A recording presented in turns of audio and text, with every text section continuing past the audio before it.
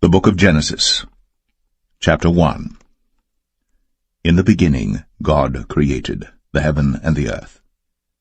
And the earth was without form and void, and darkness was upon the face of the deep. And the Spirit of God moved upon the face of the waters. And God said, Let there be light. And there was light. And God saw the light that it was good. And God divided the light from the darkness. And God called the light day, and the darkness he called night. And the evening and the morning were the first day. And God said, Let there be a firmament in the midst of the waters, and let it divide the waters from the waters. And God made the firmament, and divided the waters which were under the firmament from the waters which were above the firmament. And it was so. And God called the firmament heaven. And the evening and the morning were the second day. And God said, Let the waters under the heaven be gathered together unto one place, and let the dry land appear. And it was so. And God called the dry land earth, and the gathering together of the waters called he seas. And God saw that it was good. And God said, Let the earth bring forth grass, the herb yielding seed, and the fruit tree yielding fruit after his kind, whose seed is in itself upon the earth. And it was so. And the earth brought forth grass, an herb yielding seed after his kind, and the tree yielding fruit, whose seed was in itself after his kind. And God saw that it was good. And the evening and the morning were the third day. And God said, Let there be lights in the firmament of the heaven to divide the day from the night. And let them be for signs, and for seasons, and for days and years. And let them be for lights in the firmament of the heaven, to give light upon the earth. And it was so. And God made two great lights, the greater light to rule the day, and the lesser light to rule the night.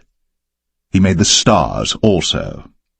And God set them in the firmament of the heaven to give light upon the earth, and to rule over the day and over the night, and to divide the light from the darkness.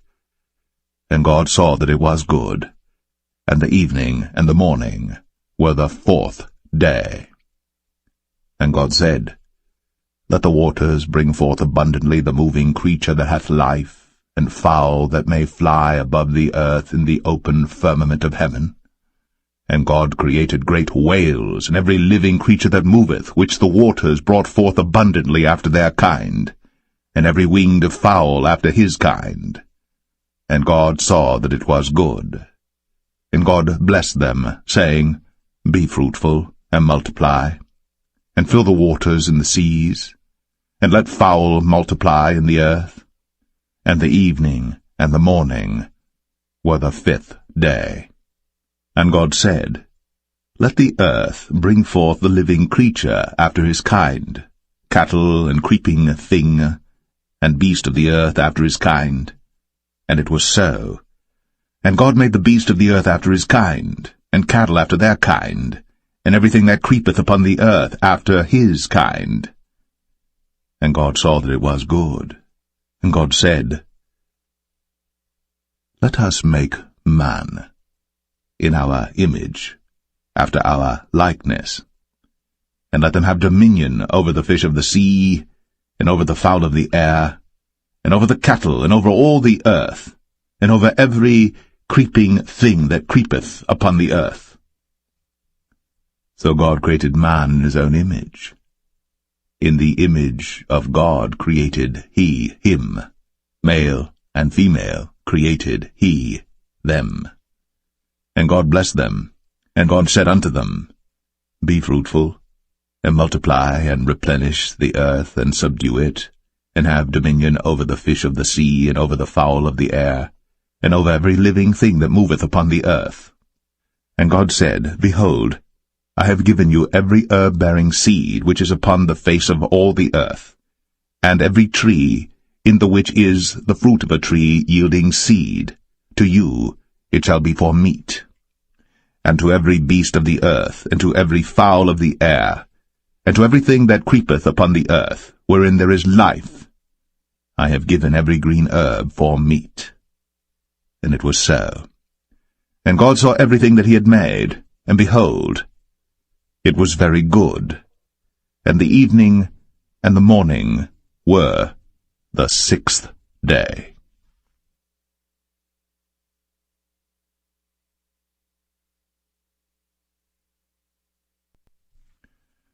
Genesis 2. Thus the heavens and the earth were finished, and all the host of them. And on the 7th day God ended his work which he had made, and he rested on the 7th day from all his work which he had made. And God blessed the 7th day, and sanctified it, because that in it he had rested from all his work which God created and made. These are the generations of the heavens and of the earth when they were created, in the day that the Lord God made the earth and the heavens. And every plant of the field before it was in the earth, and every herb of the field before it grew. For the Lord God had not caused it to rain upon the earth, and there was not a man to till the ground. But there went up a mist from the earth, and watered the whole face of the ground. And the Lord God formed man of the dust of the ground, and breathed into his nostrils the breath of life. And man became a living soul. And the Lord God planted a garden eastward in Eden, and there he put the man whom he had formed. And out of the ground made the Lord God to grow every tree that is pleasant to the sight, and good for food, the tree of life also in the midst of the garden, and the tree of knowledge of good and evil. And a river went out of Eden to water the garden, and from thence it was parted, and became into 4 heads. The name of the first is Pison. That is it which compasseth the whole land of Havilah, where there is gold. And the gold of that land is good. There is bdellium, and the onyx stone. And the name of the second river is Gihon. The same is it that compasseth the whole land of Ethiopia. And the name of the third river is Hiddekel. That is it which goeth toward the east of Assyria. And the fourth river is Euphrates. And the Lord God took the man, and put him into the Garden of Eden to dress it, and to keep it. And the Lord God commanded the man, saying, Of every tree of the garden thou mayest freely eat, but of the tree of the knowledge of good and evil thou shalt not eat of it, for in the day that thou eatest thereof thou shalt surely die. And the Lord God said, It is not good that the man should be alone. I will make him an helpmeet for him. And out of the ground the Lord God formed every beast of the field and every fowl of the air, and brought them unto Adam to see what he would call them. And whatsoever Adam called every living creature, that was the name thereof. And Adam gave names to all cattle, and to the fowl of the air, and to every beast of the field. But for Adam there was not found an helpmeet for him. And the Lord God caused a deep sleep to fall upon Adam, and he slept. And he took one of his ribs, and closed up the flesh instead thereof. And the rib which the Lord God had taken from man made he a woman, and brought her unto the man. And Adam said, This is now bone of my bones, and flesh of my flesh. She shall be called woman, because she was taken out of man. Therefore shall a man leave his father and his mother, and shall cleave unto his wife, and they shall be one flesh. And they were both naked, the man and his wife, and were not ashamed.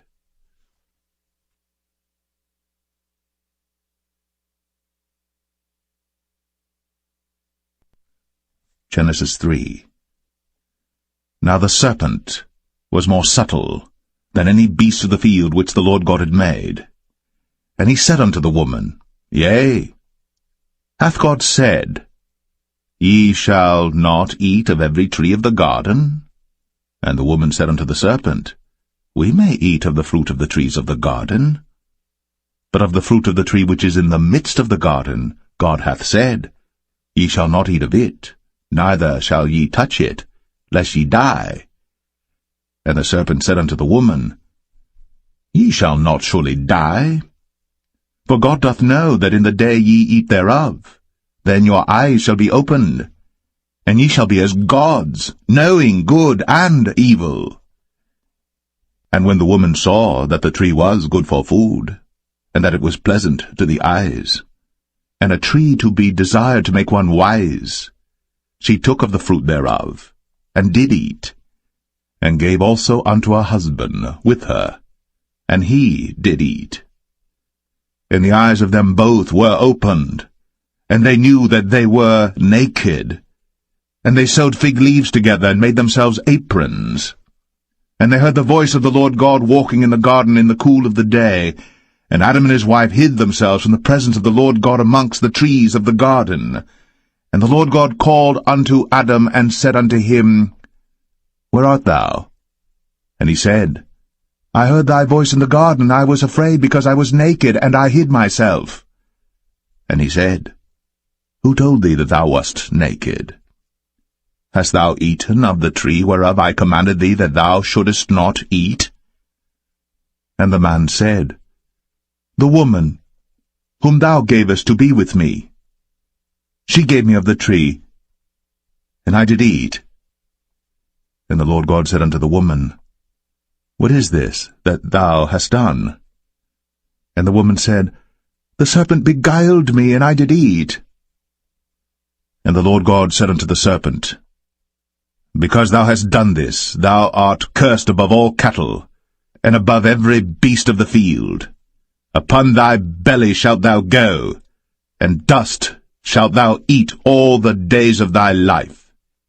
And I will put enmity between thee and the woman, and between thy seed and her seed.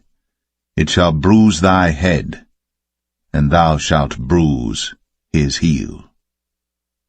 Unto the woman he said, I will greatly multiply thy sorrow, and thy conception. In sorrow thou shalt bring forth children, and thy desire shall be to thy husband, and he shall rule over thee. And unto Adam he said, Because thou hast hearkened unto the voice of thy wife, and hast eaten of the tree of which I commanded thee, saying, Thou shalt not eat of it, cursed is the ground for thy sake. In sorrow shalt thou eat of it all the days of thy life. Thorns also, and thistles shall it bring forth to thee, and thou shalt eat the herb of the field. In the sweat of thy face shalt thou eat bread, till thou return unto the ground. For out of it wast thou taken, for dust thou art, and unto dust shalt thou return. And Adam called his wife's name Eve, because she was the mother of all living. Unto Adam also and to his wife did the Lord God make coats of skins, and clothed them. And the Lord God said, Behold, the man is become as one of us, to know good and evil. And now, lest he put forth his hand, and take also of the tree of life, and eat, and live forever. Therefore the Lord God sent him forth from the Garden of Eden, to till the ground from whence he was taken. So he drove out the man, and he placed at the east of the Garden of Eden cherubims, and a flaming sword which turned every way, to keep the way of the tree of life.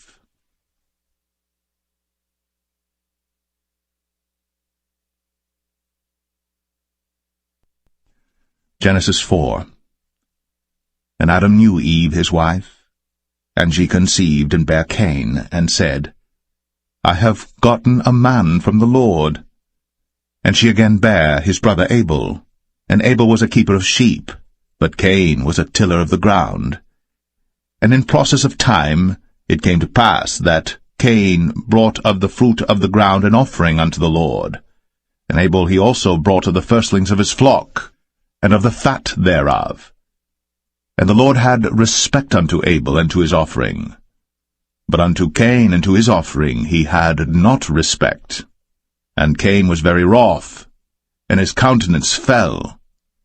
And the Lord said unto Cain, Why art thou wroth? And why is thy countenance fallen? If thou doest well, shalt thou not be accepted? And if thou doest not well, sin lieth at the door, and unto thee shall be his desire, and thou shalt rule over him.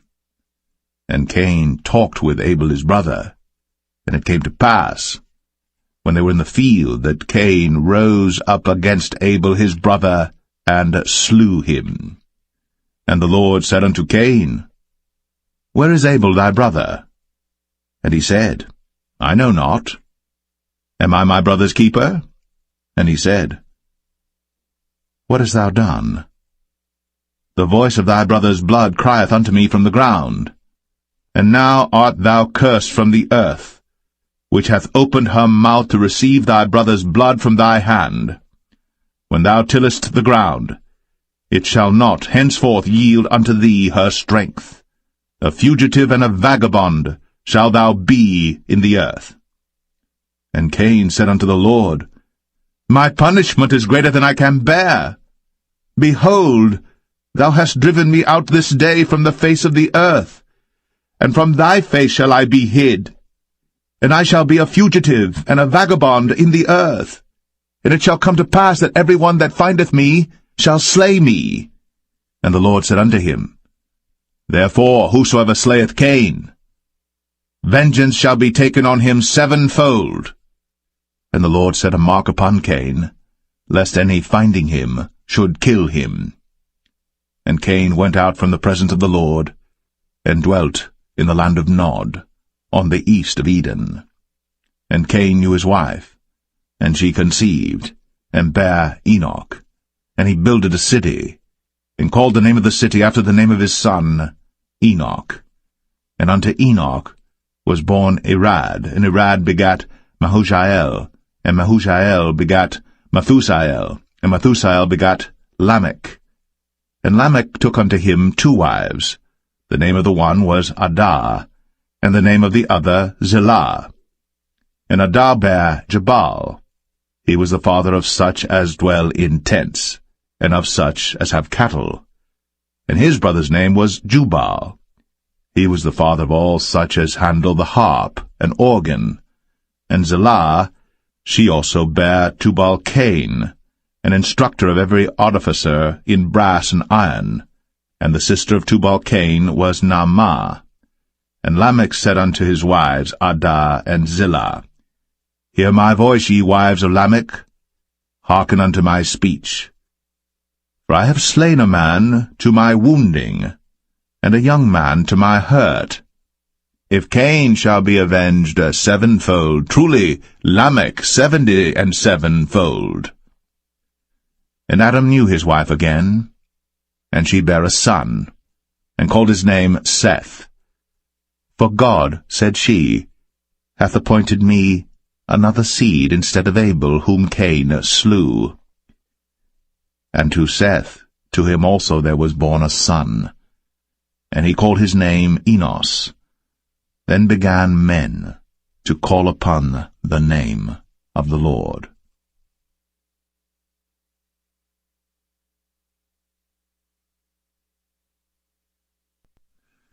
Genesis 5. This is the book of the generations of Adam. In the day that God created man, in the likeness of God made he him. Male and female created he them, and blessed them, and called their name Adam, in the day when they were created. And Adam lived 130 years, and begat a son in his own likeness, after his image, and called his name Seth. And the days of Adam after he had begotten Seth were 800 years, and he begat sons and daughters. And all the days that Adam lived were 930 years, and he died. And Seth lived 105 years, and begat Enos. And Seth lived after he begat Enos 807 years, and begat sons and daughters. And all the days of Seth were 912 years, and he died. And Enos lived 90 years, and begat Canaan. And Enos lived after he begat Canaan 815 years, and begat sons and daughters. And all the days of Enos were 905 years, and he died. And Canaan lived 70 years, and begat Mahalaleel. And Canaan lived after he begat Mahalaleel 840 years, and begat sons and daughters. And all the days of Canaan were 910 years, and he died. And Mahalaleel lived 65 years, and begat Jared. And Mahalaleel lived after he begat Jared 830 years, and begat sons and daughters. And all the days of Mahalaleel were 895 years, and he died. And Jared lived 162 years, and he begat Enoch. And Jared lived after he begat Enoch 800 years, and begat sons and daughters. And all the days of Jared were 962 years, and he died. And Enoch lived 65 years, and begat Methuselah. And Enoch walked with God after he begat Methuselah 300 years, and begat sons and daughters. And all the days of Enoch were 365 years. And Enoch walked with God, and he was not, for God took him. And Methuselah lived 187 years, and begat Lamech. And Methuselah lived after he begat Lamech 782 years, and begat sons and daughters. And all the days of Methuselah were 969 years, and he died. And Lamech lived 182 years, and begat a son. And he called his name Noah, saying, This same shall comfort us concerning our work and toil of our hands, because of the ground which the Lord hath cursed. And Lamech lived after he begat Noah 595 years, and begat sons and daughters. And all the days of Lamech were 777 years, and he died.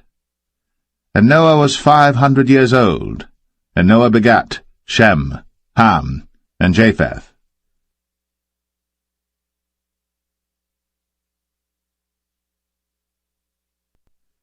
Genesis 6. And it came to pass, when men began to multiply on the face of the earth, and daughters were born unto them, that the sons of God saw the daughters of men that they were fair, and they took them wives of all which they chose. And the Lord said, My spirit shall not always strive with man, for that he also is flesh, yet his days shall be 120 years. There were giants in the earth in those days, and also after that, when the sons of God came in unto the daughters of men, and they bare children to them, the same became mighty men which were of old, men of renown. And God saw that the wickedness of man was great in the earth, and that every imagination of the thoughts of his heart was only evil continually. And it repented the Lord that he had made man on the earth, and it grieved him at his heart.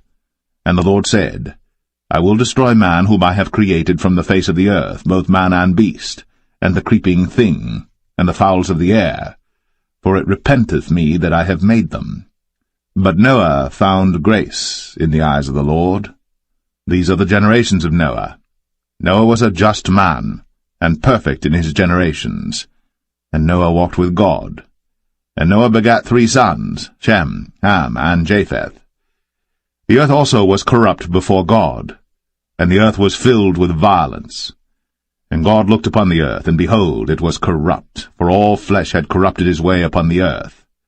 And God said unto Noah, The end of all flesh is come before me, for the earth is filled with violence through them, and behold, I will destroy them with the earth.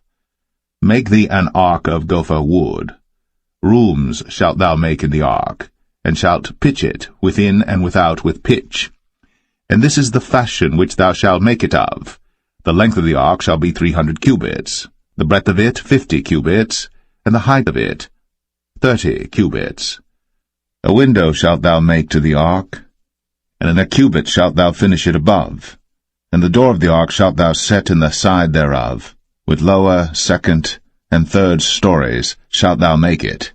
And behold, I, even I, do bring a flood of waters upon the earth to destroy all flesh wherein is the breath of life from under heaven, and everything that is in the earth shall die. But with thee will I establish my covenant, and thou shalt come into the ark, thou, and thy sons, and thy wife, and thy sons' wives with thee. And of every living thing of all flesh, 2 of every sort shalt thou bring into the ark, to keep them alive with thee. They shall be male and female. Of fowls after their kind, and of cattle after their kind, of every creeping thing of the earth after his kind, 2 of every sort shall come unto thee, to keep them alive. And take thou unto thee of all food that is eaten, and thou shalt gather it to thee, and it shall be for food for thee and for them. Thus did Noah. According to all that God commanded him, so did he.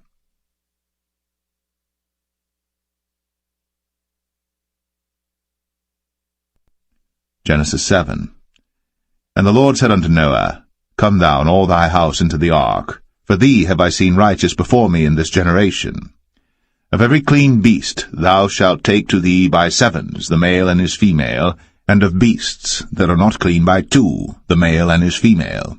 Of fowls also of the air by 7s, the male and the female, to keep seed alive upon the face of all the earth. For yet 7 days, and I will cause it to rain upon the earth 40 days and 14 nights. And every living substance that I have made will I destroy from off the face of the earth. And Noah did according unto all that the Lord commanded him. And Noah was 600 years old when the flood of waters was upon the earth. And Noah went in, and his sons and his wife, and his sons' wives with him, into the ark because of the waters of the flood, of clean beasts, and of beasts that are not clean, and of fowls, and of everything that creepeth upon the earth. There went in 2 and 2 unto Noah into the ark, the male and the female, as God had commanded Noah. And it came to pass after 7 days, that the waters of the flood were upon the earth. In the 600th year of Noah's life, in the 2nd month, the 17th day of the month, the same day, were all the fountains of the great deep broken up, and the windows of heaven were opened, and the rain was upon the earth 40 days and 40 nights. In the selfsame day entered Noah and Shem and Ham and Japheth, the sons of Noah, and Noah's wife, and the 3 wives of his sons with them, into the ark, they and every beast after his kind, and all the cattle after their kind, and every creeping thing that creepeth upon the earth after his kind, and every fowl after his kind, every bird of every sort. And they went in unto Noah into the ark, 2 and 2 of all flesh, wherein is the breath of life. And they that went in male and female of all flesh, as God had commanded him. And the Lord shut him in. And the flood was 40 days upon the earth, and the waters increased and bare up the ark, and it was lift up above the earth. And the waters prevailed, and were increased greatly upon the earth, and the ark went upon the face of the waters. And the waters prevailed exceedingly upon the earth, and all the high hills that were under the whole heaven were covered. 15 cubits upward did the waters prevail, and the mountains were covered. And all flesh died that moved upon the earth, both of fowl, and of cattle, and of beast, and of every creeping thing that creepeth upon the earth. And every man, all in whose nostrils was the breath of life, of all that was in the dry land, died. And every living substance was destroyed which was upon the face of the ground, both man, and cattle, and the creeping things, and the fowl of the heaven, and they were destroyed from the earth. And Noah only remained alive, and they that were with him in the ark. And the waters prevailed upon the earth 150 days.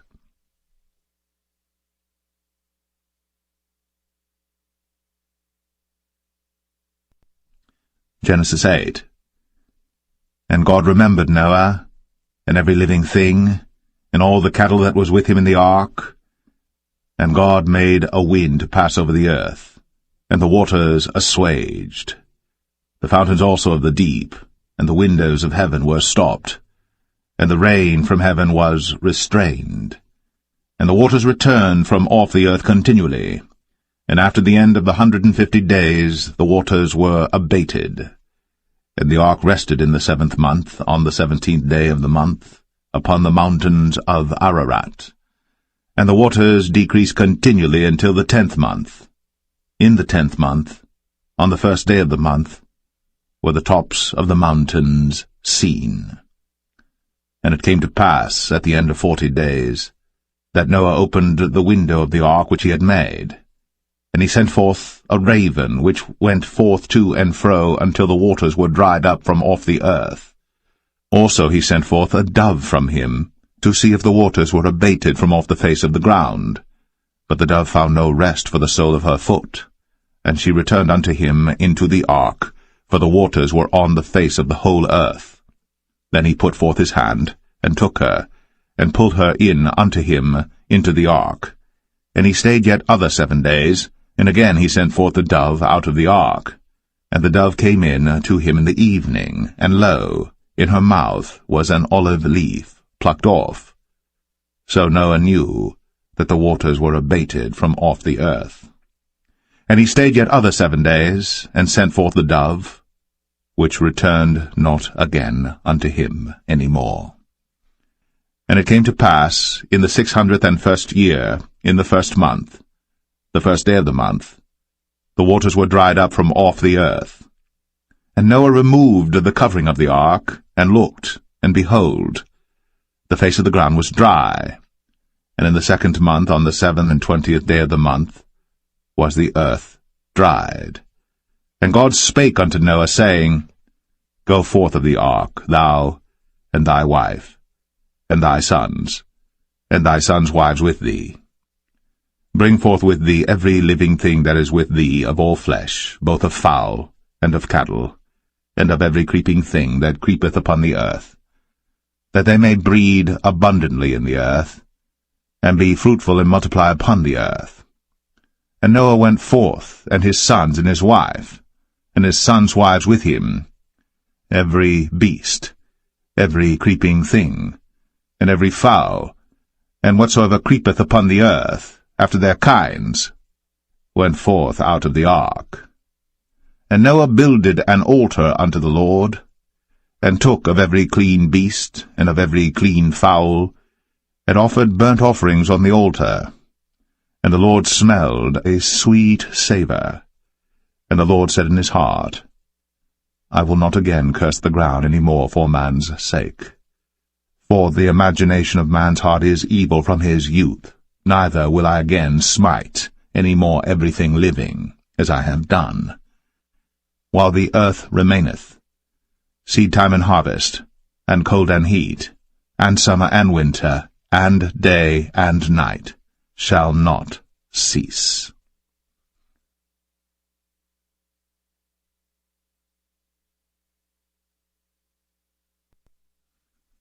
Genesis 9. And God blessed Noah and his sons, and said unto them, Be fruitful, and multiply, and replenish the earth. And the fear of you, and the dread of you shall be upon every beast of the earth, and upon every fowl of the air, upon all that moveth upon the earth, and upon all the fishes of the sea. Into your hand are they delivered. Every moving thing that liveth shall be meat for you, even as the green herb have I given you all things. But flesh, with the life thereof, which is the blood thereof, shall ye not eat. And surely your blood of your lives will I require. At the hand of every beast will I require it, and at the hand of man, at the hand of every man's brother will I require the life of man. Whoso sheddeth man's blood, by man shall his blood be shed. For in the image of God made he man. And you, be ye fruitful, and multiply, bring forth abundantly in the earth, and multiply therein. And God spake unto Noah, and to his sons with him, saying, And I, behold, I establish my covenant with you, and with your seed after you, and with every living creature that is with you, of the fowl, of the cattle, and of every beast of the earth with you, from all that go out of the ark to every beast of the earth. And I will establish my covenant with you. Neither shall all flesh be cut off any more by the waters of a flood, neither shall there any more be a flood to destroy the earth. And God said, This is the token of the covenant which I make between me and you, and every living creature that is with you, for perpetual generations. I do set my bow in the cloud, and it shall be for a token of a covenant between me and the earth. And it shall come to pass, when I bring a cloud over the earth, that the bow shall be seen in the cloud. And I will remember my covenant, which is between me and you and every living creature of all flesh. And the waters shall no more become a flood to destroy all flesh. And the bow shall be in the cloud, and I will look upon it, that I may remember the everlasting covenant between God and every living creature of all flesh that is upon the earth. And God said unto Noah, This is the token of the covenant, which I have established between me and all flesh that is upon the earth. And the sons of Noah that went forth of the ark were Shem, and Ham, and Japheth. And Ham is the father of Canaan. These are the 3 sons of Noah, and of them was the whole earth overspread. And Noah began to be an husbandman, and he planted a vineyard. And he drank of the wine, and was drunken, and he was uncovered within his tent. And Ham, the father of Canaan, saw the nakedness of his father, and told his 2 brethren without. And Shem and Japheth took a garment, and laid it upon both their shoulders, and went backward, and covered the nakedness of their father. And their faces were backward, and they saw not their father's nakedness. And Noah awoke from his wine, and knew what his younger son had done unto him. And he said, Cursed be Canaan! A servant of servants shall he be unto his brethren. And he said, Blessed be the Lord God of Shem, and Canaan shall be his servant. God shall enlarge Japheth, and he shall dwell in the tents of Shem, and Canaan shall be his servant. And Noah lived after the flood 350 years. And all the days of Noah were 950 years. And he died.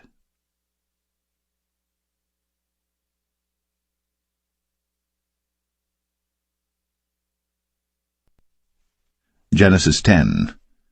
Now these are the generations of the sons of Noah, Shem, Ham, and Japheth. And unto them were sons born after the flood.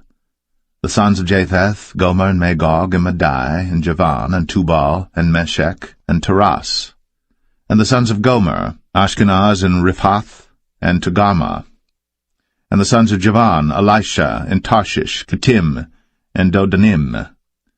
But these were the isles of the Gentiles divided in their lands, every one after his tongue, after their families, in their nations.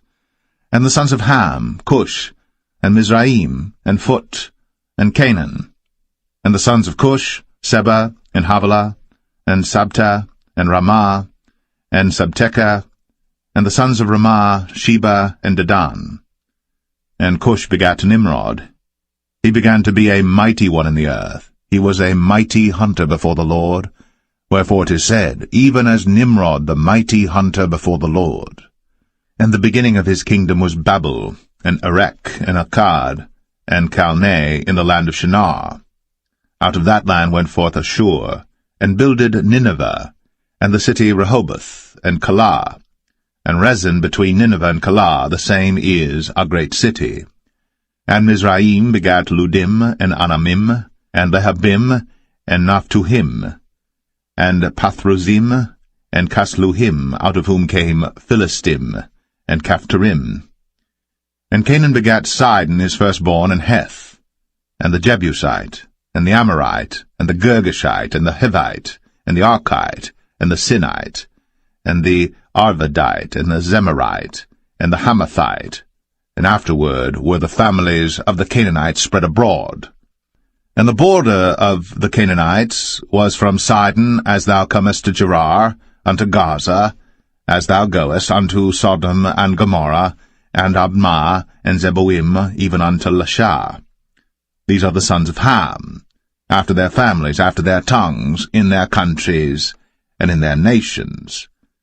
Unto Shem also, the father of all the children of Eber, the brother of Japheth, the elder, even to him were children born, the children of Shem, Elam, and Ashur, and Arphaxad, and Lud, and Aram. And the children of Aram, Uz, and Hul, and Gether, and Mash. And Arphaxad begat Salah, and Salah begat Eber. And unto Eber were born 2 sons. The name of one was Peleg, for in his days was the earth divided, and his brother's name was Joktan. And Joktan begat Almadad, and Sheleph, and Hazarmaveth, and Jerah, and Hadoram, and Uzal, and Diklah, and Obal, and Abimael, and Sheba, and Ophir, and Havilah, and Jobab. All these were the sons of Joktan. And their dwelling was from Mesha, as thou goest unto Sephar, a mount of the east. These are the sons of Shem, after their families, after their tongues, in their lands, after their nations. These are the families of the sons of Noah, after their generations, in their nations, and by these were the nations divided in the earth after the flood.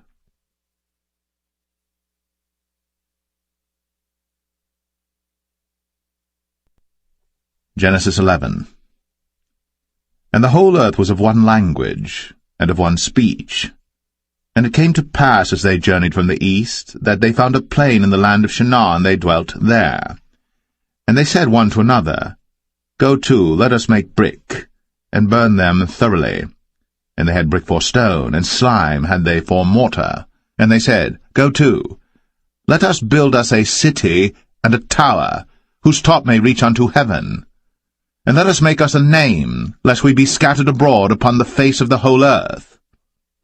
And the Lord came down to see the city and the tower, which the children of men builded.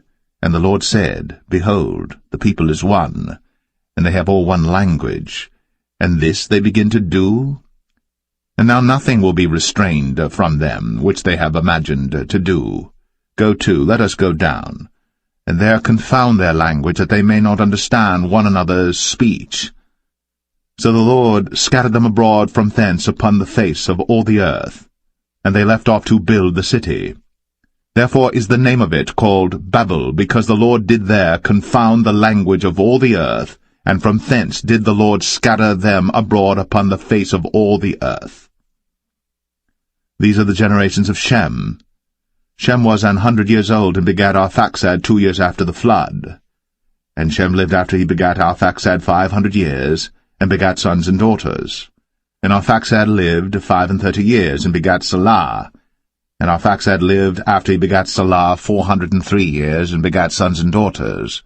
And Salah lived 30 years, and begat Eber. And Salah lived after he begat Eber 403 years, and begat sons and daughters. And Eber lived 34 years, and begat Peleg.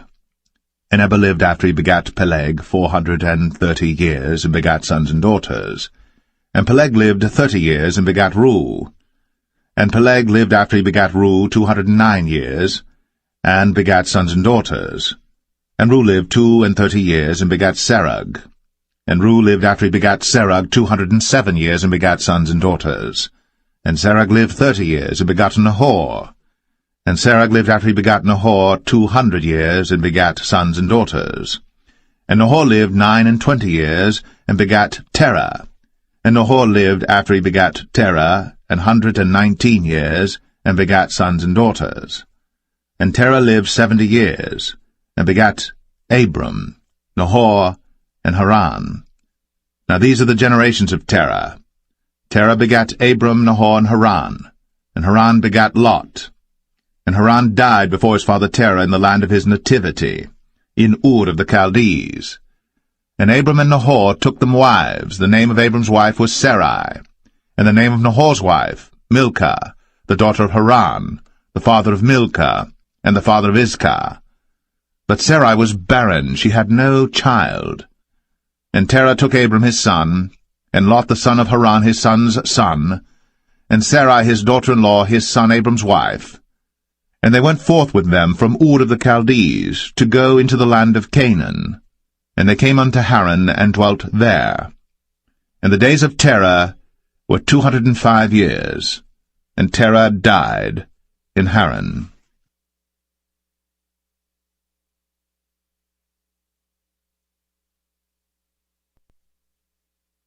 Genesis 12. Now the Lord had said unto Abram, Get thee out of thy country, and from thy kindred, and from thy father's house, unto a land that I will show thee. And I will make of thee a great nation, and I will bless thee, and make thy name great, and thou shalt be a blessing. And I will bless them that bless thee, and curse him that curseth thee. And in thee shall all families of the earth be blessed. So Abram departed, as the Lord had spoken unto him. And Lot went with him. And Abram was 75 years old, when he departed out of Haran. And Abram took Sarai his wife, and Lot his brother's son, and all their substance that they had gathered, and the souls that they had gotten in Haran. And they went forth to go into the land of Canaan, and into the land of Canaan they came. And Abram passed through the land unto the place of Sichem, unto the plain of Moreh, and the Canaanite was then in the land. And the Lord appeared unto Abram, and said, Unto thy seed will I give this land. And there builded he an altar unto the Lord, who appeared unto him. And he removed from thence unto a mountain on the east of Bethel, and pitched his tent, having Bethel on the west, and Ai on the east. And there he builded an altar unto the Lord, and called upon the name of the Lord. And Abram journeyed, going on still toward the south. And there was a famine in the land, and Abram went down into Egypt to sojourn there, for the famine was grievous in the land. And it came to pass, when he was come near to enter into Egypt, that he said unto Sarai his wife, Behold now, I know that thou art a fair woman to look upon. Therefore it shall come to pass, when the Egyptians shall see thee, that they shall say, This is his wife, and they will kill me, but they will save thee alive. Say, I pray thee, Thou art my sister, that it may be well with me for thy sake, and my soul shall live because of thee. And it came to pass, that when Abram was come into Egypt, the Egyptians beheld the woman that she was very fair. The princes also of Pharaoh saw her, and commended her before Pharaoh. And the woman was taken into Pharaoh's house. And he entreated Abram well for her sake. And he had sheep, and oxen, and he-asses, and menservants, and maidservants, and she-asses, and camels. And the Lord plagued Pharaoh, and his house with great plagues because of Sarai, Abram's wife. And Pharaoh called Abram, and said, What is this that thou hast done unto me? Why didst thou not tell me that she was thy wife? Why saidst thou, She is my sister, so I might have taken her to be my wife? Now therefore behold thy wife, take her, and go thy way. And Pharaoh commanded his men concerning him, and they sent him away, and his wife, and all that he had.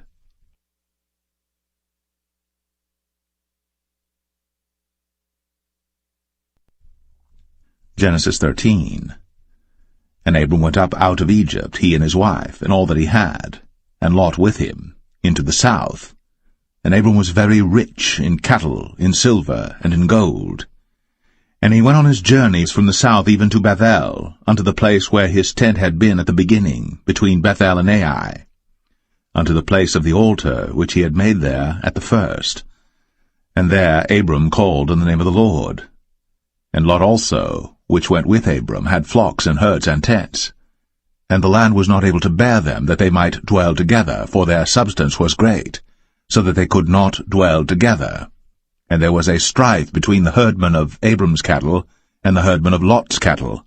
And the Canaanite and the Perizzite dwelled then in the land. And Abram said unto Lot, Let there be no strife, I pray thee, between me and thee, and between my herdmen and thy herdmen, for we be brethren. Is not the whole land before thee?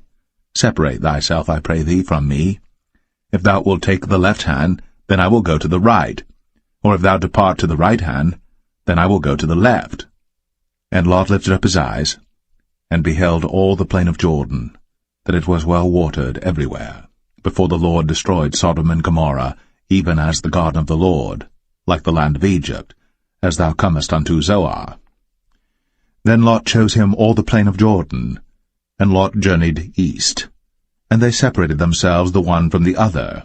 Abram dwelled in the land of Canaan, and Lot dwelled in the cities of the plain, and pitched his tent toward Sodom. But the men of Sodom were wicked and sinners before the Lord exceedingly. And the Lord said unto Abram, after that Lot was separated from him, Lift up now thine eyes, and look from the place where thou art, northward and southward, and eastward and westward.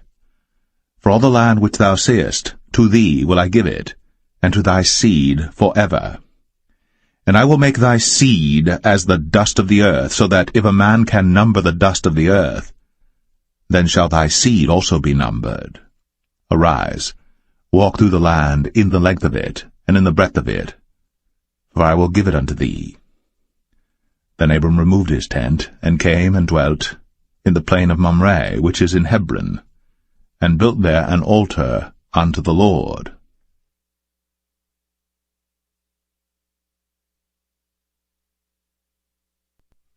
Genesis 14.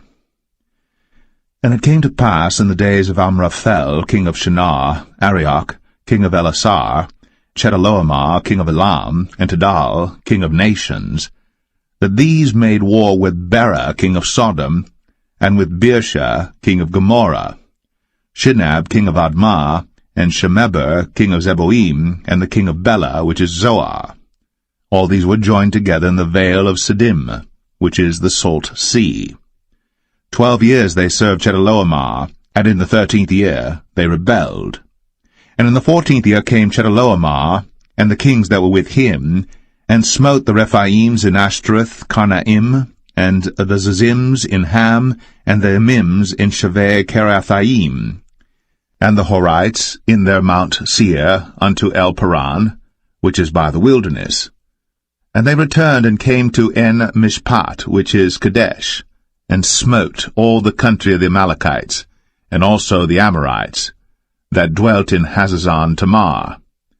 And there went out the king of Sodom, and the king of Gomorrah, and the king of Admah, and the king of Zeboim, and the king of Bela, the same as Zoar, and they joined battle with them in the vale of Siddim, with Chedorlaomer the king of Elam, and with Tidal, king of nations, and Amraphel king of Shinar, and Arioch king of Elasar, 4 kings with 5.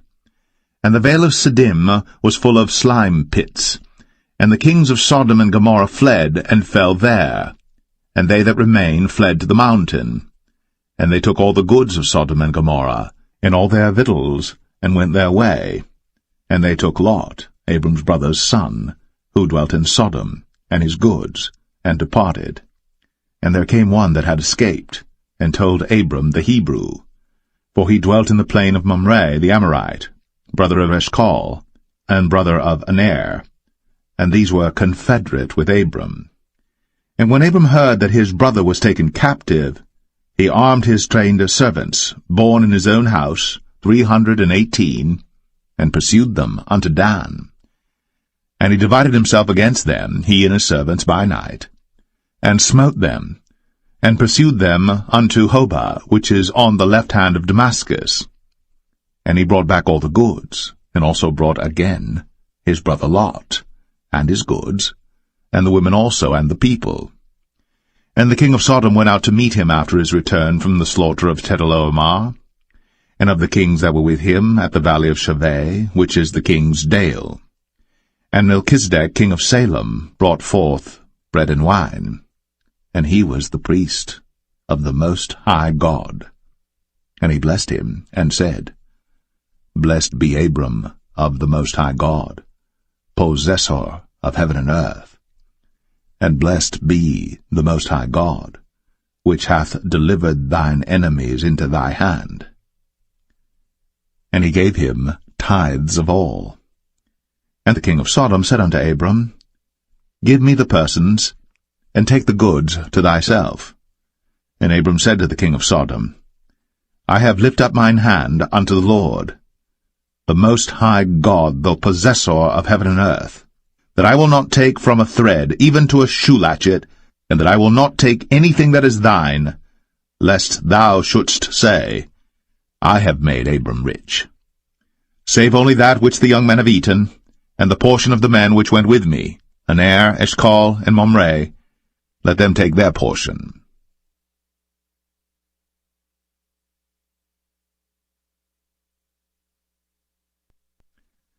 Genesis 15. After these things, the word of the Lord came unto Abram in a vision, saying, Fear not, Abram, I am thy shield, and thy exceeding great reward. And Abram said, Lord God, what wilt thou give me, seeing I go childless? and the steward of my house is this Eliezer of Damascus. And Abram said, Behold, to me thou hast given no seed, and lo, one born in my house is mine heir. And behold, the word of the Lord came unto him, saying, This shall not be thine heir, but he that shall come forth out of thine own bowels shall be thine heir.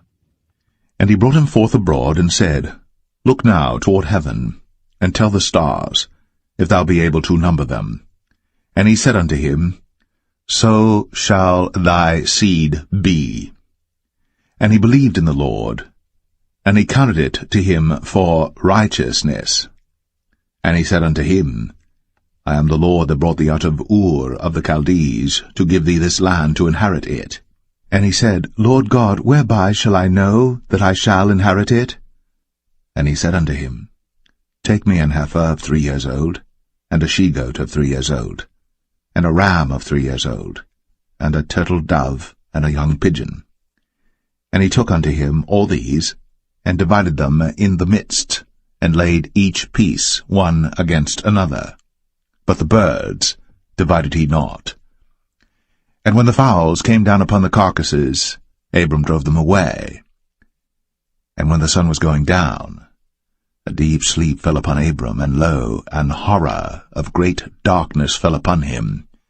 And he said unto Abram, Know of a surety that thy seed shall be a stranger in a land that is not theirs, and shall serve them, and they shall afflict them 400 years. And also that nation whom they shall serve will I judge, and afterward shall they come out with great substance. And thou shalt go to thy fathers in peace. Thou shalt be buried in a good old age. But in the 4th generation they shall come hither again, for the iniquity of the Amorites is not yet full.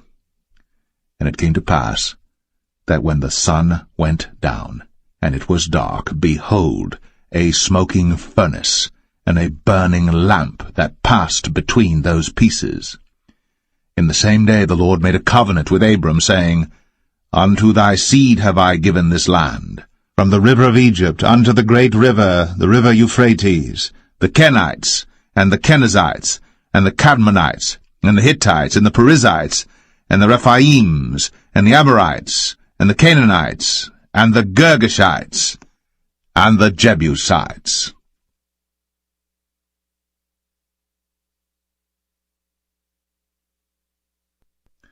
Genesis 16. Now Sarai, Abram's wife, bare him no children. And she had an handmaid, an Egyptian, whose name was Hagar. And Sarai said unto Abram, Behold now, the Lord hath restrained me from bearing. I pray thee, go in unto my maid. It may be that I may obtain children by her. And Abram hearkened to the voice of Sarai.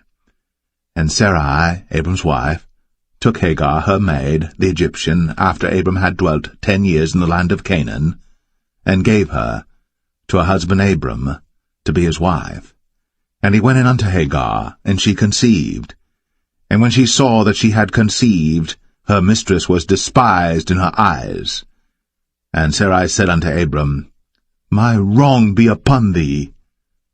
I have given my maid into thy bosom, and when she saw that she had conceived, I was despised in her eyes. The Lord judge between me and thee.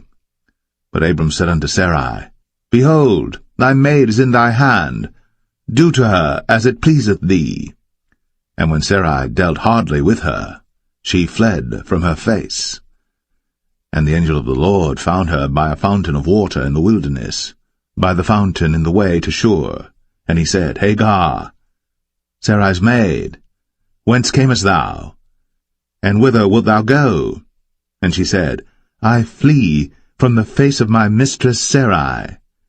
And the angel of the Lord said unto her, Return to thy mistress, and submit thyself unto her hands.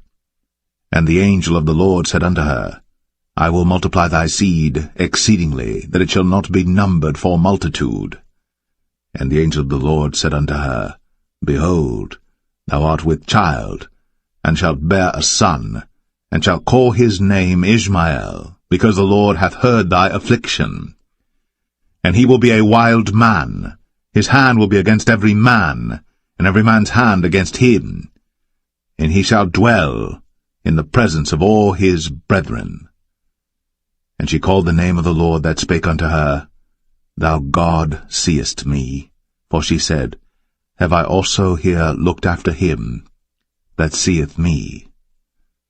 Wherefore the well was called Beer Lohai Roi. Behold, it is between Kadesh and Bered.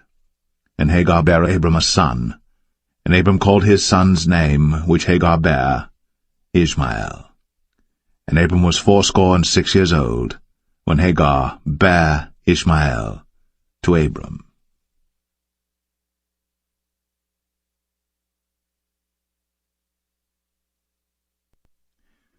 Genesis 17.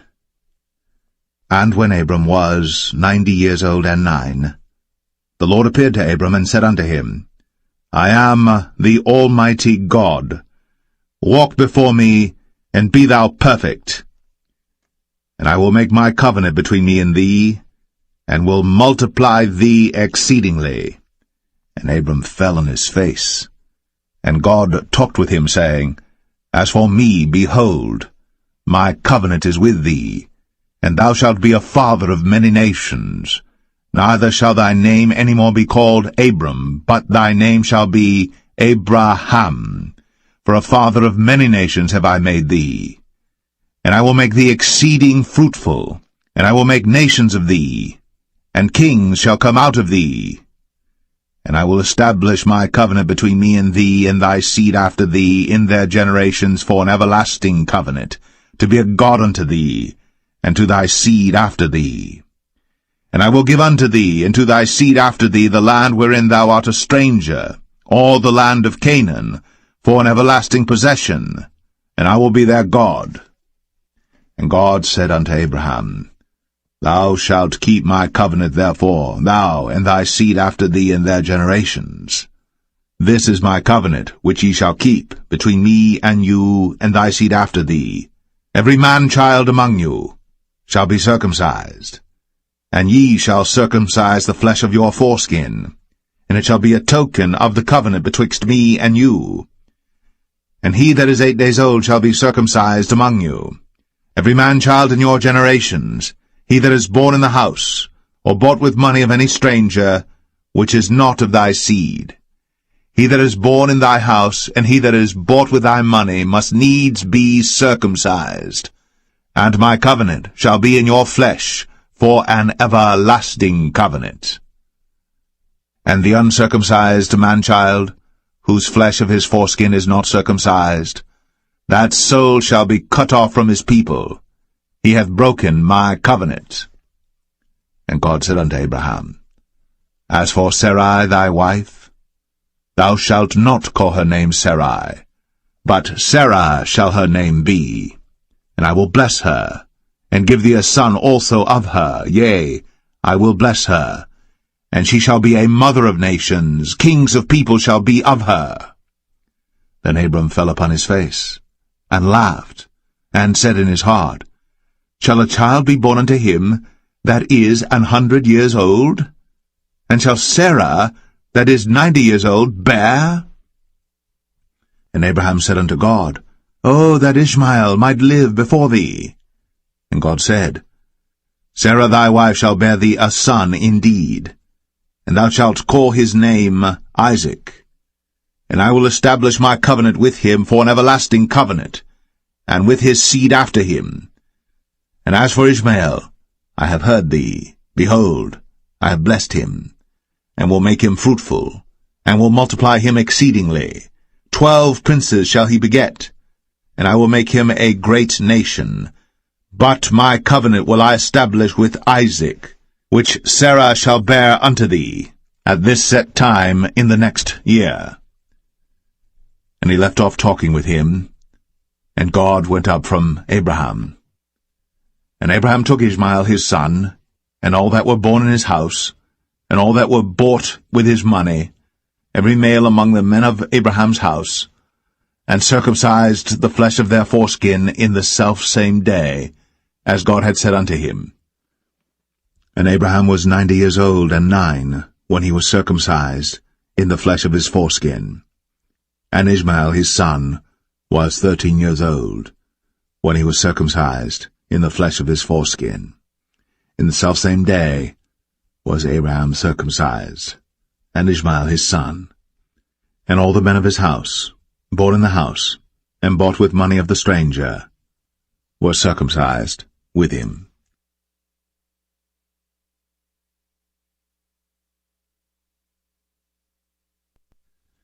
Genesis 18.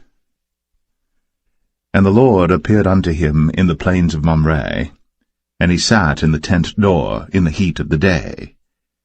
And he lifted up his eyes, and looked, and lo, 3 men stood by him.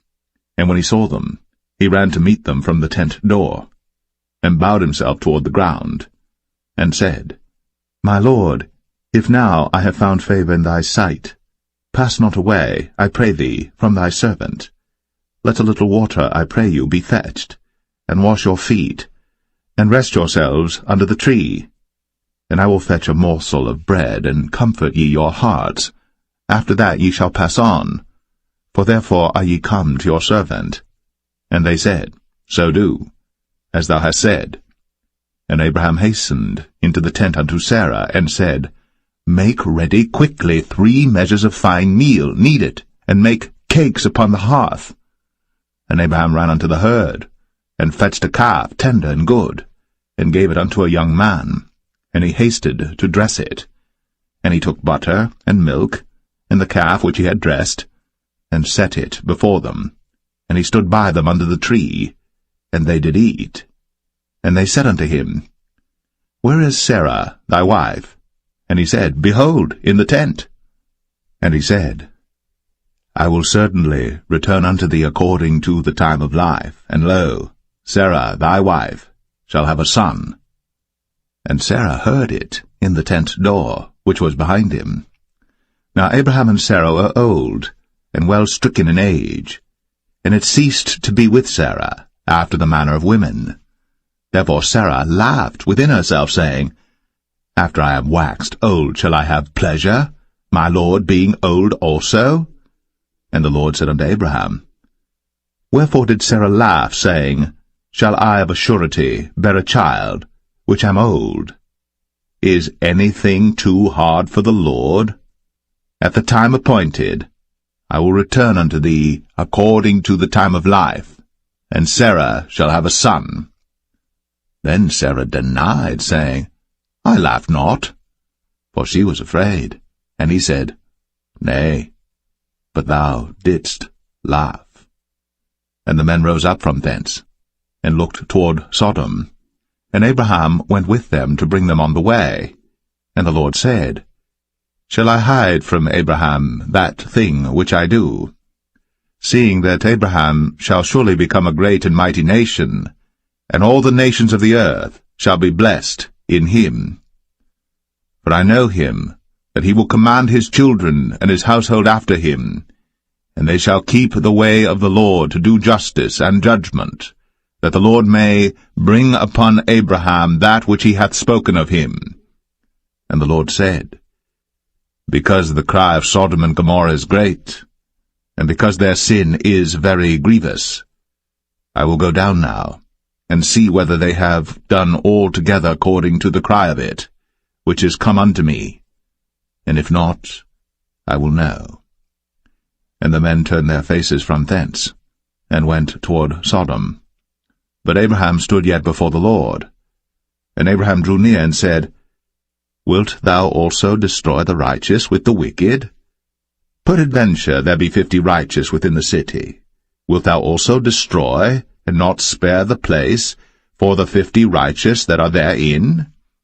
That be far from thee to do after this manner, to slay the righteous with the wicked, and that the righteous should be as the wicked, that be far from thee. Shall not the judge of all the earth do right? And the Lord said, If I find in Sodom 50 righteous within the city, then I will spare all the place for their sakes.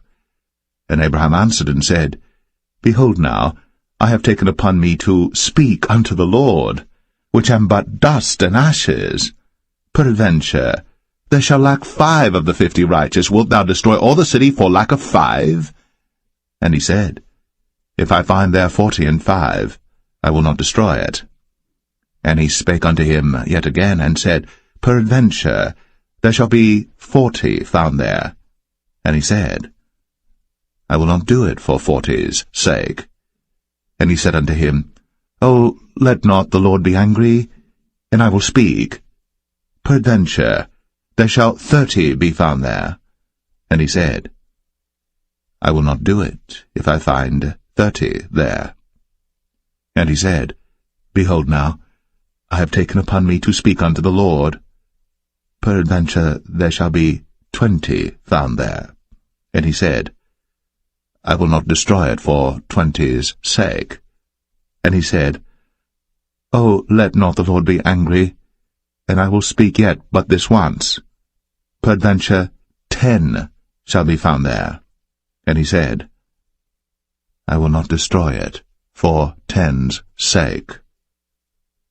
And the Lord went his way, as soon as he had left communing with Abraham. And Abraham returned unto his place.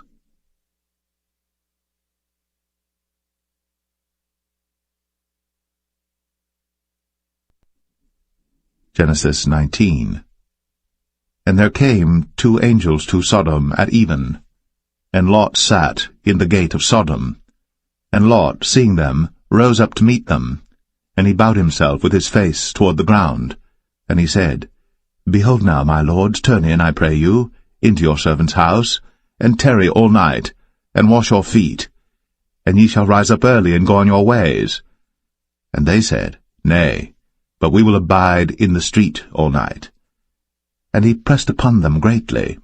And they turned in unto him, and entered into his house. And he made them a feast, and did bake unleavened bread, and they did eat. But before they lay down, the men of the city, even the men of Sodom, compassed the house round, both old and young, all the people from every quarter. And they called unto Lot, and said unto him, Where are the men which came into thee this night? Bring them out unto us, that we may know them.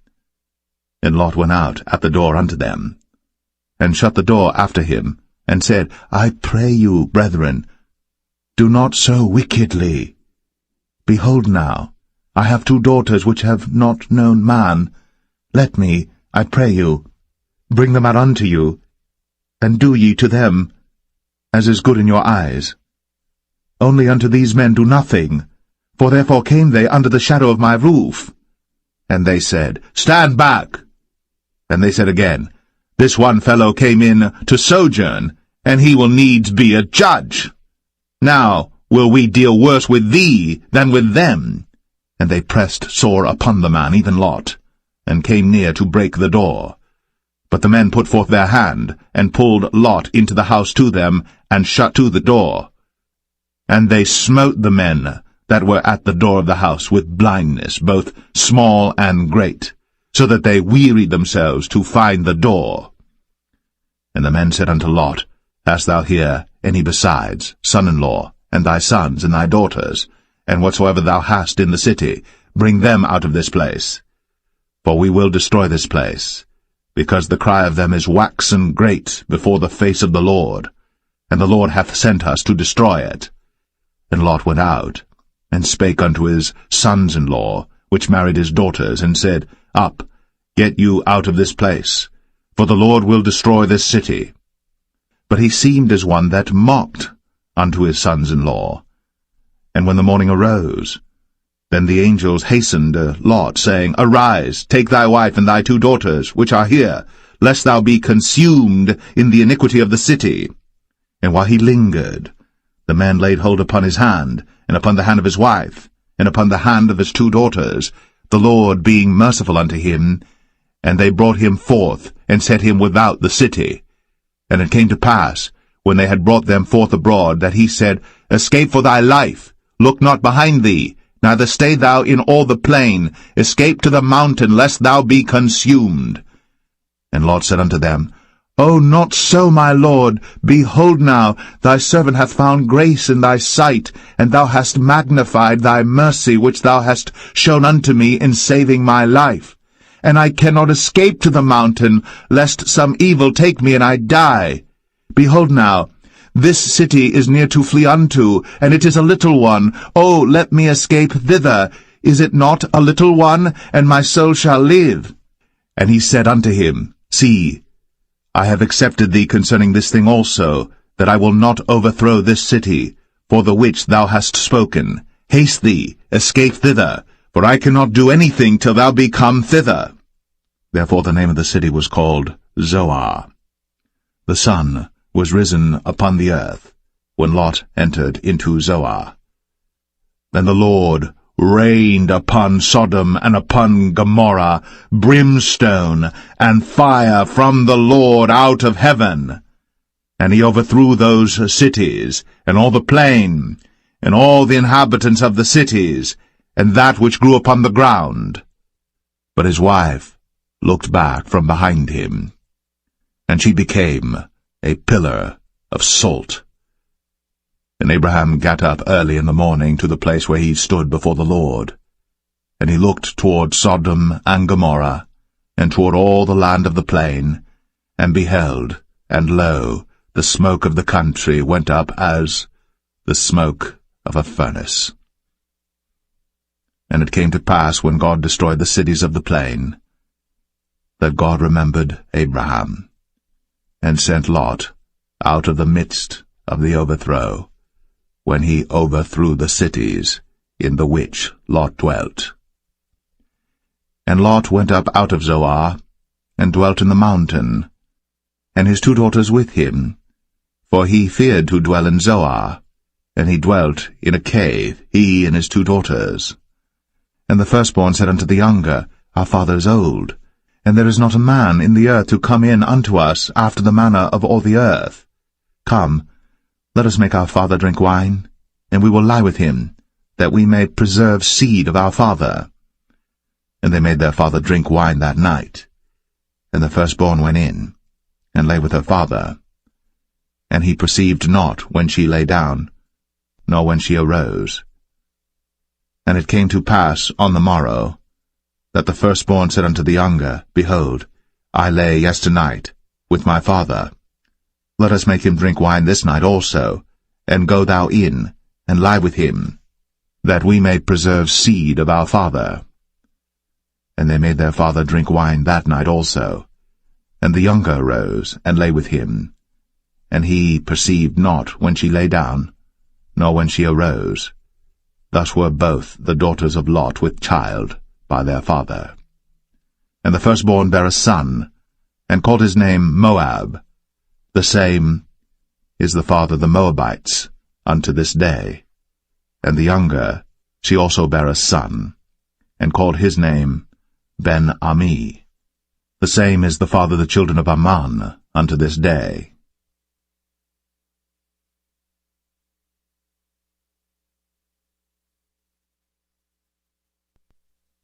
Genesis 20.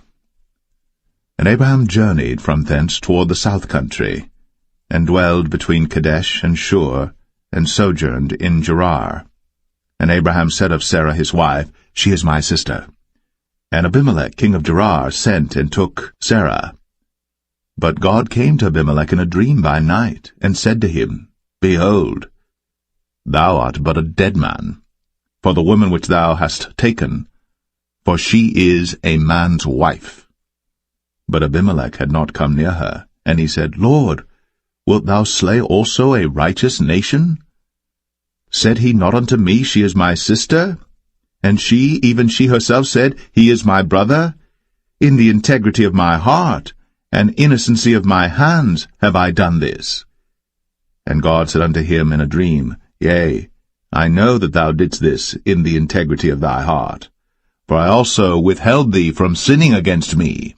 Therefore suffered I thee not to touch her.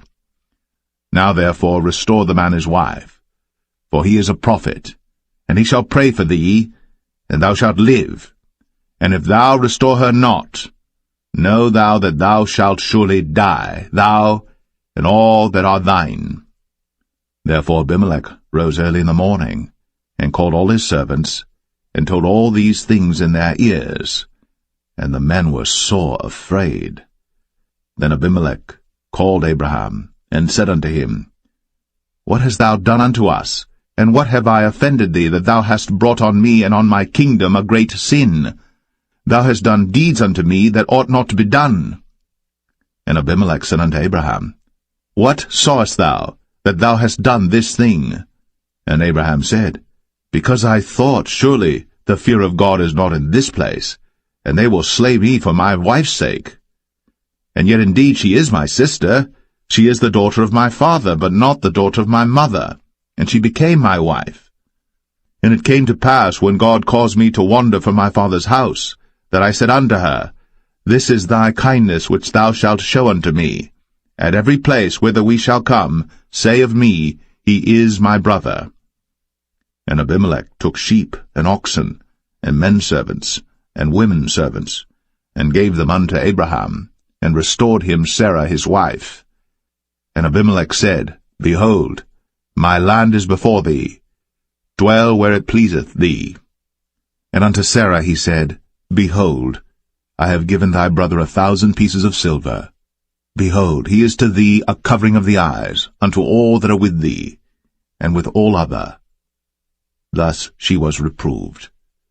So Abraham prayed unto God, and God healed Abimelech and his wife and his maidservants, and they bare children.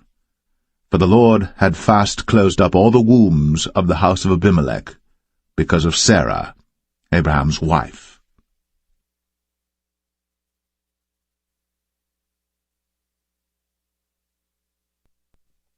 Genesis 21. And the Lord visited Sarah as he had said, and the Lord did unto Sarah as he had spoken. For Sarah conceived, and bare Abraham a son in his old age, at the set time of which God had spoken to him. And Abraham called the name of his son that was born unto him, whom Sarah bare to him, Isaac. And Abraham circumcised his son Isaac, being 8 days old, as God had commanded him.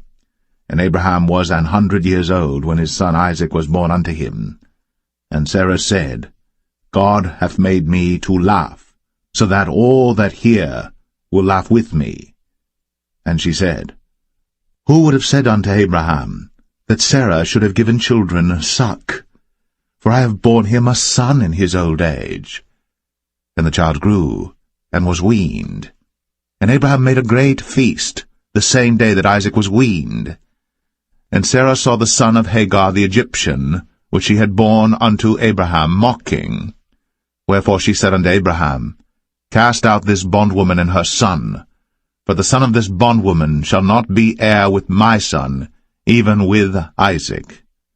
And the thing was very grievous in Abraham's sight because of his son. And God said unto Abraham, Let it not be grievous in thy sight, because of the lad, and because of thy bondwoman. In all that Sarah hath said unto thee, hearken unto her voice, for in Isaac shall thy seed be called. And also of the son of the bondwoman will I make a nation, because he is thy seed. And Abraham rose up early in the morning, and took bread and a bottle of water, and gave it unto Hagar, putting it on her shoulder, and the child, and sent her away, and she departed and wandered in the wilderness of Beersheba. And the water was spent in the bottle, and she cast the child under one of the shrubs, and she went and sat her down over against him a good way off, as it were a bowshot, for she said, Let me not see the death of the child. And she sat over against him, and lifted up her voice, and wept. And God heard the voice of the lad. And the angel of God called to Hagar out of heaven, and said unto her, What aileth thee, Hagar? Fear not. For God hath heard the voice of the lad where he is. Arise, lift up the lad, and hold him in thine hand, for I will make him a great nation. And God opened her eyes, and she saw a well of water, and she went and filled the bottle with water, and gave the lad drink. And God was with the lad, and he grew, and dwelt in the wilderness, and became an archer. And he dwelt in the wilderness of Paran, and his mother took him a wife out of the land of Egypt. And it came to pass at that time that Abimelech and Phicol, the chief captain of his host, spake unto Abraham, saying, God is with thee in all that thou doest. Now therefore swear unto me here by God that thou wilt not deal falsely with me, nor with my son, nor with my son's son, but according to the kindness that I have done unto thee, thou shalt do unto me, and to the land wherein thou hast sojourned. And Abraham said, I will swear. And Abraham reproved Abimelech because of a well of water, which Abimelech's servants had violently taken away. And Abimelech said, I wot not who hath done this thing, neither didst thou tell me, neither yet heard I of it, but today. And Abraham took sheep and oxen, and gave them unto Abimelech, and both of them made a covenant. And Abraham set 7 ewe lambs of the flock by themselves. And Abimelech said unto Abraham, What mean these 7 ewe lambs which thou hast set by themselves? And he said, For these 7 ewe lambs shalt thou take of my hand, that they may be a witness unto me that I have digged this well. Wherefore he called that place Beersheba, because there they sware both of them. Thus they made a covenant at Beersheba. Then Abimelech rose up, and Phicol the chief captain of his host, and they returned into the land of the Philistines.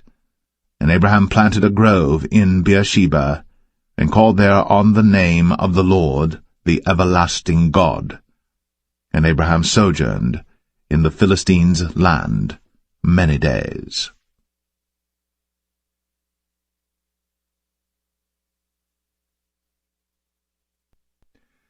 Genesis 22.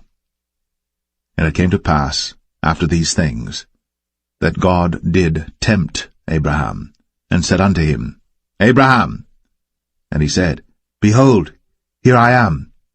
And he said, Take now thy son, thine only son Isaac, whom thou lovest, and get thee into the land of Moriah, and offer him there for a burnt offering upon one of the mountains which I will tell thee of. And Abraham rose up early in the morning, and saddled his ass, and took 2 of his young men with him, and Isaac his son, and clave the wood for the burnt offering, and rose up, and went unto the place of which God had told him. Then on the 3rd day Abraham lifted up his eyes, and saw the place afar off. And Abraham said unto his young men, Abide ye here with the ass, and I and the lad will go yonder, and worship, and come again to you. And Abraham took the wood of the burnt offering, and laid it upon Isaac his son. And he took the fire in his hand, and a knife, and they went both of them together. And Isaac spake unto Abraham his father, and said, My father? And he said, Here am I, my son. And he said, Behold, the fire and the wood. But where is the lamb for a burnt offering? And Abraham said, My son, God will provide himself a lamb for a burnt offering. So they went both of them together. And they came to the place which God had told him of. And Abraham built an altar there, and laid the wood in order, and bound Isaac his son, and laid him on the altar upon the wood. And Abraham stretched forth his hand, and took the knife to slay his son. And the angel of the Lord called unto him out of heaven, and said, Abraham, Abraham! And he said, Here am I. And he said, Lay not thine hand upon the lad, neither do thou anything unto him. For now I know that thou fearest God, seeing thou hast not withheld thy son, thine only son, from me. And Abraham lifted up his eyes, and looked, and behold, behind him a ram caught in a thicket by his horns. And Abraham went, and took the ram, and offered him up for a burnt offering in the stead of his son. And Abraham called the name of that place Jehovah-Jireh, as it is said to this day, In the mount of the Lord it shall be seen.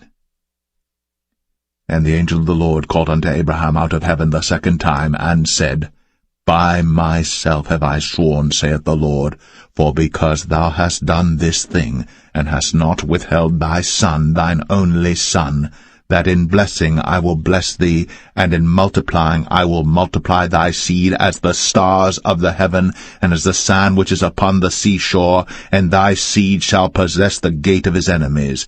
And in thy seed shall all the nations of the earth be blessed, because thou hast obeyed my voice. So Abraham returned unto his young men, and they rose up, and went together to Beersheba.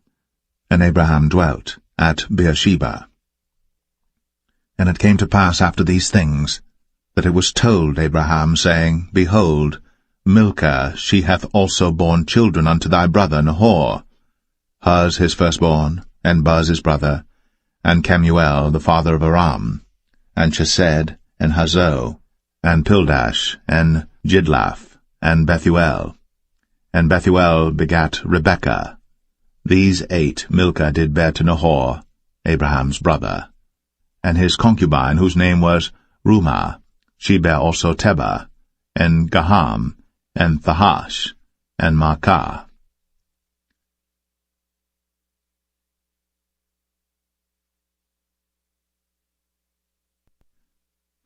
Genesis 23. And Sarah was 127 years old. These were the years of the life of Sarah. And Sarah died in Kirjath-Arba, the same as Hebron in the land of Canaan. And Abraham came to mourn for Sarah, and to weep for her. And Abraham stood up from before his dead, and spake unto the sons of Heth, saying, I am a stranger, and a sojourner with you. Give me a possession of a burying place with you, that I may bury my dead out of my sight.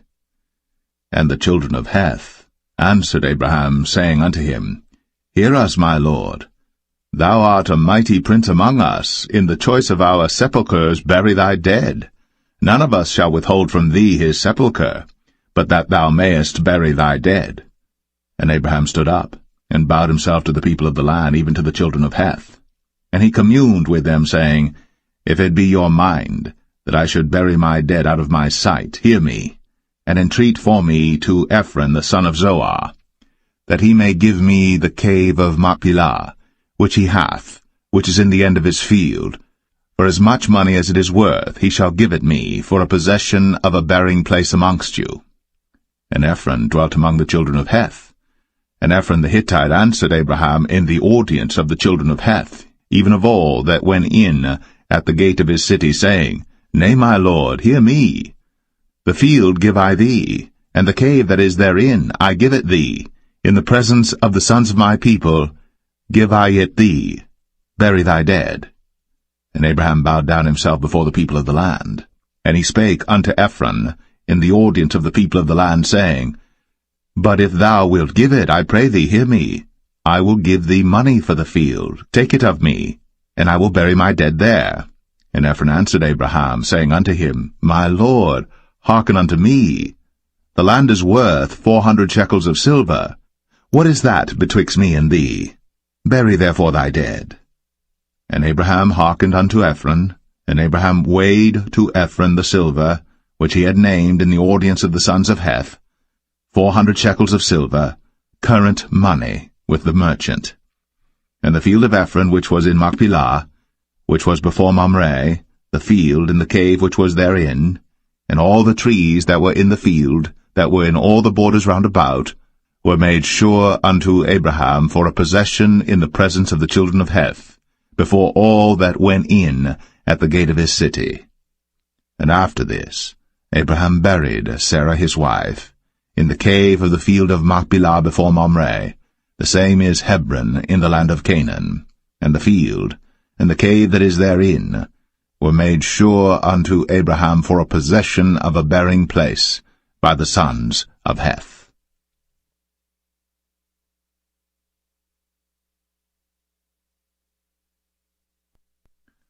Genesis 24. And Abraham was old, and well stricken in age, and the Lord had blessed Abraham in all things, And Abraham said unto his eldest servant of his house, that ruled over all that he had, Put, I pray thee, thy hand under my thigh, and I will make thee swear by the Lord, the God of heaven, and the God of the earth, that thou shalt not take a wife unto my son of the daughters of the Canaanites, among whom I dwell, but thou shalt go unto my country, and to my kindred, and take a wife unto my son Isaac. And the servant said unto him, Peradventure the woman will not be willing to follow me unto this land. Must I needs bring thy son again unto the land from whence thou camest? And Abraham said unto him, Beware thou that thou bring not my son thither again. The Lord God of heaven, which took me from my father's house, and from the land of my kindred, and which spake unto me, and that sware unto me, saying, Unto thy seed will I give this land, he shall send his angel before thee, and thou shalt take a wife unto my son from thence. And if the woman will not be willing to follow thee, then thou shalt be clear from this my oath, only bring not my son thither again. And the servant put his hand under the thigh of Abraham his master, and sware to him concerning that matter. And the servant took 10 camels of the camels of his master, and departed, for all the goods of his master were in his hand. And he arose, and went to Mesopotamia, unto the city of Nahor. And he made his camels to kneel down without the city by a well of water, at the time of the evening, even the time that women go out to draw water. And he said, O Lord God of my master Abraham, I pray thee, send me good speed this day, and show kindness unto my master Abraham. Behold, I stand here by the well of water, and the daughters of the men of the city come out to draw water. And let it come to pass, that the damsel to whom I shall say, Let down thy pitcher, I pray thee, that I may drink. And she shall say, Drink, and I will give thy camels drink also. Let the same be she that thou hast appointed for thy servant Isaac, and thereby shall I know that thou hast shown kindness unto my master. And it came to pass, before he had done speaking, that, behold, Rebekah came out, who was born to Bethuel, son of Milcah, the wife of Nahor, Abraham's brother, with her pitcher upon her shoulder. And the damsel was very fair to look upon, a virgin, neither had any man known her. And she went down to the well, and filled her pitcher, and came up. And the servant ran to meet her, and said, Let me, I pray thee, drink a little water of thy pitcher. And she said, Drink, my lord. And she hasted, and let down her pitcher upon her hand, and gave him drink. And when she had done giving him drink, she said, I will draw water for thy camels also, until they have done drinking. And she hasted, and emptied her pitcher into the trough, and ran again unto the well to draw water, and drew for all his camels. And the man, wondering at her, held his peace, to wit whether the Lord had made his journey prosperous or not. And it came to pass, as the camels had done drinking, that the man took a golden earring of 1/2 shekel weight, and 2 bracelets for her hands of 10 shekels weight of gold, and said, Whose daughter art thou? Tell me, I pray thee. Is there room in thy father's house for us to lodge in? And she said unto him, I am the daughter of Bethuel, the son of Milcah, which she bare unto Nahor. She said moreover unto him, We have both straw and provender enough, and room to lodge in. And the man bowed down his head, and worshipped the Lord. And he said, Blessed be the Lord God of my master Abraham, who hath not left destitute my master of his mercy and his truth. I being in the way, the Lord led me to the house of my master's brethren. And the damsel ran, and told them of her mother's house these things. And Rebekah had a brother, and his name was Laban. And Laban ran out unto the man, unto the well. And it came to pass, when he saw the earring and bracelets upon his sister's hands, and when he heard the words of Rebekah his sister, saying, Thus spake the man unto me, that he came unto the man, and behold, he stood by the camels at the well. And he said, Come in, thou blessed of the Lord. Wherefore standest thou without? For I have prepared the house and room for the camels. And the man came into the house, and he ungirded his camels, and gave straw and provender for the camels, and water to wash his feet, and the men's feet that were with him. And there was set meat before him to eat, But he said, I will not eat, until I have told mine errand. And he said, Speak on. And he said, I am Abraham's servant. And the Lord hath blessed my master greatly, and he is become great. And he hath given him flocks, and herds, and silver, and gold, and menservants, and maidservants, and camels, and asses. And Sarah my master's wife bare a son to my master when she was old, and unto him hath he given all that he hath.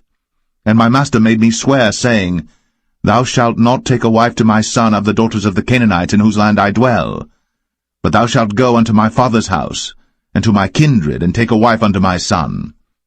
And I said unto my master, Peradventure the woman will not follow me. And he said unto me, The Lord before whom I walk will send his angel with thee, and prosper thy way. And thou shalt take a wife for my son of my kindred, and of my father's house. Then shalt thou be clear from this my oath, when thou comest to my kindred. And if they give not thee one, thou shalt be clear from my oath. And I came this day unto the well, and said, O Lord God of my master Abraham, if now thou do prosper my way which I go, behold, I stand by the well of water. And it shall come to pass that when the virgin cometh forth to draw water, and I say to her, Give me, I pray thee, a little water of thy pitcher to drink, and she say to me, Both drink thou, and I will also draw for thy camels, let the same be the woman whom the Lord hath appointed out for my master's son. And before I had done speaking in mine heart, behold, Rebekah came forth with her pitcher on her shoulder, and she went down unto the well, and drew water. And I said unto her, Let me drink, I pray thee. And she made haste, and let down her pitcher from her shoulder, and said, Drink, and I will give thy camels drink also. So I drank, and she made the camels drink also. And I asked her, and said, Whose daughter art thou? And she said, The daughter of Bethuel, Nahor's son, whom Milcah bare unto him. And I put the earring upon her face, and the bracelets upon her hands. And I bowed down my head, and worshipped the Lord, and blessed the Lord God of my master Abraham, which had led me in the right way to take my master's brother's daughter unto his son. And now, if ye will deal kindly and truly with my master, tell me, and if not, tell me, that I may turn to the right hand, or to the left.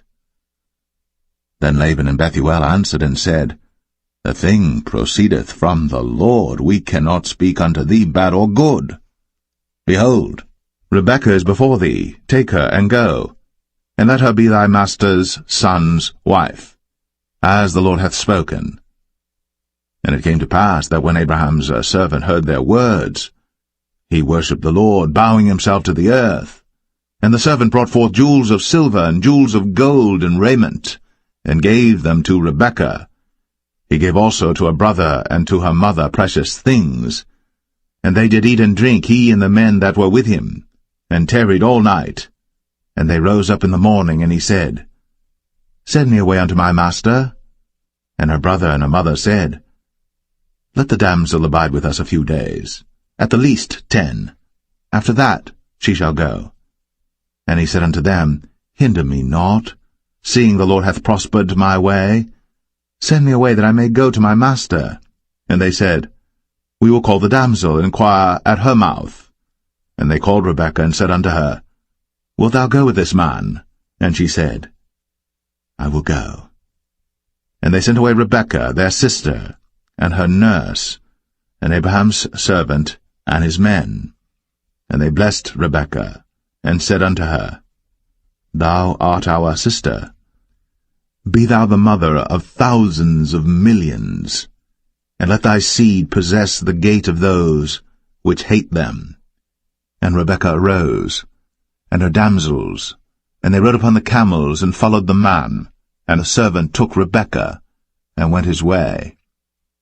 And Isaac came from the way of the well Lahai-Roi, for he dwelt in the south country. And Isaac went out to meditate in the field at the eventide. And he lifted up his eyes, and saw, and behold, the camels were coming. And Rebekah lifted up her eyes, and when she saw Isaac, she lighted off the camel. For she had said unto the servant, What man is this that walketh in the field to meet us? And the servant had said, It is my master. Therefore she took a veil, and covered herself. And the servant told Isaac all things that he had done. And Isaac brought her into his mother Sarah's tent, and took Rebekah, and she became his wife, and he loved her. And Isaac was comforted after his mother's death.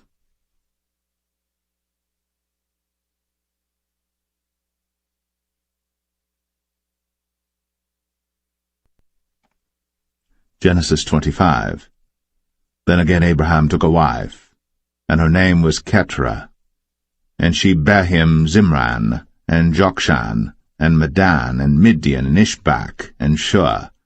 And Jokshan begat Sheba and Dedan, and the sons of Dedan were Ashrim, and Letashim, and Leumim. And the sons of Midian, Ephah and Epher, and Hanok, and Abidah, and Eldaah. All these were the children of Keturah. And Abraham gave all that he had unto Isaac. But unto the sons of the concubines which Abraham had, Abraham gave gifts, and sent them away from Isaac his son while he yet lived eastward unto the east country.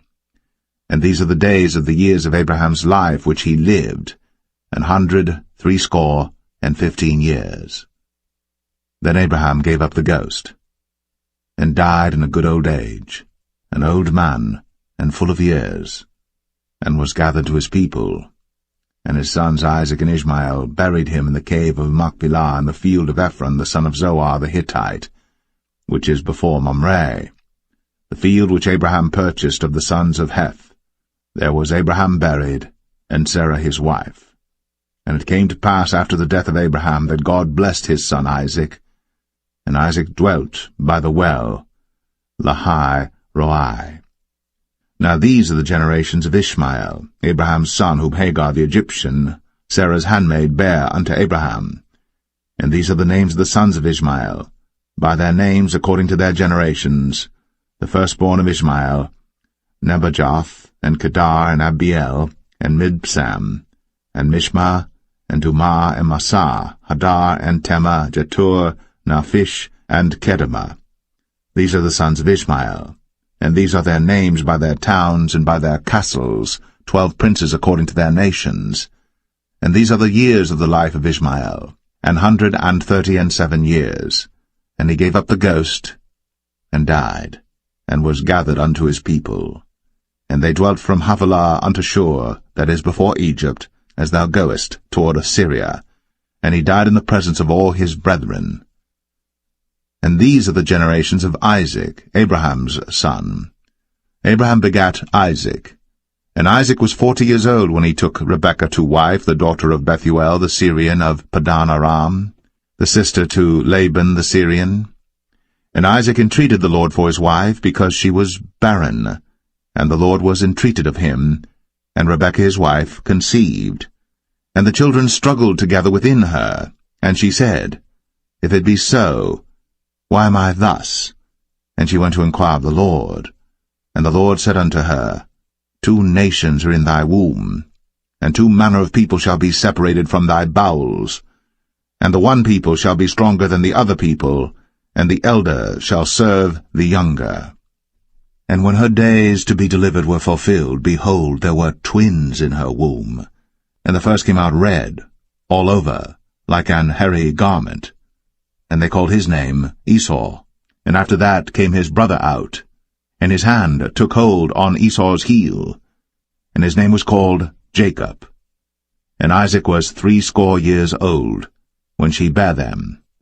And the boys grew, and Esau was a cunning hunter, a man of the field, and Jacob was a plain man, dwelling in tents. And Isaac loved Esau because he did eat of his venison, but Rebekah loved Jacob. And Jacob sod pottage, and Esau came from the field, and he was faint. And Esau said to Jacob, Feed me, I pray thee, with that same red pottage, for I am faint. Therefore was his name called Edom. And Jacob said, Sell me this day thy birthright. And Esau said, Behold, I am at the point to die, and what profit shall this birthright do to me? And Jacob said, Swear to me this day. And he sware unto him. and he sold his birthright unto Jacob. Then Jacob gave Esau bread and pottage of lentils, and he did eat and drink, and rose up, and went his way. Thus Esau despised his birthright.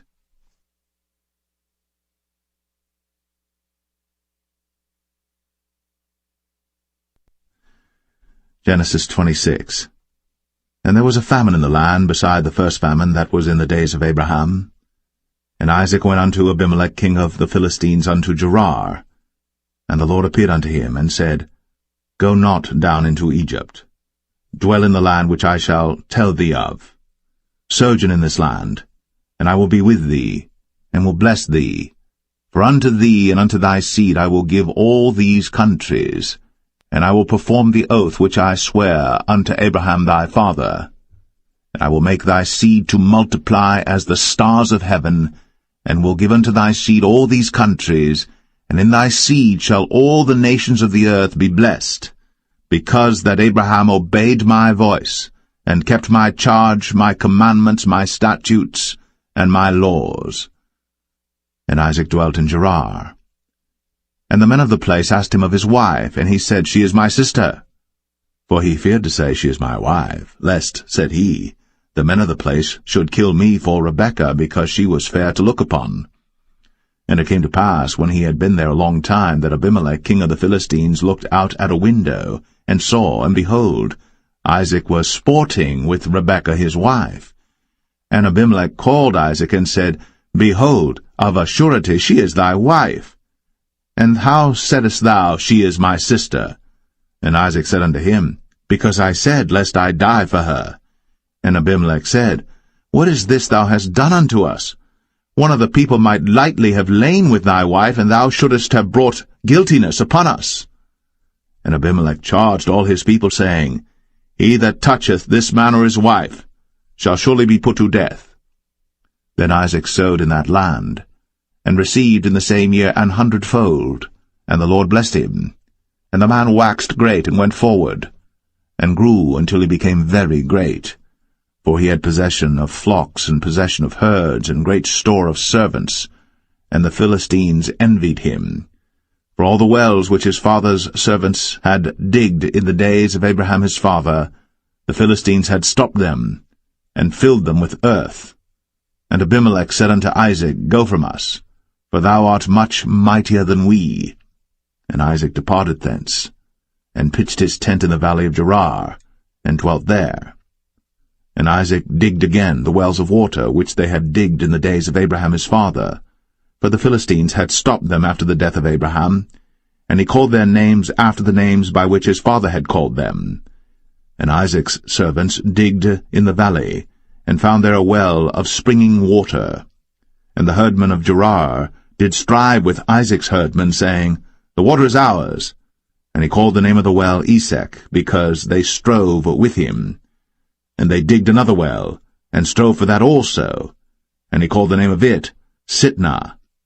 And he removed from thence, and digged another well, and for that they strove not. And he called the name of it Rehoboth. And he said, For now the Lord hath made room for us, and we shall be fruitful in the land. And he went up from thence to Beersheba. And the Lord appeared unto him the same night, and said, I am the God of Abraham thy father. Fear not, for I am with thee, and will bless thee, and multiply thy seed for my servant Abraham's sake. And he builded an altar there, and called upon the name of the Lord, and pitched his tent there. And there Isaac's servants digged a well. Then Abimelech went to him from Gerar, and Ahuzzath one of his friends, and Phicol the chief captain of his army. And Isaac said unto them, Wherefore come ye to me, seeing ye hate me, and have sent me away from you? And they said, We saw certainly that the Lord was with thee. And we said, Let there be now an oath betwixt us, even betwixt us and thee, and let us make a covenant with thee, that thou wilt do us no hurt, as we have not touched thee, and as we have done unto thee nothing but good, and have sent thee away in peace. Thou art now the blessed of the Lord. And he made them a feast, and they did eat and drink. And they rose up betimes in the morning, and sware one to another. And Isaac sent them away, and they departed from him in peace. And it came to pass, the same day, that Isaac's servants came, and told him concerning the well which they had digged, and said unto him, We have found water. And he called it Sheba. Therefore the name of the city is Beersheba unto this day. And Esau was 40 years old when he took to wife Judith, the daughter of Beri the Hittite, and Bashemath, the daughter of Elon the Hittite, which were a grief of mind unto Isaac and to Rebekah.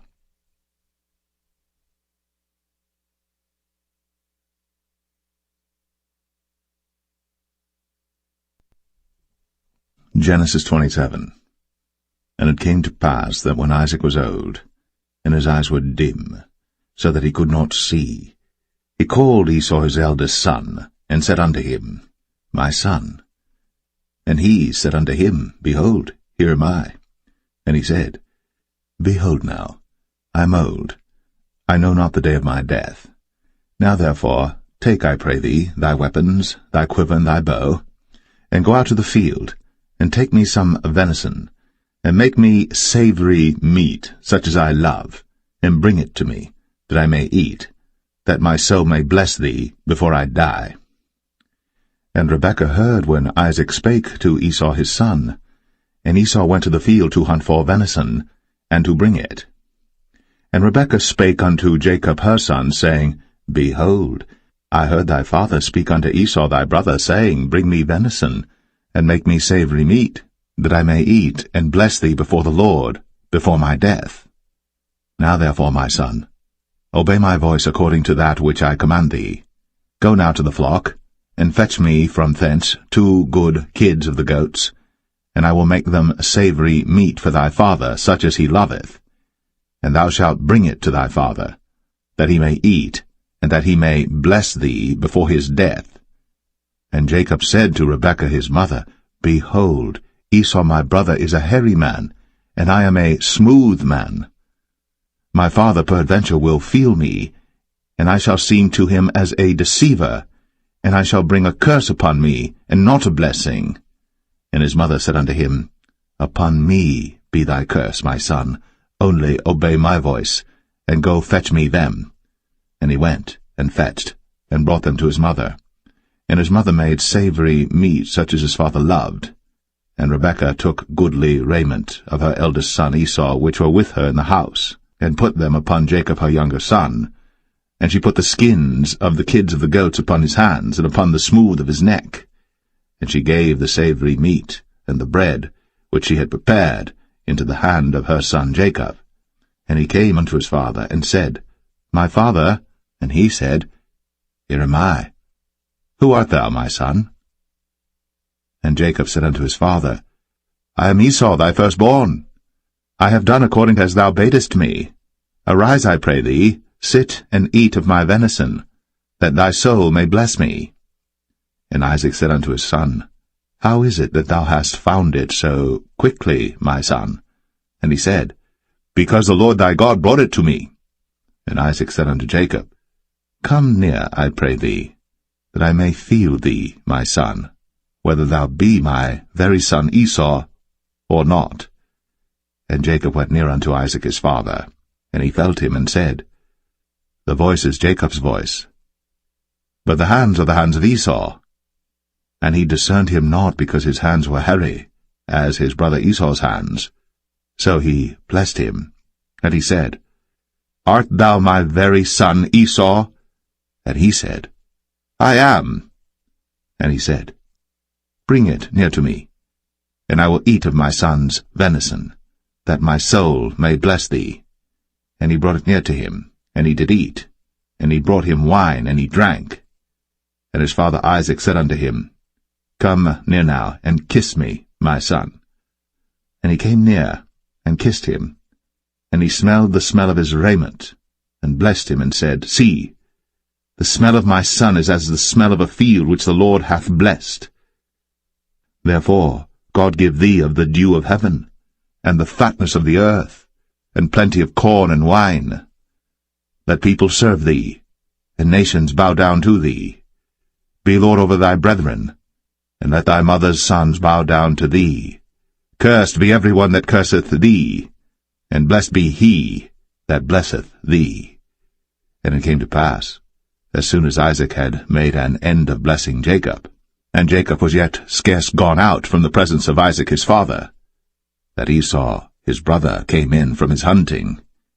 And he also had made savory meat, and brought it unto his father, and said unto his father, Let my father arise, and eat of his son's venison, that thy soul may bless me. And Isaac his father said unto him, Who art thou? And he said, I am thy son, thy firstborn, Esau. And Isaac trembled very exceedingly, and said, Who? Where is he that hath taken venison and brought it me? And I have eaten of all before thou camest, and have blessed him, yea, and he shall be blessed. And when Esau heard the words of his father, he cried with a great and exceeding bitter cry, and said unto his father, Bless me, even me also, O my father. And he said, Thy brother came with subtlety, and hath taken away thy blessing. And he said, Is not he rightly named Jacob? For he hath supplanted me these 2 times. He took away my birthright, and behold, now he hath taken away my blessing. And he said, Hast thou not reserved a blessing for me? And Isaac answered and said unto Esau, Behold, I have made him thy lord, and all his brethren have I given to him for servants, and with corn and wine have I sustained him. And what shall I do now unto thee, my son? And Esau said unto his father, Hast thou but one blessing, my father? Bless me, even me also, O my father. And Esau lifted up his voice, and wept. And Isaac his father answered and said unto him, Behold, thy dwelling shall be the fatness of the earth, and of the dew of heaven from above. And by thy sword shalt thou live, and shalt serve thy brother. And it shall come to pass that when thou shalt have the dominion, that thou shalt break his yoke from off thy neck. And Esau hated Jacob, because of the blessing wherewith his father blessed him.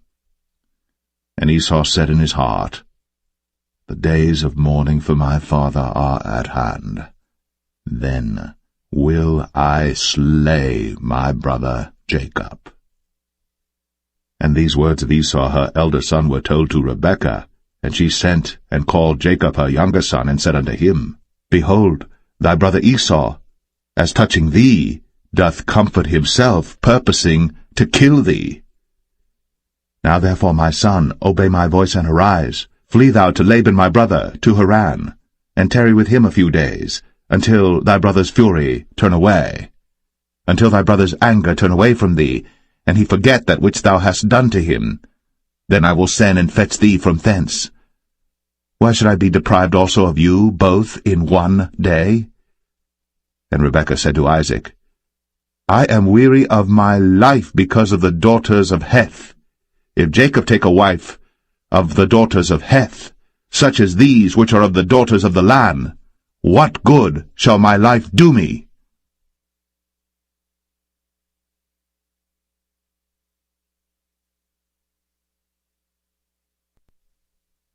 Genesis 28. And Isaac called Jacob, and blessed him, and charged him, and said unto him, Thou shalt not take a wife of the daughters of Canaan. Arise, go to Padan Aram, to the house of Bethuel thy mother's father, and take thee a wife from thence of the daughters of Laban thy mother's brother. And God Almighty bless thee, and make thee fruitful, and multiply thee, that thou mayest be a multitude of people, and give thee the blessing of Abraham to thee, and to thy seed with thee, that thou mayest inherit the land wherein thou art a stranger, which God gave unto Abraham.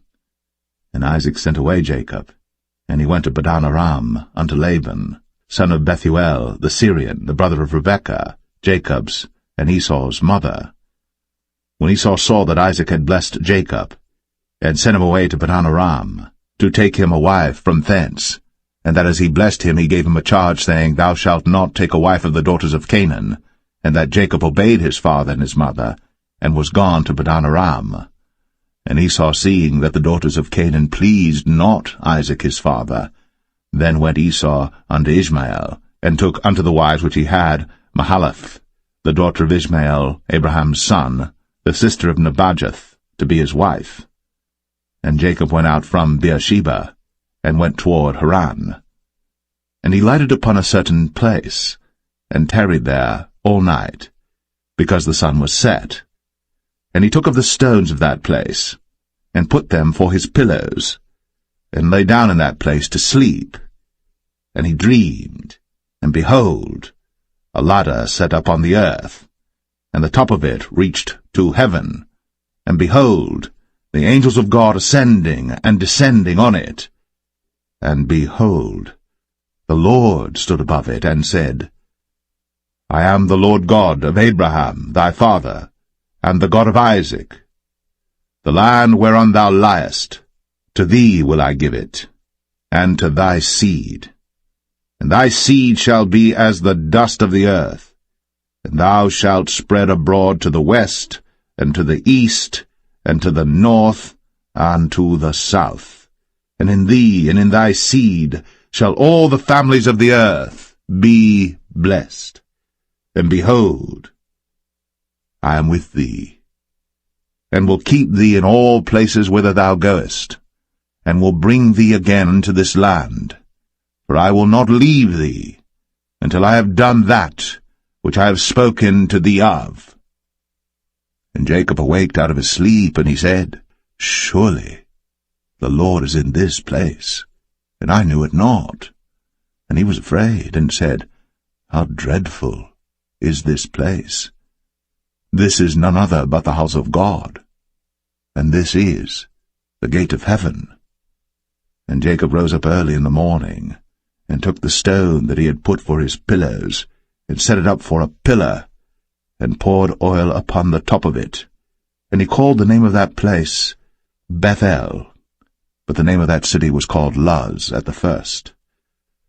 And Jacob vowed a vow, saying, If God will be with me, and will keep me in this way that I go, and will give me bread to eat, and raiment to put on, so that I come again to my father's house in peace, then shall the Lord be my God, and this stone which I have set up for a pillar shall be God's house, and of all that thou shalt give me, I will surely give the 10th unto thee.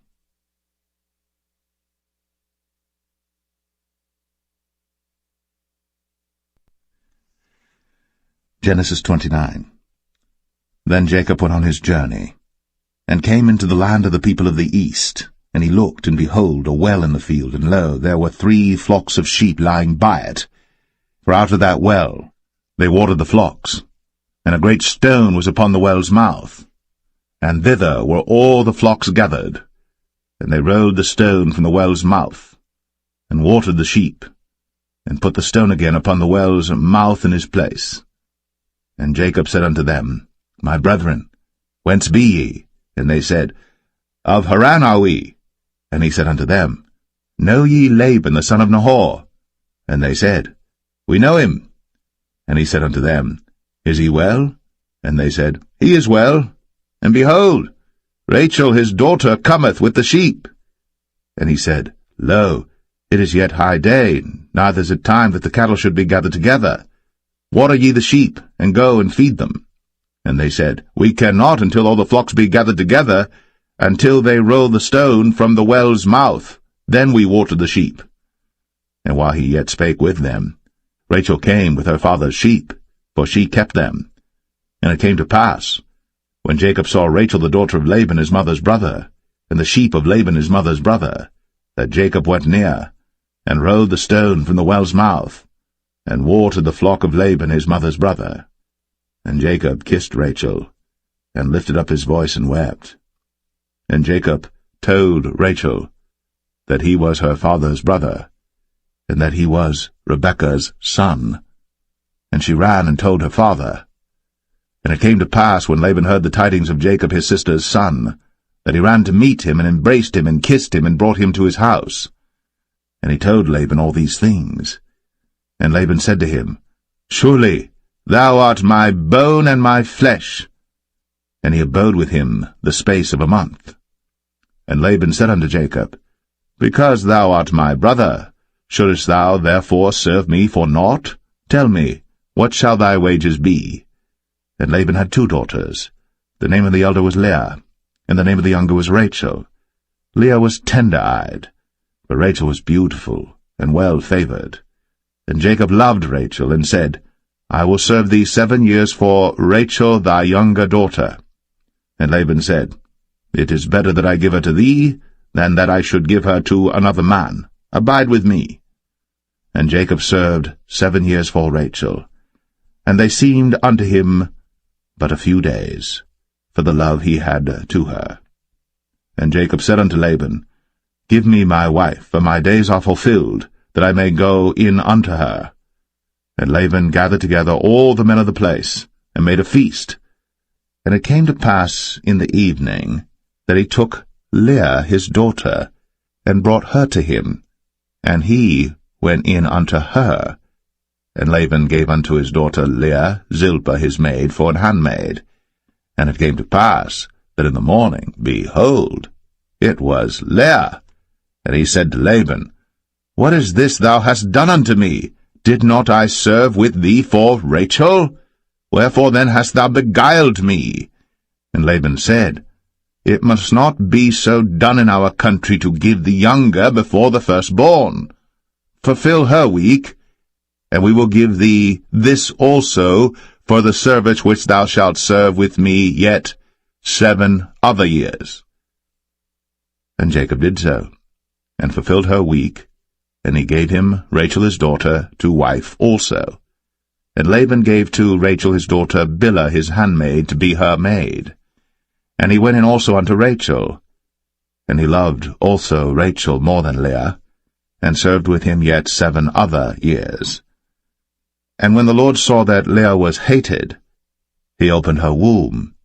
But Rachel was barren, and Leah conceived, and bare a son. And she called his name Reuben, for she said, Surely the Lord hath looked upon my affliction, now therefore my husband will love me. And she conceived again, and bare a son, and said, Because the Lord hath heard that I was hated, he hath therefore given me this son also. And she called his name Simeon. And she conceived again, and bare a son, and said, Now this time will my husband be joined unto me, because I have borne him 3 sons. Therefore was his name called Levi. And she conceived again, and bare a son, and she said, Now will I praise the Lord.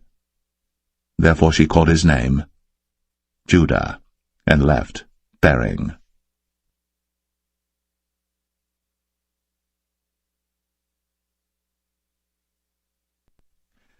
Genesis 30. And when Rachel saw that she bare Jacob no children, Rachel envied her sister, and said unto Jacob, Give me children, or else I die. And Jacob's anger was kindled against Rachel, and he said, Am I in God's stead, who hath withheld from thee the fruit of the womb? And she said, Behold my maid Bilhah, go in unto her, and she shall bear upon my knees, that I may also have children by her. And she gave him Bilhah her handmaid to wife, and Jacob went in unto her. And Bilhah conceived, and bare Jacob a son. And Rachel said, God hath judged me, and hath also heard my voice, and hath given me a son. Therefore called she his name Dan.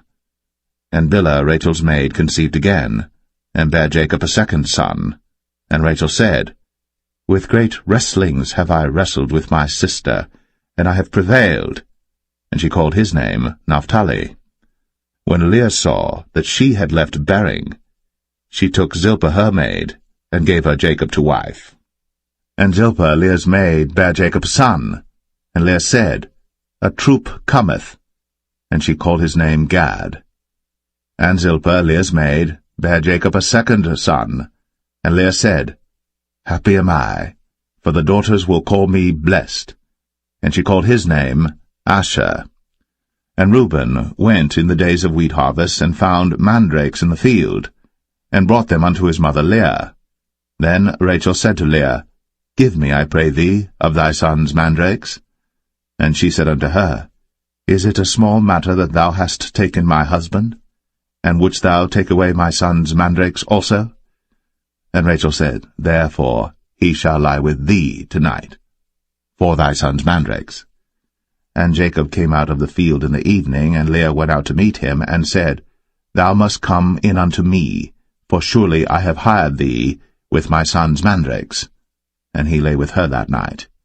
And God hearkened unto Leah, and she conceived, and bare Jacob the fifth son.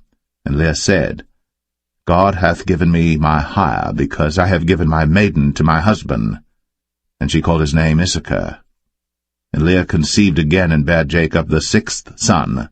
And Leah said, God hath endued me with a good dowry.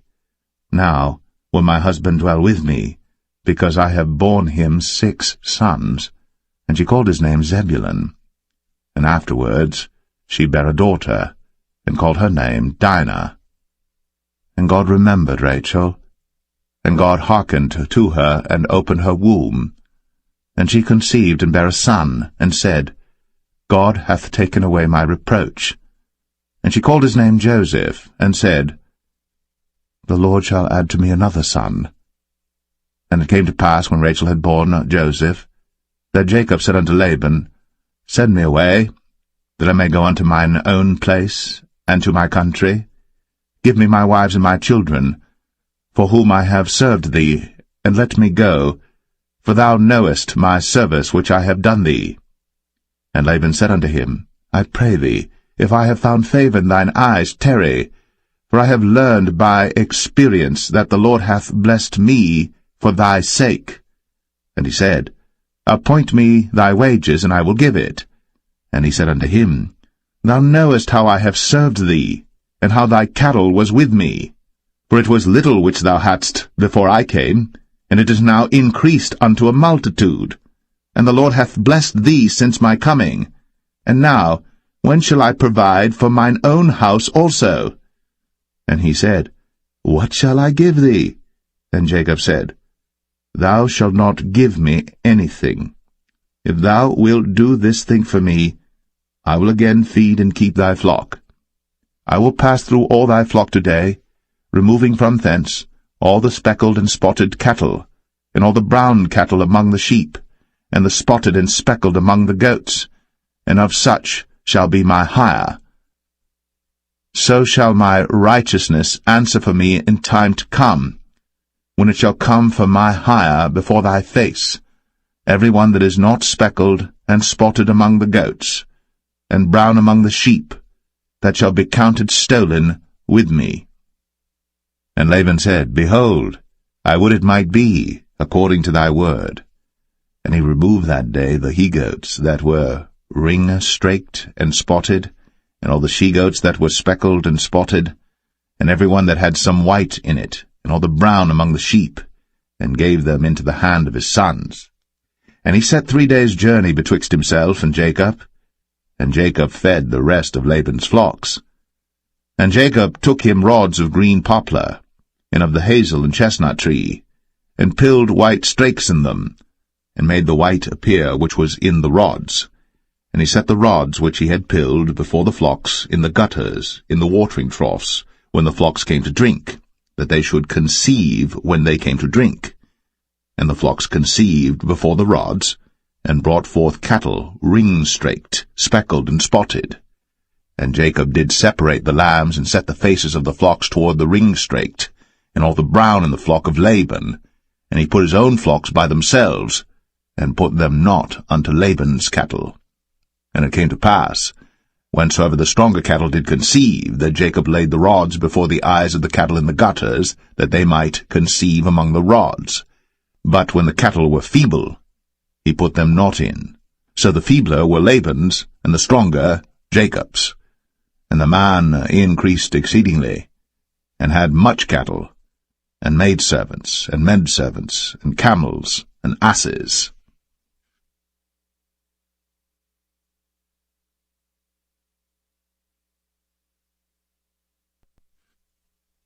Genesis 31. And he heard the words of Laban's sons, saying, Jacob hath taken away all that was our father's, and of that which was our father's hath he gotten all this glory. And Jacob beheld the countenance of Laban, and behold, it was not toward him as before. And the Lord said unto Jacob, Return unto the land of thy fathers, and to thy kindred, and I will be with thee. And Jacob sent and called Rachel and Leah to the field unto his flock, and said unto them, I see your father's countenance, that it is not toward me as before, but the God of my father hath been with me. And ye know that with all my power I have served your father. And your father hath deceived me, and changed my wages 10 times. But God suffered him not to hurt me. If he said thus, The speckled shall be thy wages, then all the cattle bear speckled. And if he said thus, The ring-straked shall be thy hire, then bear all the cattle ring-straked. Thus God hath taken away the cattle of your father, and given them to me. And it came to pass at the time that the cattle conceived, that I lifted up mine eyes, and saw in a dream, and behold, the rams which leaped upon the cattle were ring-straked, speckled, and grizzled. And the angel of God spake unto me in a dream, saying, Jacob. And I said, Here am I. And he said, Lift up now thine eyes, and see all the rams which leap upon the cattle are ring-straked, speckled, and grizzled. For I have seen all that Laban doeth unto thee. I am the God of Bethel, where thou anointest the pillar, and where thou vowest a vow unto me. Now arise, get thee out from this land, and return unto the land of thy kindred. And Rachel and Leah answered and said unto him, Is there yet any portion or inheritance for us in our father's house? Are we not counted of him strangers? For he hath sold us, and hath quite devoured also our money. For all the riches which God hath taken from our father, that is ours and our children's. Now then, whatsoever God hath said unto thee, do. Then Jacob rose up, and set his sons and his wives upon camels. And he carried away all his cattle, and all his goods which he had gotten, the cattle of his getting which he had gotten in Padan Aram, for to go to Isaac his father in the land of Canaan. And Laban went to shear his sheep. And Rachel had stolen the images that were her father's. And Jacob stole away unawares to Laban the Syrian, in that he told him not that he fled. So he fled with all that he had, and he rose up and passed over the river, and set his face toward the Mount Gilead. And it was told Laban on the 3rd day that Jacob was fled. And he took his brethren with him, and pursued after him 7 days' journey. And they overtook him in the Mount Gilead. And God came to Laban the Syrian in a dream by night, and said unto him, Take heed that thou speak not to Jacob either good or bad. Then Laban overtook Jacob. Now Jacob had pitched his tent in the mount, and Laban with his brethren pitched in the mount of Gilead. And Laban said to Jacob, What hast thou done, that thou hast stolen away unawares to me, and carried away my daughters as captives taken with the sword? Wherefore didst thou flee away secretly, and steal away from me, and didst not tell me, that I might have sent thee away with mirth, and with songs, with tabret, and with harp? And hast not suffered me to kiss my sons and my daughters? Thou hast now done foolishly in so doing. It is in the power of my hand to do you hurt. But the God of your father spake unto me yesternight, saying, Take thou heed that thou speak not to Jacob either good or bad. And now, though thou wouldst needs be gone, because thou sore longest after thy father's house, yet wherefore hast thou stolen my gods? And Jacob answered and said to Laban, Because I was afraid, for I said, Peradventure thou wouldst take by force thy daughters from me. With whomsoever thou findest thy gods, let him not live. Before our brethren discern thou what is thine with me, and take it to thee. For Jacob knew not that Rachel had stolen them. And Laban went into Jacob's tent, and into Leah's tent, and into the 2 maidservants' tents, but he found them not. Then went he out of Leah's tent, and entered into Rachel's tent. Now Rachel had taken the images, and put them in the camel's furniture, and sat upon them. And Laban searched all the tent, but found them not. And she said to her father, Let it not displease my lord that I cannot rise up before thee, for the custom of women is upon me. And he searched, but found not the images. And Jacob was wroth and chode with Laban. And Jacob answered and said to Laban, What is my trespass? What is my sin that thou hast so hotly pursued after me? Whereas thou hast searched all my stuff, what hast thou found of all thy household stuff? Set it here before my brethren and thy brethren, that they may judge betwixt us both.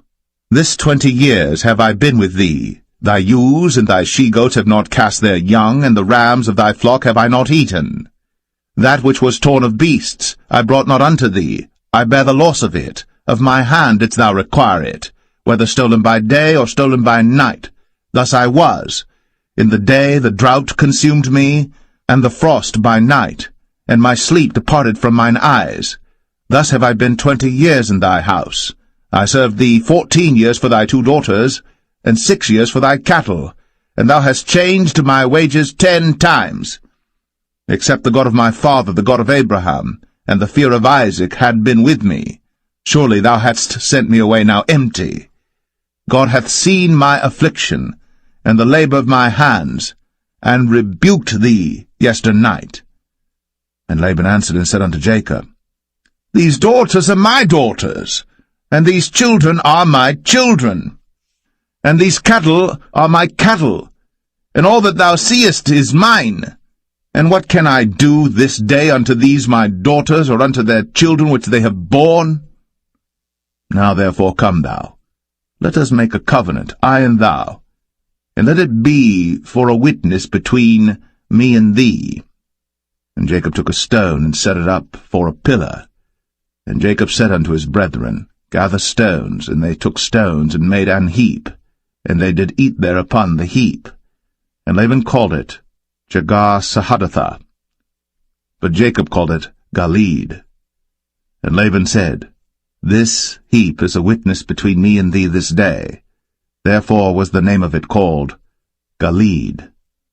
And Mizpah, for he said, The Lord watch between me and thee, when we are absent one from another.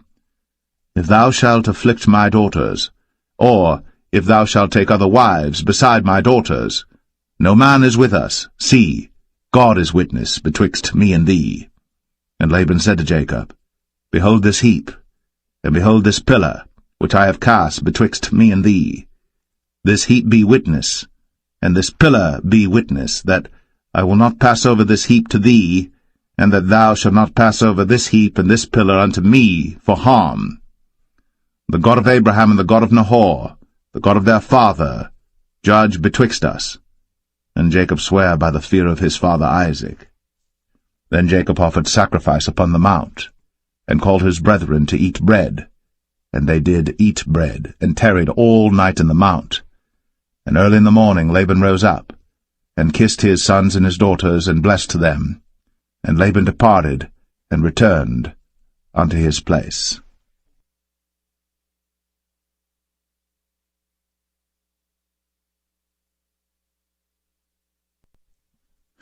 Genesis 32. And Jacob went on his way, and the angels of God met him. And when Jacob saw them, he said, This is God's host.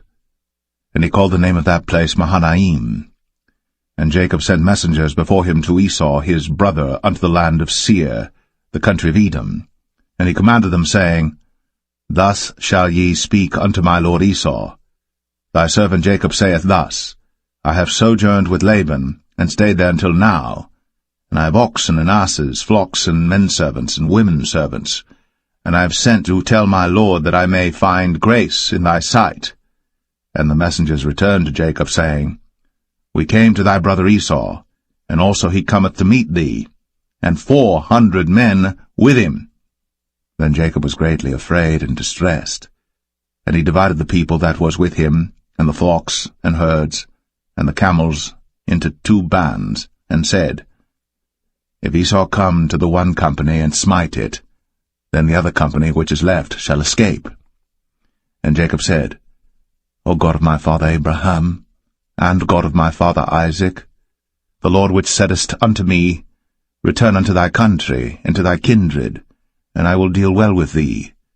I am not worthy of the least of all the mercies, and of all the truth which thou hast shown unto thy servant. For with my staff I passed over this Jordan, now I am become 2 bands.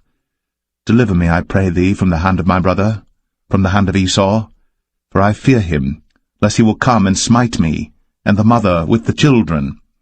And thou saidest, I will surely do thee good, and make thy seed as the sand of the sea, which cannot be numbered for multitude.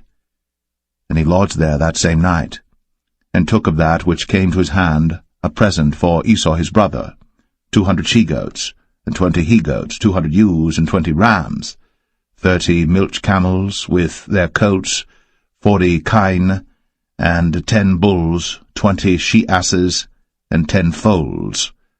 And he delivered them into the hand of his servants, every drove by themselves, and said unto his servants, Pass over before me, and put a space betwixt drove and drove. And he commanded the foremost, saying, When Esau my brother meeteth thee, and asketh thee, saying, Whose art thou? And whither goest thou? And whose are these before thee? Then thou shalt say, They be thy servant Jacob's. It is a present sent unto my lord Esau, and behold, also he is behind us. And so commanded he the second and the third, and all that followed the drove, saying, On this manner shall ye speak unto Esau, when ye find him. And say ye moreover, Behold, thy servant Jacob is behind us. For he said, I will appease him with the present that goeth before me, and afterward I will see his face. Peradventure he will accept of me. So went the present over before him, and himself lodged that night in the company. And he rose up that night, and took his 2 wives, and his 2 women servants, and his 11 sons, and passed over the ford Jabbok. And he took them, and sent them over the brook, and sent over that he had. And Jacob was left alone. And there wrestled a man with him until the breaking of the day. And when he saw that he prevailed not against him, he touched the hollow of his thigh, and the hollow of Jacob's thigh was out of joint as he wrestled with him. And he said, Let me go, for the day breaketh. And he said, I will not let thee go, except thou bless me. And he said unto him, What is thy name? And he said, Jacob. And he said, Thy name shall be called no more Jacob, but Israel. For as a prince hast thou power with God and with men, and hast prevailed. And Jacob asked him, and said, Tell me, I pray thee, thy name. And he said, Wherefore is it that thou dost ask after my name? And he blessed him there. And Jacob called the name of the place Peniel, for I have seen God face to face, and my life is preserved. And as he passed over Penuel, the sun rose upon him, and he halted upon his thigh. Therefore the children of Israel eat not of the sinew which shrank, which is upon the hollow of the thigh, unto this day, because he touched the hollow of Jacob's thigh in the sinew that shrank.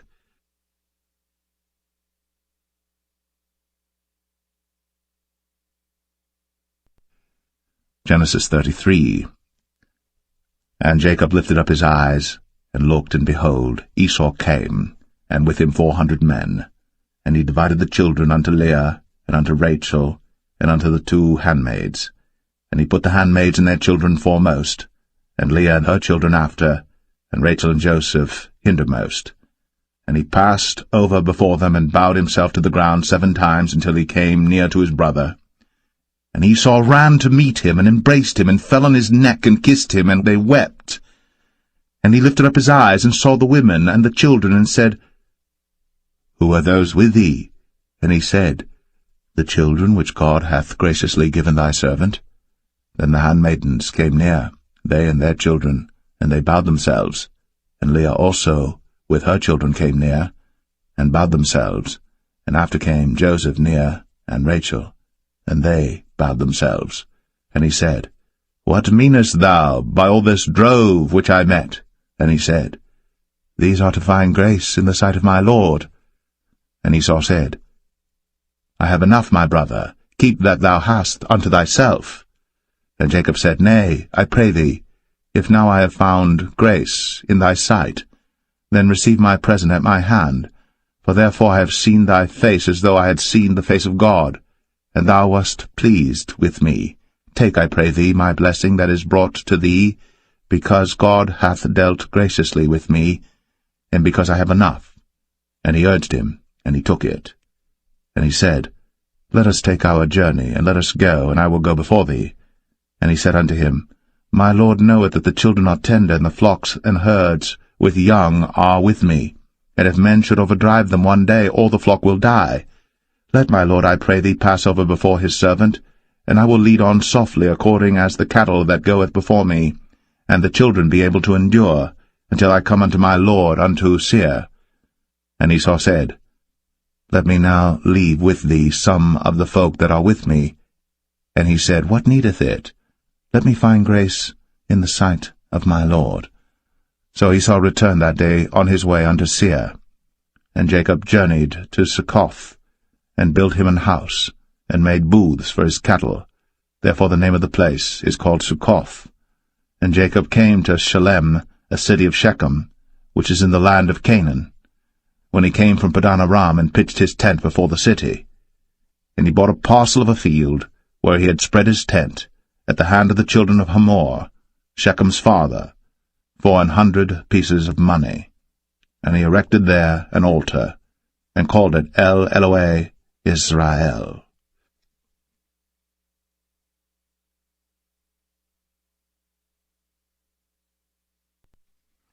Genesis 34.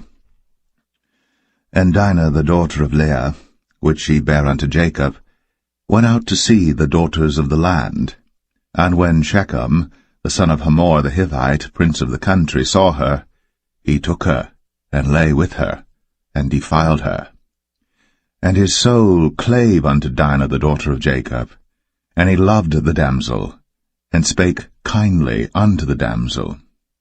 And Shechem spake unto his father Hamor, saying, Get me this damsel to wife. And Jacob heard that he had defiled Dinah his daughter. Now his sons were with his cattle in the field, and Jacob held his peace until they were come. And Hamor the father of Shechem went out unto Jacob to commune with him. And the sons of Jacob came out of the field when they heard it, and the men were grieved, and they were very wroth, because he had wrought folly in Israel, in lying with Jacob's daughter, which thing ought not to be done. And Hamor communed with them, saying, The soul of my son Shechem longeth for your daughter. I pray you, give her him to wife, and make ye marriages with us, and give your daughters unto us, and take our daughters unto you. And ye shall dwell with us, and the land shall be before you. Dwell and trade ye therein, and get you possessions therein. And Shechem said unto her father and unto her brethren, Let me find grace in your eyes, and what ye shall say unto me I will give. Ask me never so much dowry and gift, and I will give according as ye shall say unto me. But give me the damsel to wife. And the sons of Jacob answered Shechem and Hamor his father deceitfully, and said, because he had defiled Dinah their sister, and they said unto them, We cannot do this thing to give our sister to one that is uncircumcised, for that were a reproach unto us. But in this will we consent unto you. If ye will be as we be, that every male of you be circumcised, then will we give our daughters unto you, and we will take your daughters to us, and we will dwell with you, and we will become one people. But if ye will not hearken unto us to be circumcised, then we will take our daughter, and we will be gone. And their words pleased Hamor and Shechem Hamor's son. And the young man deferred not to do the thing, because he had delight in Jacob's daughter, and he was more honorable than all the house of his father.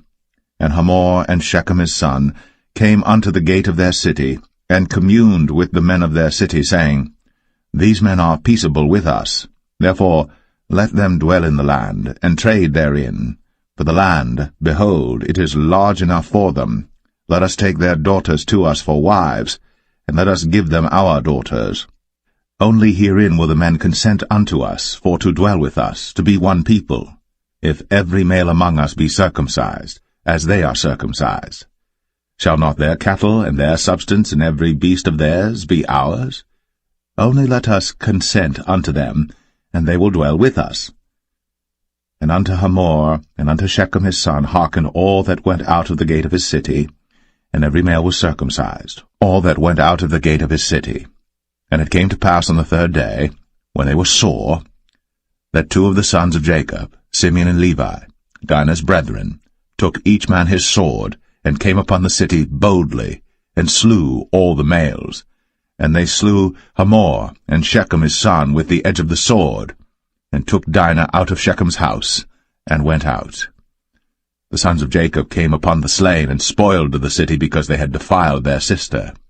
They took their sheep and their oxen, and their asses, and that which was in the city, and that which was in the field, and all their wealth, and all their little ones, and their wives took they captive, and spoiled even all that was in the house. And Jacob said to Simeon and Levi, Ye have troubled me to make me to stink among the inhabitants of the land, among the Canaanites and the Perizzites. And I, being few in number, they shall gather themselves together against me, and slay me, and I shall be destroyed, I and my house. And they said, Should he deal with our sister as with an harlot?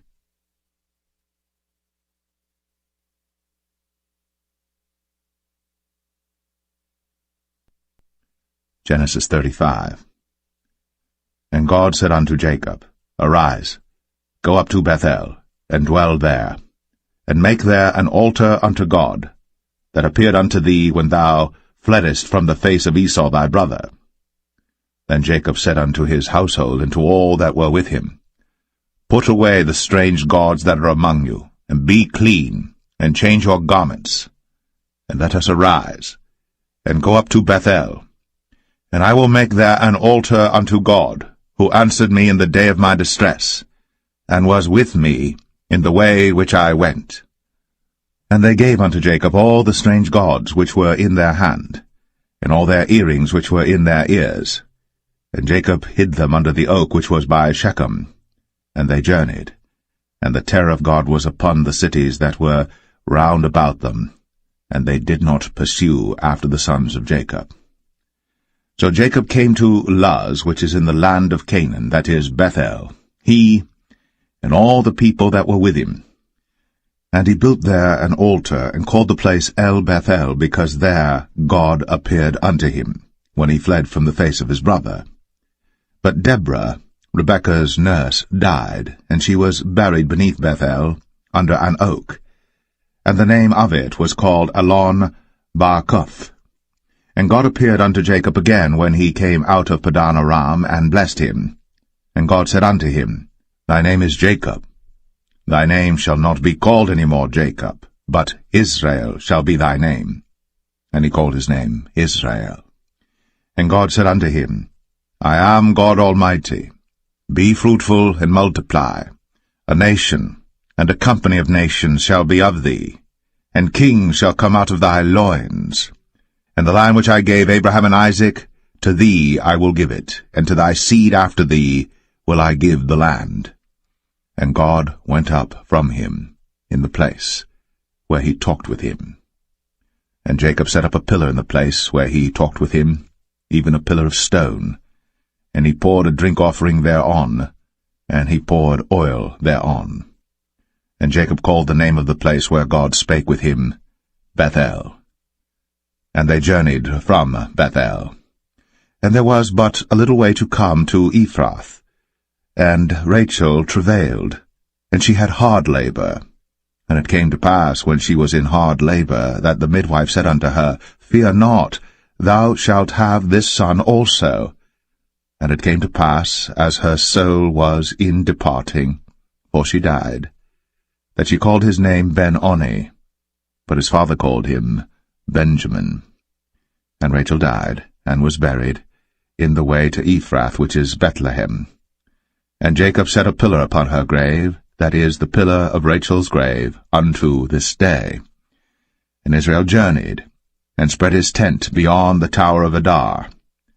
And it came to pass, when Israel dwelt in that land, that Reuben went and lay with Bilhah his father's concubine, and Israel heard it. Now the sons of Jacob were 12, the sons of Leah, Reuben, Jacob's firstborn, and Simeon, and Levi, and Judah, and Issachar, and Zebulun. The sons of Rachel, Joseph and Benjamin. And the sons of Bilhah, Rachel's handmaid, Dan and Naphtali. And the sons of Zilpah, Leah's handmaid, Gad and Asher. These are the sons of Jacob, which were born to him in Padan Aram. And Jacob came unto Isaac his father unto Mamre, unto the city of Arba, which is Hebron, where Abraham and Isaac sojourned. And the days of Isaac were 180 years. And Isaac gave up the ghost, and died, and was gathered unto his people, being old and full of days. And his sons Esau and Jacob buried him.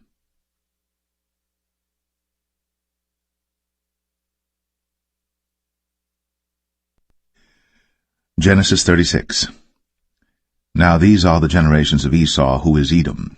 Esau took his wives of the daughters of Canaan, Adah the daughter of Elon the Hittite, and Aholibamah the daughter of Anah the daughter of Zibeon the Hivite, and Bashemath, Ishmael's daughter, sister of Nebajoth. And Adah bare to Esau Eliphaz, and Bashemath bare Ruel. And Aholibamah bare Jeush, and Jalam, and Korah. These are the sons of Esau, which were born unto him in the land of Canaan. And Esau took his wives, and his sons, and his daughters, and all the persons of his house, and his cattle, and all his beasts, and all his substance, which he had got in the land of Canaan, and went into the country from the face of his brother Jacob. For their riches were more than that they might dwell together, and the land wherein they were strangers could not bear them because of their cattle. Thus dwelt Esau in Mount Seir. Esau is Edom. And these are the generations of Esau, the father of the Edomites, in Mount Seir. These are the names of Esau's sons: Eliphaz, the son of Adah, the wife of Esau; Ruel, the son of Bashemath, the wife of Esau. And the sons of Eliphaz were Teman, Omar, Zepho, and Gatam, and Kenaz. And Timnah was concubine to Eliphaz, Esau's son, and she bare to Eliphaz Amalek. These were the sons of Adah, Esau's wife. And these are the sons of Reuel, Nahath, and Zerah, Shammah, and Mizah. These were the sons of Bashemath, Esau's wife. And these were the sons of Aholibamah, the daughter of Anah, the daughter of Zibeon, Esau's wife. And she bare to Esau Jeush, and Jalam, and Korah. These were dukes of the sons of Esau. The sons of Eliphaz, the firstborn son of Esau: Duke Teman, Duke Omar, Duke Zepho, Duke Kenaz, Duke Korah, Duke Gatam, and Duke Amalek. These are the dukes that came of Eliphaz in the land of Edom. These were the sons of Adah. And these are the sons of Reuel, Esau's son: Duke Nahath, Duke Zerah, Duke Shammah, Duke Mizah. These are the dukes that came of Reuel in the land of Edom. These are the sons of Bashemath, Esau's wife. And these are the sons of Aholibamah, Esau's wife: Duke Jeush, Duke Jalam, Duke Korah. These were the dukes that came of Aholibamah, the daughter of Anah, Esau's wife. These are the sons of Esau, who is Edom, and these are their dukes. These are the sons of Seir the Horite, who inhabited the land: Lotan, and Shobal, and Zibeon, and Anah, and Dishon, and Ezer, and Dishan. These are the dukes of the Horites, the children of Seir in the land of Edom. And the children of Lotan were Horai and Hemam, and Lotan's sister was Timnah. And the children of Shobal were these: Alvan, and Manahath, and Ebal, Shepho, and Onam. And these are the children of Zibeon, both Ajah and Anah. This was that Anah that found the mules in the wilderness, as he fed the asses of Zibeon his father. And the children of Anah were these: Dishon, and Aholibamah the daughter of Anah. And these are the children of Dishon: Hemdan, and Eshban, and Ithran, and Cheran. The children of Ezer are these: Bilhan, and Zavan, and Akan. The children of Dishan are these: Uz and Aran. These are the dukes that came of the Horites: Duke Lotan, Duke Shobal, Duke Zibeon, Duke Anah, Duke Dishon, Duke Ezer, Duke Dishan. These are the dukes that came of Horai among their dukes in the land of Seir.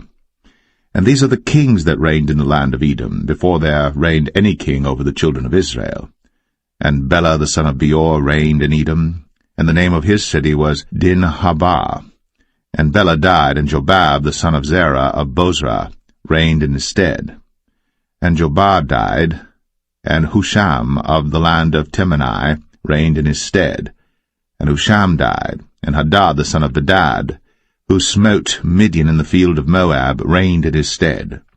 And the name of his city was Avith.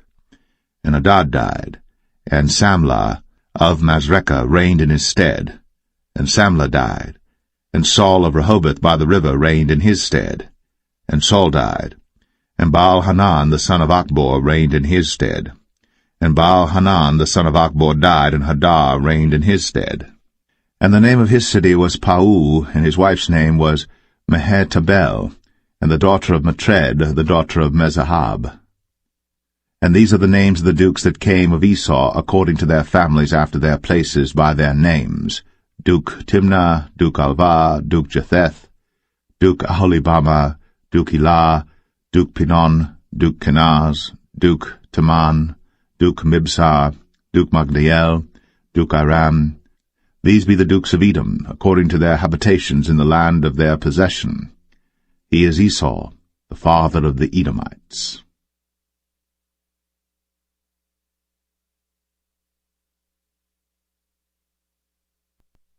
Genesis 37. And Jacob dwelt in the land wherein his father was a stranger, in the land of Canaan. These are the generations of Jacob. Joseph, being 17 years old, was feeding the flock with his brethren, and the lad was with the sons of Bilhah, and with the sons of Zilpah, his father's wives. And Joseph brought unto his father their evil report. Now Israel loved Joseph more than all his children, because he was the son of his old age, and he made him a coat of many colors. And when his brethren saw that their father loved him more than all his brethren, they hated him, and could not speak peaceably unto him. And Joseph dreamed a dream, and he told it his brethren, and they hated him yet the more. And he said unto them, Hear, I pray you, this dream which I have dreamed. For behold, we were binding sheaves in the field, and lo, my sheaf arose, and also stood upright, and behold, your sheaves stood round about, and made obeisance to my sheaf. And his brethren said to him, Shalt thou indeed reign over us? Or shalt thou indeed have dominion over us? And they hated him yet the more for his dreams, and for his words. And he dreamed yet another dream, and told it his brethren, and said, Behold, I have dreamed a dream more, and behold, the sun, and the moon, and the 11 stars made obeisance to me. And he told it to his father, and to his brethren, and his father rebuked him, and said unto him, What is this dream that thou hast dreamed?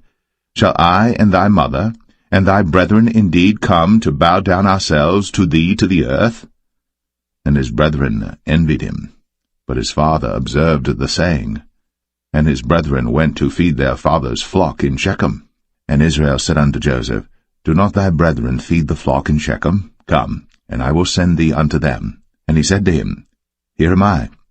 And he said to him, Go, I pray thee, see whether it be well with thy brethren, and well with the flocks, and bring me word again.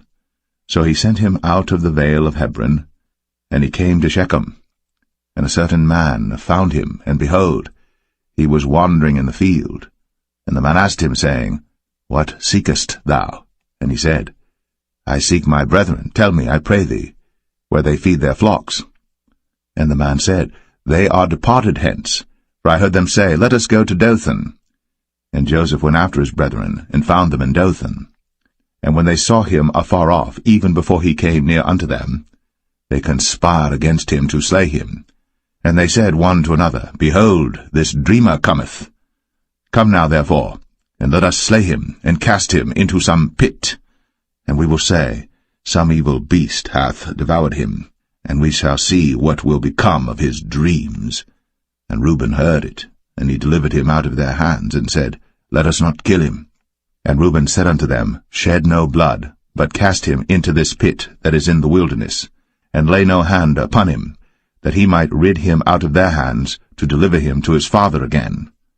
And it came to pass, when Joseph was come unto his brethren, that they stripped Joseph out of his coat of many colors that was on him, And they took him, and cast him into a pit, and the pit was empty, there was no water in it. And they sat down to eat bread, and they lifted up their eyes and looked, and behold, a company of Ishmaelites came from Gilead with their camels bearing spicery and balm and myrrh, going to carry it down to Egypt. And Judah said unto his brethren, What profit is it if we slay our brother, and conceal his blood? Come, and let us sell him to the Ishmaelites, and let not our hand be upon him, for he is our brother, and our flesh. And his brethren were content. Then there passed by Midianites, merchantmen, and they drew and lifted up Joseph out of the pit, and sold Joseph to the Ishmaelites for 20 pieces of silver, and they brought Joseph into Egypt. And Reuben returned unto the pit, and behold, Joseph was not in the pit. And he rent his clothes. And he returned unto his brethren, and said, The child is not, and I, whither shall I go? And they took Joseph's coat, and killed a kid of the goats, and dipped the coat in the blood. And they sent the coat of many colors, and they brought it to their father, and said, This have we found.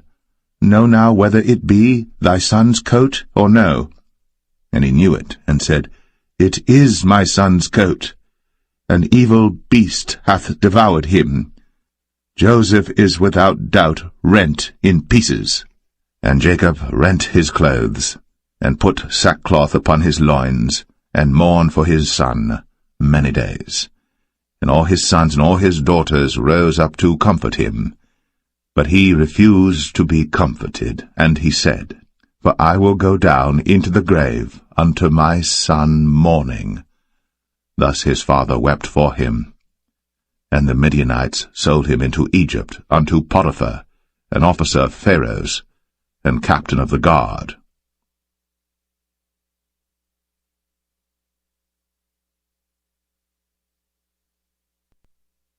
Genesis 38.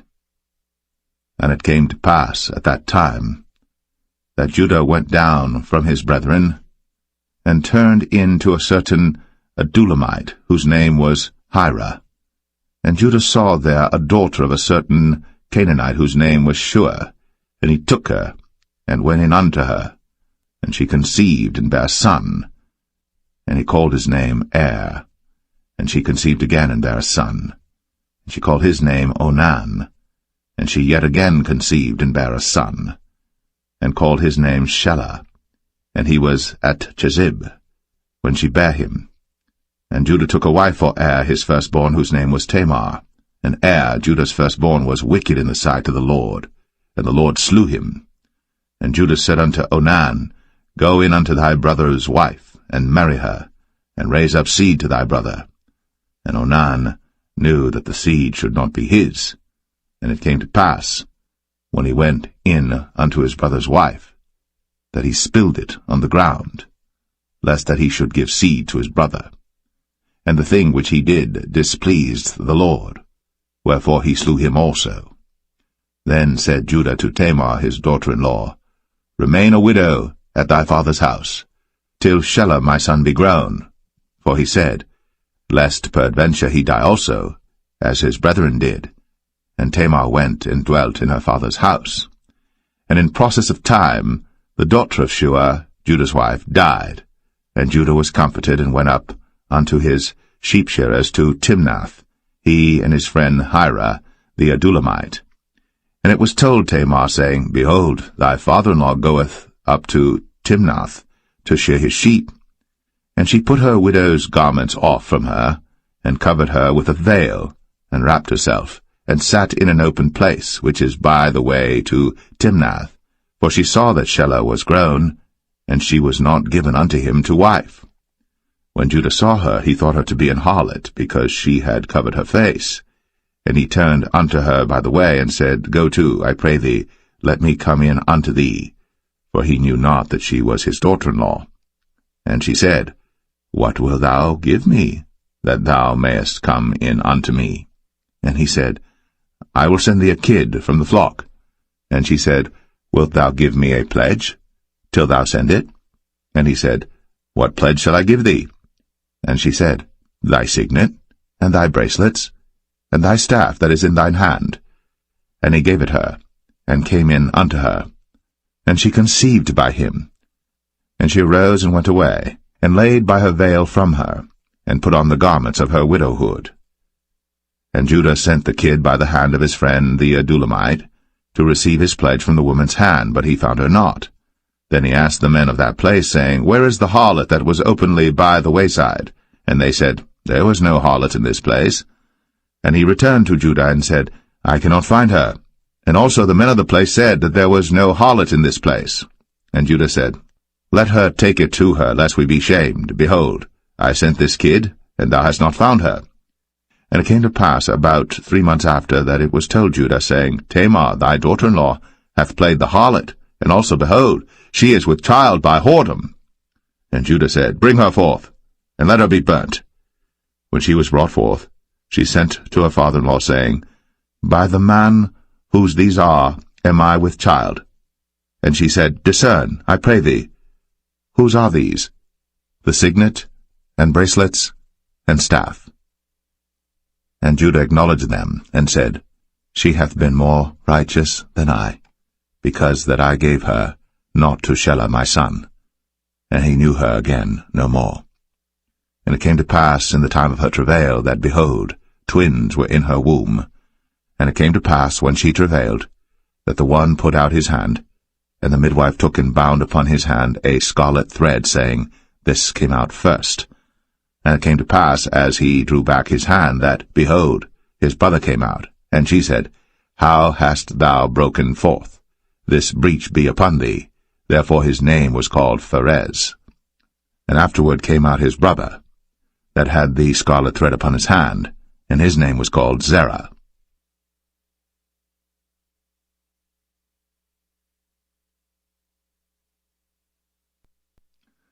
Genesis 39. And Joseph was brought down to Egypt, and Potiphar, an officer of Pharaoh, captain of the guard, an Egyptian, bought him of the hands of the Ishmaelites, which had brought him down thither. And the Lord was with Joseph, and he was a prosperous man, and he was in the house of his master the Egyptian. And his master saw that the Lord was with him, and that the Lord made all that he did to prosper in his hand. And Joseph found grace in his sight, and he served him, and he made him overseer over his house. And all that he had he put into his hand. And it came to pass from the time that he had made him overseer in his house, and over all that he had, that the Lord blessed the Egyptian's house for Joseph's sake. And the blessing of the Lord was upon all that he had in the house and in the field. And he left all that he had in Joseph's hand. And he knew not aught he had, save the bread which he did eat.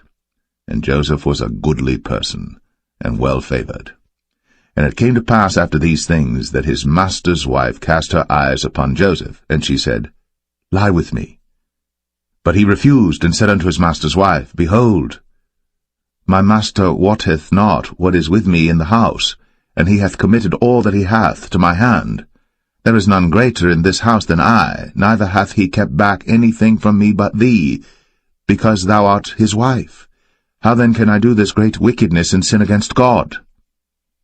And it came to pass, as she spake to Joseph day by day, that he hearkened not unto her, to lie by her, or to be with her. And it came to pass about this time, that Joseph went into the house to do his business, and there was none of the men of the house there within. And she caught him by his garment, saying, Lie with me. And he left his garment in her hand, and fled, and got him out. And it came to pass, when she saw that he had left his garment in her hand, and was fled forth, that she called unto the men of her house, and spake unto them, saying, See, he hath brought in an Hebrew unto us to mock us. He came in unto me to lie with me, and I cried with a loud voice. And it came to pass, when he heard that I lifted up my voice and cried, that he left his garment with me, and fled, and got him out. And she laid up his garment by her, until his lord came home. And she spake unto him according to these words, saying, The Hebrew servant which thou hast brought unto us came in unto me to mock me.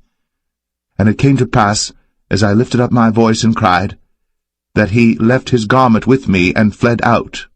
And it came to pass, when his master heard the words of his wife, which she spake unto him, saying, After this manner did thy servant to me, that his wrath was kindled. And Joseph's master took him, and put him into the prison, a place where the king's prisoners were bound.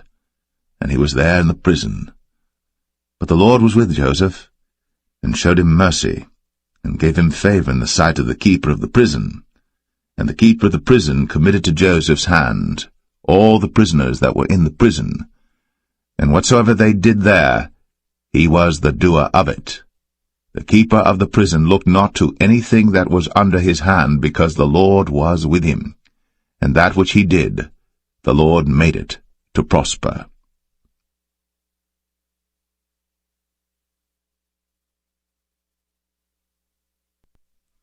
Genesis 40. And it came to pass, after these things, that the butler of the king of Egypt and his baker had offended their lord the king of Egypt. And Pharaoh was wroth against two of his officers, against the chief of the butlers and against the chief of the bakers. And he put them in ward in the house of the captain of the guard into the prison, the place where Joseph was bound. And the captain of the guard charged Joseph with them, and he served them. And they continued a season in ward. And they dreamed a dream, both of them, each man his dream in one night, each man according to the interpretation of his dream, the butler and the baker of the king of Egypt, which were bound in the prison. And Joseph came in unto them in the morning, and looked upon them, and behold, they were sad. And he asked Pharaoh's officers that were with him in the ward of his lord's house, saying, Wherefore look ye so sadly today? And they said unto him, We have dreamed a dream, and there is no interpreter of it. And Joseph said unto them, Do not interpretations belong to God? Tell me them, I pray you. And the chief butler told his dream to Joseph, and said to him, In my dream, behold, a vine was before me.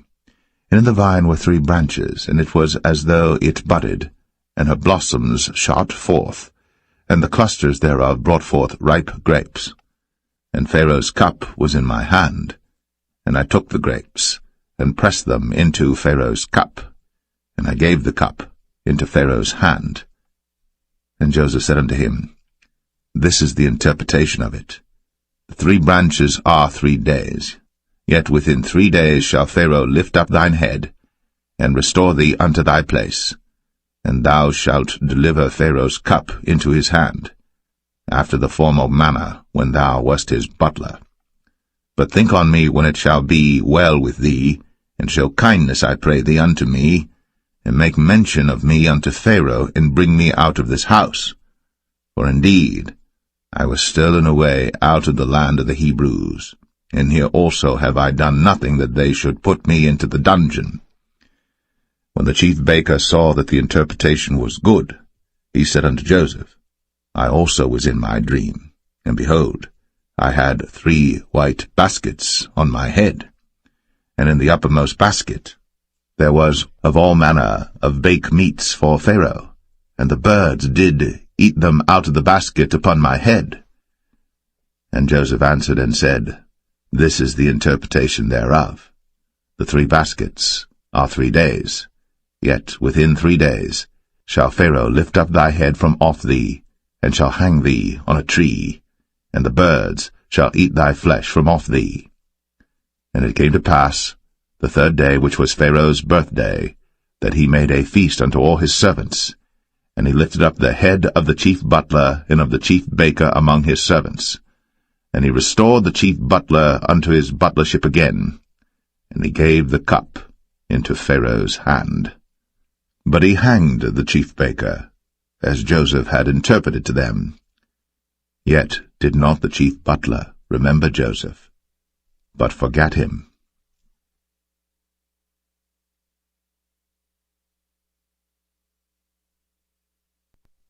Genesis 41. And it came to pass at the end of 2 full years, that Pharaoh dreamed, and behold, he stood by the river. And behold, there came up out of the river 7 well-favored kine, and fat-fleshed, and they fed in a meadow. And behold, 7 other kine came up after them out of the river, ill-favored, and lean-fleshed, and stood by the other kine upon the brink of the river. and the ill-favored and lean-fleshed kine did eat up the 7 well-favored and fat kine. So Pharaoh awoke. And he slept and dreamed the second time, and behold, 7 ears of corn came up upon one stalk, rank and good. And behold, 7 thin ears, and blasted with the east wind, sprung up after them. And the 7 thin ears devoured the 7 rank and full ears. And Pharaoh awoke, and behold, it was a dream. And it came to pass in the morning that his spirit was troubled, and he sent and called for all the magicians of Egypt, and all the wise men thereof. And Pharaoh told them his dream, but there was none that could interpret them unto Pharaoh. Then spake the chief butler unto Pharaoh, saying, I do remember my faults this day. Pharaoh was wroth with his servants, and put me in ward of the captain of the guard's house, both me and the chief baker. And we dreamed a dream in one night, I and he. We dreamed each man according to the interpretation of his dream. And there was there with us a young man, an Hebrew, servant to the captain of the guard. And we told him, and he interpreted to us our dreams. To each man according to his dream he did interpret. And it came to pass, as he interpreted to us, so it was. Me he restored unto mine office, and him he hanged. Then Pharaoh sent and called Joseph, and they brought him hastily out of the dungeon. And he shaved himself, and changed his raiment, and came in unto Pharaoh. And Pharaoh said unto Joseph, I have dreamed a dream, and there is none that can interpret it. And I have heard say of thee, that thou canst understand a dream to interpret it. And Joseph answered Pharaoh, saying, It is not in me.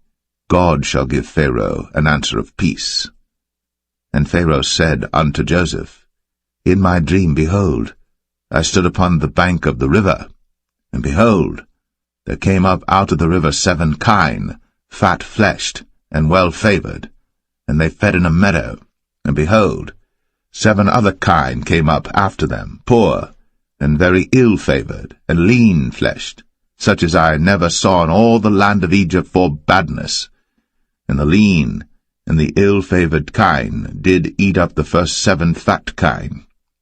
And when they had eaten them up, it could not be known that they had eaten them, but they were still ill-favored, as at the beginning. So I awoke. And I saw in my dream, and behold, 7 ears came up in one stalk, full and good. And behold, 7 ears withered, thin, and blasted with the east wind, sprung up after them. And the thin ears devoured the 7 good ears. And I told this unto the magicians, but there was none that could declare it to me. And Joseph said unto Pharaoh, The dream of Pharaoh is one. God hath shown Pharaoh what he is about to do. The 7 good kine are 7 years, and the 7 good ears are 7 years.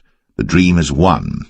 And the 7 thin and ill-favored kine that came up after them are 7 years, and the 7 empty ears blasted with the east wind shall be 7 years of famine. This is the thing which I have spoken unto Pharaoh. What God is about to do, he showeth unto Pharaoh.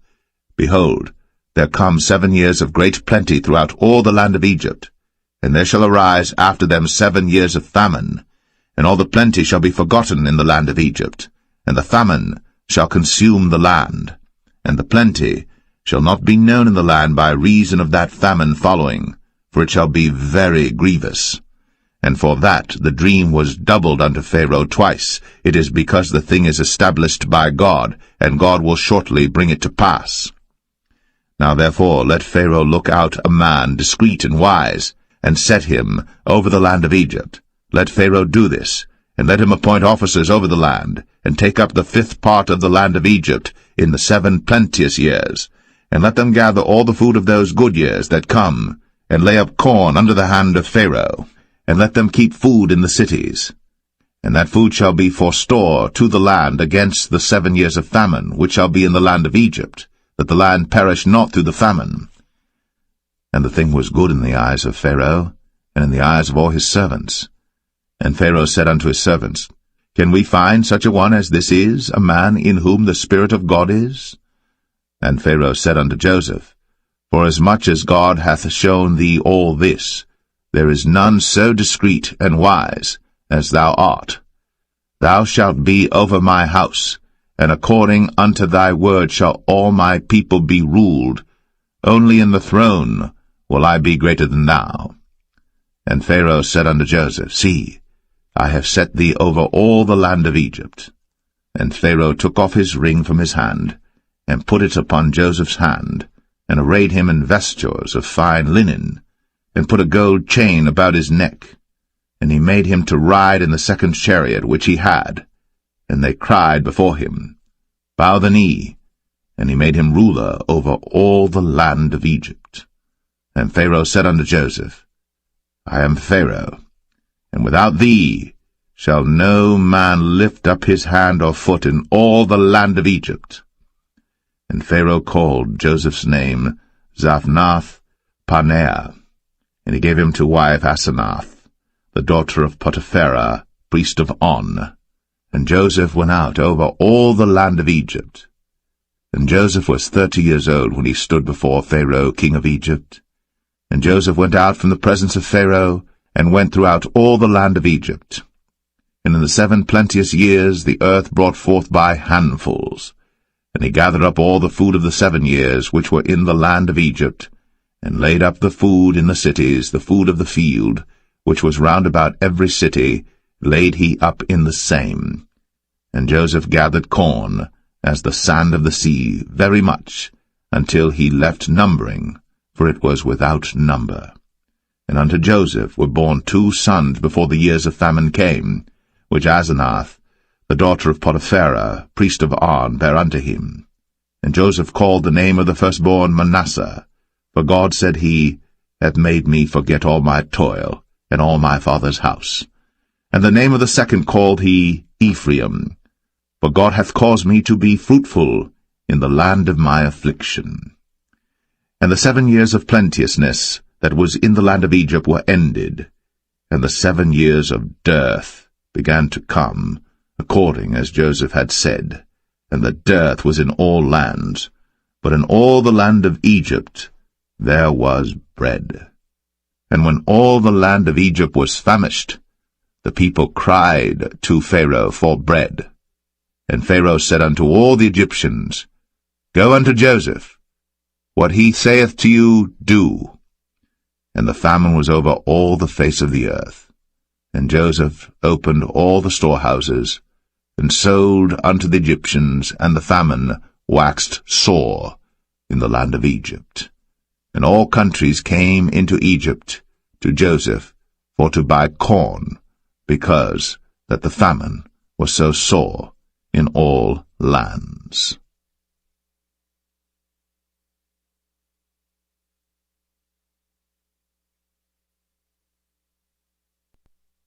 Genesis 42. Now when Jacob saw that there was corn in Egypt, Jacob said unto his sons, Why do you look one upon another? And he said, Behold, I have heard that there is corn in Egypt. Get you down thither, and buy for us from thence, that we may live and not die. And Joseph's 10 brethren went down to buy corn in Egypt. But Benjamin, Joseph's brother, Jacob sent not with his brethren, for he said, Lest peradventure mischief befall him. And the sons of Israel came to buy corn among those that came, for the famine was in the land of Canaan. And Joseph was the governor over the land, and he it was that sold to all the people of the land. And Joseph's brethren came, and bowed down themselves before him with their faces to the earth. And Joseph saw his brethren, and he knew them, but made himself strange unto them, and spake roughly unto them. And he said unto them, Whence come ye? And they said, From the land of Canaan to buy food. And Joseph knew his brethren, but they knew not him. And Joseph remembered the dreams which he dreamed of them, and said unto them, Ye are spies, to see the nakedness of the land ye are come. And they said unto him, Nay, my lord, but to buy food are thy servants come. We are all one man's sons, we are true men, thy servants are no spies. And he said unto them, Nay, but to see the nakedness of the land ye are come. And they said, Thy servants are 12 brethren, the sons of one man in the land of Canaan. And behold, the youngest is this day with our father, and one is not. And Joseph said unto them, That is it that I spake unto you, saying, Ye are spies. Hereby ye shall be proved. By the life of Pharaoh ye shall not go forth hence, except your youngest brother come hither. Send one of you, and let him fetch your brother, and ye shall be kept in prison, that your words may be proved, whether there be any truth in you, or else by the life of Pharaoh surely ye are spies. And he put them all together into ward 3 days. And Joseph said unto them the 3rd day, This do and live, for I fear God. If ye be true men, let one of your brethren be bound in the house of your prison. Go ye, carry corn for the famine of your houses. But bring your youngest brother unto me. So shall your words be verified, and ye shall not die. And they did so. And they said one to another, We are verily guilty concerning our brother, in that we saw the anguish of his soul when he besought us, and we would not hear. Therefore is this distress come upon us. And Reuben answered them, saying, Spake I not unto you, saying, Do not sin against the child? And ye would not hear. Therefore, behold, also his blood is required. And they knew not that Joseph understood them, for he spake unto them by an interpreter. And he turned himself about from them, and wept, and returned to them again, and communed with them, and took from them Simeon, and bound him before their eyes. Then Joseph commanded to fill their sacks with corn, and to restore every man's money into his sack, and to give them provision for the way. And thus did he unto them. And they laded their asses with the corn, and departed thence. And as one of them opened his sack, to give his ass provender in the inn, he espied his money, for behold, it was in his sack's mouth. And he said unto his brethren, My money is restored, and lo, it is even in my sack. And their heart failed them, and they were afraid, saying one to another, What is this that God hath done unto us? And they came unto Jacob their father unto the land of Canaan, and told him all that befell unto them, saying, The man who is the Lord of the land spake roughly to us, and took us for spies of the country. And we said unto him, We are true men, we are no spies. We be 12 brethren, sons of our father, one is not, and the youngest is this day with our father in the land of Canaan. And the man, the Lord of the country, said unto us, Hereby shall I know that ye are true men. Leave one of your brethren here with me, and take food for the famine of your households, and be gone. And bring your youngest brother unto me. Then shall I know that ye are no spies, but that ye are true men. So will I deliver you your brother, and ye shall traffic in the land. And it came to pass, as they emptied their sacks, that, behold, every man's bundle of money was in his sack. And when both they and their father saw the bundles of money, they were afraid. And Jacob their father said unto them, Me have ye bereaved my children. Joseph is not, and Simeon is not, and ye will take Benjamin away? All these things are against me. And Reuben spake unto his father, saying, Slay my 2 sons, if I bring him not to thee. Deliver him into my hand, and I will bring him to thee again. And he said, My son shall not go down with you, for his brother is dead, and he is left alone. If mischief befall him by the way, in the which ye go, then shall ye bring down my grey hairs with sorrow to the grave.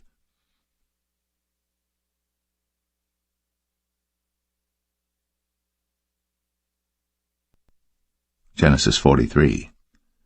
And the famine was sore in the land. And it came to pass, when they had eaten up the corn which they had brought out of Egypt, their father said unto them, Go again, buy us a little food. And Judah spake unto him, saying, The man did solemnly protest unto us, saying, Ye shall not see my face, except your brother be with you. If thou wilt send our brother with us, we will go down and buy thee food. But if thou wilt not send him, we will not go down. For the man said unto us, Ye shall not see my face, except your brother be with you. And Israel said, Wherefore dealt ye so ill with me, as to tell the man whether ye had yet a brother? And they said, The man asked us straitly of our state, and of our kindred, saying, Is your father yet alive? Have ye another brother? And we told him according to the tenor of these words. Could we certainly know that he would say, Bring your brother down?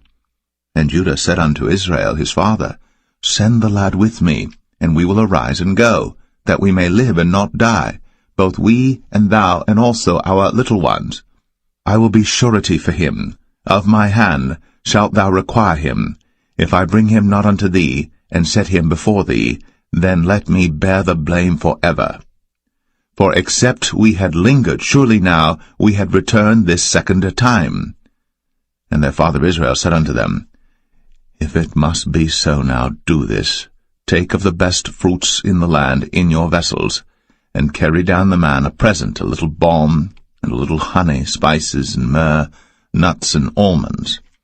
And take double money in your hand, and the money that was brought again in the mouth of your sacks, carry it again in your hand. Peradventure, it was an oversight. Take also your brother, and arise, go again unto the man. And God Almighty give you mercy before the man, that he may send away your other brother and Benjamin. If I be bereaved of my children, I am bereaved.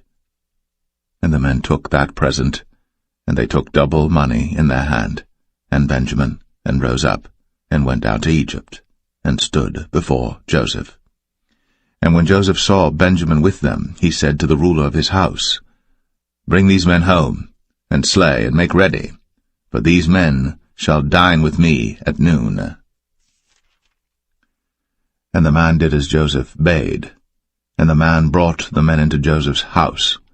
And the men were afraid, because they were brought into Joseph's house, and they said, Because of the money that was returned in our sacks at the first time are we brought in, that he may seek occasion against us, and fall upon us, and take us for bondmen and our asses.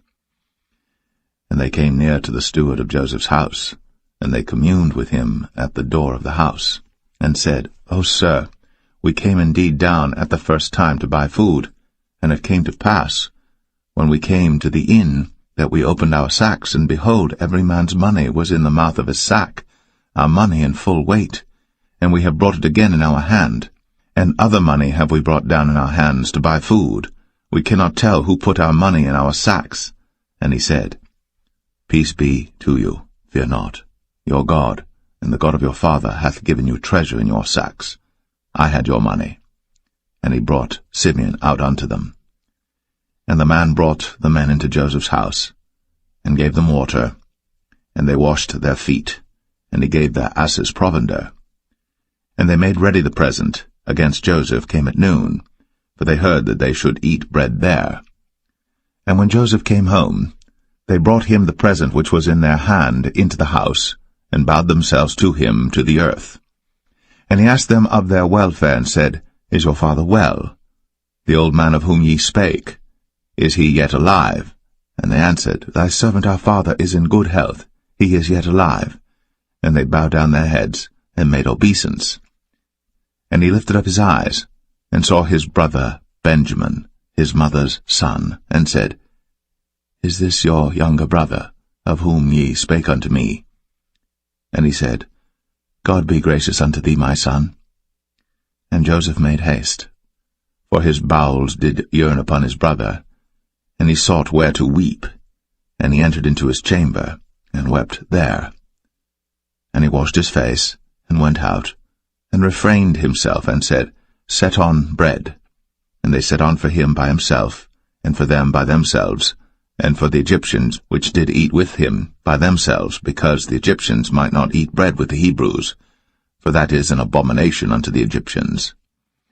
And they sat before him, the firstborn according to his birthright, and the youngest according to his youth. And the men marveled one at another. And he took and sent messes unto them from before him. But Benjamin's mess was 5 times so much as any of theirs. And they drank, and were merry with him.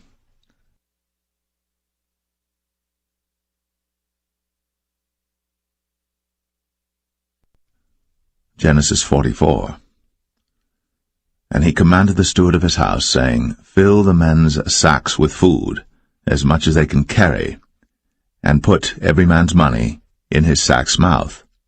And put my cup, the silver cup, in the sack's mouth of the youngest, and his corn money. And he did according to the word that Joseph had spoken. As soon as the morning was light, the men were sent away, they and their asses.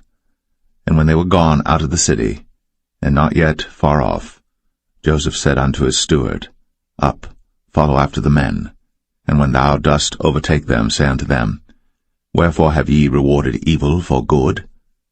Is not this it in which my Lord drinketh, and whereby indeed he divineth? Ye have done evil in so doing. And he overtook them, and he spake unto them these same words. And they said unto him, Wherefore saith my Lord these words? God forbid that thy servants should do according to this thing. Behold, the money which we found in our sacks' mouths, we brought again unto thee out of the land of Canaan. How then should we steal out of thy Lord's house silver or gold? With whomsoever of thy servants it be found, both let him die, and we also will be my Lord's bondmen. And he said, Now also let it be according unto your words. He with whom it is found shall be my servant, and ye shall be blameless. Then they speedily took down every man his sack to the ground, and opened every man his sack. And he searched, and began at the eldest, and left at the youngest, and the cup was found in Benjamin's sack. Then they rent their clothes, and laded every man his ass, and returned to the city. And Judah and his brethren came to Joseph's house, for he was yet there, and they fell before him on the ground. And Joseph said unto them, What deed is this that ye have done? Wot ye not that such a man as I can certainly divine? And Judah said, What shall we say unto my Lord? What shall we speak? Or how shall we clear ourselves? God hath found out the iniquity of thy servants. Behold, we are my Lord's servants, both we, and he also with whom the cup is found. And he said, God forbid that I should do so. But the man in whose hand the cup is found, he shall be my servant. And as for you, get you up in peace unto your father. Then Judah came near unto him, and said, O my Lord, let thy servant, I pray thee, speak a word in my Lord's ears, and let not thine anger burn against thy servant, for thou art even as Pharaoh. My Lord asked his servants, saying, Have ye a father or a brother? And we said unto my Lord, We have a father, an old man, and a child of his old age, a little one.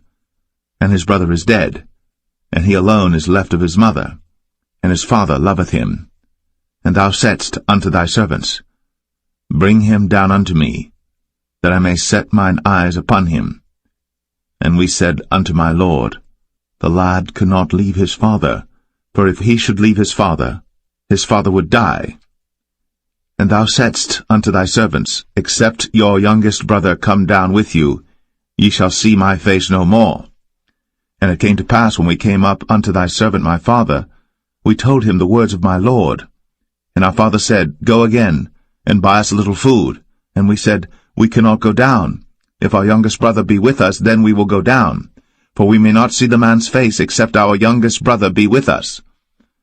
And thy servant my father said unto us, Ye know that my wife bare me 2 sons, and the one went out from me, and I said, Surely he is torn in pieces, and I saw him not since.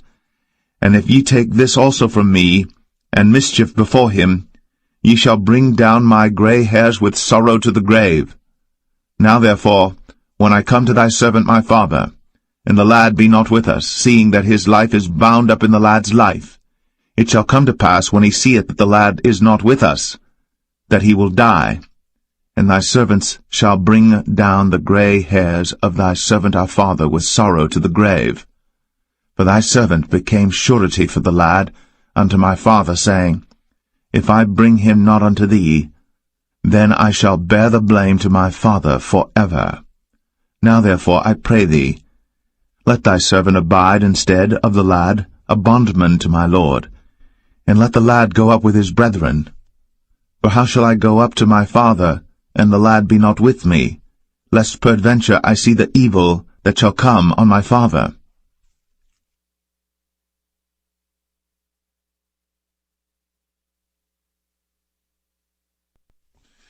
Genesis 45. Then Joseph could not refrain himself before all them that stood by him. And he cried, Cause every man to go out from me. And there stood no man with him, while Joseph made himself known unto his brethren. And he wept aloud. And the Egyptians in the house of Pharaoh heard. And Joseph said unto his brethren, I am Joseph. Doth my father yet live? And his brethren could not answer him, for they were troubled at his presence. And Joseph said unto his brethren, Come near to me, I pray you. And they came near, and he said, I am Joseph your brother, whom ye sold into Egypt. Now therefore be not grieved, nor angry with yourselves, that ye sold me hither, for God did send me before you to preserve life. For these 2 years hath the famine been in the land, and yet there are 5 years, in the which there shall neither be earing nor harvest. And God sent me before you to preserve you a posterity in the earth, and to save your lives by a great deliverance. So now it was not you that sent me hither, but God. And he hath made me a father to Pharaoh, and lord of all his house, and a ruler throughout all the land of Egypt. Haste ye, and go up to my father, and say unto him, Thus saith thy son Joseph, God hath made me lord of all Egypt. Come down unto me, tarry not. And thou shalt dwell in the land of Goshen, and thou shalt be near unto me, thou and thy children, and thy children's children, and thy flocks and thy herds, and all that thou hast, and there will I nourish thee. For yet there are 5 years of famine, lest thou and thy household, and all that thou hast, come to poverty. And behold, your eyes see, in the eyes of my brother Benjamin, that it is my mouth that speaketh unto you. And ye shall tell my father of all my glory in Egypt, and of all that ye have seen. And ye shall haste, and bring down my father hither. And he fell upon his brother Benjamin's neck, and wept. And Benjamin wept upon his neck. Moreover he kissed all his brethren, and wept upon them, and after that his brethren talked with him. And the fame thereof was heard in Pharaoh's house, saying, Joseph's brethren are come. And it pleased Pharaoh well, and his servants. And Pharaoh said unto Joseph, Say unto thy brethren, This do ye, lade your beasts, and go, get you unto the land of Canaan. And take your father and your households, and come unto me, and I will give you the good of the land of Egypt, and ye shall eat the fat of the land. Now thou art commanded, this do ye, take you wagons out of the land of Egypt, for your little ones, and for your wives, and bring your father, and come. Also regard not your stuff, for the good of all the land of Egypt is yours. And the children of Israel did so. And Joseph gave them wagons according to the commandment of Pharaoh, and gave them provision for the way. To all of them he gave each man changes of raiment, but to Benjamin he gave 300 pieces of silver, and 5 changes of raiment. And to his father he sent after this manner, 10 asses laden with the good things of Egypt, and 10 she-asses laden with corn and bread and meat for his father by the way. So he sent his brethren away, and they departed. And he said unto them, See that ye fall not out by the way. And they went up out of Egypt, and came into the land of Canaan unto Jacob their father, and told him, saying, Joseph is yet alive, and he is governor over all the land of Egypt. And Jacob's heart fainted, for he believed them not.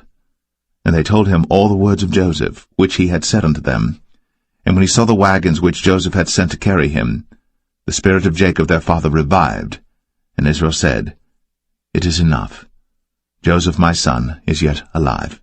I will go and see him before I die.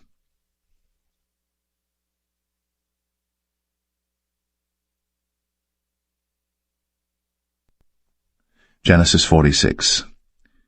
And Israel took his journey with all that he had, and came to Beersheba, and offered sacrifices unto the God of his father Isaac. And God spake unto Israel in the visions of the night, and said, Jacob, Jacob.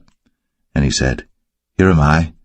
And he said, I am God, the God of thy father. Fear not to go down into Egypt, for I will there make of thee a great nation. I will go down with thee into Egypt, and I will also surely bring thee up again, and Joseph shall put his hand upon thine eyes. And Jacob rose up from Beersheba, and the sons of Israel carried Jacob their father, and their little ones, and their wives, in the wagons which Pharaoh had sent to carry him.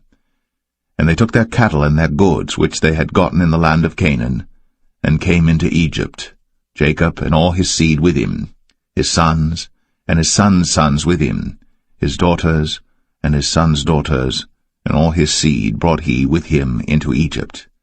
And these are the names of the children of Israel, which came into Egypt, Jacob and his sons, Reuben, Jacob's firstborn, and the sons of Reuben, Hanok and Phalu, and Hezron and Carmi, and the sons of Simeon, Jemuel, and Jamin, and Ohad, and Jachin, and Zohar, and Shaul the son of a Canaanitish woman, and the sons of Levi, Gershon, Kohath, and Merari, and the sons of Judah, Er, and Onan, and Shelah, and Pharez, and Zerah. But Er and Onan died in the land of Canaan. And the sons of Pharez were Hezron and Hamul. And the sons of Issachar, Tola, and Phuvah, and Job, and Shimron. And the sons of Zebulun, Sered, and Elon, and Jaleel. These be the sons of Leah, which he bare unto Jacob in Padan Aram, with his daughter Dinah. All the souls of his sons and his daughters were 33. And the sons of Gad, Ziphion, and Haggai, Shunai, and Esbon, Eri, and Aradai, and Arali. And the sons of Asher, Jimnah, and Ishua, and Isui, and Beriah, and Sarah their sister, and the sons of Beriah, Heber, and Malchiel. These are the sons of Zilpah, whom Laban gave to Leah his daughter, and these she bare unto Jacob, even 16 souls. The sons of Rachel, Jacob's wife, Joseph and Benjamin. And unto Joseph in the land of Egypt were born Manasseh and Ephraim, which Asenath, the daughter of Potipharah, priest of On, bare unto him. And the sons of Benjamin were Bela, and Becher, and Ashbel, Gera, and Naaman, Ehi, and Rosh, Muppim, and Huppim, and Ard. These are the sons of Rachel which were born to Jacob. All the souls were 14. And the sons of Dan, Hushim. And the sons of Naphtali, Jaziel, and Gunai, and Jezer, and Shillem. These are the sons of Bilhah, which Laban gave unto Rachel his daughter, and she bare these unto Jacob. All the souls were 7. All the souls that came with Jacob into Egypt, which came out of his loins, besides Jacob's sons' wives, all the souls were 66. And the sons of Joseph, which were born him in Egypt, were 2 souls. All the souls of the house of Jacob, which came into Egypt, were 70. And he sent Judah before him unto Joseph, to direct his face unto Goshen. And they came into the land of Goshen. And Joseph made ready his chariot, and went up to meet Israel his father to Goshen, and presented himself unto him. And he fell on his neck, and wept on his neck a good while. And Israel said unto Joseph, Now let me die, since I have seen thy face, because thou art yet alive. And Joseph said unto his brethren, and unto his father's house, I will go up and show Pharaoh, and say unto him, My brethren, and my father's house, which were in the land of Canaan, are come unto me. And the men are shepherds, for their trade hath been to feed cattle, and they have brought their flocks, and their herds, and all that they have.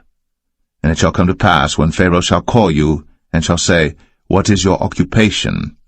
That ye shall say, Thy servant's trade hath been about cattle from our youth, even until now, both we and also our fathers, that ye may dwell in the land of Goshen. For every shepherd is an abomination unto the Egyptians.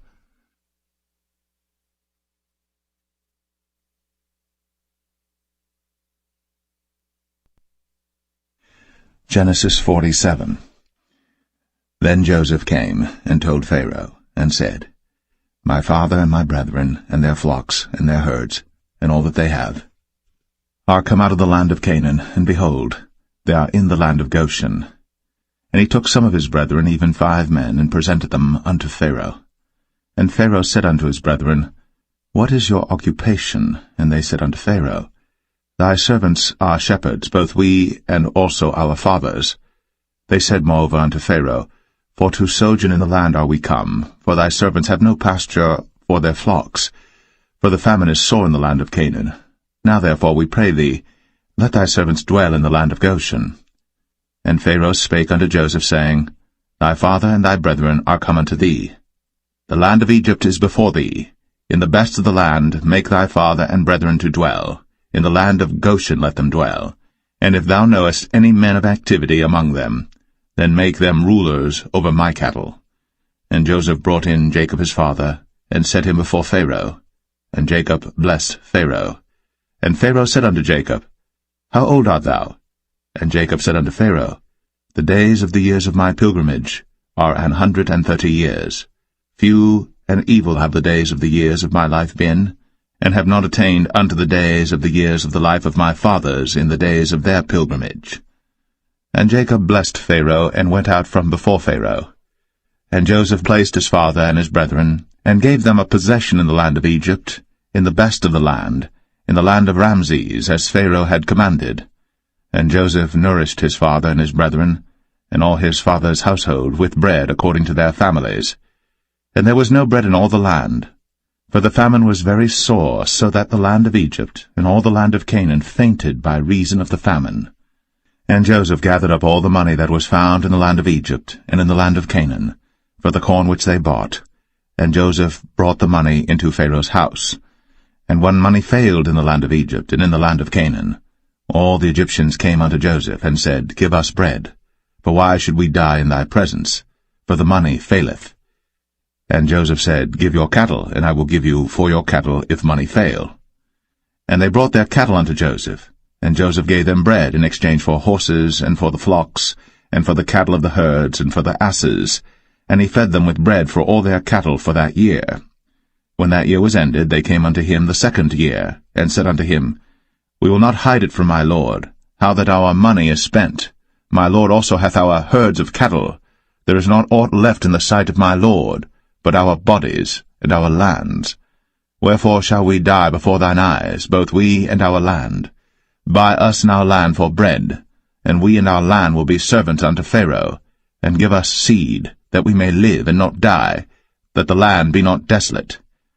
And Joseph bought all the land of Egypt for Pharaoh.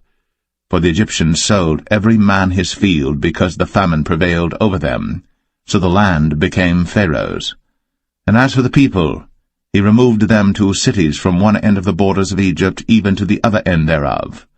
Only the land of the priests bought he not, for the priests had a portion assigned them of Pharaoh, and did eat their portion which Pharaoh gave them, wherefore they sold not their lands. Then Joseph said unto the people, Behold, I have bought you this day, and your land for Pharaoh. Lo, here is seed for you, and ye shall sow the land. And it shall come to pass in the increase, that ye shall give the 5th part unto Pharaoh, and 4 parts shall be your own, for seed of the field, and for your food, and for them of your households, and for food for your little ones. And they said, Thou hast saved our lives. Let us find grace in the sight of my lord, and we will be Pharaoh's servants. And Joseph made it a law over the land of Egypt unto this day, that Pharaoh should have the 5th part, except the land of the priests only, which became not Pharaoh's. And Israel dwelt in the land of Egypt, in the country of Goshen, and they had possessions therein, and grew and multiplied exceedingly. And Jacob lived in the land of Egypt 17 years. So the whole age of Jacob was 147 years. And the time drew nigh that Israel must die. And he called his son Joseph, and said unto him, If now I have found grace in thy sight, put, I pray thee, thy hand under my thigh, and deal kindly and truly with me. Bury me not, I pray thee, in Egypt, but I will lie with my fathers, and thou shalt carry me out of Egypt, and bury me in their burying place. And he said, I will do as thou hast said. And he said, Swear unto me. And he sware unto him. And Israel bowed himself upon the bed's head.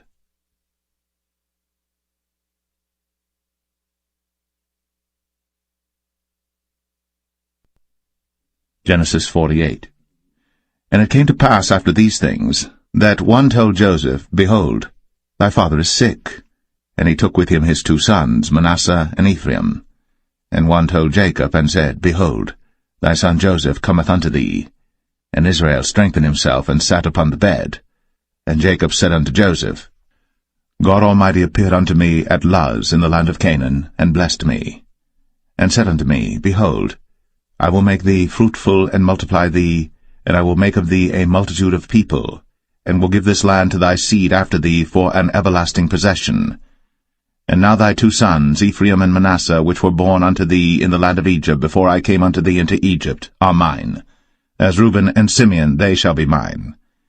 And thy issue which thou begettest after them shall be thine, and shall be called after the name of their brethren in their inheritance.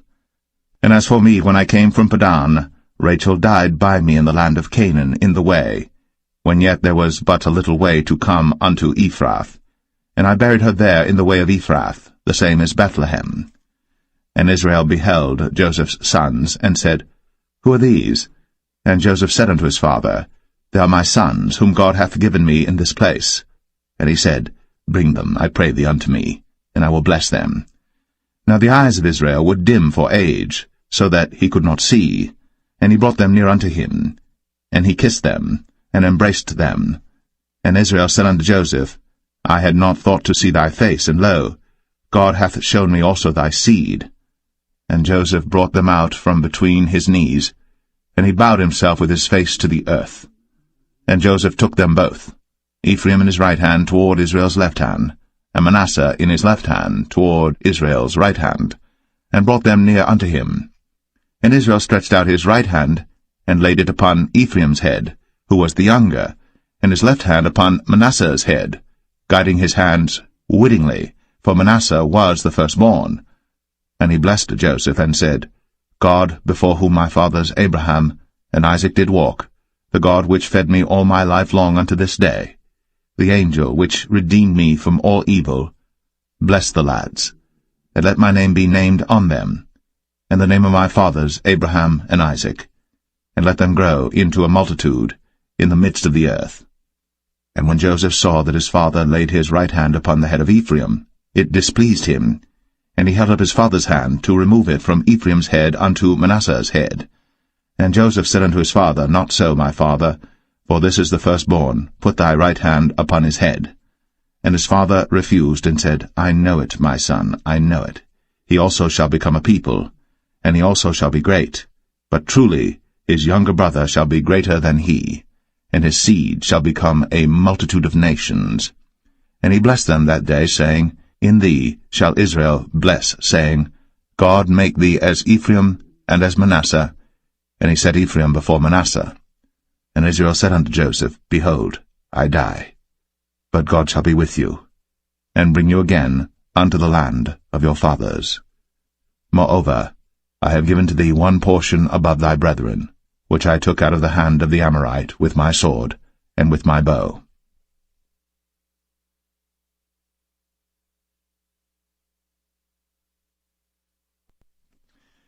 Genesis 49. And Jacob called unto his sons, and said, Gather yourselves together, that I may tell you that which shall befall you in the last days. Gather yourselves together, and hear, ye sons of Jacob, and hearken unto Israel your father. Reuben, thou art my firstborn, my might, and the beginning of my strength, the excellency of dignity, and the excellency of power. Unstable as water, thou shalt not excel, because thou wentest up to thy father's bed, then devilest thou it.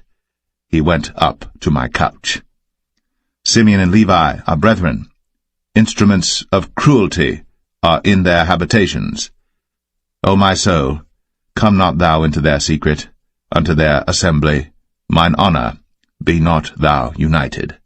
For in their anger they slew a man, and in their self-will they digged down a wall. Cursed be their anger, for it was fierce, and their wrath, for it was cruel. I will divide them in Jacob, and scatter them in Israel. Judah, thou art he whom thy brethren shall praise. Thy hand shall be in the neck of thine enemies. Thy father's children shall bow down before thee. Judah is a lion's whelp. From the prey, my son, thou art gone up. He stooped down. He couched as a lion, and as an old lion, who shall rouse him up? The scepter shall not depart from Judah, nor a lawgiver from between his feet, until Shiloh come, and unto him shall the gathering of the people be. Binding his foal unto the vine, and his ass's colt unto the choice vine, he washed his garments in wine, and his clothes in the blood of grapes. His eyes shall be red with wine, and his teeth white with milk. Zebulun shall dwell at the haven of the sea, and he shall be for an haven of ships, and his border shall be unto Zidon. Issachar is a strong ass couching down between two burdens, and he saw that rest was good, and the land that it was pleasant, and bowed his shoulder to bear, and became a servant unto tribute. Dan shall judge his people, as one of the tribes of Israel. Dan shall be a serpent by the way, an adder in the path, that biteth the horse heels, so that his rider shall fall backward. I have waited for thy salvation, O Lord. Gad, a troop shall overcome him, but he shall overcome at the last. Out of Asher his bread shall be fat, and he shall yield royal dainties. Naphtali is a hind let loose, he giveth goodly words. Joseph is a fruitful bough, even a fruitful bough by a well, whose branches run over the wall. The archers have sorely grieved him, and shot at him, and hated him. But his bow abode in strength, and the arms of his hands were made strong by the hands of the mighty God of Jacob. From thence is the shepherd, the stone of Israel. Even by the God of thy father, who shall help thee, and by the Almighty, who shall bless thee with blessings of heaven above, blessings of the deep that lieth under, blessings of the breasts, and of the womb. The blessings of thy father have prevailed above the blessings of my progenitors, unto the utmost bound of the everlasting hills. They shall be on the head of Joseph, and on the crown of the head of him that was separate from his brethren. Benjamin shall raven as a wolf. In the morning he shall devour the prey, and at night he shall divide the spoil. All these are the 12 tribes of Israel. And this is it that their father spake unto them, and blessed them, every one, according to his blessing, he blessed them. And he charged them, and said unto them, I am to be gathered unto my people. Bury me with my fathers in the cave that is in the field of Ephron the Hittite, in the cave that is in the field of Machpelah, which is before Mamre, in the land of Canaan, which Abraham bought with the field of Ephron the Hittite, for a possession of a burying place. There they buried Abraham and Sarah his wife. There they buried Isaac and Rebekah his wife, and there I buried Leah. The purchase of the field and of the cave that is therein was from the children of Heth. And when Jacob had made an end of commanding his sons, he gathered up his feet into the bed, and yielded up the ghost, and was gathered unto his people.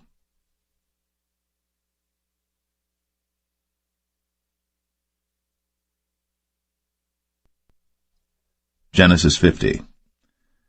And Joseph fell upon his father's face, and wept upon him, and kissed him.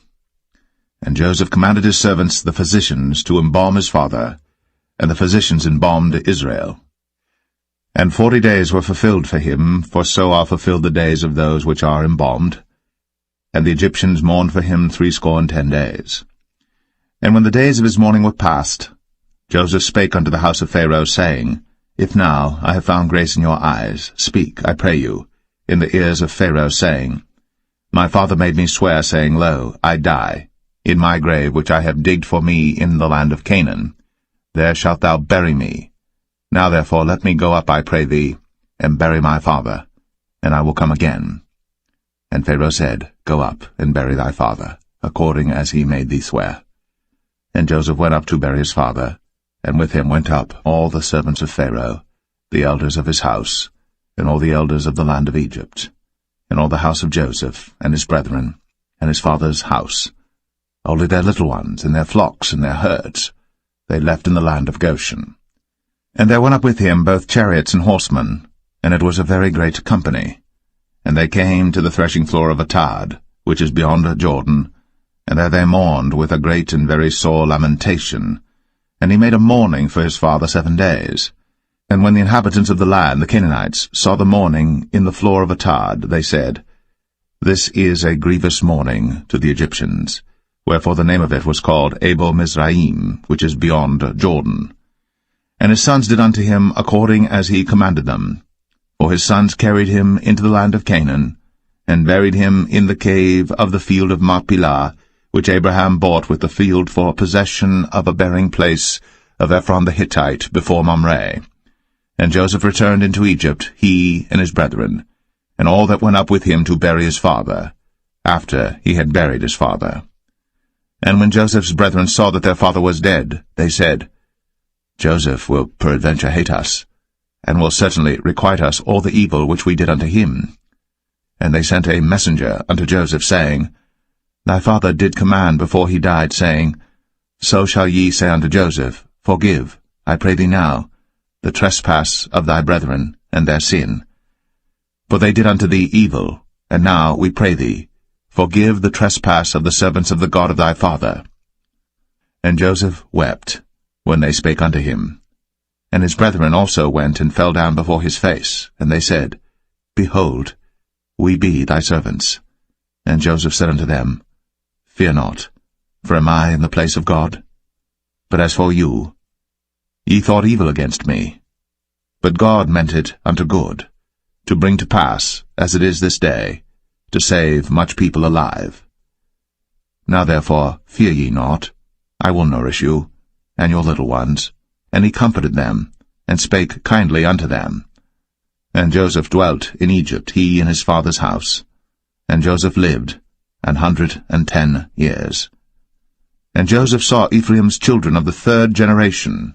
The children also of Machir, the son of Manasseh, were brought up upon Joseph's knees.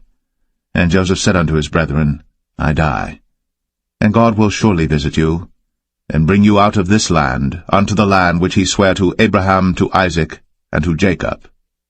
And Joseph took an oath of the children of Israel, saying, God will surely visit you, and ye shall carry up my bones from hence. So Joseph died, being 110 years old, and they embalmed him, and he was put in a coffin in Egypt.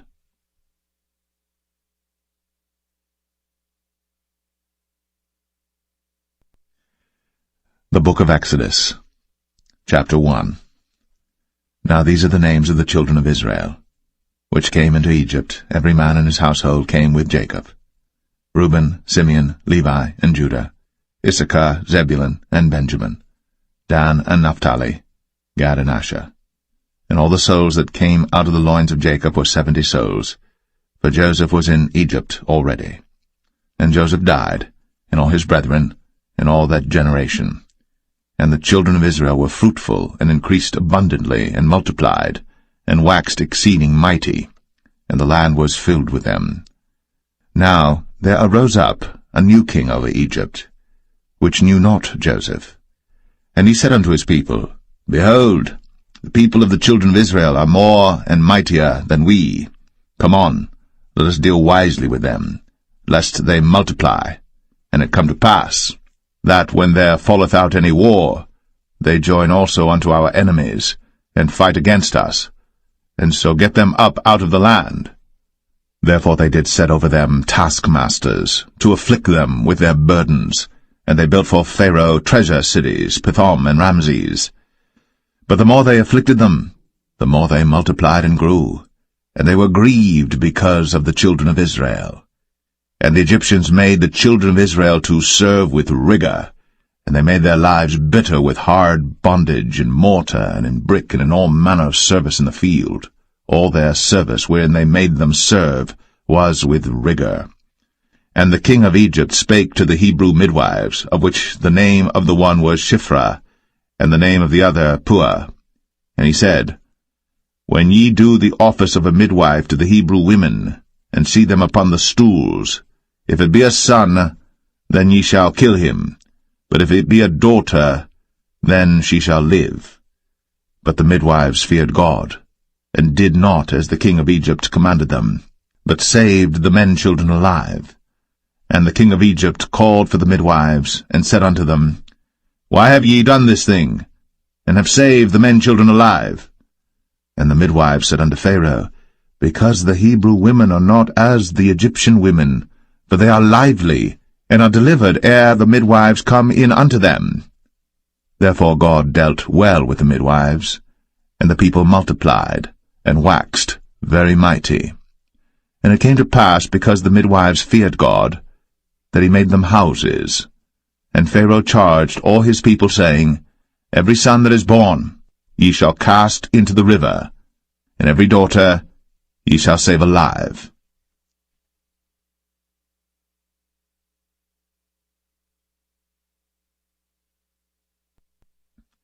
Exodus 2. And there went a man of the house of Levi, and took to wife a daughter of Levi. And the woman conceived, and bare a son. And when she saw him that he was a goodly child, she hid him 3 months. And when she could not longer hide him, she took for him an ark of bulrushes, and daubed it with slime, and with pitch, and put the child therein, and she laid it in the flags by the river's brink. And his sister stood afar off to wit what would be done to him. And the daughter of Pharaoh came down to wash herself at the river, and her maidens walked along by the river's side. And when she saw the ark among the flags, she sent her maid to fetch it. And when she had opened it, she saw the child, and behold, the babe wept. And she had compassion on him, and said, This is one of the Hebrews' children. Then said his sister to Pharaoh's daughter, Shall I go and call to thee a nurse of the Hebrew women, that she may nurse the child for thee? And Pharaoh's daughter said to her, Go. And the maid went, and called the child's mother. And Pharaoh's daughter said unto her, Take this child away, and nurse it for me, and I will give thee thy wages. And the woman took the child, and nursed it. And the child grew, and she brought him unto Pharaoh's daughter, and he became her son. And she called his name Moses, and she said, Because I drew him out of the water.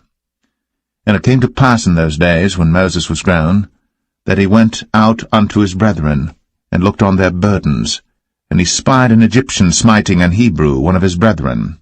And he looked this way and that way. And when he saw that there was no man, he slew the Egyptian, and hid him in the sand. And when he went out the second day, behold, 2 men of the Hebrews strove together. And he said to him that did the wrong, Wherefore smitest thou thy fellow? And he said, Who made thee a prince and a judge over us? Intendest thou to kill me, as thou killedst the Egyptian? And Moses feared, and said, Surely this thing is known. Now when Pharaoh heard this thing, he sought to slay Moses. But Moses fled from the face of Pharaoh, and dwelt in the land of Midian, and he sat down by a well. Now the priest of Midian had 7 daughters, and they came and drew water, and filled the troughs to water their father's flock. And the shepherds came and drove them away, but Moses stood up and helped them, and watered their flock. And when they came to Reuel their father, he said, How is it that ye are come so soon today? And they said, An Egyptian delivered us out of the hand of the shepherds, and also drew water enough for us, and watered the flock. And he said unto his daughters, And where is he? Why is it that ye have left the man? Call him, that he may eat bread. And Moses was content to dwell with the man. And he gave Moses Zipporah his daughter, and she bare him a son. And he called his name Gershom, for he said, I have been a stranger in a strange land. And it came to pass, in process of time, that the king of Egypt died, and the children of Israel sighed by reason of the bondage, and they cried, and their cry came up unto God by reason of the bondage. And God heard their groaning, and God remembered his covenant with Abraham, with Isaac, and with Jacob. And God looked upon the children of Israel, and God had respect unto them.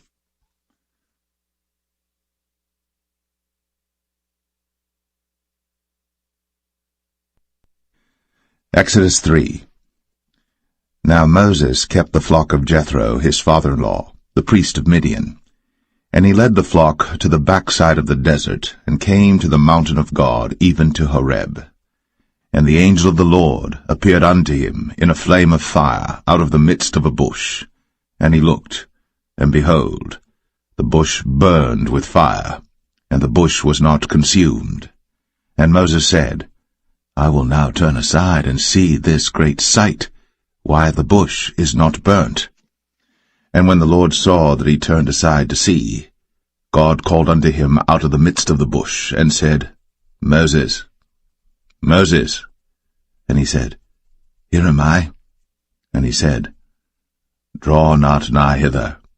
Put off thy shoes from off thy feet, for the place whereon thou standest is holy ground. Moreover, he said, I am the God of thy father, the God of Abraham, the God of Isaac, and the God of Jacob. And Moses hid his face, for he was afraid to look upon God. And the Lord said, I have surely seen the affliction of my people which are in Egypt, and have heard their cry by reason of their taskmasters. For I know their sorrows, and I am come down to deliver them out of the hand of the Egyptians, and to bring them up out of that land unto a good land, and a large, unto a land flowing with milk and honey, unto the place of the Canaanites, and the Hittites, and the Amorites, and the Perizzites, and the Hivites, and the Jebusites. Now therefore, behold, the cry of the children of Israel is come unto me, and I have also seen the oppression wherewith the Egyptians oppress them. Come now therefore, and I will send thee unto Pharaoh, that thou mayest bring forth my people, the children of Israel, out of Egypt. And Moses said unto God, Who am I, that I should go unto Pharaoh, and that I should bring forth the children of Israel out of Egypt? And he said, Certainly I will be with thee, and this shall be a token unto thee, that I have sent thee. When thou hast brought forth the people out of Egypt, ye shall serve God upon this mountain. And Moses said unto God, Behold, when I come unto the children of Israel, and shall say unto them, The God of your fathers has sent me unto you, and they shall say to me, What is his name? What shall I say unto them? And God said unto Moses, I am that I am. And he said, Thus shalt thou say unto the children of Israel, I am hath sent me unto you. And God said moreover unto Moses, Thus shalt thou say unto the children of Israel, The Lord God of your fathers, the God of Abraham, the God of Isaac, and the God of Jacob, hath sent me unto you. This is my name for ever, and this is my memorial unto all generations. Go and gather the elders of Israel together, and say unto them, The Lord God of your fathers, the God of Abraham, of Isaac, and of Jacob, appeared unto me, saying, I have surely visited you, and seen that which is done to you in Egypt. And I have said, I will bring you up out of the affliction of Egypt, unto the land of the Canaanites, and the Hittites, and the Amorites, and the Perizzites, and the Hivites, and the Jebusites, unto a land flowing with milk and honey. And they shall hearken to thy voice, and thou shalt come, thou and the elders of Israel, unto the king of Egypt, and ye shall say unto him, The Lord God of the Hebrews hath met with us. And now let us go, we beseech thee, 3 days' journey into the wilderness, that we may sacrifice to the Lord our God. And I am sure that the king of Egypt will not let you go, no, not by a mighty hand. And I will stretch out my hand, and smite Egypt with all my wonders which I will do in the midst thereof. And after that he will let you go. And I will give this people favor in the sight of the Egyptians, and it shall come to pass that, when ye go, ye shall not go empty. But every woman shall borrow of her neighbor, and of her that sojourneth in her house, jewels of silver, and jewels of gold, and raiment, and ye shall put them upon your sons, and upon your daughters, and ye shall spoil the Egyptians.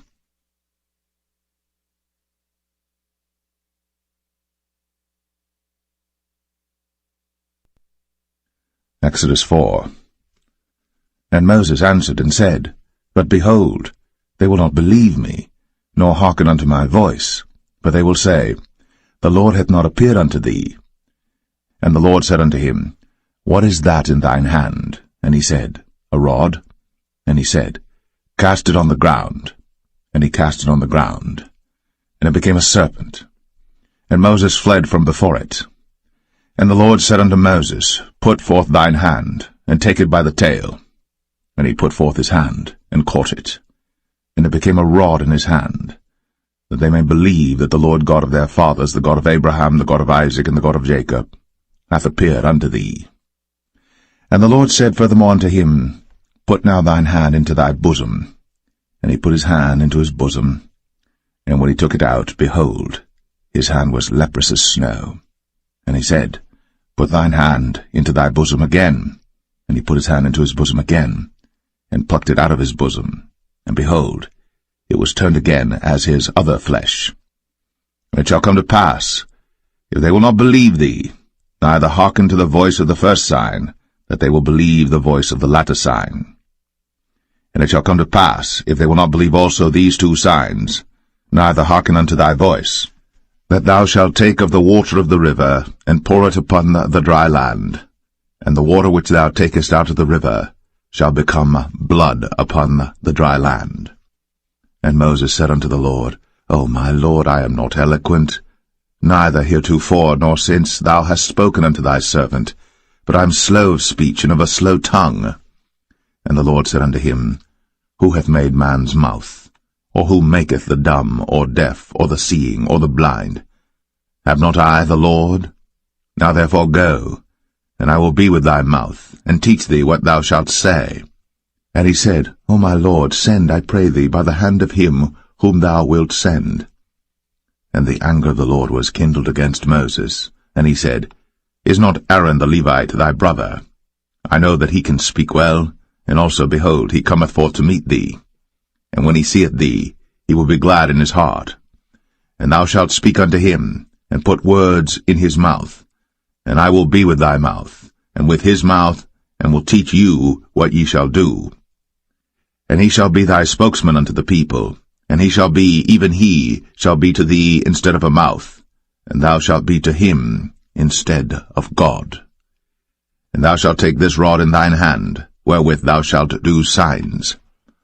And Moses went, and returned to Jethro his father-in-law, and said unto him, Let me go, I pray thee, and return unto my brethren which are in Egypt, and see whether they be yet alive. And Jethro said to Moses, Go in peace. And the Lord said unto Moses in Midian, Go, return into Egypt, for all the men are dead which sought thy life. And Moses took his wife and his sons, and set them upon an ass, and he returned to the land of Egypt. And Moses took the rod of God in his hand. And the Lord said unto Moses, When thou goest to return into Egypt, see that thou do all those wonders before Pharaoh, which I have put in thine hand. But I will harden his heart, that he shall not let the people go. And thou shalt say unto Pharaoh, Thus saith the Lord, Israel is my son, even my firstborn. And I say unto thee, Let my son go, that he may serve me. And if thou refuse to let him go, behold, I will slay thy son, even thy firstborn. And it came to pass by the way in the inn, that the Lord met him, and sought to kill him. Then Zipporah took a sharp stone, and cut off the foreskin of her son, and cast it at his feet, and said, Surely a bloody husband art thou to me. So he let him go. Then she said, A bloody husband thou art, because of the circumcision. And the Lord said to Aaron, Go into the wilderness to meet Moses. And he went, and met him in the mount of God, and kissed him.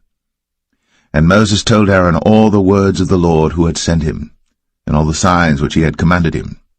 And Moses and Aaron went and gathered together all the elders of the children of Israel. And Aaron spake all the words which the Lord had spoken unto Moses, and did the signs in the sight of the people. And the people believed. And when they heard that the Lord had visited the children of Israel, and that he had looked upon their affliction, then they bowed their heads and worshipped.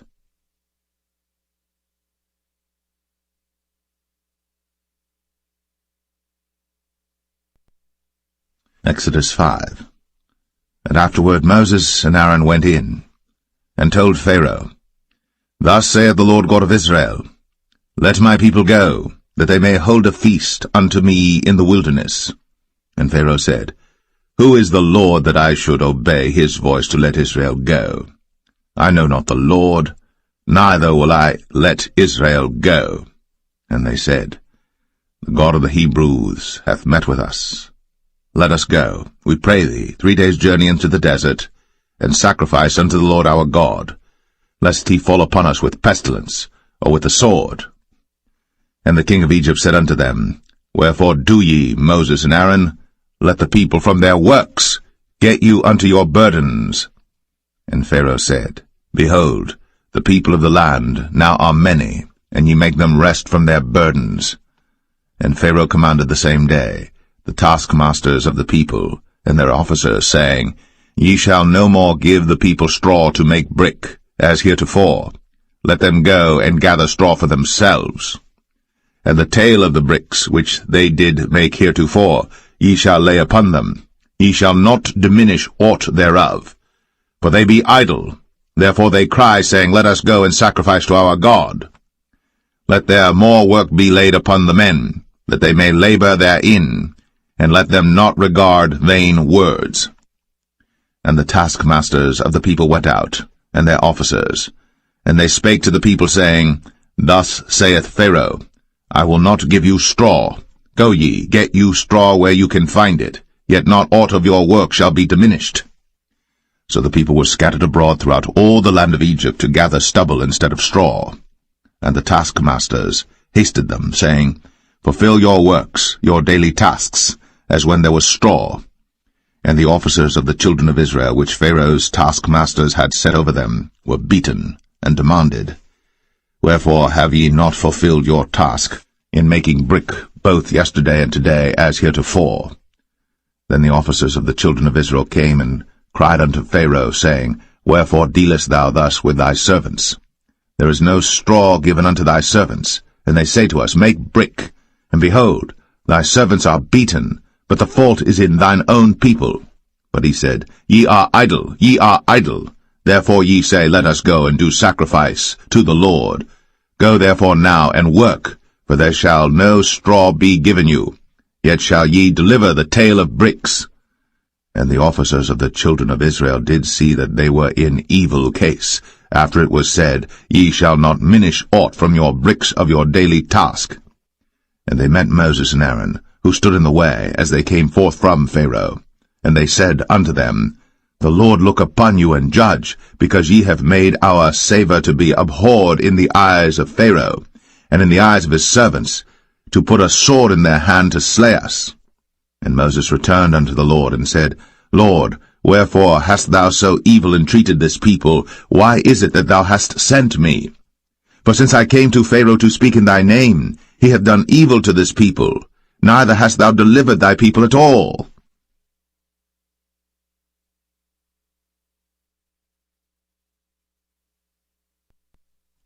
Exodus 6. Then the Lord said unto Moses, Now shalt thou see what I will do to Pharaoh. For with a strong hand shall he let them go, and with a strong hand shall he drive them out of his land. And God spake unto Moses, and said unto him, I am the Lord. And I appeared unto Abraham, unto Isaac, and unto Jacob, by the name of God Almighty, but by my name Jehovah was I not known to them. And I have also established my covenant with them, to give them the land of Canaan, the land of their pilgrimage, wherein they were strangers. And I have also heard the groaning of the children of Israel, whom the Egyptians keep in bondage, and I have remembered my covenant. Wherefore say unto the children of Israel, I am the Lord, and I will bring you out from under the burdens of the Egyptians, and I will rid you out of their bondage, and I will redeem you with a stretched out arm and with great judgments. And I will take you to me for a people, and I will be to you a God, and ye shall know that I am the Lord your God, which bringeth you out from under the burdens of the Egyptians. And I will bring you in unto the land, concerning the which I did swear to give it to Abraham, to Isaac, and to Jacob, and I will give it you for an heritage. I am the Lord. And Moses spake so unto the children of Israel, but they hearkened not unto Moses for anguish of spirit, and for cruel bondage.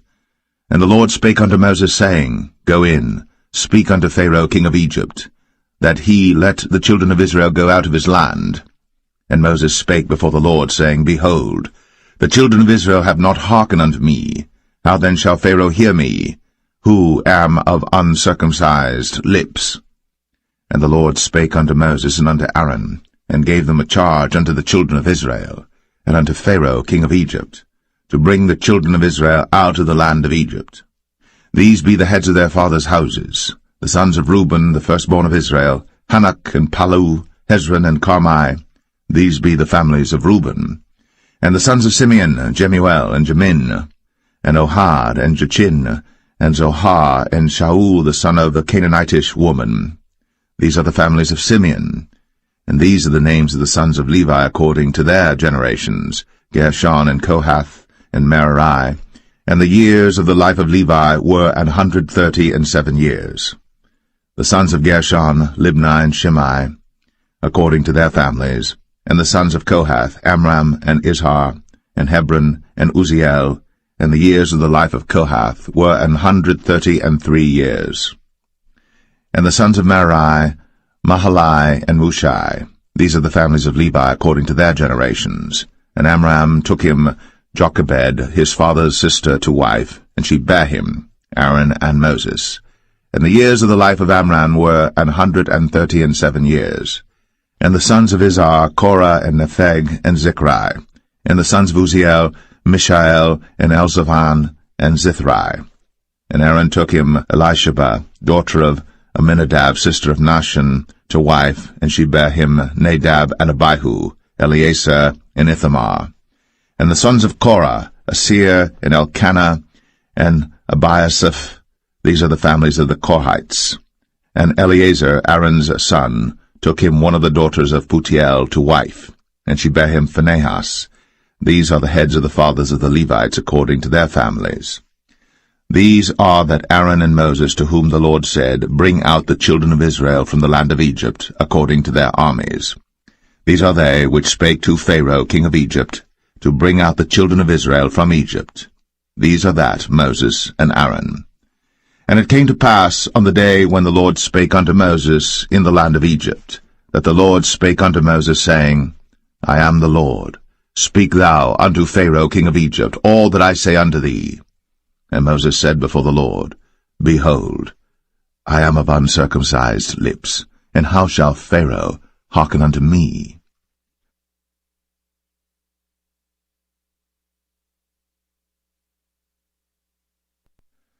Exodus 7. And the Lord said unto Moses, See, I have made thee a god to Pharaoh, and Aaron thy brother shall be thy prophet. Thou shalt speak all that I command thee, and Aaron thy brother shall speak unto Pharaoh, that he send the children of Israel out of his land. And I will harden Pharaoh's heart, and multiply my signs and my wonders in the land of Egypt. But Pharaoh shall not hearken unto you, that I may lay my hand upon Egypt, and bring forth mine armies and my people the children of Israel out of the land of Egypt by great judgments. And the Egyptians shall know that I am the Lord, when I stretch forth mine hand upon Egypt, and bring out the children of Israel from among them. And Moses and Aaron did as the Lord commanded them, so did they. And Moses was 80 years old, and Aaron 83 years old, when they spake unto Pharaoh. And the Lord spake unto Moses and unto Aaron, saying, When Pharaoh shall speak unto you, saying, Show a miracle for you, then thou shalt say unto Aaron, Take thy rod, and cast it before Pharaoh, and it shall become a serpent. And Moses and Aaron went in unto Pharaoh, and they did so as the Lord had commanded. And Aaron cast down his rod before Pharaoh, and before his servants, and it became a serpent. Then Pharaoh also called the wise men and the sorcerers. Now the magicians of Egypt they also did in like manner with their enchantments. For they cast down every man his rod, and they became serpents. But Aaron's rod swallowed up their rods. And he hardened Pharaoh's heart, that he hearkened not unto them, as the Lord had said. And the Lord said unto Moses, Pharaoh's heart is hardened, he refuseth to let the people go. Get thee unto Pharaoh in the morning. Lo, he goeth out unto the water, and thou shalt stand by the river's brink against he come. And the rod which was turned to a serpent shalt thou take in thine hand. And thou shalt say unto him, The Lord God of the Hebrews hath sent me unto thee, saying, Let my people go, that they may serve me in the wilderness. And behold, hitherto thou wouldest not hear. Thus saith the Lord, In this thou shalt know that I am the Lord. Behold, I will smite with the rod that is in mine hand upon the waters which are in the river, and they shall be turned to blood. And the fish that is in the river shall die, and the river shall stink, and the Egyptians shall loathe to drink of the water of the river.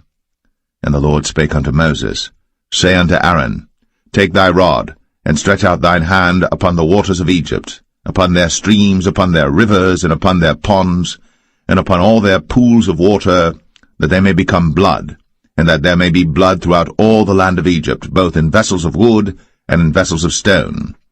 And Moses and Aaron did so, as the Lord commanded. And he lifted up the rod, and smote the waters that were in the river, in the sight of Pharaoh, and in the sight of his servants, and all the waters that were in the river were turned to blood.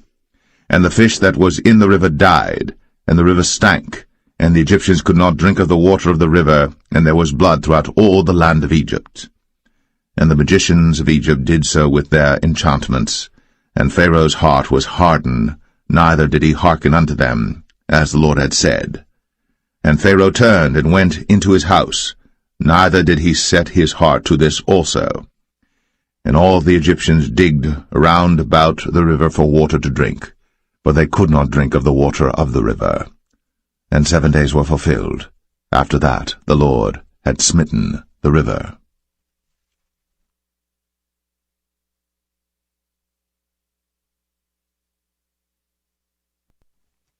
Exodus 8. And the Lord spake unto Moses, Go unto Pharaoh, and say unto him, Thus saith the Lord, Let my people go, that they may serve me. And if thou refuse to let them go, behold, I will smite all thy borders with frogs, and the river shall bring forth frogs abundantly, which shall go up and come into thine house, and into thy bedchamber, and upon thy bed, and into the house of thy servants, and upon thy people, and into thine ovens, and into thy kneading troughs. And the frogs shall come up both on thee, and upon thy people, and upon all thy servants. And the Lord spake unto Moses, Say unto Aaron, Stretch forth thine hand with thy rod over the streams, over the rivers, and over the ponds, and cause frogs to come up upon the land of Egypt. And Aaron stretched out his hand over the waters of Egypt, and the frogs came up, and covered the land of Egypt. And the magicians did so with their enchantments, and brought up frogs upon the land of Egypt. Then Pharaoh called for Moses and Aaron, and said, Entreat the Lord, that he may take away the frogs from me, and from my people, and I will let the people go, that they may do sacrifice unto the Lord. And Moses said unto Pharaoh, Glory over me. When shall I entreat for thee, and for thy servants, and for thy people, to destroy the frogs from thee, and thy houses, that they may remain in the river only? And he said, Tomorrow. And he said, Be it according to thy word, that thou mayest know that there is none like unto the Lord our God. And the frogs shall depart from thee, and from thy houses, and from thy servants, and from thy people, they shall remain in the river only. And Moses and Aaron went out from Pharaoh, and Moses cried unto the Lord because of the frogs, which he had brought against Pharaoh. And the Lord did according to the word of Moses, and the frogs died out of the houses, out of the villages, and out of the fields. And they gathered them together upon heaps, and the land stank. But when Pharaoh saw that there was respite, he hardened his heart, and hearkened not unto them, as the Lord had said. And the Lord said unto Moses, Say unto Aaron, Stretch out thy rod, and smite the dust of the land, that it may become lice throughout all the land of Egypt. And they did so. For Aaron stretched out his hand with his rod, and smote the dust of the earth, and it became lice in man and in beast. All the dust of the land became lice throughout all the land of Egypt. And the magicians did so with their enchantments to bring forth lice, but they could not, so there were lice upon man and upon beast. Then the magicians said unto Pharaoh, This is the finger of God. And Pharaoh's heart was hardened, and he hearkened not unto them, as the Lord had said. And the Lord said unto Moses, Rise up early in the morning, and stand before Pharaoh. Lo, he cometh forth to the water. And say unto him, Thus saith the Lord, Let my people go, that they may serve me. Else, if thou wilt not let my people go, behold, I will send swarms of flies upon thee, and upon thy servants, and upon thy people, and into thy houses, and the houses of the Egyptians shall be full of swarms of flies, and also the ground whereon they are. And I will sever in that day the land of Goshen, in which my people dwell, that no swarms of flies shall be there, to the end thou mayest know that I am the Lord in the midst of the earth. And I will put a division between my people and thy people. Tomorrow shall this sign be. And the Lord did so. And there came a grievous swarm of flies into the house of Pharaoh, and into his servants' houses, and into all the land of Egypt. The land was corrupted by reason of the swarm of flies. And Pharaoh called for Moses and for Aaron, and said, Go ye, sacrifice to your God in the land. And Moses said, It is not meet so to do, for we shall sacrifice the abomination of the Egyptians to the Lord our God. Lo, shall we sacrifice the abomination of the Egyptians before their eyes? And will they not stone us? We will go 3 days' journey into the wilderness, and sacrifice to the Lord our God, as he shall command us. And Pharaoh said, I will let you go, that ye may sacrifice to the Lord your God in the wilderness. Only ye shall not go very far away. Entreat for me. And Moses said, Behold, I go out from thee, and I will entreat the Lord that the swarms of flies may depart from Pharaoh, from his servants, and from his people tomorrow. But let not Pharaoh deal deceitfully any more, not letting the people go to sacrifice to the Lord. And Moses went out from Pharaoh, and entreated the Lord. And the Lord did according to the word of Moses, and he removed the swarms of flies from Pharaoh, from his servants, and from his people. There remained not one. And Pharaoh hardened his heart at this time also, neither would he let the people go.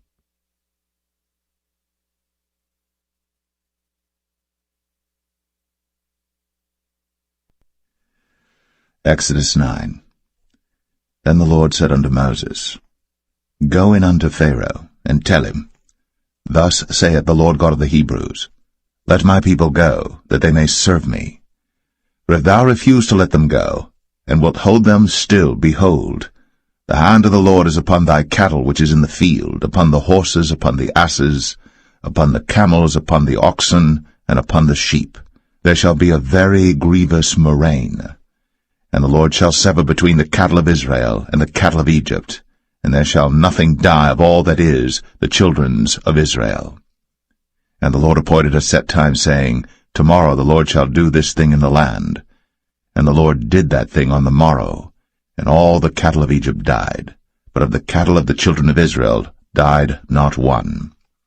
And Pharaoh sent, and behold, there was not one of the cattle of the Israelites dead, and the heart of Pharaoh was hardened, and he did not let the people go. And the Lord said unto Moses and unto Aaron, Take to you handfuls of ashes of the furnace, and let Moses sprinkle it toward the heaven in the sight of Pharaoh. And it shall become small dust in all the land of Egypt, and shall be a boil breaking forth with blains upon man and upon beast throughout all the land of Egypt. Then they took ashes of the furnace, and stood before Pharaoh. And Moses sprinkled it up toward heaven, and it became a boil, breaking forth with blains upon man and upon beast. And the magicians could not stand before Moses because of the boils, for the boil was upon the magicians and upon all the Egyptians. And the Lord hardened the heart of Pharaoh, and he hearkened not unto them, as the Lord had spoken unto Moses. And the Lord said unto Moses, Rise up early in the morning, and stand before Pharaoh, and say unto him, Thus saith the Lord God of the Hebrews, Let my people go, that they may serve me.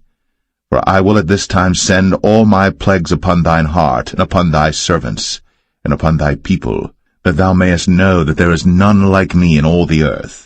For now I will stretch out my hand, that I may smite thee and thy people with pestilence, and thou shalt be cut off from the earth.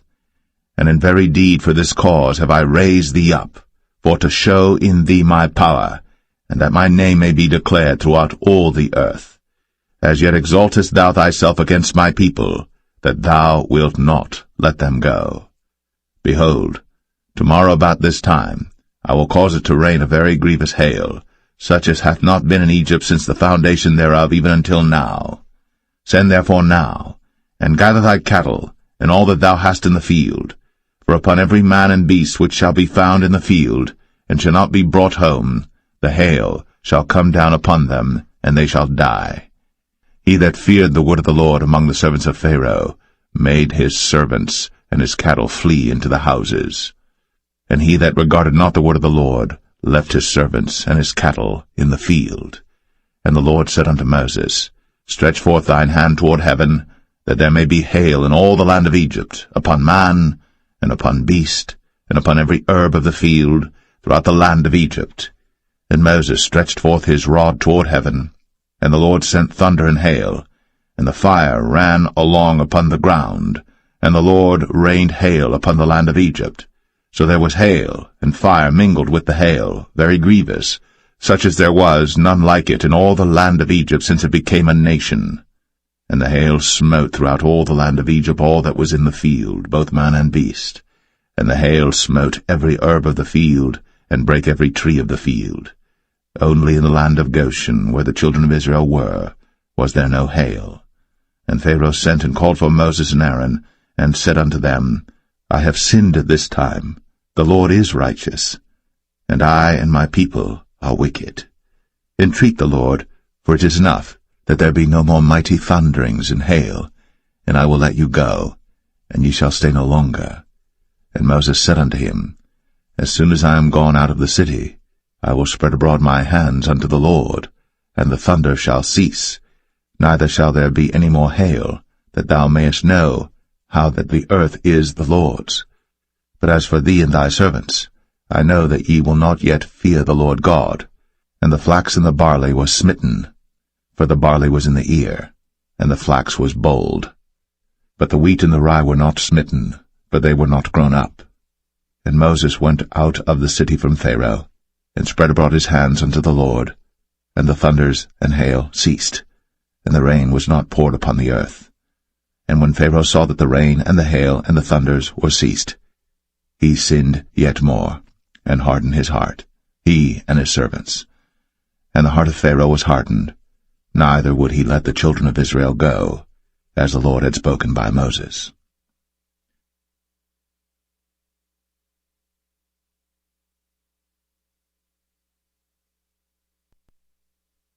Exodus 10. And the Lord said unto Moses, Go in unto Pharaoh, for I have hardened his heart, and the heart of his servants, that I might show these my signs before him, and that thou mayest tell in the ears of thy son, and of thy son's son, what things I have wrought in Egypt, and my signs which I have done among them, that ye may know how that I am the Lord. And Moses and Aaron came in unto Pharaoh, and said unto him, Thus saith the Lord God of the Hebrews, How long wilt thou refuse to humble thyself before me? Let my people go, that they may serve me. Else, if thou refuse to let my people go, behold, tomorrow will I bring the locusts into thy coast. And they shall cover the face of the earth, that one cannot be able to see the earth. And they shall eat the residue of that which is escaped, which remaineth unto you from the hail, and shall eat every tree which groweth for you out of the field. And they shall fill thy houses, and the houses of all thy servants, and the houses of all the Egyptians, which neither thy fathers nor thy fathers' fathers have seen, since the day that they were upon the earth unto this day. And he turned himself, and went out from Pharaoh. And Pharaoh's servants said unto him, How long shall this man be a snare unto us?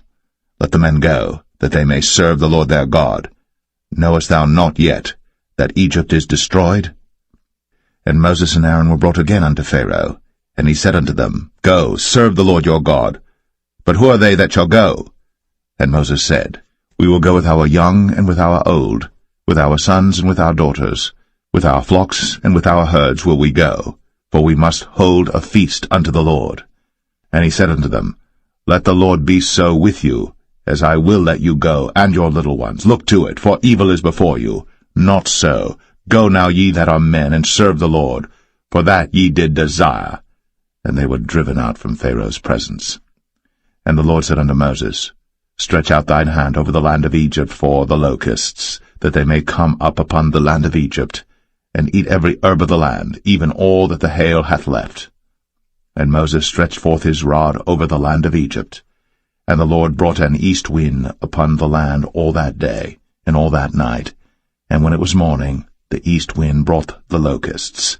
And the locusts went up over all the land of Egypt, and rested in all the coasts of Egypt. Very grievous were they. Before them there were no such locusts as they, neither after them shall be such. For they covered the face of the whole earth, so that the land was darkened. And they did eat every herb of the land, and all the fruit of the trees which the hail had left. And there remained not any green thing in the trees, or in the herbs of the field, through all the land of Egypt. Then Pharaoh called for Moses and Aaron in haste, and he said, I have sinned against the Lord your God and against you.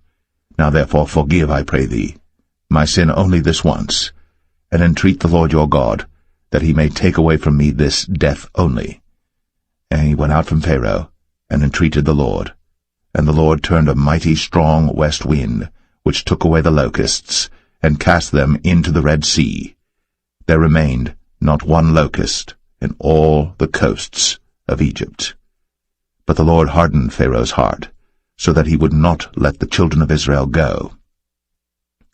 And the Lord said unto Moses, Stretch out thine hand toward heaven, that there may be darkness over the land of Egypt, even darkness which may be felt. And Moses stretched forth his hand toward heaven, and there was a thick darkness in all the land of Egypt 3 days. They saw not one another, neither rose any from his place for 3 days. But all the children of Israel had light in their dwellings.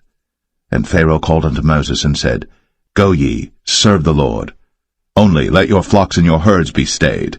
Let your little ones also go with you. And Moses said, Thou must give us also sacrifices and burnt offerings, that we may sacrifice unto the Lord our God. Our cattle also shall go with us. There shall not an hoof be left behind, for thereof must we take to serve the Lord our God, and we know not with what we must serve the Lord until we come thither. But the Lord hardened Pharaoh's heart, and he would not let them go. And Pharaoh said unto him, Get thee from me, take heed to thyself, see my face no more, for in that day thou seest my face, thou shalt die. And Moses said, Thou hast spoken well. I will see thy face again no more.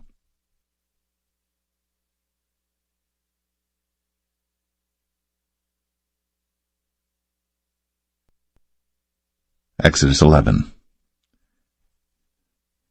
And the Lord said unto Moses, Yet will I bring one plague more upon Pharaoh and upon Egypt.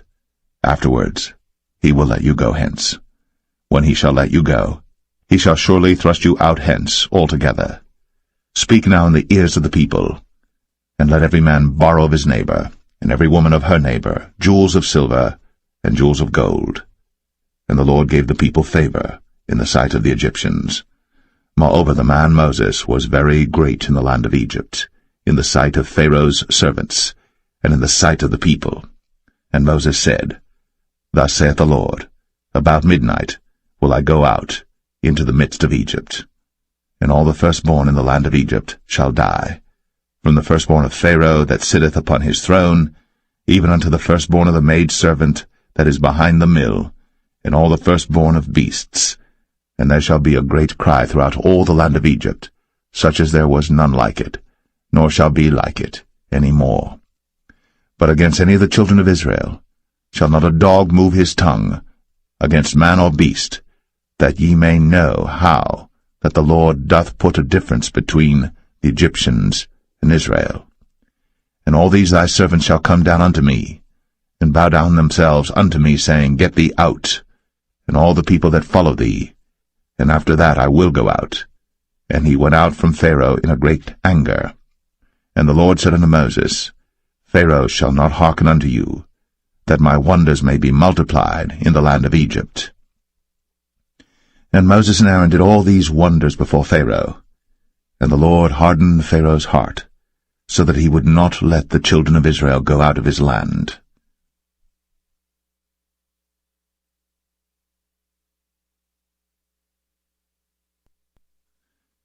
Exodus 12. And the Lord spake unto Moses and Aaron in the land of Egypt, saying, This month shall be unto you the beginning of months. It shall be the first month of the year to you. Speak ye unto all the congregation of Israel, saying, In the 10th day of this month they shall take to them every man a lamb, according to the house of their fathers, a lamb for an house. And if the household be too little for the lamb, let him and his neighbor next unto his house take it according to the number of the souls. Every man according to his eating shall make your count for the lamb. Your lamb shall be without blemish, a male of the first year. Ye shall take it out from the sheep or from the goats. And ye shall keep it up until the 14th day of the same month. And the whole assembly of the congregation of Israel shall kill it in the evening. And they shall take of the blood, and strike it on the 2 side posts, and on the upper door post of the houses wherein they shall eat it. And they shall eat the flesh in that night, roast with fire, and unleavened bread, and with bitter herbs they shall eat it. Eat not of it raw, nor sodden it all with water, but roast with fire, his head with his legs, and with the purtenance thereof. And ye shall let nothing of it remain until the morning. And that which remaineth of it until the morning ye shall burn with fire. And thus shall ye eat it, with your loins girded, your shoes on your feet, and your staff in your hand, and ye shall eat it in haste. It is the Lord's Passover. For I will pass through the land of Egypt this night, and will smite all the firstborn in the land of Egypt, both man and beast, and against all the gods of Egypt I will execute judgment. I am the Lord. And the blood shall be to you for a token upon the houses where ye are. And when I see the blood, I will pass over you, and the plague shall not be upon you to destroy you, when I smite the land of Egypt. And this day shall be unto you for a memorial, and ye shall keep it a feast to the Lord throughout your generations. Ye shall keep it a feast by an ordinance forever. 7 days shall ye eat unleavened bread. Even the first day ye shall put away leaven out of your houses. For whosoever eateth leavened bread from the first day until the 7th day, that soul shall be cut off from Israel. And in the first day there shall be an holy convocation, and in the 7th day there shall be an holy convocation to you. No manner of work shall be done in them, save that which every man must eat, that only may be done of you. And ye shall observe the feast of unleavened bread. For in this selfsame day have I brought your armies out of the land of Egypt. Therefore shall ye observe this day in your generations by an ordinance forever. In the 1st month, on the 14th day of the month at even, ye shall eat unleavened bread, until the 21st day of the month at even. 7 days shall there be no leaven found in your houses. For whosoever eateth that which is leavened, even that soul shall be cut off from the congregation of Israel, whether he be a stranger or born in the land. Ye shall eat nothing leavened. In all your habitations shall ye eat unleavened bread. Then Moses called for all the elders of Israel, and said unto them, Draw out, and take you a lamb according to your families, and kill the Passover. And ye shall take a bunch of hyssop, and dip it in the blood that is in the basin, and strike the lintel and the 2 side posts with the blood that is in the basin, and none of you shall go out at the door of his house until the morning. For the Lord will pass through to smite the Egyptians, and when he seeth the blood upon the lintel, and on the 2 side posts, the Lord will pass over the door, and will not suffer the destroyer to come in unto your houses to smite you. And ye shall observe this thing for an ordinance to thee, and to thy sons, forever. And it shall come to pass, when ye be come to the land which the Lord will give you, according as he hath promised, that ye shall keep this service. And it shall come to pass, when your children shall say unto you, What mean ye by this service? That ye shall say, It is the sacrifice of the Lord's Passover, who passed over the houses of the children of Israel in Egypt, when he smote the Egyptians, and delivered our houses. And the people bowed the head, and worshipped. And the children of Israel went away, and did, as the Lord had commanded Moses and Aaron, so did they. And it came to pass that at midnight the Lord smote all the firstborn in the land of Egypt, from the firstborn of Pharaoh that sat on his throne unto the firstborn of the captive that was in the dungeon, and all the firstborn of cattle. And Pharaoh rose up in the night, he and all his servants and all the Egyptians. And there was a great cry in Egypt, but there was not a house where there was not one dead. And he called for Moses and Aaron by night, and said, Rise up, and get you forth from among my people, both ye and the children of Israel, and go, serve the Lord, as ye have said. Also take your flocks and your herds, as ye have said, and be gone, and bless me also. And the Egyptians were urgent upon the people, that they might send them out of the land in haste. For they said, We be all dead men. And the people took their dough before it was leavened, their kneading troughs being bound up in their clothes upon their shoulders. And the children of Israel did according to the word of Moses. And they borrowed of the Egyptians jewels of silver, and jewels of gold and raiment. And the Lord gave the people favor in the sight of the Egyptians, so that they lent unto them such things as they required, and they spoiled the Egyptians. And the children of Israel journeyed from Ramses to Succoth, about 600,000 on foot, that were men, beside children. And a mixed multitude went up also with them, and flocks and herds, even very much cattle. And they baked unleavened cakes of the dough which they brought forth out of Egypt, for it was not leavened, because they were thrust out of Egypt, and could not tarry, neither had they prepared for themselves any victual. Now the sojourning of the children of Israel, who dwelt in Egypt, was 430 years.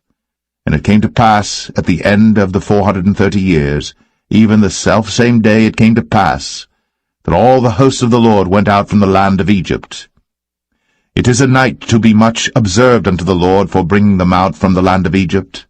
This is that night of the Lord to be observed of all the children of Israel in their generations. And the Lord said unto Moses and Aaron, This is the ordinance of the Passover. There shall no stranger eat thereof. But every man's servant that is bought for money, when thou hast circumcised him, then shall he eat thereof. A foreigner and an hired servant shall not eat thereof. In one house shall it be eaten. Thou shalt not carry forth aught of the flesh abroad out of the house, neither shall ye break a bone thereof. All the congregation of Israel shall keep it. And when a stranger shall sojourn with thee, and will keep the Passover to the Lord, let all his males be circumcised, and then let him come near and keep it. And he shall be as one that is born in the land. For no uncircumcised person shall eat thereof. One law shall be to him that is homeborn, and unto the stranger that sojourneth among you. Thus did all the children of Israel. As the Lord commanded Moses and Aaron, so did they.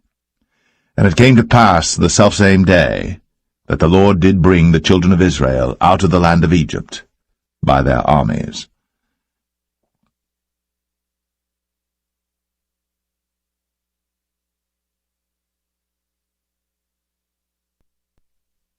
Exodus 13. And the Lord spake unto Moses, saying, Sanctify unto me all the firstborn, whatsoever openeth the womb among the children of Israel, both of man and of beast, it is mine. And Moses said unto the people, Remember this day in which ye came out from Egypt, out of the house of bondage, for by strength of hand the Lord brought you out from this place. There shall no leavened bread be eaten. This day came ye out in the month Abib. And it shall be, when the Lord shall bring thee into the land of the Canaanites, and the Hittites, and the Amorites, and the Hivites, and the Jebusites, which he sware unto thy fathers to give thee, a land flowing with milk and honey, that thou shalt keep this service in this month. 7 days thou shalt eat unleavened bread, and in the 7th day shall be a feast to the Lord. Unleavened bread shall be eaten 7 days, and there shall no leavened bread be seen with thee, neither shall there be leaven seen with thee in all thy quarters. And thou shalt show thy son in that day, saying, This is done, because of that which the Lord did unto me, when I came forth out of Egypt. And it shall be for a sign unto thee upon thine hand, and for a memorial between thine eyes, that the Lord's law may be in thy mouth. For with a strong hand hath the Lord brought thee out of Egypt. Thou shalt therefore keep this ordinance in his season from year to year. And it shall be, when the Lord shall bring thee into the land of the Canaanites, as he sware unto thee and to thy fathers, and shall give it thee, that thou shalt set apart unto the Lord all that openeth the matrix, and every firstling that cometh of a beast which thou hast, the males shall be the Lord's. And every firstling of an ass thou shalt redeem with a lamb, and if thou wilt not redeem it, then thou shalt break his neck. And all the firstborn of man among thy children shalt thou redeem. And it shall be, when thy son asketh thee in time to come, saying, What is this? That thou shalt say unto him, By strength of hand the Lord brought us out from Egypt, from the house of bondage. And it came to pass, when Pharaoh would hardly let us go, that the Lord slew all the firstborn in the land of Egypt, both the firstborn of man and the firstborn of beast. Therefore I sacrifice to the Lord all that openeth the matrix, being males, but all the firstborn of my children I redeem. And it shall be for a token upon thine hand, and for frontlets between thine eyes, for by strength of hand the Lord brought us forth out of Egypt. And it came to pass, when Pharaoh had let the people go, that God led them not through the way of the land of the Philistines, although that was near, for God said, Lest peradventure the people repent when they see war, and they return to Egypt. But God led the people about through the way of the wilderness of the Red Sea, and the children of Israel went up harnessed out of the land of Egypt. And Moses took the bones of Joseph with him, for he had straitly sworn the children of Israel, saying, God will surely visit you, and ye shall carry up my bones away hence with you. And they took their journey from Succoth, and encamped in Etham, in the edge of the wilderness. And the Lord went before them by day in a pillar of a cloud, to lead them the way, and by night in a pillar of fire, to give them light, to go by day and night. He took not away the pillar of the cloud by day, nor the pillar of fire by night, from before the people.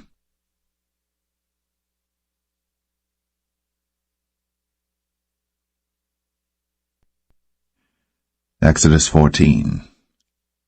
And the Lord spake unto Moses, saying, Speak unto the children of Israel, that they turn and encamp before Pi-hahiroth, between Migdol and the sea, over against Baal-zephon. Before it shall ye encamp by the sea.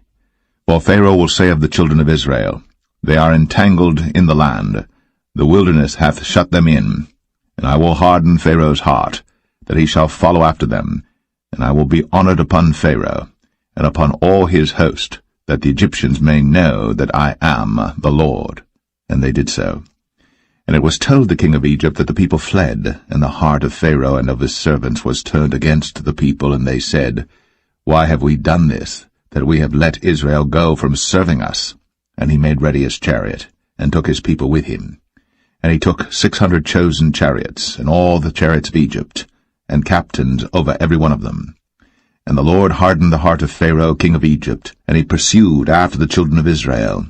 And the children of Israel went out with an high hand. But the Egyptians pursued after them, all the horses and chariots of Pharaoh, and his horsemen and his army, and overtook them encamping by the sea, beside Pi-hahiroth, before Baal-zephon. And when Pharaoh drew nigh, the children of Israel lifted up their eyes, and behold, the Egyptians marched after them, and they were sore afraid. And the children of Israel cried out unto the Lord, and they said unto Moses, Because there were no graves in Egypt, hast thou taken us away to die in the wilderness? Wherefore hast thou dealt thus with us, to carry us forth out of Egypt? Is not this the word that we did tell thee in Egypt, saying, Let us alone, that we may serve the Egyptians? For it had been better for us to serve the Egyptians, than that we should die in the wilderness. And Moses said unto the people, Fear ye not, stand still, and see the salvation of the Lord, which he will show to you today. For the Egyptians whom ye have seen today, ye shall see them again no more for ever. The Lord shall fight for you, and ye shall hold your peace. And the Lord said unto Moses, Wherefore criest thou unto me? Speak unto the children of Israel, that they go forward. But lift thou up thy rod, and stretch out thine hand over the sea, and divide it. And the children of Israel shall go on dry ground through the midst of the sea. And I, behold, I will harden the hearts of the Egyptians, and they shall follow them. And I will get me honor upon Pharaoh, and upon all his host, upon his chariots, and upon his horsemen. And the Egyptians shall know that I am the Lord, when I have gotten me honor upon Pharaoh, upon his chariots, and upon his horsemen. And the angel of God, which went before the camp of Israel, removed, and went behind them. And the pillar of the cloud went from before their face, and stood behind them. And it came between the camp of the Egyptians and the camp of Israel. And it was a cloud and darkness to them, but it gave light by night to these, so that the one came not near the other all the night. And Moses stretched out his hand over the sea, and the Lord caused the sea to go back by a strong east wind all that night, and made the sea dry land, and the waters were divided. And the children of Israel went into the midst of the sea upon the dry ground, and the waters were a wall unto them on their right hand and on their left. And the Egyptians pursued, and went in after them to the midst of the sea, even all Pharaoh's horses, his chariots, and his horsemen. And it came to pass that in the morning watch the Lord looked unto the host of the Egyptians through the pillar of fire and of the cloud, and troubled the host of the Egyptians, and took off their chariot wheels, that they drave them heavily, so that the Egyptians said, Let us flee from the face of Israel, for the Lord fighteth for them against the Egyptians. And the Lord said unto Moses, Stretch out thine hand over the sea, that the waters may come again upon the Egyptians, upon their chariots, and upon their horsemen. And Moses stretched forth his hand over the sea, and the sea returned to his strength when the morning appeared, and the Egyptians fled against it. And the Lord overthrew the Egyptians in the midst of the sea. And the waters returned and covered the chariots, and the horsemen, and all the host of Pharaoh that came into the sea after them. There remained not so much as one of them. But the children of Israel walked upon dry land in the midst of the sea, and the waters were a wall unto them on their right hand and on their left. Thus the Lord saved Israel that day out of the hand of the Egyptians, and Israel saw the Egyptians dead upon the seashore. And Israel saw that great work which the Lord did upon the Egyptians, and the people feared the Lord, and believed the Lord and his servant Moses.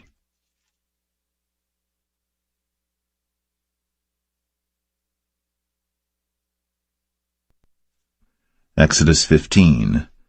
Then sang Moses and the children of Israel this song unto the Lord, and spake, saying, I will sing unto the Lord, for he hath triumphed gloriously. The horse and his rider hath he thrown into the sea. The Lord is my strength and song, and he is become my salvation. He is my God, and I will prepare him an habitation, my father's God, and I will exalt him. The Lord is a man of war, the Lord is his name. Pharaoh's chariots and his host hath he cast into the sea. His chosen captains also are drowned in the Red Sea. The depths have covered them, they sank into the bottom as a stone. Thy right hand, O Lord, is become glorious in power. Thy right hand, O Lord, hath dashed in pieces the enemy. And in the greatness of thine excellency thou hast overthrown them that rose up against thee. Thou sentest forth thy wrath, which consumed them as stubble. And with the blast of thy nostrils the waters were gathered together. The floods stood upright as an heap, and the depths were congealed in the heart of the sea. The enemy said, I will pursue, I will overtake, I will divide the spoil. My lust shall be satisfied upon them. I will draw my sword, my hand shall destroy them. Thou didst blow with thy wind, the sea covered them. They sank as lead in the mighty waters. Who is like unto thee, O Lord, among the gods? Who is like thee, glorious in holiness, fearful in praises, doing wonders? Thou stretchest out thy right hand, the earth swallowed them. Thou in thy mercy hast led forth the people which thou hast redeemed. Thou hast guided them in thy strength unto thy holy habitation. The people shall hear and be afraid. Sorrow shall take hold on the inhabitants of Palestina. Then the dukes of Edom shall be amazed. The mighty men of Moab, trembling, shall take hold upon them. All the inhabitants of Canaan shall melt away. Fear and dread shall fall upon them. By the greatness of thine arm they shall be as still as a stone. till thy people pass over, O Lord, till the people pass over, which thou hast purchased. Thou shalt bring them in, and plant them in the mountain of thine inheritance, in the place, O Lord, which thou hast made for thee to dwell in the sanctuary, O Lord, which thy hands have established. The Lord shall reign for ever and ever. For the horse of Pharaoh went in with his chariots and with his horsemen into the sea, and the Lord brought again the waters of the sea upon them. But the children of Israel went on dry land in the midst of the sea. And Miriam the prophetess, the sister of Aaron, took a timbrel in her hand, and all the women went out after her with timbrels and with dances. And Miriam answered them, Sing ye to the Lord, for he hath triumphed gloriously. The horse and his rider hath he thrown into the sea. So Moses brought Israel from the Red Sea, and they went out into the wilderness of Shur. And they went 3 days in the wilderness, and found no water. And when they came to Marah, they could not drink of the waters of Marah, for they were bitter. Therefore the name of it was called Marah. And the people murmured against Moses, saying, What shall we drink? And he cried unto the Lord, and the Lord showed him a tree, which when he had cast into the waters were made sweet. There he made for them a statute and an ordinance, and there he proved them, and said, If thou wilt diligently hearken to the voice of the Lord thy God, and wilt do that which is right in his sight, and wilt give ear to his commandments, and keep all his statutes, I will put none of these diseases upon thee, which I have brought upon the Egyptians, for I am the Lord that healeth thee. And they came to Elim, where were 12 wells of water, and 70 palm trees, and they encamped there by the waters.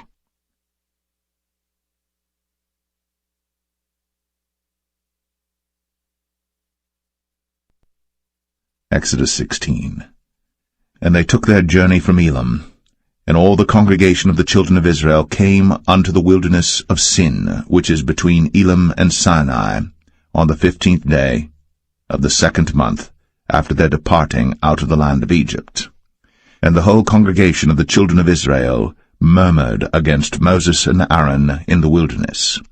And the children of Israel said unto them, Would to God we had died by the hand of the Lord in the land of Egypt, when we sat by the flesh pots, and when we did eat bread to the full.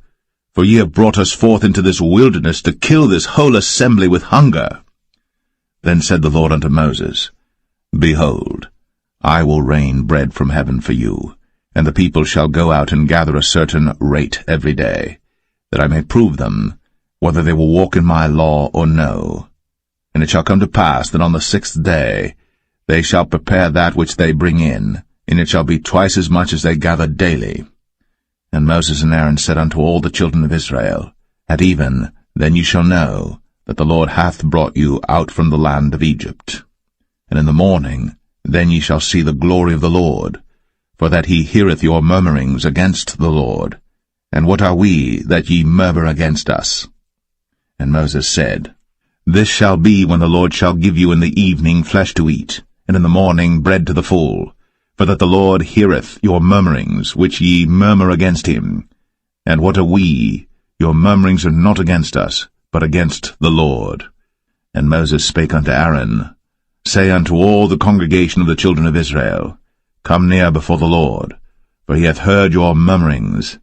And it came to pass, as Aaron spake unto the whole congregation of the children of Israel, that they looked toward the wilderness, and behold, the glory of the Lord appeared in the cloud.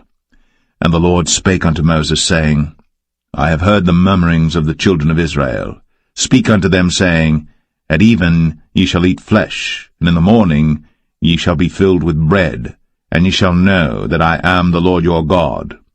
And it came to pass, that at even the quails came up, and covered the camp, and in the morning the dew lay round about the host.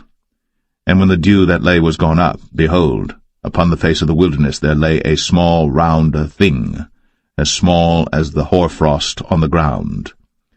And when the children of Israel saw it, they said one to another, It is manna, for they wist not what it was. And Moses said unto them, This is the bread which the Lord hath given you to eat. This is the thing which the Lord hath commanded. Gather of it every man according to his eating, an omer for every man according to the number of your persons. Take ye every man for them which are in his tents. And the children of Israel did so, and gathered some more, some less. And when they did mete it with an omer, he that gathered much had nothing over, and he that gathered little had no lack. They gathered every man according to his eating. And Moses said, Let no man leave of it till the morning. Notwithstanding they hearkened not unto Moses, but some of them left of it until the morning. And it bred worms, and stank. And Moses was wroth with them. And they gathered it every morning, every man according to his eating. And when the sun waxed hot, it melted.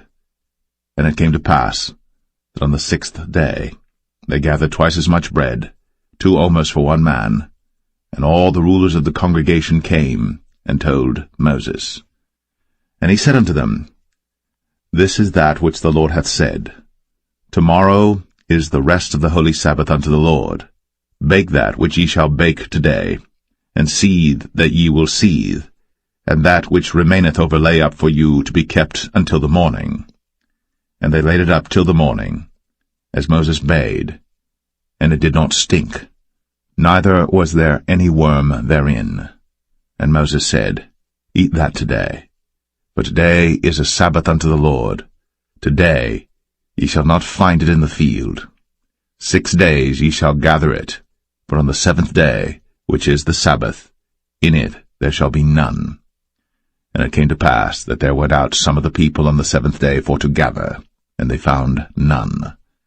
And the Lord said unto Moses, How long refuse ye to keep my commandments and my laws? See, for that the Lord hath given you the Sabbath. Therefore he giveth you on the 6th day the bread of 2 days. Abide ye every man in his place. Let no man go out of his place on the 7th day. So the people rested on the 7th day. And the house of Israel called the name thereof manna. And it was like coriander seed, white, and the taste of it was like wafers made with honey. And Moses said, This is the thing which the Lord commandeth. Fill an omer of it to be kept for your generations, that they may see the bread wherewith I have fed you in the wilderness, when I brought you forth from the land of Egypt. And Moses said unto Aaron, Take a pot, and put an omer full of manna therein, and lay it up before the Lord, to be kept for your generations. As the Lord commanded Moses, so Aaron laid it up before the testimony to be kept. And the children of Israel did eat manna 40 years, until they came to a land inhabited. They did eat manna, until they came unto the borders of the land of Canaan. Now an omer is the 10th part of an ephah.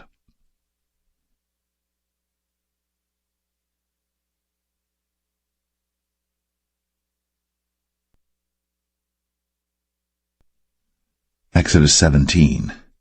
And all the congregation of the children of Israel journeyed from the wilderness of Sin after their journeys, according to the commandment of the Lord, and pitched in Rephidim.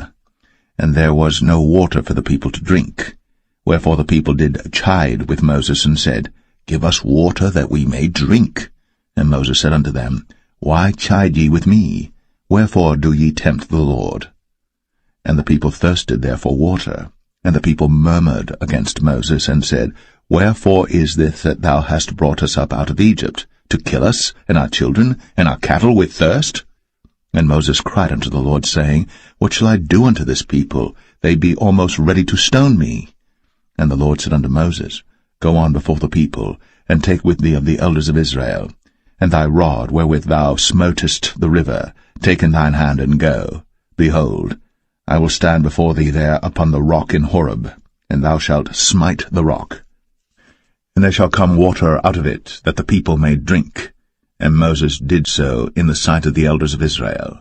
And he called the name of the place Massah and Meribah, because of the chiding of the children of Israel, and because they tempted the Lord, saying, Is the Lord among us or not? Then came Amalek and fought with Israel in Rephidim. And Moses said unto Joshua, Choose us out men, and go out, fight with Amalek. Tomorrow I will stand on the top of the hill with the rod of God in mine hand. So Joshua did as Moses had said to him, and fought with Amalek. And Moses, Aaron, and Hur went up to the top of the hill. And it came to pass, when Moses held up his hand, that Israel prevailed. And when he let down his hand, Amalek prevailed. But Moses' hands were heavy, and they took a stone and put it under him, and he sat thereon, And Aaron and Hur stayed up his hands, the one on the one side, and the other on the other side, and his hands were steady until the going down of the sun. And Joshua discomfited Amalek and his people with the edge of the sword. And the Lord said unto Moses, Write this for a memorial in a book, and rehearse it in the ears of Joshua, for I will utterly put out the remembrance of Amalek from under heaven. And Moses built an altar, and called the name of it Jehovah Nissi. For he said, Because the Lord has sworn that the Lord will have war with Amalek from generation to generation.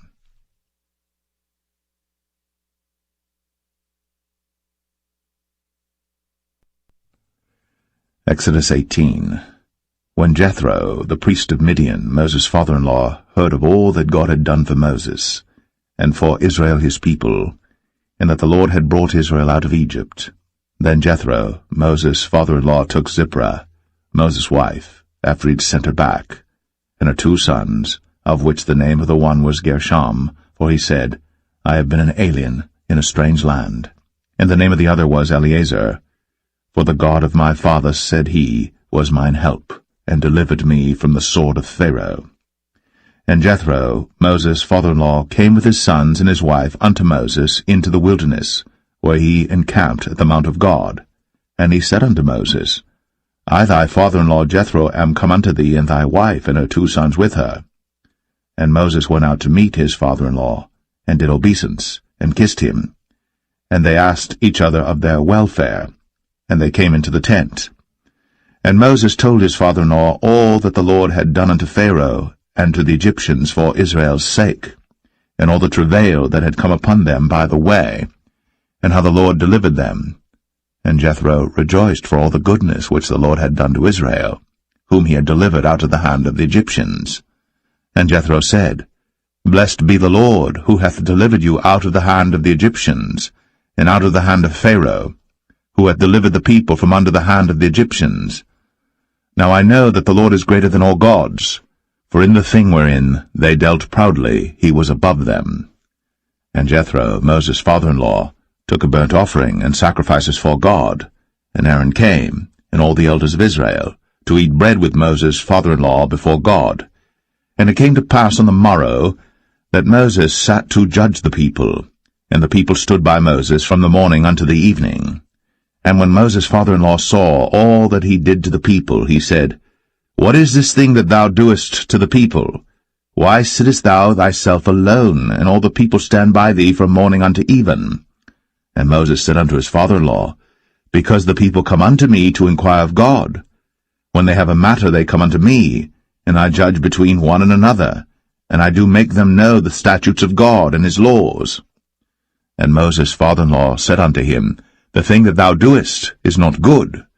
Thou wilt surely wear away, both thou and this people that is with thee. For this thing is too heavy for thee. Thou art not able to perform it thyself alone. Hearken now unto my voice. I will give thee counsel, and God shall be with thee. Be thou for the people to Godward, that thou mayest bring the causes unto God. And thou shalt teach them ordinances and laws, and shalt show them the way wherein they must walk, and the work that they must do. Moreover, thou shalt provide out of all the people able men, such as fear God, men of truth, hating covetousness, and place such over them to be rulers of thousands, and rulers of hundreds, rulers of 50s, and rulers of 10s. And let them judge the people at all seasons. And it shall be, that every great matter they shall bring unto thee, but every small matter they shall judge. So shall it be easier for thyself, and they shall bear the burden with thee. If thou shalt do this thing, and God command thee so, then thou shalt be able to endure, and all this people shall also go to their place in peace. So Moses hearkened to the voice of his father-in-law, and did all that he had said. And Moses chose able men out of all Israel, and made them heads over the people, rulers of thousands, rulers of hundreds, rulers of 50s, and rulers of 10s. And they judged the people at all seasons. The hard causes they brought unto Moses, but every small matter they judged themselves. And Moses let his father-in-law depart, And he went his way into his own land.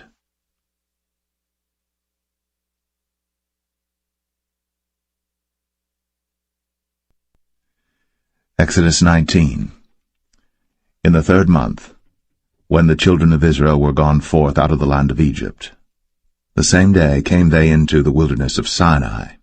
But they were departed from Rephidim, and were come to the desert of Sinai, and had pitched in the wilderness, and there Israel camped before the mount. And Moses went up unto God, and the Lord called unto him out of the mountain, saying, Thus shalt thou say to the house of Jacob, and tell the children of Israel, Ye have seen what I did unto the Egyptians, and how I bare you on eagle's wings, and brought you unto myself.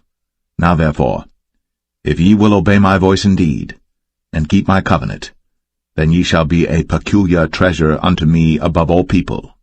For all the earth is mine, and ye shall be unto me a kingdom of priests, and an holy nation. These are the words which thou shalt speak unto the children of Israel. And Moses came and called for the elders of the people, and laid before their faces all these words which the Lord commanded him. And all the people answered together, and said, All that the Lord hath spoken, we will do.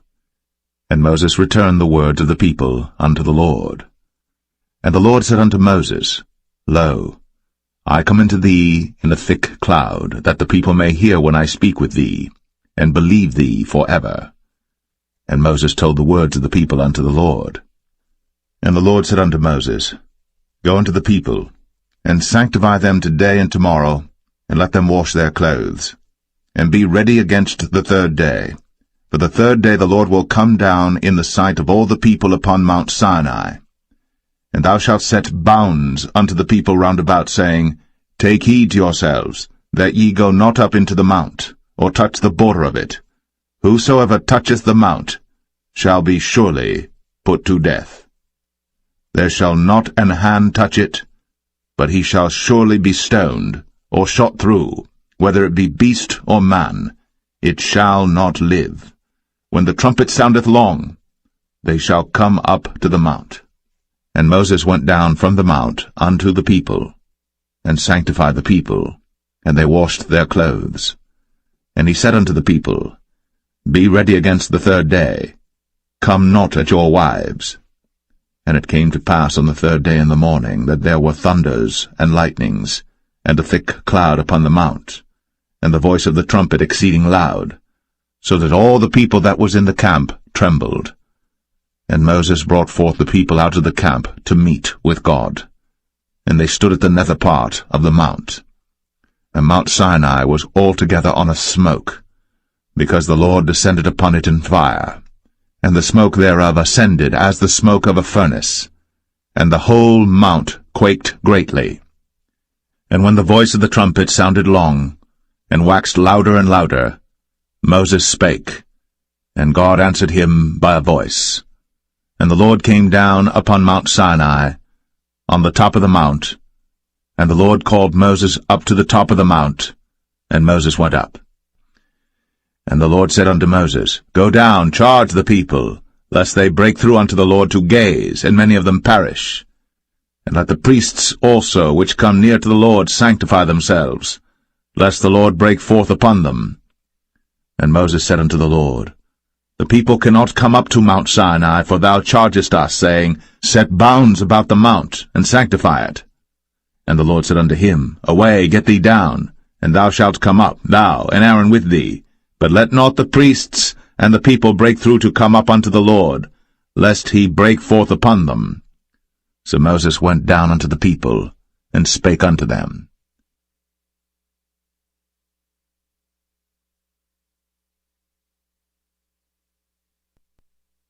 Exodus 20.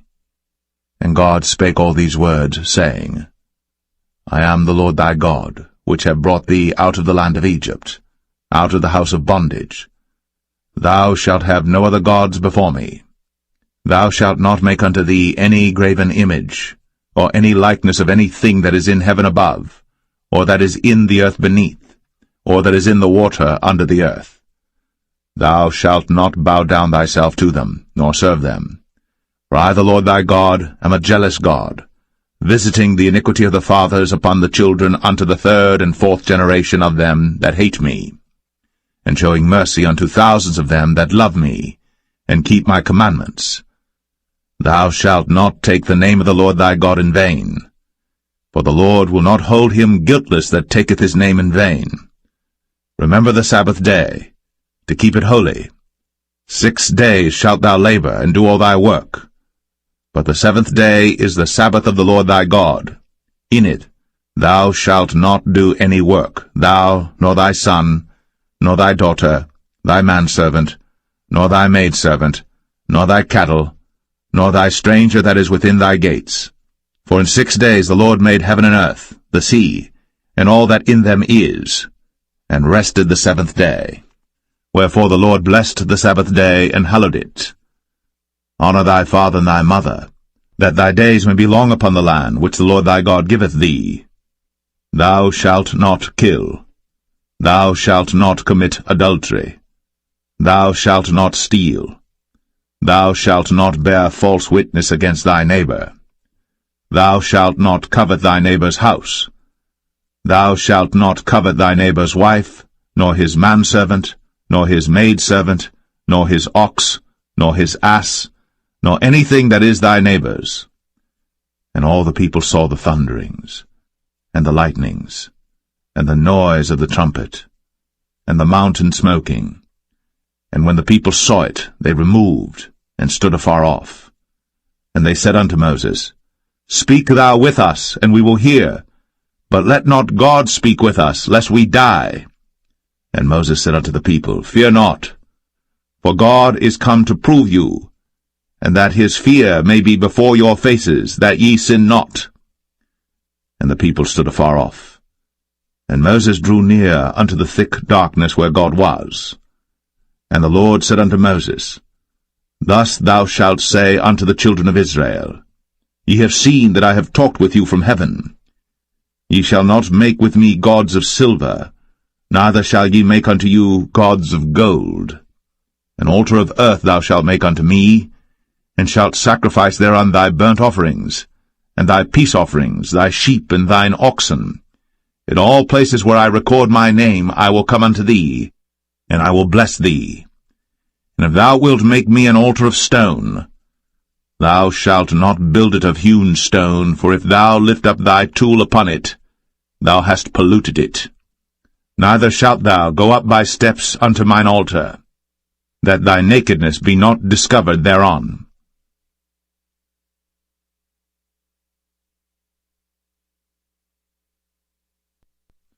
Exodus 21. Now these are the judgments which thou shalt set before them.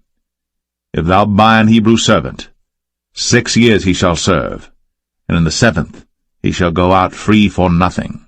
If he came in by himself, he shall go out by himself. If he were married, then his wife shall go out with him. If his master have given him a wife, and she have borne him sons or daughters, the wife and her children shall be her master's, and he shall go out by himself. And if the servant shall plainly say, I love my master, my wife, and my children, I will not go out free, then his master shall bring him unto the judges. He shall also bring him to the door, or unto the doorpost, and his master shall bore his ear through with an awl, and he shall serve him forever. And if a man sell his daughter to be a maidservant, she shall not go out as the men servants do. If she please not her master, who hath betrothed her to himself, then shall he let her be redeemed, to sell her unto a strange nation. He shall have no power, seeing he hath dealt deceitfully with her. And if he have betrothed her unto his son, he shall deal with her after the manner of daughters. If he take him another wife, her food, her raiment, and her duty of marriage, shall he not diminish? And if he do not these 3 unto her, then shall she go out free without money. He that smiteth a man so that he die, shall be surely put to death. And if a man lie not in wait, but God deliver him into his hand, then I will appoint thee a place whither he shall flee. But if a man come presumptuously upon his neighbor, to slay him with guile, thou shalt take him from mine altar, that he may die. And he that smiteth his father or his mother shall be surely put to death. And he that stealeth a man, and selleth him, or if he be found in his hand, he shall surely be put to death. And he that curseth his father or his mother shall surely be put to death. And if men strive together, and one smite another with a stone, or with his fist, and he die not, but keepeth his bed, if he rise again and walk abroad upon his staff, then shall he that smote him be quit, only he shall pay for the loss of his time, and shall cause him to be thoroughly healed. And if a man smite his servant or his maid with a rod, and he die under his hand, he shall be surely punished. Notwithstanding, if he continue a day or two, he shall not be punished, for he is his money. If men strive and hurt a woman with child, so that her fruit depart from her, and yet no mischief follow, he shall be surely punished, according as the woman's husband will lay upon him, and he shall pay as the judges determine. And if any mischief follow, then thou shalt give life for life, eye for eye, tooth for tooth, hand for hand, foot for foot, burning for burning, wound for wound, stripe for stripe. And if a man smite the eye of his servant, or the eye of his maid, that it perish, he shall let him go free for his eye's sake. And if he smite out his manservant's tooth, or his maidservant's tooth, he shall let him go free for his tooth's sake. If an ox gore a man or a woman, that they die, then the ox shall be surely stoned, and his flesh shall not be eaten, but the owner of the ox shall be quit. But if the ox were wont to push with his horn in time past, and hath been testified to his owner, and he hath not kept him in, but that he hath killed a man or a woman, the ox shall be stoned, and his owner also shall be put to death. If there be laid on him a sum of money, then he shall give for the ransom of his life whatsoever is laid upon him. Whether he have gored a son, or have gored a daughter, according to this judgment shall it be done unto him. If the ox shall push a manservant or a maidservant, he shall give unto their master 30 shekels of silver, and the ox shall be stoned. And if a man shall open a pit, or if a man shall dig a pit, and not cover it, and an ox or an ass fall therein, the owner of the pit shall make it good, and give money unto the owner of them, and the dead beast shall be his. And if one man's ox hurt another's, that he die, then they shall sell the live ox, and divide the money of it, and the dead ox also they shall divide. For if it be known that the ox hath used to push in time past, and his owner hath not kept him in, he shall surely pay ox for ox, and the dead shall be his own.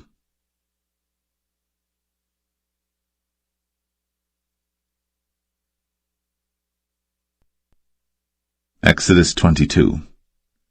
If a man shall steal an ox, or a sheep, and kill it, or sell it, he shall restore 5 oxen for an ox, and 4 sheep for a sheep. If a thief be found breaking up, and be smitten that he die, there shall no blood be shed for him. If the sun be risen upon him, there shall be blood shed for him, for he should make full restitution. If he have nothing, then he shall be sold for his theft. If the theft be certainly found in his hand alive, whether it be ox or ass or sheep, he shall restore double. If a man shall cause a field or vineyard to be eaten, and shall put in his beast, and shall feed in another man's field, of the best of his own field and of the best of his own vineyard, shall he make restitution. If fire break out and catch in thorns, so that stacks of corn or the standing corn of the field be consumed therewith, he that kindled the fire shall surely make restitution. If a man shall deliver unto his neighbor money or stuff to keep, and it be stolen out of the man's house, if the thief be found, let him pay double. If the thief be not found, then the master of the house shall be brought unto the judges to see whether he have put his hand unto his neighbor's goods. For all manner of trespass, whether it be for ox, for ass, for sheep, for raiment, or for any manner of lost thing, which another challengeth to be his. The cause of both parties shall come before the judges, and whom the judges shall condemn, he shall pay double unto his neighbor.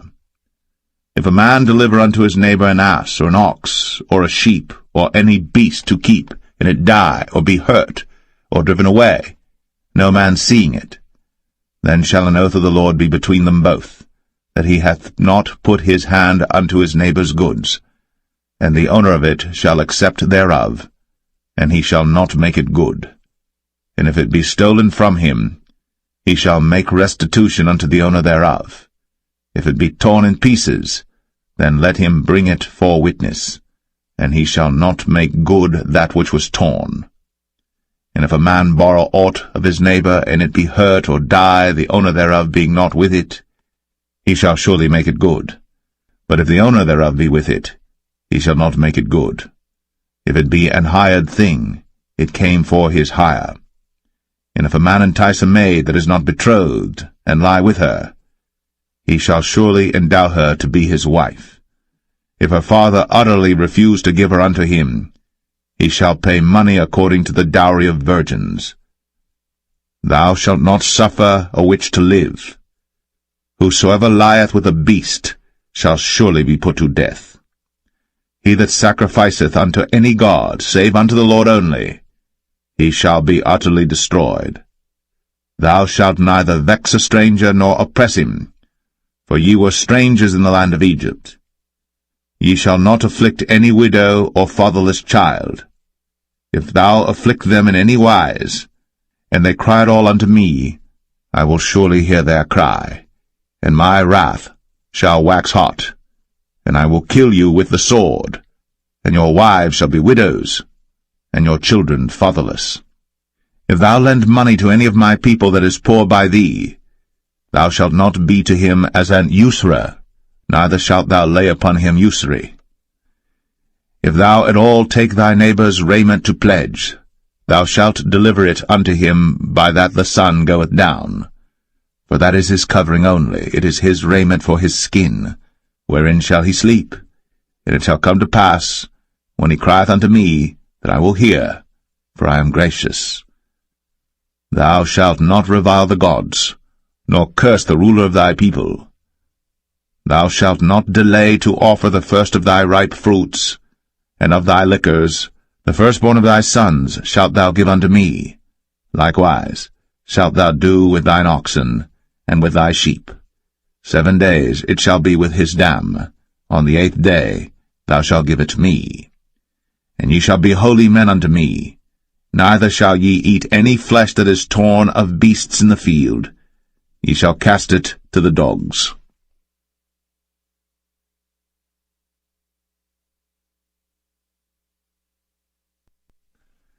Exodus 23. Thou shalt not raise a false report.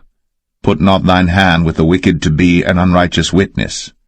Thou shalt not follow a multitude to do evil. Neither shalt thou speak in a cause to decline after many to wrest judgment. Neither shalt thou countenance a poor man in his cause. If thou meet thine enemy's ox or his ass going astray, thou shalt surely bring it back to him again. If thou see the ass of him that hateth thee lying under his burden, and wouldest forbear to help him, thou shalt surely help with him. Thou shalt not wrest the judgment of thy poor in his cause. Keep thee far from a false matter, and the innocent and righteous slay thou not, for I will not justify the wicked. And thou shalt take no gift, for the gift blindeth the wise, and perverteth the words of the righteous. Also, thou shalt not oppress a stranger. For ye know the heart of a stranger, seeing ye were strangers in the land of Egypt. And 6 years thou shalt sow thy land, and shalt gather in the fruits thereof. But the 7th year thou shalt let it rest and lie still, that the poor of thy people may eat, and what they leave the beasts of the field shall eat. In like manner thou shalt deal with thy vineyard, and with thy oliveyard. 6 days thou shalt do thy work, and on the 7th day thou shalt rest, that thine ox and thine ass may rest, and the son of thy handmaid, and the stranger may be refreshed. In all things that I have said unto you be circumspect, and make no mention of the name of other gods, neither let it be heard out of thy mouth. 3 times thou shalt keep a feast unto me in the year. Thou shalt keep the feast of unleavened bread. Thou shalt eat unleavened bread 7 days, as I commanded thee, in the time appointed of the month Abib. For in it thou camest out from Egypt, and none shall appear before me empty.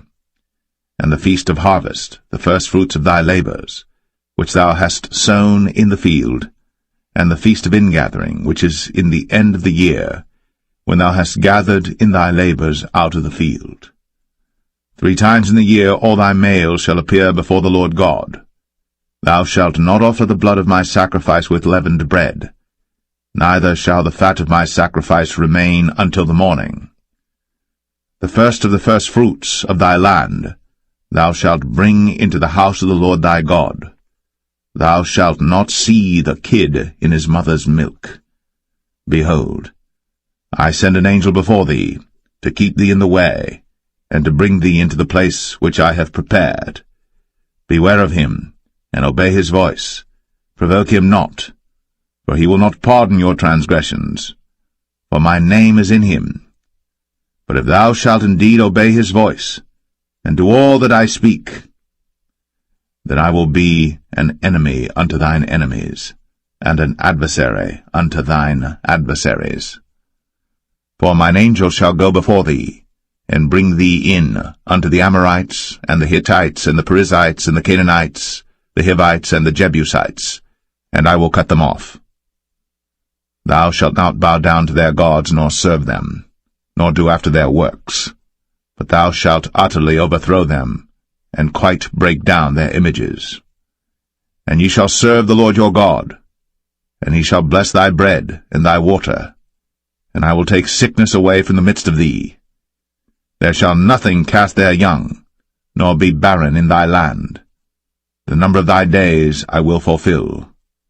I will send my fear before thee, and will destroy all the people to whom thou shalt come, and I will make all thine enemies turn their backs unto thee, and I will send hornets before thee, which shall drive out the Hivite, the Canaanite, and the Hittite from before thee. I will not drive them out from before thee in 1 year, lest the land become desolate, and the beasts of the field multiply against thee. By little and little I will drive them out from before thee, until thou be increased and inherit the land. And I will set thy bounds from the Red Sea even unto the sea of the Philistines, and from the desert unto the river. For I will deliver the inhabitants of the land into your hand, and thou shalt drive them out before thee. Thou shalt make no covenant with them, nor with their gods. They shall not dwell in thy land, lest they make thee sin against me. For if thou serve their gods, it will surely be a snare unto thee.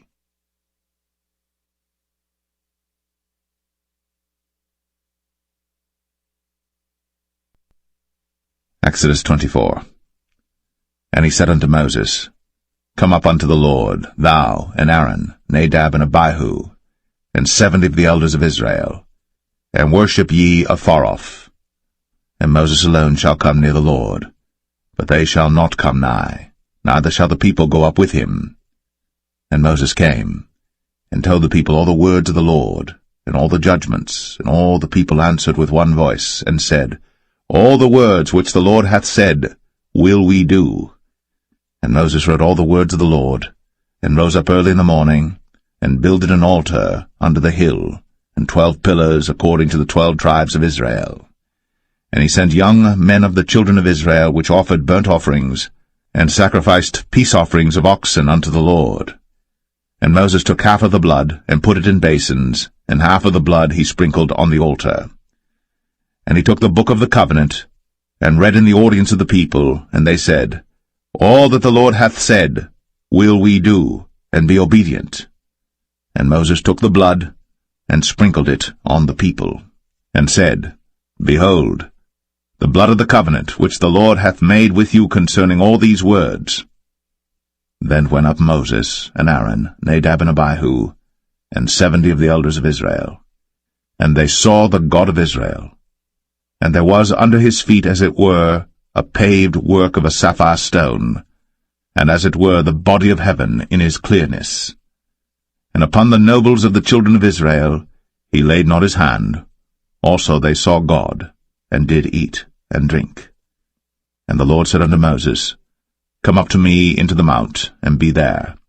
And I will give thee tables of stone, and a law and commandments which I have written, that thou mayest teach them. And Moses rose up, and his minister Joshua. And Moses went up into the mount of God. And he said unto the elders, Tarry ye here for us, until we come again unto you.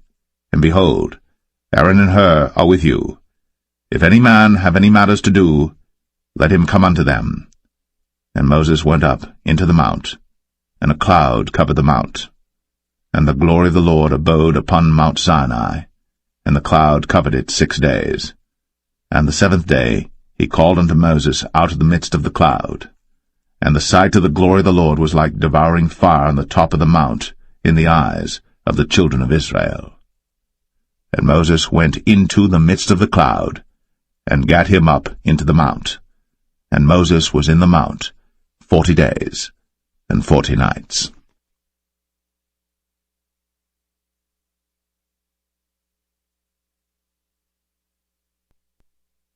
Exodus 25. And the Lord spake unto Moses, saying, Speak unto the children of Israel, that they bring me an offering of every man that giveth it willingly with his heart. Ye shall take my offering. And this is the offering which ye shall take of them, gold, and silver, and brass, and blue, and purple, and scarlet, and fine linen, and goat's hair, and rams' skins dyed red, and badgers' skins, and shittim wood, oil for the light, spices for anointing oil, and for sweet incense, onyx stones, and stones to be set in the ephod, and in the breastplate. And let them make me a sanctuary, that I may dwell among them, according to all that I show thee, after the pattern of the tabernacle, and the pattern of all the instruments thereof, even so shall ye make it. And they shall make an ark of shittim wood. 2 cubits and a half shall be the length thereof, and 1 cubit and a half the breadth thereof, and 1 cubit and a half the height thereof. And thou shalt overlay it with pure gold, within and without shalt thou overlay it, and shalt make upon it a crown of gold round about. And thou shalt cast 4 rings of gold for it, and put them in the 4 corners thereof, and 2 rings shall be in the one side of it, and 2 rings in the other side of it. And thou shalt make staves of shittim wood, and overlay them with gold. And thou shalt put the staves into the rings by the sides of the ark, that the ark may be borne with them. The staves shall be in the rings of the ark, they shall not be taken from it. And thou shalt put into the ark the testimony which I shall give thee. And thou shalt make a mercy seat of pure gold. 2 cubits and a half shall be the length thereof, and 1 cubit and a half the breadth thereof. And thou shalt make 2 cherubims of gold. Of beaten work shalt thou make them, in the 2 ends of the mercy seat. And make 1 cherub on the one end, and the other cherub on the other end. Even of the mercy seat shall ye make the cherubims on the 2 ends thereof. And the cherubims shall stretch forth their wings on high, covering the mercy seat with their wings, and their faces shall look one to another. Toward the mercy seat shall the faces of the cherubims be. And thou shalt put the mercy seat above upon the ark, and in the ark thou shalt put the testimony that I shall give thee. And there I will meet with thee, and I will commune with thee from above the mercy seat, from between the 2 cherubims which are upon the ark of the testimony, of all things which I will give thee in commandment unto the children of Israel. Thou shalt also make a table of shittim wood. 2 cubits shall be the length thereof, and 1 cubit the breadth thereof, and 1 cubit and a half the height thereof. And thou shalt overlay it with pure gold, and make thereto a crown of gold round about. And thou shalt make unto it a border of an handbreadth round about, and thou shalt make a golden crown to the border thereof round about. And thou shalt make for it 4 rings of gold, and put the rings in the 4 corners that are on the 4 feet thereof. Over against the border shall the rings be for places of the staves to bear the table. And thou shalt make the staves of shittim wood, and overlay them with gold, that the table may be borne with them. And thou shalt make the dishes thereof, and spoons thereof, and covers thereof, and bowls thereof, to cover withal. Of pure gold shalt thou make them. And thou shalt set upon the table showbread before me always. And thou shalt make a candlestick of pure gold. Of beaten work shall the candlestick be made. His shaft, and his branches, his bowls, his knobs and his flowers shall be of the same. And 6 branches shall come out of the sides of it, 3 branches of the candlestick out of the one side, and 3 branches of the candlestick out of the other side. 3 bowls made like unto almonds, with a knob and a flower in one branch, and 3 bowls made like almonds in the other branch, with a knob and a flower. So in the 6 branches that come out of the candlestick. And in the candlestick shall be 4 bowls made like unto almonds, with their knobs and their flowers. And there shall be a knob under 2 branches of the same, and a knob under 2 branches of the same, and a knob under 2 branches of the same, according to the 6 branches that proceed out of the candlestick. Their knobs and their branches shall be of the same. All it shall be one beaten work of pure gold. And thou shalt make the 7 lamps thereof, and they shall light the lamps thereof, that they may give light over against it. And the tongs thereof, and the snuff dishes thereof, shall be of pure gold. Of a talent of pure gold shall he make it with all these vessels. And look that thou make them after their pattern, which was shown thee in the mount.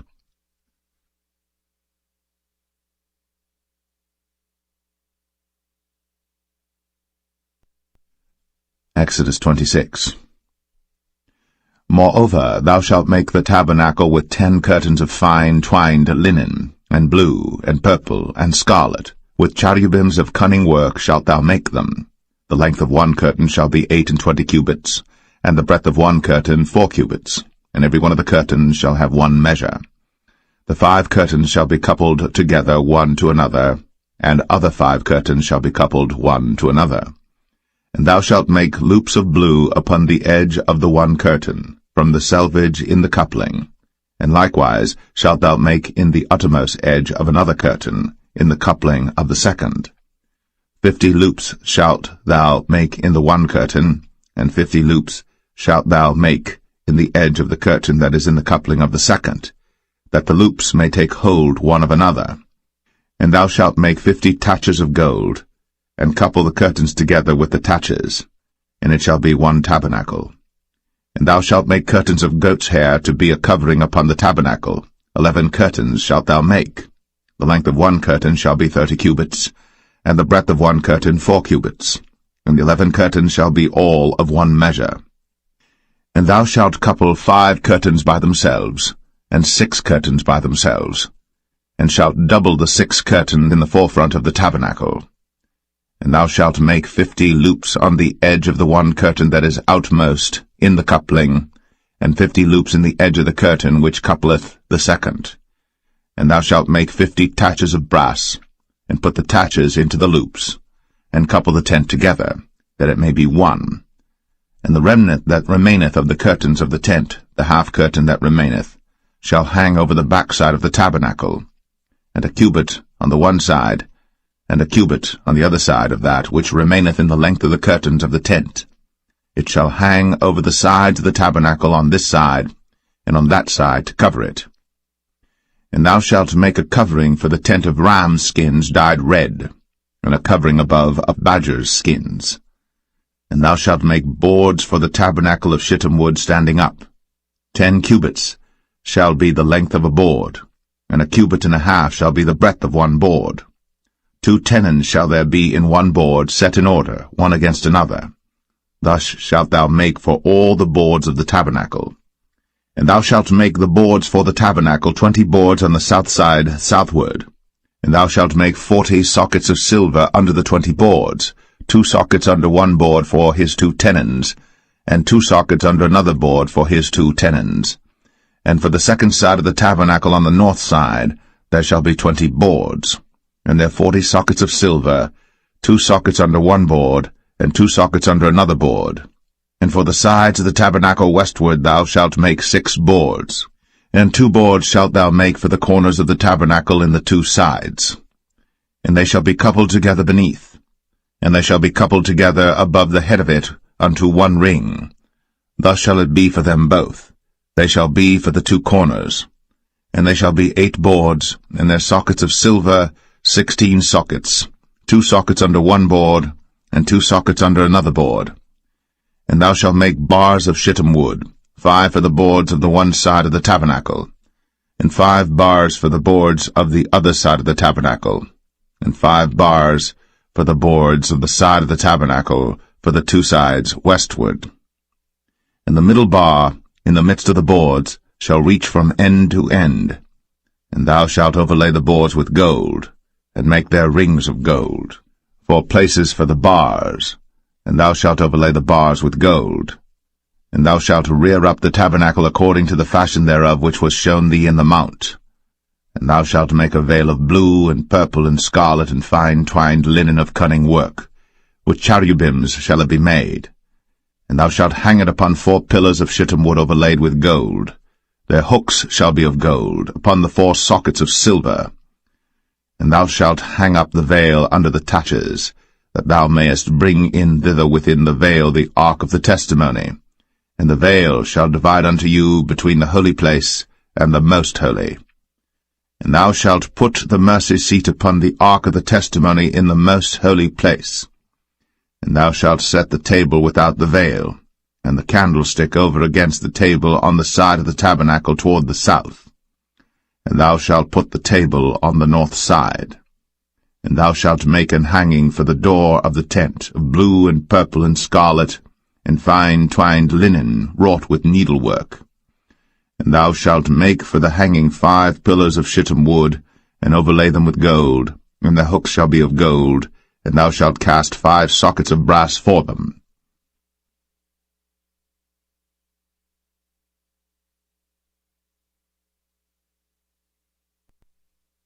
Exodus 27. And thou shalt make an altar of shittim wood, 5 cubits long and 5 cubits broad. The altar shall be 4 square, and the height thereof shall be 3 cubits. And thou shalt make the horns of it upon the 4 corners thereof. His horns shall be of the same, and thou shalt overlay it with brass. And thou shalt make his pans to receive his ashes, and his shovels, and his basins, and his flesh hooks, and his fire pans. All the vessels thereof thou shalt make of brass. And thou shalt make for it a grate of network of brass, and upon the net shalt thou make 4 brazen rings in the 4 corners thereof. And thou shalt put it under the compass of the altar beneath, that the net may be even to the midst of the altar. And thou shalt make staves for the altar, staves of shittim wood, and overlay them with brass. And the staves shall be put into the rings, and the staves shall be upon the 2 sides of the altar to bear it. Hollow with boards shalt thou make it, as it was shown thee in the mount, so shall they make it. And thou shalt make the court of the tabernacle for the south side. Southward there shall be hangings for the court of fine twined linen, of 100 cubits long for one side. And the 20 pillars thereof, and their 20 sockets shall be of brass. The hooks of the pillars, and their fillets, shall be of silver. And likewise for the north side in length there shall be hangings of 100 cubits long, and his 20 pillars, and their 20 sockets of brass, the hooks of the pillars, and their fillets of silver. And for the breadth of the court on the west side shall be hangings of 50 cubits, their pillars 10, and their sockets 10. And the breadth of the court on the east side eastward shall be 50 cubits. The hangings of one side of the gate shall be 15 cubits, their pillars 3, and their sockets 3. And on the other side shall be hangings 15 cubits, their pillars 3, and their sockets 3. And for the gate of the court shall be an hanging of 20 cubits of blue, and purple, and scarlet, and fine twined linen, wrought with needlework, and their pillars shall be 4, and their sockets 4. All the pillars round about the court shall be filleted with silver. Their hooks shall be of silver, and their sockets of brass. The length of the court shall be 100 cubits, and the breadth 50 everywhere, and the height 5 cubits of fine twined linen, and their sockets of brass. All the vessels of the tabernacle, and all the service thereof, and all the pins thereof, and all the pins of the court shall be of brass. And thou shalt command the children of Israel that they bring thee pure oil olive beaten for the light, to cause the lamp to burn always. In the tabernacle of the congregation without the veil, which is before the testimony, Aaron and his sons shall order it from evening to morning before the Lord. It shall be a statute forever, unto their generations, on the behalf of the children of Israel.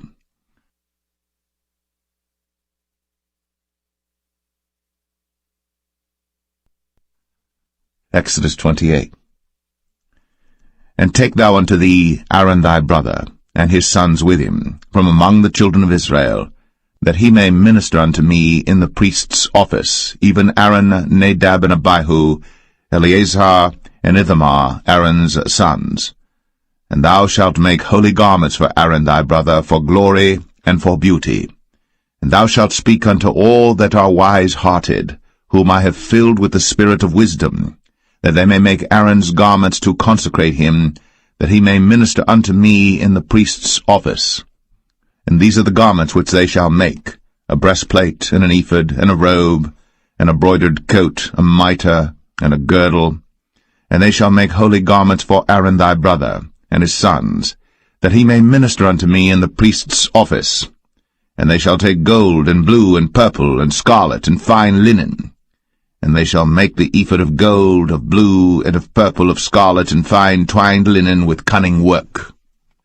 It shall have the 2 shoulder pieces thereof joined at the 2 edges thereof, and so it shall be joined together. And the curious girdle of the ephod which is upon it shall be of the same, according to the work thereof, even of gold, of blue, and purple, and scarlet, and fine twined linen. And thou shalt take 2 onyx stones, and grave on them the names of the children of Israel, 6 of their names on one stone, and the other 6 names of the rest on the other stone, according to their birth. With the work of an engraver in stone, like the engravings of a signet, shalt thou engrave the 2 stones with the names of the children of Israel. Thou shalt make them to be set in ouches of gold. And thou shalt put the 2 stones upon the shoulders of the ephod for stones of memorial unto the children of Israel. And Aaron shall bear their names before the Lord upon his 2 shoulders for a memorial. And thou shalt make ouches of gold, and 2 chains of pure gold at the ends. Of wreathen work shalt thou make them, and fasten the wreathen chains to the ouches. And thou shalt make the breastplate of judgment with cunning work. After the work of the ephod thou shalt make it, of gold, of blue, and of purple, and of scarlet, and of fine twined linen shalt thou make it. 4 square it shall be, being doubled. A span shall be the length thereof, and a span shall be the breadth thereof.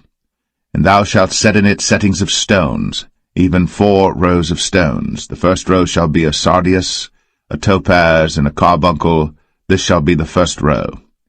And the second row shall be an emerald, a sapphire, and a diamond. And the third row a ligure, an agate, and an amethyst. And the 4th row a beryl, and an onyx, and a jasper. They shall be set in gold in their enclosings. And the stones shall be with the names of the children of Israel, 12 according to their names, like the engravings of a signet. Every one with his name shall they be according to the 12 tribes. And thou shalt make upon the breastplate chains at the ends of wreathen work of pure gold.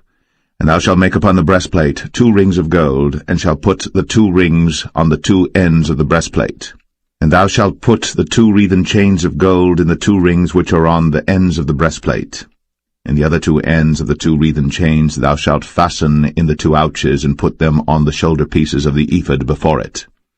And thou shalt make 2 rings of gold, and thou shalt put them upon the 2 ends of the breastplate, in the border thereof, which is in the side of the ephod inward.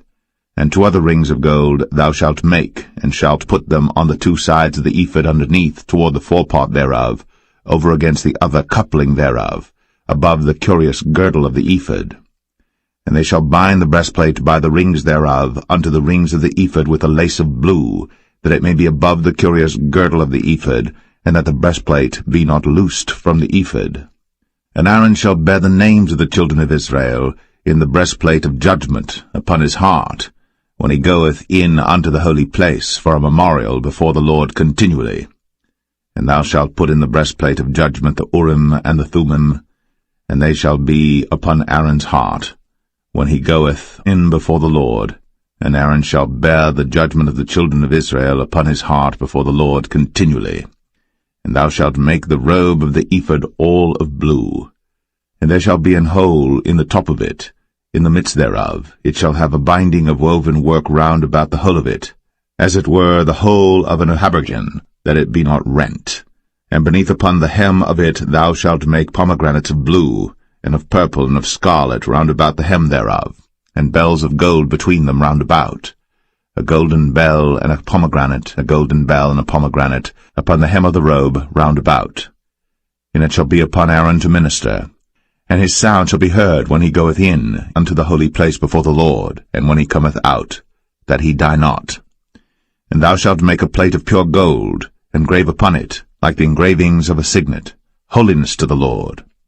And thou shalt put it on a blue lace, that it may be upon the mitre, upon the forefront of the mitre it shall be. And it shall be upon Aaron's forehead, that Aaron may bear the iniquity of the holy things, which the children of Israel shall hallow in all their holy gifts. And it shall be always upon his forehead, that they may be accepted before the Lord. And thou shalt embroider the coat of fine linen, and thou shalt make the mitre of fine linen, and thou shalt make the girdle of needlework. And for Aaron's sons thou shalt make coats, and thou shalt make for them girdles, and bonnets shalt thou make for them for glory and for beauty. And thou shalt put them upon Aaron thy brother, and his sons with him, and shalt anoint them, and consecrate them, and sanctify them, that they may minister unto me in the priest's office. And thou shalt make them linen breeches to cover their nakedness, from the loins even unto the thighs they shall reach. And they shall be upon Aaron and upon his sons when they come in unto the tabernacle of the congregation, or when they come near unto the altar to minister in the holy place, that they bear not iniquity and die. It shall be a statute for ever unto him and his seed after him.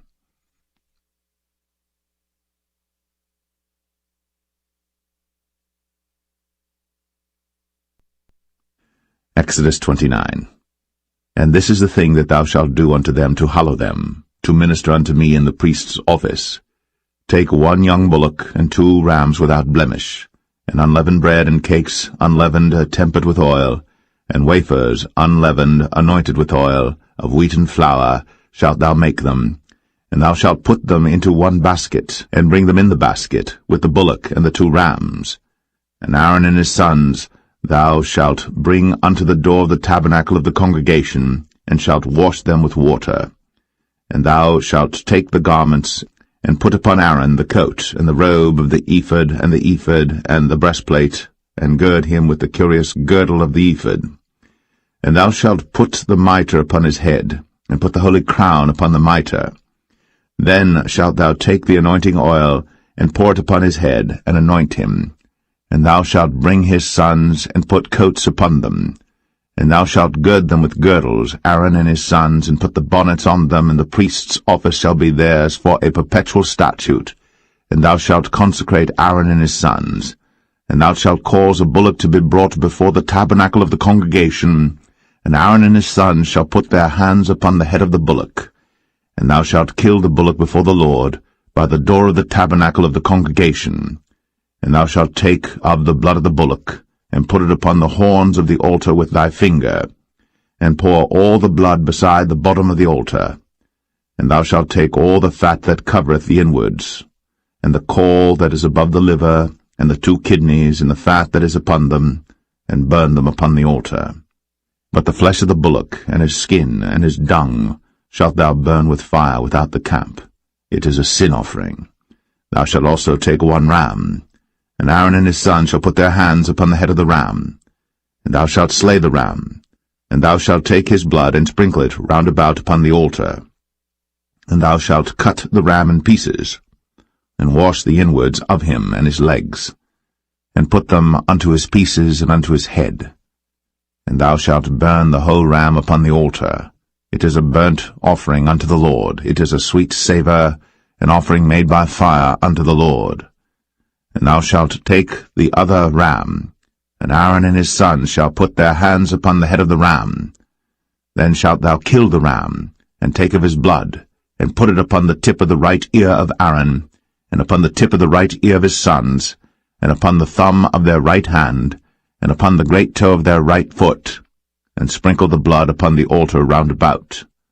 And thou shalt take of the blood that is upon the altar, and of the anointing oil, and sprinkle it upon Aaron, and upon his garments, and upon his sons, and upon the garments of his sons with him. And he shall be hallowed, and his garments, and his sons' garments with him. Also thou shalt take of the ram the fat and the rump, and the fat that covereth the inwards, and the caul above the liver, and the 2 kidneys, and the fat that is upon them, and the right shoulder, for it is a ram of consecration. And 1 loaf of bread, and 1 cake of oiled bread, and 1 wafer out of the basket of the unleavened bread that is before the Lord. And thou shalt put all in the hands of Aaron, and in the hands of his sons, and shalt wave them for a wave offering before the Lord. And thou shalt receive them of their hands, and burn them upon the altar for a burnt offering, for a sweet savour before the Lord. It is an offering made by fire unto the Lord. And thou shalt take the breast of the ram of Aaron's consecration, and wave it for a wave offering before the Lord, and it shall be thy part. And thou shalt sanctify the breast of the wave offering, and the shoulder of the heave offering, which is waved, and which is heaved up, of the ram of the consecration, even of that which is for Aaron, and of that which is for his sons. And it shall be Aaron's and his sons by a statute for ever from the children of Israel. For it is an heave offering, and it shall be an heave offering from the children of Israel of the sacrifice of their peace offerings, even their heave offering unto the Lord. And the holy garments of Aaron shall be his sons after him, to be anointed therein, and to be consecrated in them. And that son that is priest in his stead shall put them on 7 days, when he cometh into the tabernacle of the congregation to minister in the holy place. And thou shalt take the ram of the consecration, and seethe his flesh in the holy place. And Aaron and his sons shall eat the flesh of the ram, and the bread that is in the basket by the door of the tabernacle of the congregation. And they shall eat those things wherewith the atonement was made, to consecrate and to sanctify them. But a stranger shall not eat thereof, because they are holy. And if aught of the flesh of the consecrations, or of the bread, remain unto the morning, then thou shalt burn the remainder with fire. It shall not be eaten, because it is holy. And thus shalt thou do unto Aaron and to his sons, according to all things which I have commanded thee. 7 days shalt thou consecrate them. And thou shalt offer every day a bullock for a sin offering, for atonement. And thou shalt cleanse the altar, when thou hast made an atonement for it. And thou shalt anoint it, to sanctify it. 7 days thou shalt make an atonement for the altar, and sanctify it. And it shall be an altar most holy. Whatsoever toucheth the altar shall be holy. Now this is that which thou shalt offer upon the altar: 2 lambs of the first year, day by day, continually. The 1 lamb thou shalt offer in the morning, and the other lamb thou shalt offer at even. And with the 1 lamb a 10th deal of flour mingled with the 4th part of an hin of beaten oil, and the 4th part of an hin of wine for a drink offering. And the other lamb thou shalt offer at even, and shalt do thereto according to the meat offering of the morning, and according to the drink offering thereof, for a sweet savour, an offering made by fire unto the Lord. This shall be a continual burnt offering throughout your generations at the door of the tabernacle of the congregation before the Lord, where I will meet you, to speak there unto thee. And there I will meet with the children of Israel, and the tabernacle shall be sanctified by my glory. And I will sanctify the tabernacle of the congregation and the altar. I will sanctify also both Aaron and his sons to minister to me in the priest's office. And I will dwell among the children of Israel, and will be their God. And they shall know that I am the Lord their God, that brought them forth out of the land of Egypt, that I may dwell among them. I am the Lord their God.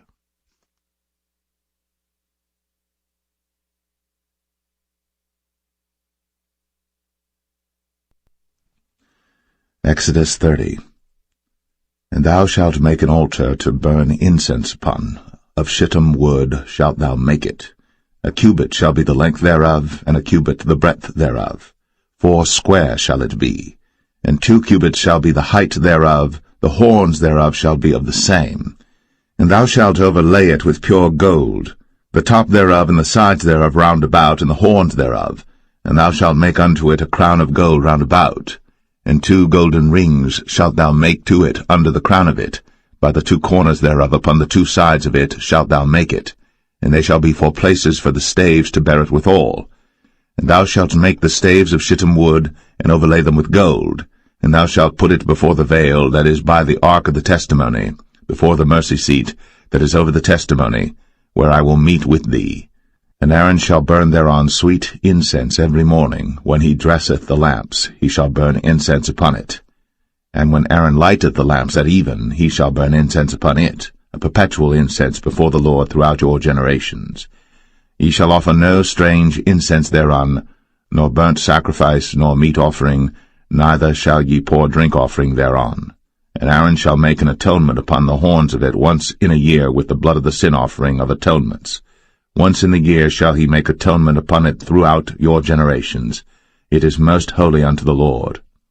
And the Lord spake unto Moses, saying, When thou takest the sum of the children of Israel after their number, then shall they give every man a ransom for his soul unto the Lord, when thou numberest them, that there be no plague among them, when thou numberest them. This they shall give every one that passeth among them that are numbered, half a shekel after the shekel of the sanctuary. A shekel is 20 gerahs, and half shekel shall be the offering of the Lord. Every one that passeth among them that are numbered, from 20 years old and above, shall give an offering unto the Lord. The rich shall not give more, and the poor shall not give less than half a shekel, when they give an offering unto the Lord, to make an atonement for your souls. And thou shalt take the atonement money of the children of Israel, and shalt appoint it for the service of the tabernacle of the congregation, that it may be a memorial unto the children of Israel before the Lord, to make an atonement for your souls. And the Lord spake unto Moses, saying, Thou shalt also make a laver of brass, and his foot also of brass, to wash withal. And thou shalt put it between the tabernacle of the congregation and the altar, and thou shalt put water therein. For Aaron and his sons shall wash their hands and their feet thereat. When they go into the tabernacle of the congregation, they shall wash with water, that they die not, or when they come near to the altar to minister, to burn offering made by fire unto the Lord. So they shall wash their hands and their feet, that they die not. And it shall be a statute forever to them, even to him and to his seed throughout their generations. Moreover the Lord spake unto Moses, saying, Take thou also unto thee principal spices, of pure myrrh 500 shekels, and of sweet cinnamon half so much, even 250 shekels, and of sweet calamus 250 shekels, and of cassia 500 shekels after the shekel of the sanctuary, and of oil olive and hin. And thou shalt make it an oil of holy ointment, an ointment compound after the art of the apothecary. It shall be an holy anointing oil. And thou shalt anoint the tabernacle of the congregation therewith, and the ark of the testimony, and the table and all his vessels, and the candlestick and his vessels, and the altar of incense, and the altar of burnt offering with all his vessels, and the laver and his foot. And thou shalt sanctify them, that they may be most holy. Whatsoever toucheth them shall be holy. And thou shalt anoint Aaron and his sons, and consecrate them, that they may minister unto me in the priest's office. And thou shalt speak unto the children of Israel, saying, This shall be an holy anointing oil unto me throughout your generations. Upon man's flesh shall it not be poured, neither shall ye make any other like it, after the composition of it. It is holy, and it shall be holy unto you. Whosoever compoundeth any like it, or whosoever putteth any of it upon a stranger, shall even be cut off from his people. And the Lord said unto Moses, Take unto thee sweet spices, stacte, and onycha, and galbanum, these sweet spices with pure frankincense, of each shall there be a like weight. And thou shalt make it a perfume, a confection after the art of the apothecary, tempered together pure and holy. And thou shalt beat some of it very small, and put of it before the testimony in the tabernacle of the congregation, where I will meet with thee. It shall be unto you most holy. And as for the perfume which thou shalt make, ye shall not make to yourselves according to the composition thereof. It shall be unto thee holy for the Lord. Whosoever shall make like unto that, to smell thereto, shall even be cut off from his people.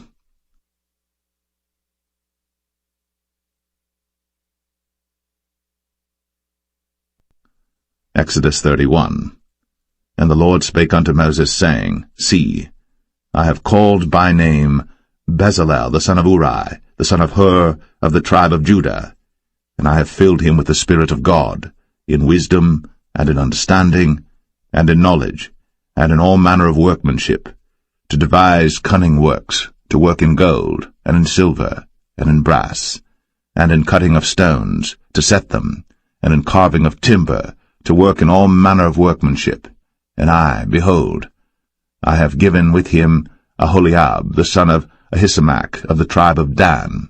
And in the hearts of all that are wise-hearted I have put wisdom, that they may make all that I have commanded thee: the tabernacle of the congregation, and the ark of the testimony, and the mercy seat that is thereupon, and all the furniture of the tabernacle, and the table, and his furniture, and the pure candlestick with all his furniture, and the altar of incense, and the altar of burnt offering with all his furniture, and the laver and his foot, and the cloths of service, and the holy garments for Aaron the priest, and the garments of his sons to minister in the priest's office, and the anointing oil, and sweet incense for the holy place, according to all that I have commanded thee shall they do. And the Lord spake unto Moses, saying, Speak thou also unto the children of Israel, saying, Verily, my Sabbaths ye shall keep, for it is a sign between me and you throughout your generations, that ye may know that I am the Lord that doth sanctify you. Ye shall keep the Sabbath therefore, for it is holy unto you. Every one that defileth it shall surely be put to death. For whosoever doeth any work therein, that soul shall be cut off from among his people.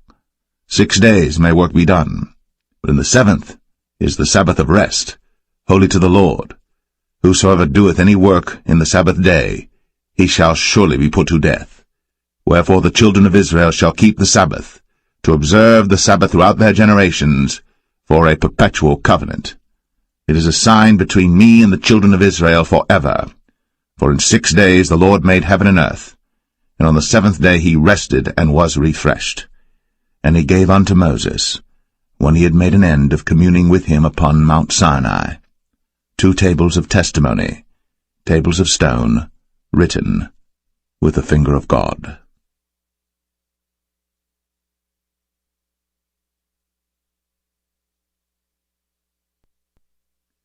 Exodus 32. And when the people saw that Moses delayed to come down out of the mount, the people gathered themselves together unto Aaron, and said unto him, Up, make us gods, which shall go before us. For as for this Moses, the man that brought us up out of the land of Egypt, we wot not what is become of him. And Aaron said unto them, Break off the golden earrings which are in the ears of your wives, of your sons, and of your daughters, and bring them unto me. And all the people brake off the golden earrings which were in their ears, and brought them unto Aaron. And he received them at their hand, and fashioned it with a graving tool, after he had made it a molten calf. And they said, These be thy gods, O Israel, which brought thee up out of the land of Egypt. And when Aaron saw it, he built an altar before it. And Aaron made proclamation and said, Tomorrow is a feast to the Lord.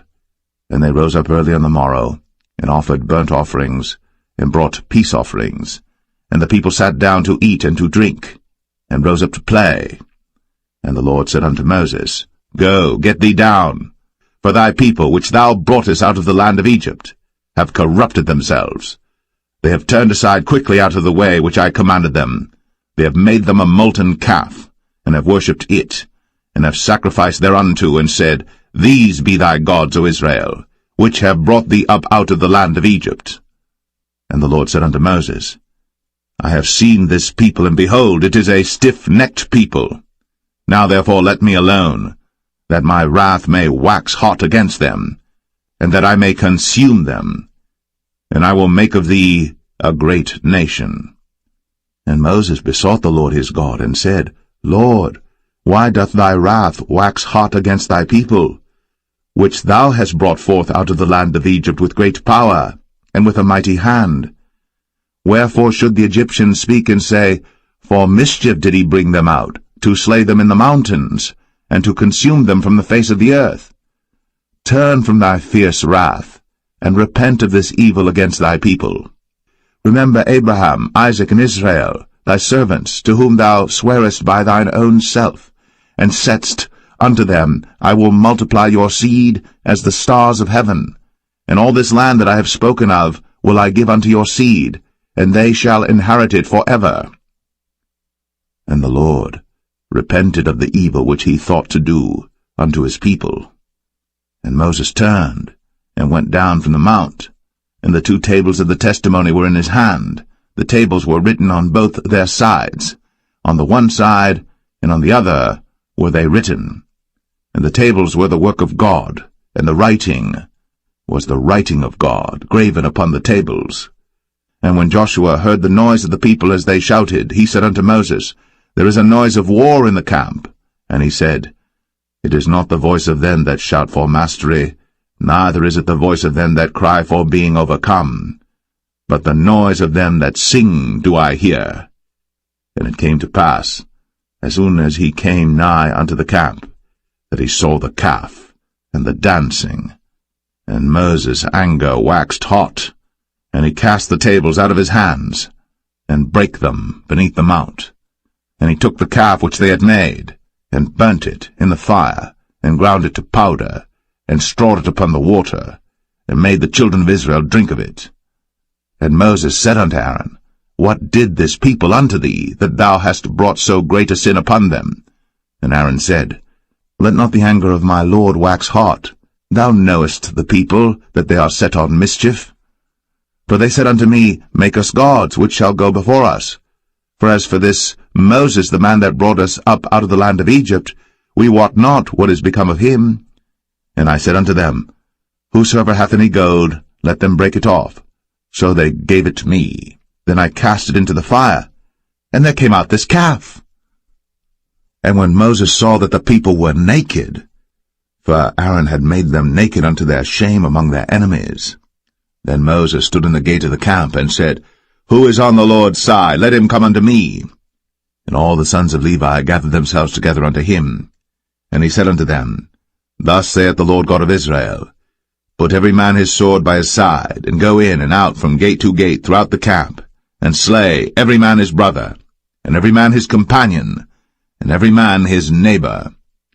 And the children of Levi did according to the word of Moses. And there fell of the people that day about 3,000 men. For Moses had said, Consecrate yourselves today to the Lord, even every man upon his son, and upon his brother, that he may bestow upon you a blessing this day. And it came to pass on the morrow, that Moses said unto the people, Ye have sinned a great sin, and now I will go up unto the Lord. Peradventure I shall make an atonement for your sin. And Moses returned unto the Lord, and said, O this people have sinned a great sin, and have made them gods of gold. Yet now, if thou wilt forgive their sin, and if not, blot me, I pray thee, out of thy book, which thou hast written. And the Lord said unto Moses, Whosoever hath sinned against me, him will I blot out of my book. Therefore now go, lead the people unto the place of which I have spoken unto thee. Behold, mine angel shall go before thee. Nevertheless, in the day when I visit, I will visit their sin upon them. And the Lord plagued the people, because they made the calf which Aaron made.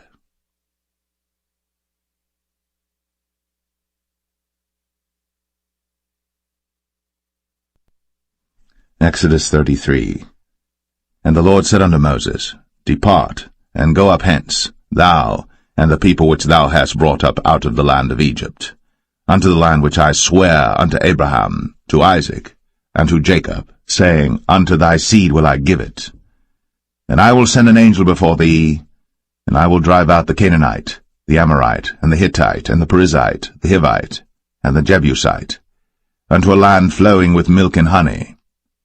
For I will not go up in the midst of thee, for thou art a stiff-necked people, lest I consume thee in the way. And when the people heard these evil tidings, they mourned, and no man did put on him his ornaments. For the Lord had said unto Moses, Say unto the children of Israel, Ye are a stiff-necked people. I will come up into the midst of thee in a moment, and consume thee. Therefore now put off thy ornaments from thee, that I may know what to do unto thee. And the children of Israel stripped themselves of their ornaments by the mount Horeb. And Moses took the tabernacle, and pitched it without the camp, afar off from the camp, and called it the tabernacle of the congregation. And it came to pass that every one which sought the Lord went out unto the tabernacle of the congregation, which was without the camp. And it came to pass, when Moses went out unto the tabernacle, that all the people rose up, and stood every man at his tent door, and looked after Moses, until he was gone into the tabernacle. And it came to pass, as Moses entered into the tabernacle, the cloudy pillar descended, and stood at the door of the tabernacle, and the Lord talked with Moses. And all the people saw the cloudy pillar stand at the tabernacle door. And all the people rose up and worshipped, every man in his tent door. And the Lord spake unto Moses face to face, as a man speaketh unto his friend. And he turned again into the camp. But his servant Joshua the son of Nun, a young man, departed not out of the tabernacle. And Moses said unto the Lord, See, thou sayest unto me, Bring up this people, and thou hast not let me know whom thou wilt send with me. Yet thou hast said, I know thee by name, and thou hast also found grace in my sight. Now therefore, I pray thee, if I have found grace in thy sight, show me now thy way, that I may know thee, that I may find grace in thy sight, and consider that this nation is thy people. And he said, My presence shall go with thee, and I will give thee rest. And he said unto him, If thy presence go not with me, carry us not up hence. For wherein shall it be known here that I and thy people have found grace in thy sight? Is it not in that thou goest with us? So shall we be separated, I and thy people, from all the people that are upon the face of the earth.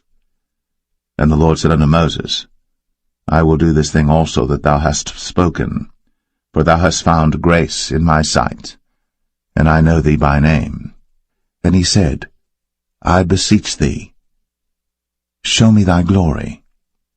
And he said, I will make all my goodness pass before thee, and I will proclaim the name of the Lord before thee, and will be gracious to whom I will be gracious, and will show mercy on whom I will show mercy. And he said, Thou canst not see my face, for there shall no man see me and live. And the Lord said, Behold, there is a place by me, and thou shalt stand upon a rock. And it shall come to pass, while my glory passeth by, that I will put thee in a cleft of the rock, and will cover thee with my hand while I pass by. And I will take away mine hand, and thou shalt see my back parts, but my face shall not be seen.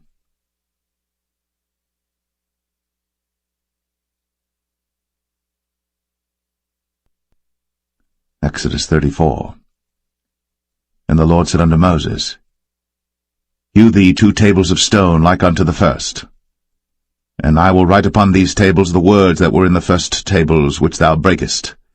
And be ready in the morning, and come up in the morning unto Mount Sinai, and present thyself there to me in the top of the mount. And no man shall come up with thee, neither let any man be seen throughout all the mount, neither let the flocks nor herds feed before that mount. And he hewed 2 tables of stone like unto the first.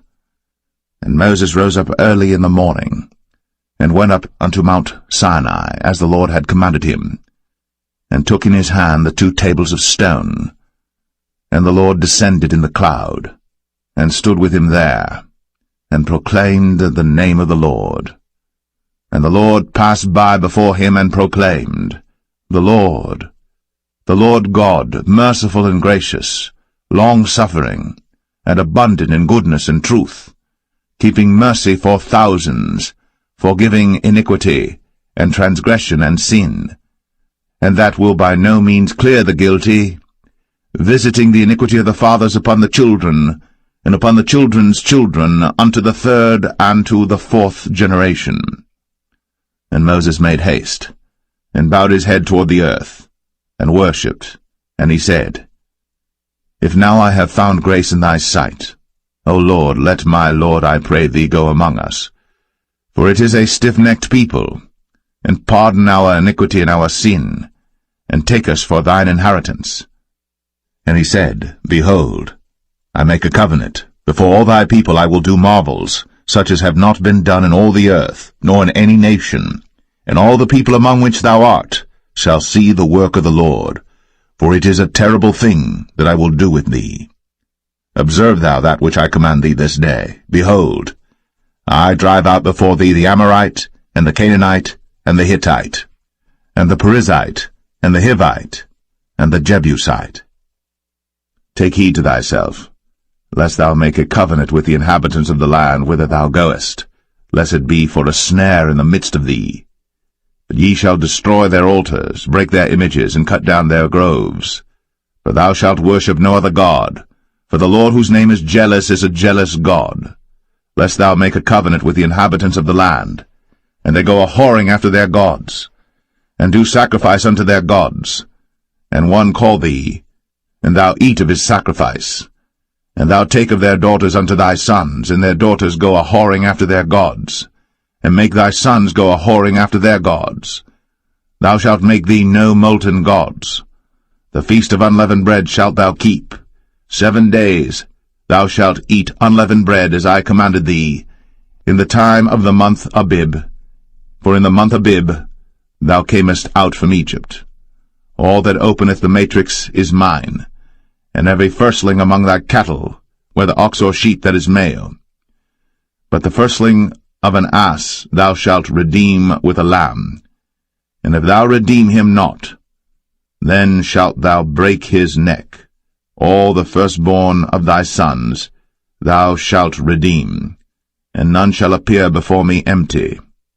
6 days thou shalt work, but on the 7th day thou shalt rest. In earing time and in harvest thou shalt rest. And thou shalt observe the feast of weeks, of the firstfruits of wheat harvest, and the feast of ingathering at the year's end. Thrice in the year shall all your men-children appear before the Lord God, the God of Israel. For I will cast out the nations before thee, and enlarge thy borders. Neither shall any man desire thy land, when thou shalt go up to appear before the Lord thy God thrice in the year. Thou shalt not offer the blood of my sacrifice with leaven, neither shall the sacrifice of the feast of the Passover be left unto the morning. The first of the firstfruits of thy land thou shalt bring unto the house of the Lord thy God.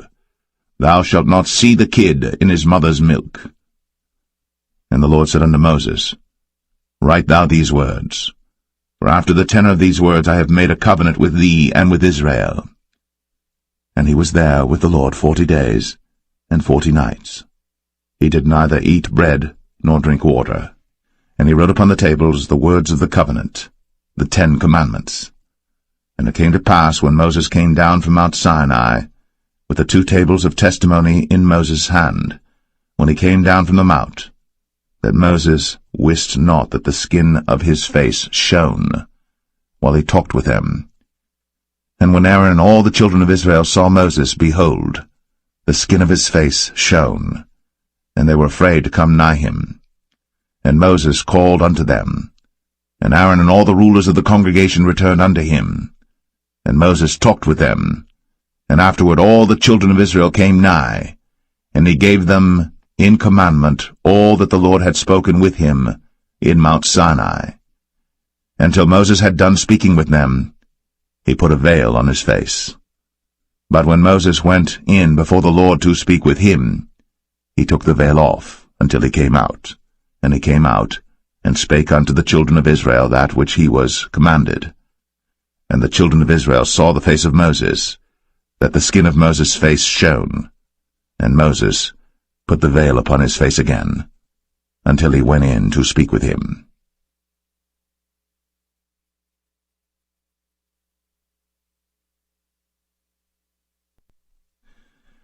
Exodus 35. And Moses gathered all the congregation of the children of Israel together, and said unto them, These are the words which the Lord hath commanded, that ye should do them. 6 days shall work be done, but on the 7th day there shall be to you an holy day, a Sabbath of rest to the Lord. Whosoever doeth work therein shall be put to death. Ye shall kindle no fire throughout your habitations upon the Sabbath day. And Moses spake unto all the congregation of the children of Israel, saying, This is the thing which the Lord commanded, saying, Take ye from among you an offering unto the Lord. Whosoever is of a willing heart, let him bring it, an offering of the Lord, gold and silver and brass, and blue and purple and scarlet and fine linen and goat's hair, and rams' skins dyed red, and badgers' skins, and shittim wood, and oil for the light, and spices for anointing oil, and for the sweet incense, and onyx stones, and stones to be set for the ephod and for the breastplate. And every wise-hearted among you shall come, and make all that the Lord hath commanded, the tabernacle, his tent, and his covering, his taches, and his boards, his bars, his pillars, and his sockets, the ark and the staves thereof, with the mercy seat and the veil of the covering, the table and his staves, and all his vessels, and the showbread, the candlestick also for the light, and his furniture, and his lamps, with the oil for the light, and the incense altar, and his staves, and the anointing oil, and the sweet incense, and the hanging for the door at the entering in of the tabernacle, the altar of burnt offering, with his brazen grate, his staves, and all his vessels, the laver and his foot, the hangings of the court, his pillars, and their sockets, and the hanging for the door of the court, the pins of the tabernacle, and the pins of the court, and their cords, the cloths of service, to do service in the holy place, the holy garments for Aaron the priest, and the garments of his sons to minister in the priest's office. And all the congregation of the children of Israel departed from the presence of Moses. And they came, every one whose heart stirred him up, and every one whom his spirit made willing. And they brought the Lord's offering to the work of the tabernacle of the congregation, and for all his service, and for the holy garments. And they came, both men and women, as many as were willing-hearted, and brought bracelets and earrings and rings and tablets, all jewels of gold, and every man that offered an offering of gold unto the Lord. And every man with whom was found blue and purple and scarlet and fine linen and goat's hair, and red skins of rams and badgers' skins brought them. Every one that did offer an offering of silver and brass brought the Lord's offering, and every man with whom was found shittim wood for any work of the service brought it.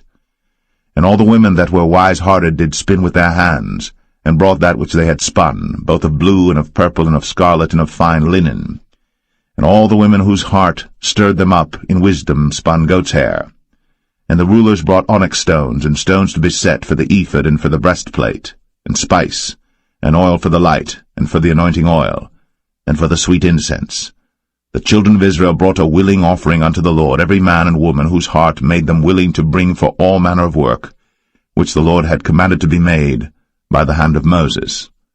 And Moses said unto the children of Israel, See, the Lord hath called by name Bezalel the son of Uri, the son of Hur, of the tribe of Judah. And he hath filled him with the Spirit of God in wisdom, in understanding, and in knowledge, and in all manner of workmanship, and to devise curious works, to work in gold, and in silver, and in brass, and in the cutting of stones, to set them, and in carving of wood, to make any manner of cunning work. And he hath put in his heart that he may teach, both he and Aholiab, the son of Ahisamach, of the tribe of Dan. Them hath he filled with wisdom of heart, to work all manner of work, of the engraver, and of the cunning workman, and of the embroiderer, in blue, and in purple, and scarlet, and in fine linen, and of the weaver, even of them that do any work, and of those that devise cunning work.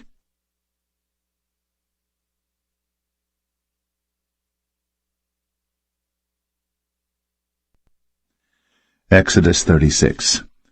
Then wrought Bezalel and Aholiab, and every wise-hearted man, in whom the Lord put wisdom and understanding to know how to work all manner of work for the service of the sanctuary, according to all that the Lord had commanded. And Moses called Bezalel and Aholiab, and every wise-hearted man, in whose heart the Lord had put wisdom, even every one whose heart stirred him up to come unto the work to do it. And they received of Moses all the offering, which the children of Israel had brought for the work of the service of the sanctuary, to make it withal. And they brought yet unto him free offerings every morning. And all the wise men that wrought all the work of the sanctuary came every man from his work which they made. And they spake unto Moses, saying, The people bring much more than enough for the service of the work, which the Lord commanded to make. And Moses gave commandment, and they caused it to be proclaimed throughout the camp, saying, Let neither man nor woman make any more work for the offering of the sanctuary. so the people were restrained from bringing. For the stuff they had was sufficient for all the work to make it, and too much. And every wise-hearted man among them that wrought the work of the tabernacle made 10 curtains of fine twined linen and blue and purple and scarlet. With cherubims of cunning work made he them. The length of one curtain was 28 cubits, and the breadth of one curtain 4 cubits. The curtains were all of one size. And he coupled the 5 curtains one unto another, and the other 5 curtains he coupled one unto another. And he made loops of blue on the edge of one curtain from the selvage in the coupling. Likewise he made in the uttermost side of another curtain in the coupling of the second. 50 loops made he in one curtain, and 50 loops made he in the edge of the curtain which was in the coupling of the second. The loops held one curtain to another. And he made 50 taches of gold, and coupled the curtains one unto another with the taches. So it became one tabernacle. And he made curtains of goat's hair for the tent over the tabernacle. 11 curtains he made them. The length of one curtain was 30 cubits, and 4 cubits was the breadth of one curtain. The 11 curtains were of one size. And he coupled 5 curtains by themselves, and 6 curtains by themselves. And he made 50 loops upon the uttermost edge of the curtain in the coupling, and 50 loops made he upon the edge of the curtain which coupleth the second. And he made 50 taches of brass to couple the tent together, that it might be one. And he made a covering for the tent of ram skins dyed red, and a covering of badger skins above that. And he made boards for the tabernacle of shittim wood standing up. The length of a board was 10 cubits, and the breadth of a board 1 cubit and a half. One board had 2 tenons, equally distant one from another. Thus did he make for all the boards of the tabernacle. And he made boards for the tabernacle, 20 boards for the south side southward. And 40 sockets of silver he made under the 20 boards, 2 sockets under one board for his 2 tenons, and 2 sockets under another board for his 2 tenons. And for the other side of the tabernacle, which is toward the north corner, he made 20 boards, and there 40 sockets of silver, 2 sockets under one board, and 2 sockets under another board. And for the sides of the tabernacle westward he made 6 boards, and 2 boards made he for the corners of the tabernacle in the 2 sides, and they were coupled beneath and coupled together at the head thereof to one ring. Thus he did to both of them in both the corners. And there were 8 boards, and their sockets were 16 sockets of silver, under every board 2 sockets. And he made bars of shittim wood, 5 for the boards of the one side of the tabernacle, and 5 bars for the boards of the other side of the tabernacle, and 5 bars for the boards of the tabernacle for the sides westward. And he made the middle bar to shoot through the boards from the one end to the other. And he overlaid the boards with gold, and made their rings of gold to be places for the bars, and overlaid the bars with gold. And he made a veil of blue and purple and scarlet, and fine twined linen, with cherubims made he it of cunning work. And he made thereunto 4 pillars of shittim wood, and overlaid them with gold. Their hooks were of gold, and he cast for them 4 sockets of silver. And he made an hanging for the tabernacle door of blue and purple and scarlet and fine twined linen of needlework. And the 5 pillars of it with their hooks, and he overlaid their chapiters and their fillets with gold, but their 5 sockets were of brass.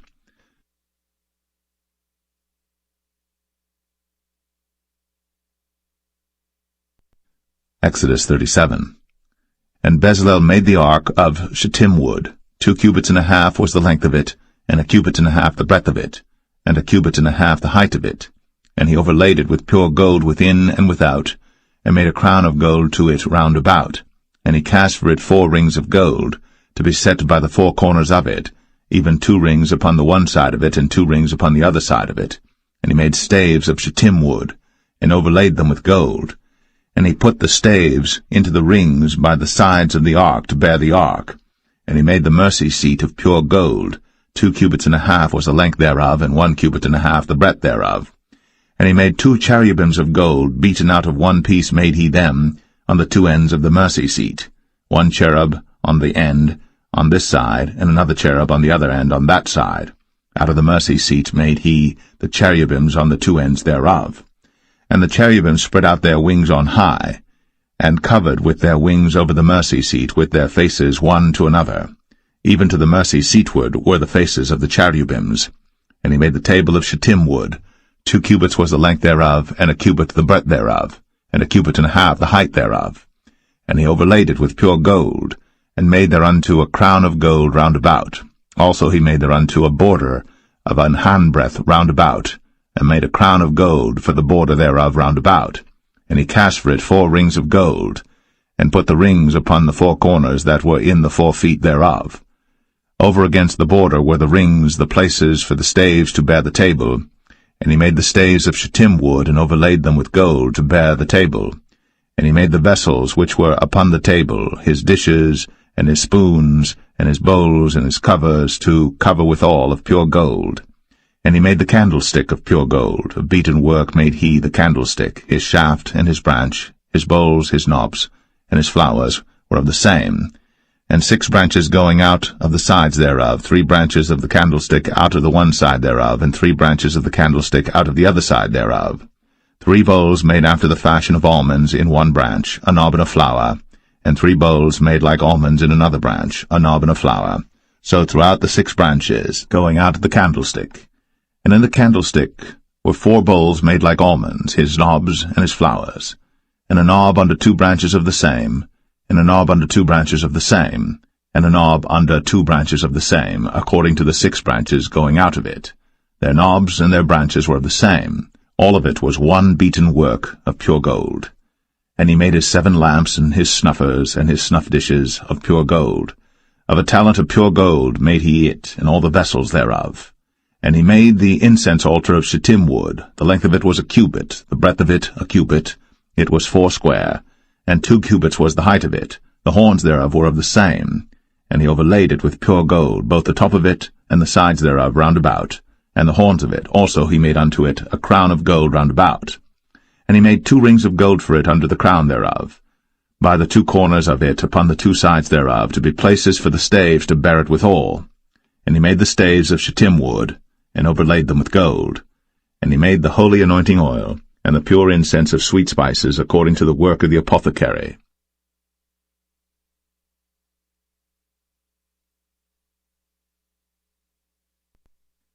Exodus 38. And he made the altar of burnt offering of shittim wood. 5 cubits was the length thereof, and 5 cubits the breadth thereof. It was 4 square, and 3 cubits the height thereof. And he made the horns thereof on the 4 corners of it. The horns thereof were of the same, and he overlaid it with brass. And he made all the vessels of the altar, the pots and the shovels and the basins and the flesh hooks and the firepans, all the vessels thereof made he of brass. And he made for the altar a brazen grate of network under the compass thereof beneath unto the midst of it.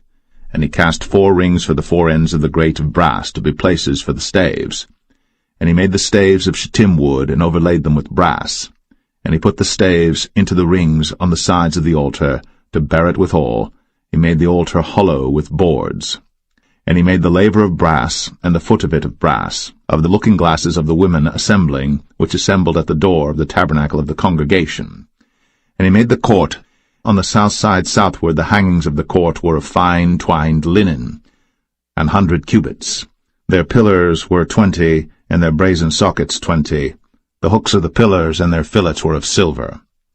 And for the north side the hangings were 100 cubits, their pillars were 20, and their sockets of brass 20. The hooks of the pillars and their fillets of silver. And for the west side were hangings of 50 cubits, their pillars 10, and their sockets 10, the hooks of the pillars and their fillets of silver. And for the east side eastward 50 cubits. The hangings of the one side of the gate were 15 cubits, their pillars 3, and their sockets 3. And for the other side of the court gate, on this hand and that hand, were hangings of 15 cubits, their pillars 3, and their sockets 3. All the hangings of the court round about were of fine twined linen. And the sockets for the pillars were of brass, the hooks of the pillars and their fillets of silver, and the overlaying of their chapiters of silver. And all the pillars of the court were filleted with silver. And the hanging for the gate of the court was needlework, of blue and purple and scarlet and fine twined linen. And 20 cubits was the length, and the height and the breadth was 5 cubits, answerable to the hangings of the court. And their pillars were 4, and their sockets of brass 4, their hooks of silver, and the overlaying of their chapiters and their fillets of silver. And all the pins of the tabernacle and of the court round about were of brass. This is the sum of the tabernacle, even of the tabernacle of testimony, as it was counted, according to the commandment of Moses, for the service of the Levites, by the hand of Ithamar, son to Aaron the priest. And Bezalel, the son of Uri, the son of Hur, of the tribe of Judah, made all that the Lord commanded Moses. And with him was Aholiab, son of Ahisamach, of the tribe of Dan, an engraver, and a cunning workman, and an embroiderer in blue, and in purple, and in scarlet, and fine linen. All the gold that was occupied for the work in all the work of the holy place, even the gold of the offering, was 29 talents, and 730 shekels after the shekel of the sanctuary. And the silver of them that were numbered of the congregation was 100 talents, and 1,760 shekels after the shekel of the sanctuary.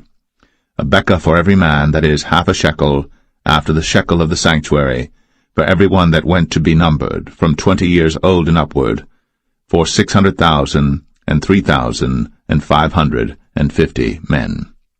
And of the 100 talents of silver were cast the sockets of the sanctuary, and the sockets of the veil, and 100 sockets of the 100 talents, a talent for a socket. And of the 1,775 shekels he made hooks for the pillars, and overlaid their chapiters, and filleted them. And the brass of the offering was 70 talents, and 2,400 shekels. And therewith he made the sockets to the door of the tabernacle of the congregation, and the brazen altar, and the brazen grate for it, and all the vessels of the altar, and the sockets of the court round about, and the sockets of the court gate, and all the pins of the tabernacle, and all the pins of the court round about.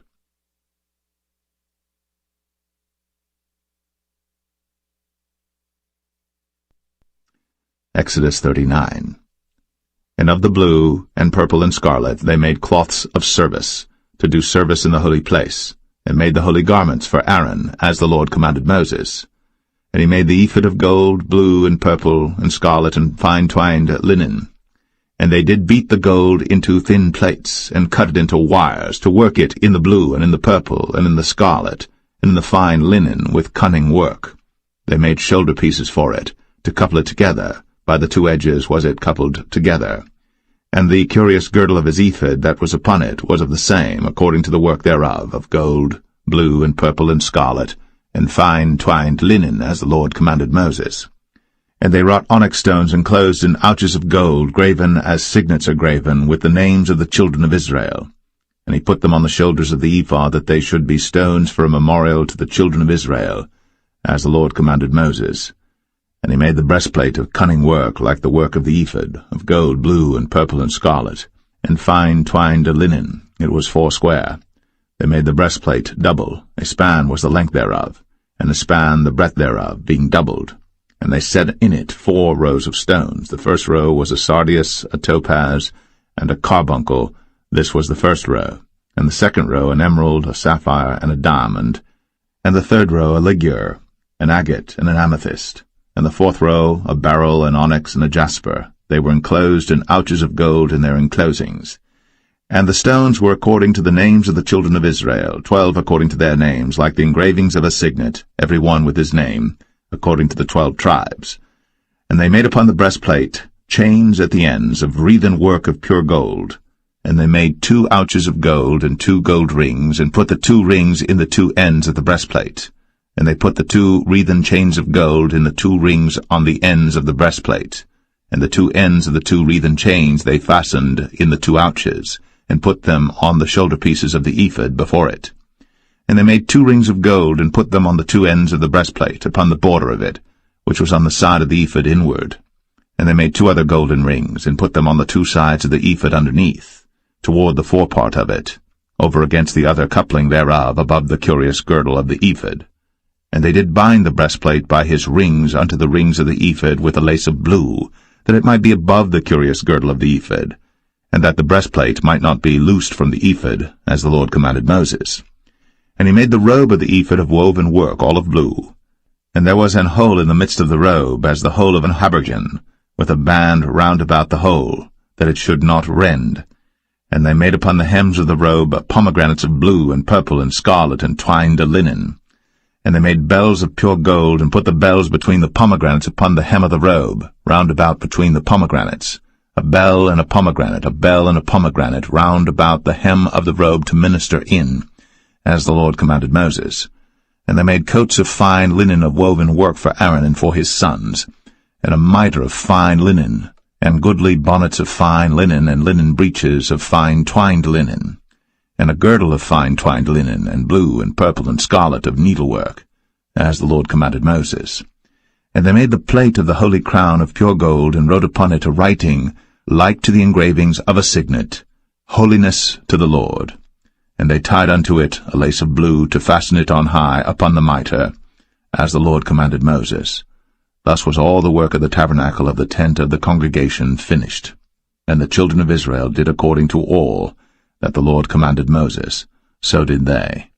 And they brought the tabernacle unto Moses, the tent, and all his furniture, his taches, his boards, his bars, and his pillars, and his sockets, and the covering of ram skins dyed red, and the covering of badger skins, and the veil of the covering, the ark of the testimony, and the staves thereof, and the mercy seat, the table and all the vessels thereof, and the showbread, the pure candlestick, with the lamps thereof, even with the lamps to be set in order, and all the vessels thereof, and the oil for light, and the golden altar, and the anointing oil, and the sweet incense, and the hanging for the tabernacle door, the brazen altar, and his grate of brass, his staves and all his vessels, the laver and his foot, the hangings of the court, his pillars and his sockets, and the hanging for the court gate, his cords, and his pins, and all the vessels of the service of the tabernacle for the tent of the congregation, the cloths of service to do service in the holy place, and the holy garments for Aaron the priest,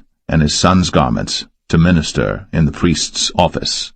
According to all that the Lord commanded Moses, so the children of Israel made all the work. And Moses did look upon all the work, and behold, they had done it, as the Lord had commanded, even so had they done it. And Moses blessed them.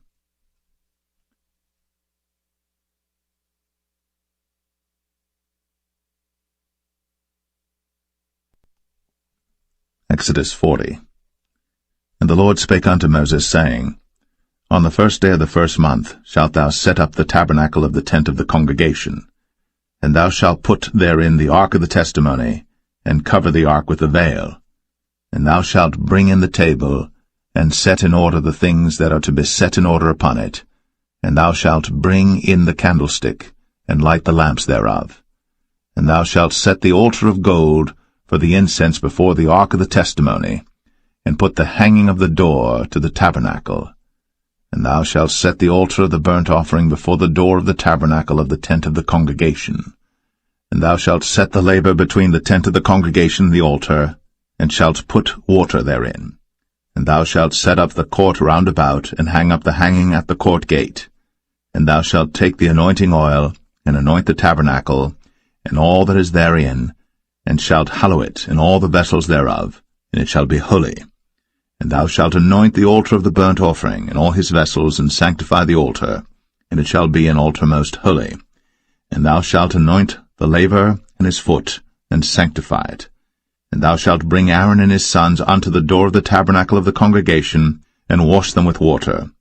And thou shalt put upon Aaron the holy garments, and anoint him, and sanctify him, that he may minister unto me in the priest's office. And thou shalt bring his sons, and clothe them with coats. And thou shalt anoint them, as thou didst anoint their father, that they may minister unto me in the priest's office, for their anointing shall surely be an everlasting priesthood throughout their generations. Thus did Moses. According to all that the Lord commanded him, so did he. And it came to pass in the first month, in the second year, on the first day of the month, that the tabernacle was reared up. And Moses reared up the tabernacle, and fastened his sockets, and set up the boards thereof, and put in the bars thereof, and reared up his pillars. And he spread abroad the tent over the tabernacle, and put the covering of the tent above upon it, as the Lord commanded Moses. And he took and put the testimony into the ark, and set the staves on the ark, and put the mercy seat above upon the ark. And he brought the ark into the tabernacle, and set up the veil of the covering, and covered the ark of the testimony, as the Lord commanded Moses. And he put the table in the tent of the congregation upon the side of the tabernacle northward without the veil. And he set the bread in order upon it before the Lord, as the Lord had commanded Moses. And he put the candlestick in the tent of the congregation over against the table on the side of the tabernacle southward. And he lighted the lamps before the Lord, as the Lord commanded Moses. And he put the golden altar in the tent of the congregation before the veil. And he burnt sweet incense thereon, as the Lord commanded Moses.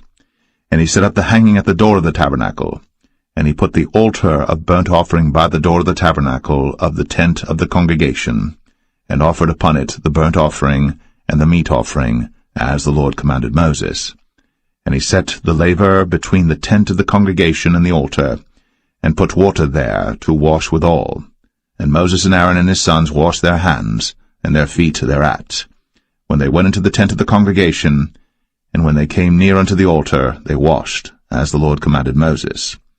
And he reared up the court round about the tabernacle and the altar, and set up the hanging of the court gate. So Moses finished the work. Then a cloud covered the tent of the congregation, and the glory of the Lord filled the tabernacle. And Moses was not able to enter into the tent of the congregation, because the cloud abode thereon, and the glory of the Lord filled the tabernacle.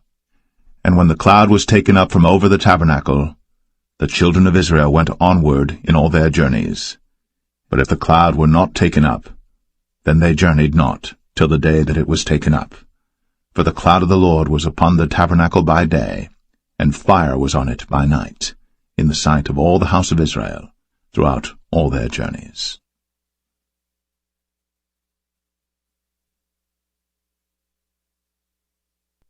The Book of Leviticus, chapter 1. And the Lord called unto Moses, and spake unto him out of the tabernacle of the congregation, saying, Speak unto the children of Israel, and say unto them, If any man of you bring an offering unto the Lord, ye shall bring your offering of the cattle, even of the herd, and of the flock. If his offering be a burnt sacrifice of the herd, let him offer a male without blemish. He shall offer it of his own voluntary will at the door of the tabernacle of the congregation before the Lord. And he shall put his hand upon the head of the burnt offering, and it shall be accepted for him to make atonement for him.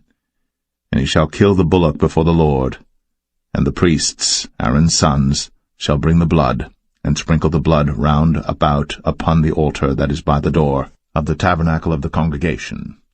And he shall flay the burnt offering, and cut it into his pieces. And the sons of Aaron the priests shall put fire upon the altar, and lay the wood in order upon the fire. And the priests, Aaron's sons, shall lay the parts, the head, and the fat, in order upon the wood that is on the fire which is upon the altar. But his inwards and his legs shall he wash in water, and the priests shall burn all on the altar to be a burnt sacrifice, an offering made by fire, of a sweet savour unto the Lord.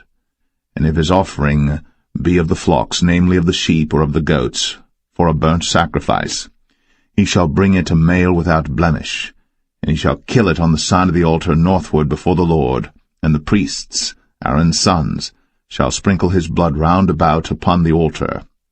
And he shall cut it into his pieces, with his head and his fat, and the priest shall lay them in order on the wood that is on the fire which is upon the altar.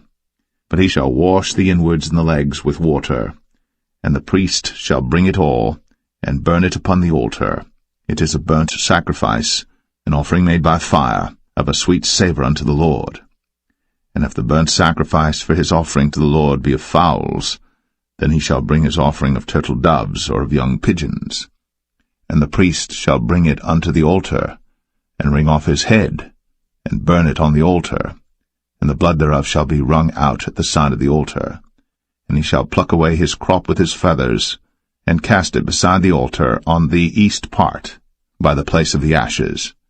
And he shall cleave it with the wings thereof, but shall not divide it asunder. And the priest shall burn it upon the altar, upon the wood that is upon the fire. It is a burnt sacrifice, an offering made by fire, of a sweet savour unto the Lord.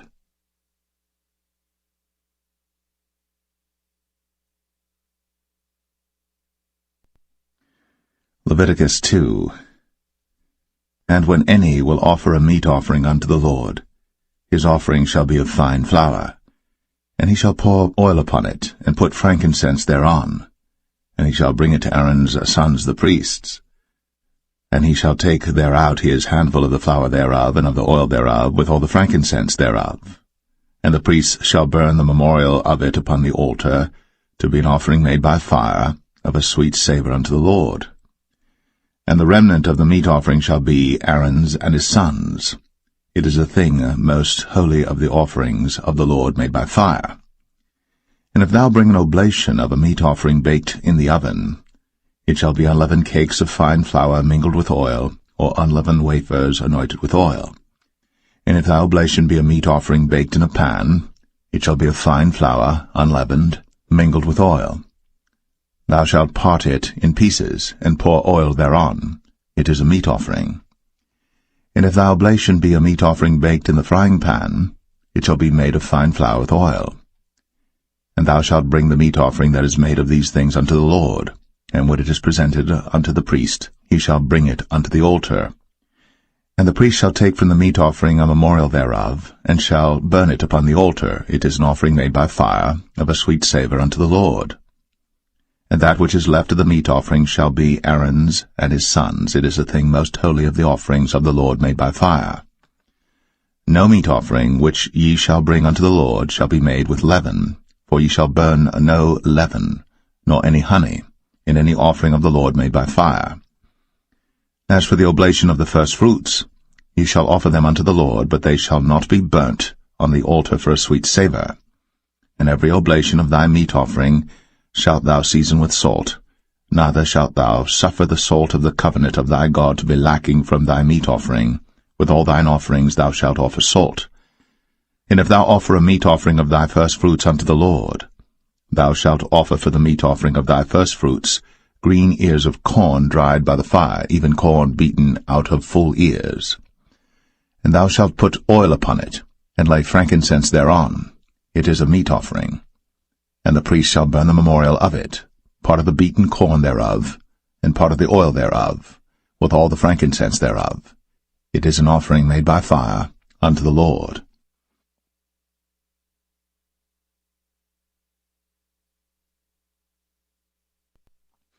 Leviticus 3.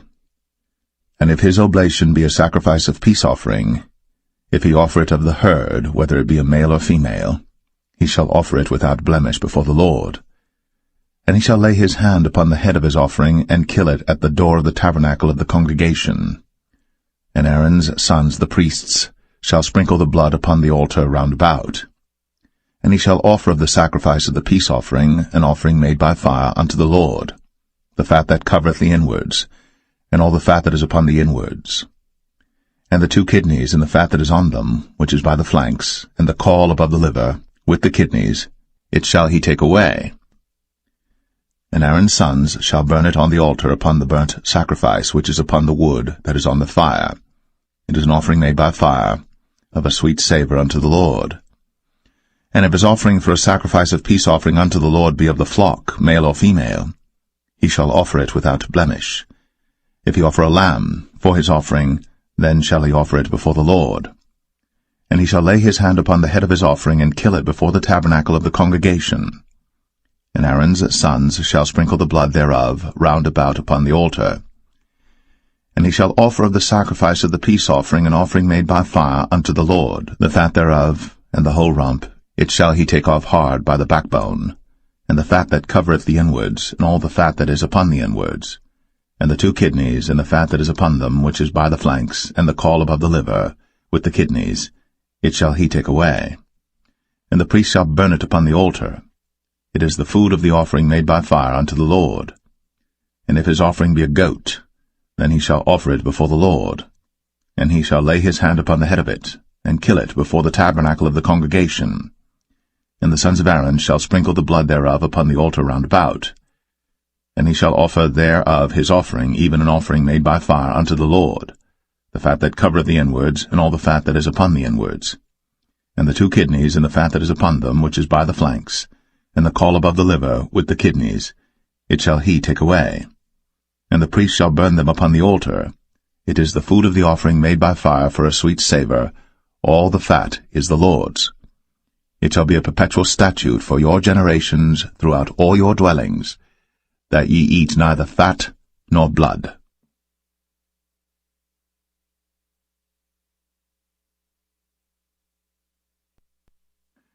Leviticus 4. And the Lord spake unto Moses, saying, Speak unto the children of Israel, saying, If a soul shall sin through ignorance against any of the commandments of the Lord, concerning things which ought not to be done, and shall do against any of them, if the priest that is anointed do sin according to the sin of the people, then let him bring for his sin which he hath sinned a young bullock without blemish unto the Lord for a sin offering. And he shall bring the bullock unto the door of the tabernacle of the congregation before the Lord, and shall lay his hand upon the bullock's head, and kill the bullock before the Lord. And the priest that is anointed shall take of the bullock's blood, and bring it to the tabernacle of the congregation. And the priest shall dip his finger in the blood, and sprinkle of the blood 7 times before the Lord, before the veil of the sanctuary. And the priest shall put some of the blood upon the horns of the altar of sweet incense before the Lord, which is in the tabernacle of the congregation, and shall pour all the blood of the bullock at the bottom of the altar of the burnt offering, which is at the door of the tabernacle of the congregation. And he shall take off from it all the fat of the bullock for the sin offering, the fat that covereth the inwards, and all the fat that is upon the inwards, and the 2 kidneys, and the fat that is upon them, which is by the flanks, and the caul above the liver, with the kidneys, it shall he take away, as it was taken off from the bullock of the sacrifice of peace offerings.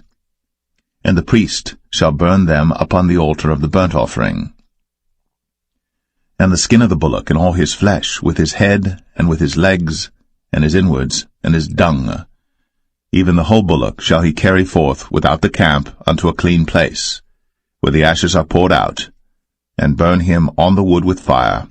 Where the ashes are poured out shall he be burnt. And if the whole congregation of Israel sin through ignorance, and the thing be hid from the eyes of the assembly, and they have done somewhat against any of the commandments of the Lord concerning things which should not be done, and are guilty, when the sin which they have sinned against it is known, then the congregation shall offer a young bullock for the sin, and bring him before the tabernacle of the congregation. And the elders of the congregation shall lay their hands upon the head of the bullock before the Lord, and the bullock shall be killed before the Lord. And the priest that is anointed shall bring of the bullock's blood to the tabernacle of the congregation. And the priest shall dip his finger in some of the blood, and sprinkle it 7 times before the Lord, even before the veil. And he shall put some of the blood upon the horns of the altar which is before the Lord, that is, in the tabernacle of the congregation, and shall pour out all the blood at the bottom of the altar of the burnt offering, which is at the door of the tabernacle of the congregation. And he shall take all his fat from him, and burn it upon the altar. And he shall do with the bullock as he did with the bullock for a sin offering. So shall he do with this, and the priest shall make an atonement for them, and it shall be forgiven them. And he shall carry forth the bullock without the camp, and burn him as he burned the first bullock. It is a sin offering for the congregation. When a ruler hath sinned, and done somewhat through ignorance against any of the commandments of the Lord his God, concerning things which should not be done, and is guilty, or if his sin, wherein he hath sinned, come to his knowledge, he shall bring his offering, a kid of the goats, a male without blemish. And he shall lay his hand upon the head of the goat, and kill it in the place where they killed the burnt offering before the Lord. It is a sin offering. And the priest shall take of the blood of the sin offering with his finger, and put it upon the horns of the altar of burnt offering, and shall pour out his blood at the bottom of the altar of burnt offering. And he shall burn all his fat upon the altar, as the fat of the sacrifice of peace offerings. And the priest shall make an atonement for him as concerning his sin, and it shall be forgiven him. And if any one of the common people sin through ignorance, while he doeth somewhat against any of the commandments of the Lord concerning things which ought not to be done, and be guilty, or if his sin, which he hath sinned, come to his knowledge, then he shall bring his offering, a kid of the goats, a female without blemish, for his sin, which he hath sinned.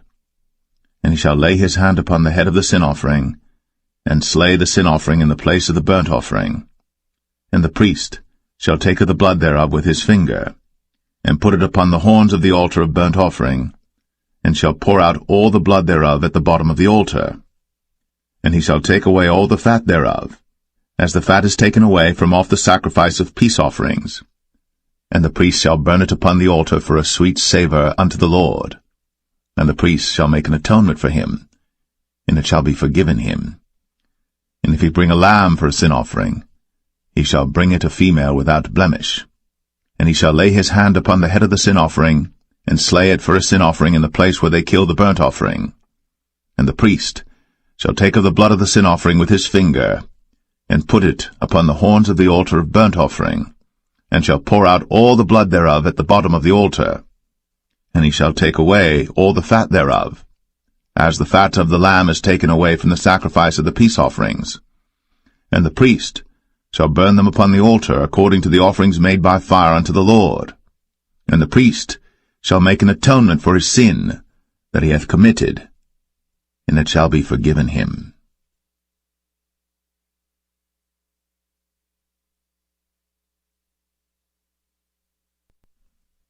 Leviticus 5. And if a soul sin, and hear the voice of swearing, and is a witness, whether he hath seen or known of it, if he do not utter it, then he shall bear his iniquity.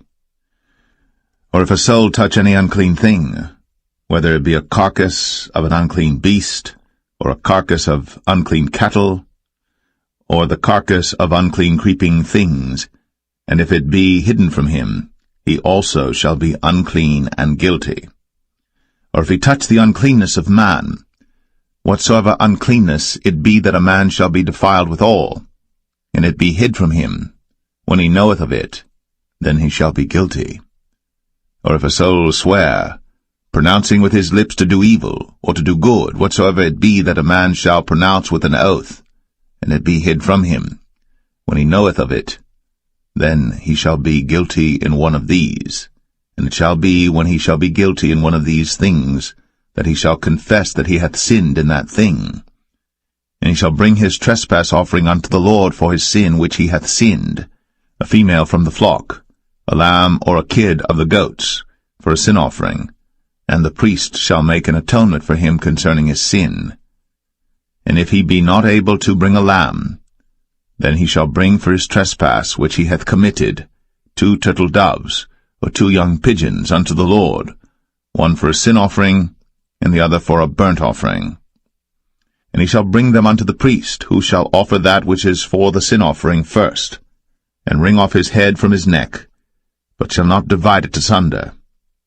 And he shall sprinkle of the blood of the sin offering upon the side of the altar, and the rest of the blood shall be wrung out at the bottom of the altar. It is a sin offering.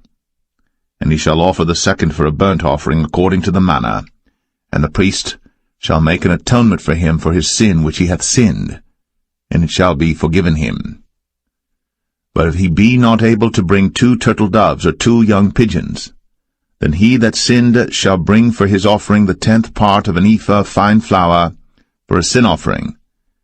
He shall put no oil upon it, neither shall he put any frankincense thereon, for it is a sin offering. Then shall he bring it to the priest, and the priest shall take his handful of it, even a memorial thereof, and burn it on the altar, according to the offerings made by fire unto the Lord. It is a sin offering. And the priest shall make an atonement for him as touching his sin that he hath sinned in one of these, and it shall be forgiven him. And the remnant shall be the priest's, as a meat offering. And the Lord spake unto Moses, saying, If a soul commit a trespass, and sin through ignorance in the holy things of the Lord, then he shall bring for his trespass unto the Lord a ram without blemish out of the flocks, with thy estimation by shekels of silver, after the shekel of the sanctuary, for a trespass offering. And he shall make amends for the harm that he hath done in the holy thing, and shall add the 5th part thereto, and give it unto the priest. And the priest shall make an atonement for him with the ram of the trespass offering, and it shall be forgiven him. And if a soul sin, and commit any of these things which are forbidden to be done by the commandments of the Lord, though he wist it not, yet is he guilty, and shall bear his iniquity. And he shall bring a ram without blemish out of the flock with thy estimation for a trespass offering unto the priest. And the priest shall make an atonement for him concerning his ignorance wherein he erred and wist it not. and it shall be forgiven him. It is a trespass offering. He hath certainly trespassed against the Lord.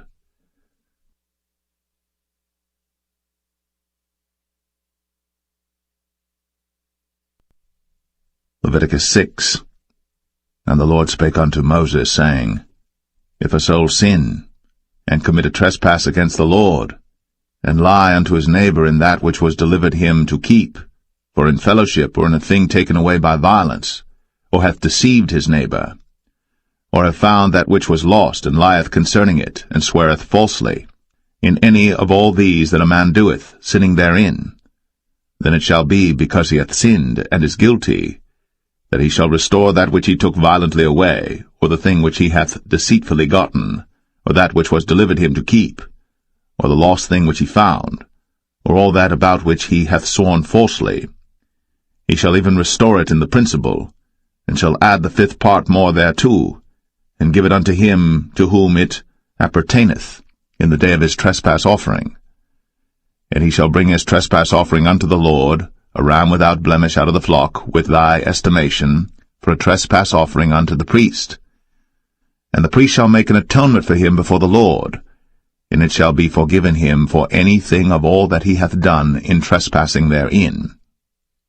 And the Lord spake unto Moses, saying, Command Aaron and his sons, saying, This is the law of the burnt offering. It is the burnt offering because of the burning upon the altar all night unto the morning, and the fire of the altar shall be burning in it. And the priest shall put on his linen garment, and his linen breeches shall he put upon his flesh, and take up the ashes which the fire hath consumed with the burnt offering on the altar. And he shall put them beside the altar. And he shall put off his garments, and put on other garments, and carry forth the ashes without the camp unto a clean place. And the fire upon the altar shall be burning in it. It shall not be put out. And the priest shall burn wood on it every morning, and lay the burnt offering in order upon it. And he shall burn thereon the fat of the peace offerings. The fire shall ever be burning upon the altar. It shall never go out. And this is the law of the meat offering. The sons of Aaron shall offer it before the Lord, before the altar. And he shall take of it his handful of the flour of the meat offering, and of the oil thereof, and all the frankincense which is upon the meat offering, and shall burn it upon the altar for a sweet savour, even the memorial of it, unto the Lord. And the remainder thereof shall Aaron and his sons eat. With unleavened bread shall it be eaten in the holy place. In the court of the tabernacle of the congregation they shall eat it. It shall not be baked with leaven. I have given it unto them for their portion of my offerings made by fire. It is most holy, as is the sin offering, and as the trespass offering. All the males among the children of Aaron shall eat of it. It shall be a statute for ever in your generations concerning the offerings of the Lord made by fire. Every one that toucheth them shall be holy. And the Lord spake unto Moses, saying, This is the offering of Aaron and of his sons, which they shall offer unto the Lord in the day when he is anointed. The 10th part of an ephah of fine flour for a meat offering perpetual, half of it in the morning, and half thereof at night. In a pan it shall be made with oil, and when it is baked, thou shalt bring it in. And the baked pieces of the meat offering shalt thou offer for a sweet savour unto the Lord. And the priest of his sons that is anointed in his stead shall offer it. It is a statute for ever unto the Lord. It shall be wholly burnt. For every meat offering for the priest shall be wholly burnt. It shall not be eaten. And the Lord spake unto Moses, saying, Speak unto Aaron and to his sons, saying, This is the law of the sin offering. In the place where the burnt offering is killed shall the sin offering be killed before the Lord. It is most holy. The priest that offereth it for sin shall eat it. In the holy place shall it be eaten, in the court of the tabernacle of the congregation. Whatsoever shall touch the flesh thereof shall be holy. And when there is sprinkled of the blood thereof upon any garment, thou shalt wash that whereon it was sprinkled in the holy place. But the earthen vessel wherein it is sodden shall be broken, and if it be sodden in a brazen pot, it shall be both scoured and rinsed in water. All the males among the priests shall eat thereof. It is most holy. And no sin offering whereof any of the blood is brought into the tabernacle of the congregation to reconcile with all in the holy place shall be eaten. It shall be burnt in the fire.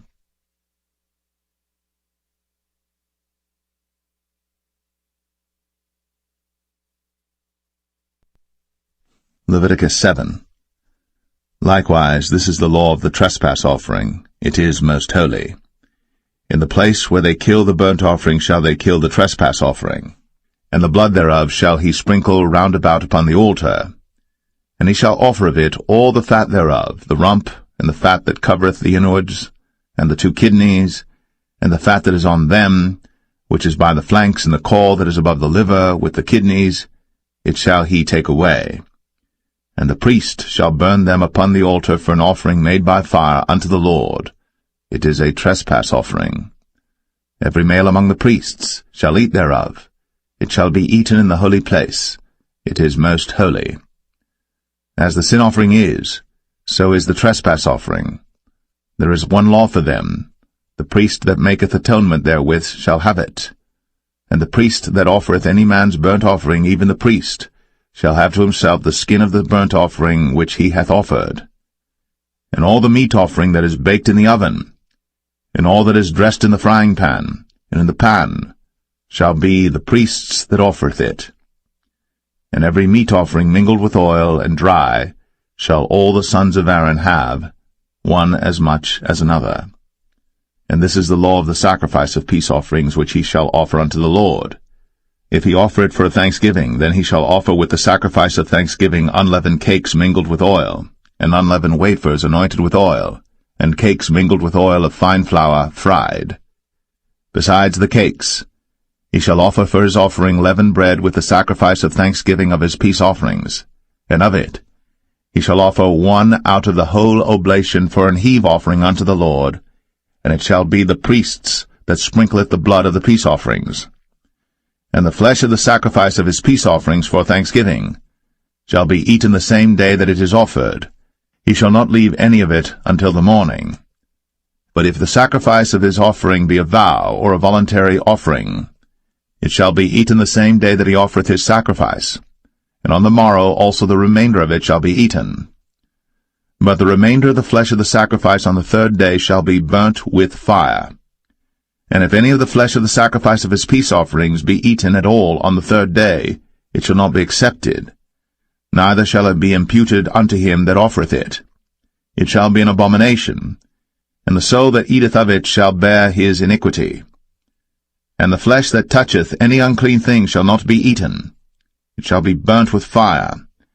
And as for the flesh, all that be clean shall eat thereof. But the soul that eateth of the flesh of the sacrifice of peace offerings, that pertain unto the Lord, having his uncleanness upon him, even that soul, shall be cut off from his people. Moreover, the soul that shall touch any unclean thing, as the uncleanness of man, or any unclean beast, or any abominable unclean thing, and eat of the flesh of the sacrifice of peace offerings, which pertain unto the Lord, even that soul shall be cut off from his people. And the Lord spake unto Moses, saying, Speak unto the children of Israel, saying, Ye shall eat no manner of fat, of ox, or of sheep, or of goat, and the fat of the beast that dieth of itself, and the fat of that which is torn with beasts, may be used in any other use, but ye shall in no wise eat of it. For whosoever eateth the fat of the beast, of which men offer an offering made by fire unto the Lord, even the soul that eateth it shall be cut off from his people. Moreover, ye shall eat no manner of blood, whether it be of fowl or of beast, in any of your dwellings.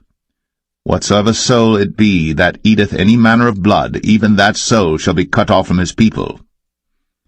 And the Lord spake unto Moses, saying, Speak unto the children of Israel, saying, He that offereth the sacrifice of his peace offerings unto the Lord shall bring his oblation unto the Lord of the sacrifice of his peace offerings. His own hands shall bring the offerings of the Lord made by fire, the fat with the breast. It shall he bring, that the breast may be waved for a wave offering before the Lord. And the priest shall burn the fat upon the altar, but the breast shall be Aaron's and his sons'. And the right shoulder shall ye give unto the priest for an heave offering of the sacrifices of your peace offerings. He among the sons of Aaron, that offereth the blood of the peace offerings, and the fat, shall have the right shoulder for his part. For the wave breast, and the heave shoulder, have I taken of the children of Israel, from off the sacrifices of their peace offerings, and have given them unto Aaron the priest, and unto his sons by a statute for ever, from among the children of Israel. This is the portion of the anointing of Aaron, and of the anointing of his sons, out of the offerings of the Lord made by fire, in the day, when he presented them to minister unto the Lord in the priest's office, which the Lord commanded to be given them of the children of Israel, in the day that he anointed them, by a statute for ever throughout their generations. This is the law of the burnt offering, of the meat offering, and of the sin offering, and of the trespass offering, and of the consecrations, and of the sacrifice of the peace offerings, which the Lord commanded Moses, in Mount Sinai, in the day that he commanded the children of Israel to offer their oblations unto the Lord, in the wilderness of Sinai.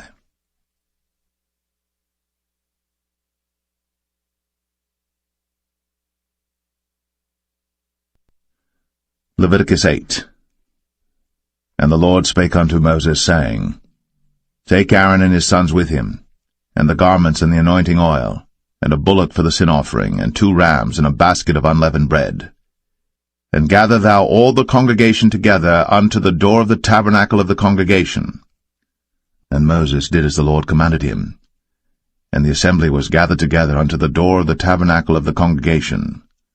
And Moses said unto the congregation, This is the thing which the Lord commanded to be done. And Moses brought Aaron and his sons, and washed them with water. And he put upon him the coat, and girded him with the girdle, and clothed him with the robe, and put the ephod upon him. And he girded him with the curious girdle of the ephod, and bound it unto him therewith. And he put the breastplate upon him. Also he put in the breastplate the Urim and the Thummim. And he put the mitre upon his head. Also upon the mitre, even upon his forefront, did he put the golden plate, the holy crown, as the Lord commanded Moses. And Moses took the anointing oil, and anointed the tabernacle and all that was therein, and sanctified them. And he sprinkled thereof upon the altar 7 times, and anointed the altar and all his vessels, both the laver and his foot, to sanctify them. And he poured of the anointing oil upon Aaron's head, and anointed him, to sanctify him. And Moses brought Aaron's sons, and put coats upon them, and girded them with girdles, and put bonnets upon them, as the Lord commanded Moses. And he brought the bullock for the sin offering, and Aaron and his sons laid their hands upon the head of the bullock for the sin offering, and he slew it. And Moses took the blood, and put it upon the horns of the altar round about with his finger, and purified the altar, and poured the blood at the bottom of the altar, and sanctified it, to make reconciliation upon it. And he took all the fat that was upon the inwards, and the caul above the liver, and the 2 kidneys, and their fat, and Moses burned it upon the altar. But the bullock and his hide, his flesh and his dung, he burnt with fire without the camp, as the Lord commanded Moses. And he brought the ram for the burnt offering, and Aaron and his sons laid their hands upon the head of the ram, and he killed it.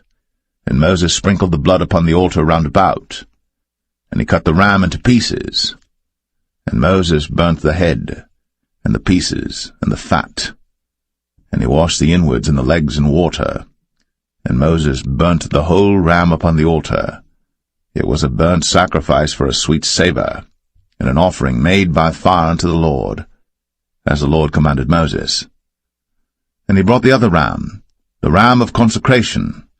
And Aaron and his sons laid their hands upon the head of the ram, and he slew it.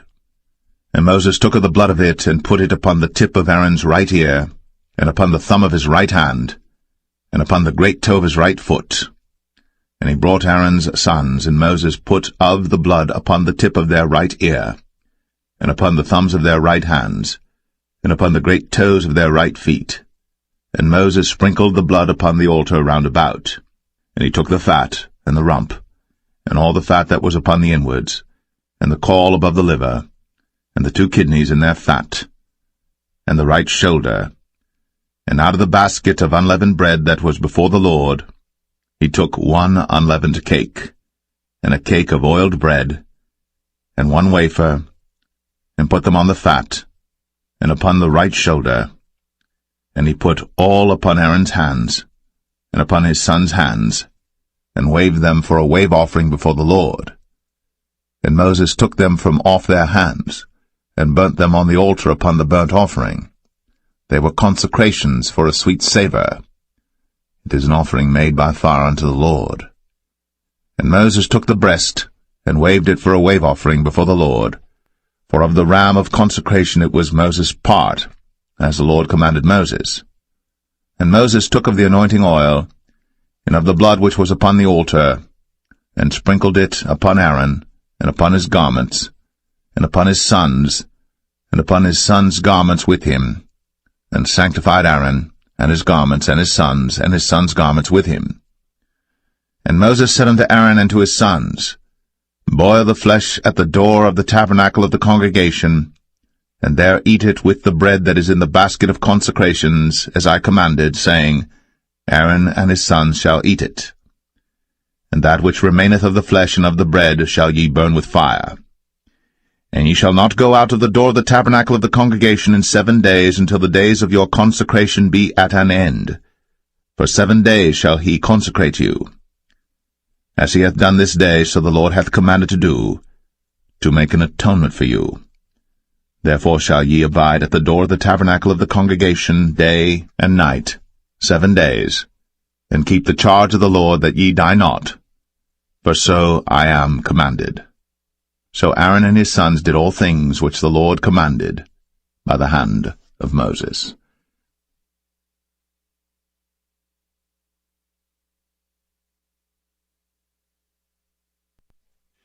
Leviticus 9. And it came to pass on the 8th day, that Moses called Aaron and his sons and the elders of Israel. And he said unto Aaron, Take thee a young calf for a sin offering, and a ram for a burnt offering without blemish, and offer them before the Lord.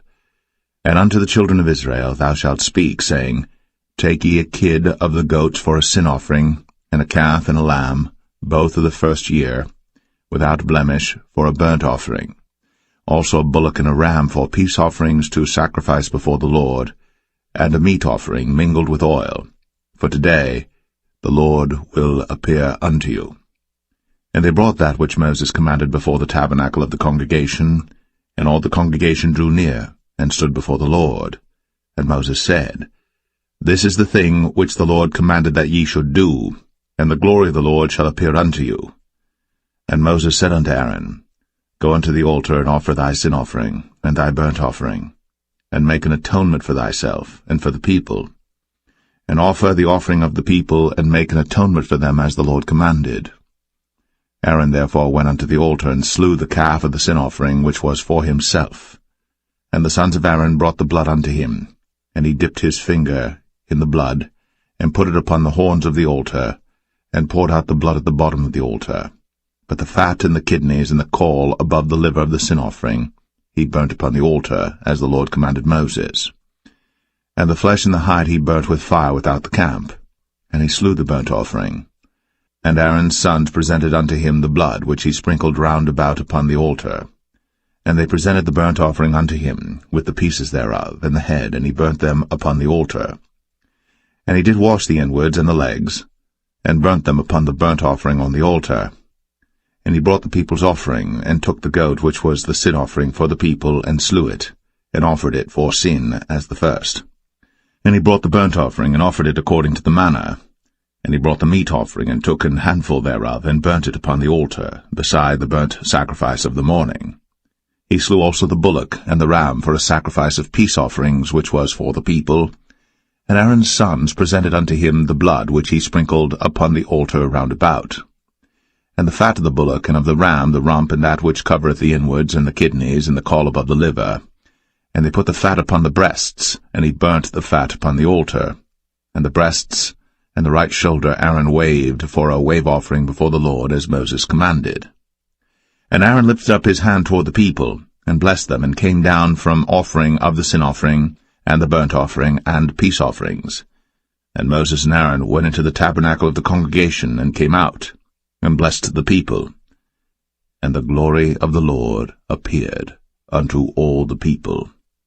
And there came a fire out from before the Lord, and consumed upon the altar the burnt offering and the fat, which when all the people saw, they shouted, and fell on their faces.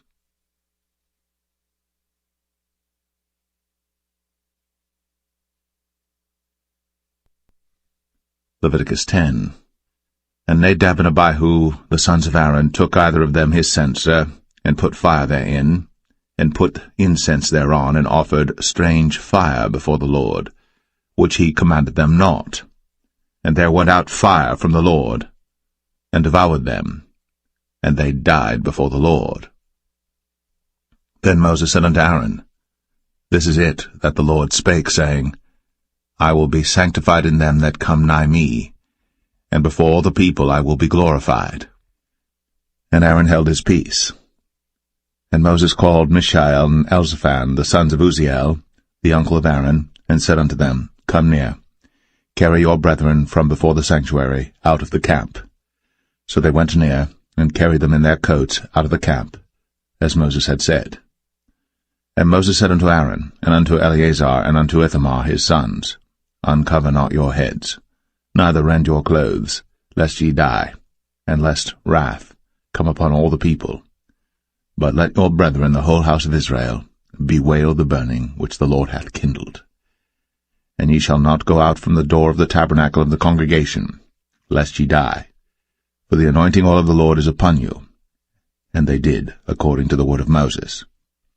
And the Lord spake unto Aaron, saying, Do not drink wine nor strong drink, thou nor thy sons with thee, when ye go into the tabernacle of the congregation, lest ye die. It shall be a statute for ever throughout your generations. And that ye may put difference between holy and unholy, and between unclean and clean, and that ye may teach the children of Israel all the statutes which the Lord hath spoken unto them by the hand of Moses. And Moses spake unto Aaron, and unto Eleazar, and unto Ithamar, his sons that were left, Take the meat offering that remaineth of the offerings of the Lord made by fire, and eat it without leaven beside the altar, for it is most holy. And ye shall eat it in the holy place, because it is thy due, and thy son's due, of the sacrifices of the Lord made by fire, for so I am commanded. And the wave breast and heave shoulder shall ye eat in a clean place, thou and thy sons, and thy daughters with thee, for they be thy due, and thy son's due, which are given out of the sacrifices of peace offerings of the children of Israel. The heave shoulder and the wave breast shall they bring with the offerings made by fire of the fat, to wave it for a wave offering before the Lord, and it shall be thine, and thy sons with thee, by a statute for ever, as the Lord hath commanded. And Moses diligently sought the goat of the sin offering, and behold, it was burnt. And he was angry with Eleazar and Ithamar, the sons of Aaron, which were left alive, saying, Wherefore have ye not eaten the sin offering in the holy place, seeing it is most holy? And God hath given it you to bear the iniquity of the congregation, to make atonement for them before the Lord. Behold, the blood of it was not brought in within the holy place. Ye should indeed have eaten it in the holy place, as I commanded. And Aaron said unto Moses, Behold, this day have they offered their sin offering and their burnt offering before the Lord. And such things have befallen me. And if I had eaten the sin offering today, should it have been accepted in the sight of the Lord? And when Moses heard that, he was content.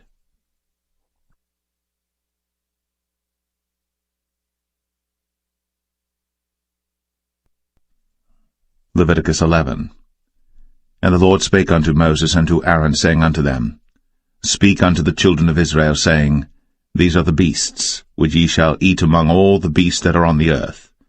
Whatsoever parteth the hoof, and is cloven-footed, and cheweth the cud, among the beasts, that shall ye eat. Nevertheless these shall ye not eat of them that chew the cud, or of them that divide the hoof. As the camel, because he cheweth the cud, but divideth not the hoof, he is unclean unto you. And the coney, because he cheweth the cud, but divideth not the hoof, he is unclean unto you. And the hare, because he cheweth the cud, but divideth not the hoof, he is unclean unto you. And the swine, though he divide the hoof, and be cloven-footed, yet he cheweth not the cud, he is unclean to you. Of their flesh shall ye not eat, and their carcass shall ye not touch, they are unclean to you. These shall ye eat of all that are in the waters. Whatsoever hath fins and scales in the waters, in the seas, and in the rivers, them shall ye eat. And all that have not fins and scales in the seas, and in the rivers, of all that move in the waters, and of any living thing which is in the waters, they shall be an abomination unto you. They shall be even an abomination unto you. Ye shall not eat of their flesh, but ye shall have their carcasses in abomination. Whatsoever hath no fins nor scales in the waters, that shall be an abomination unto you. And these are they which ye shall have in abomination among the fowls. They shall not be eaten.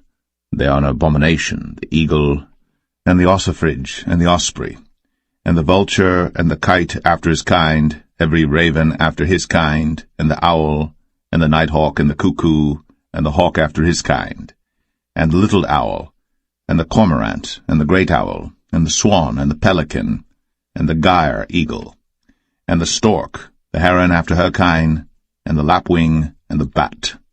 All fowls that creep, going upon all four, shall be an abomination unto you.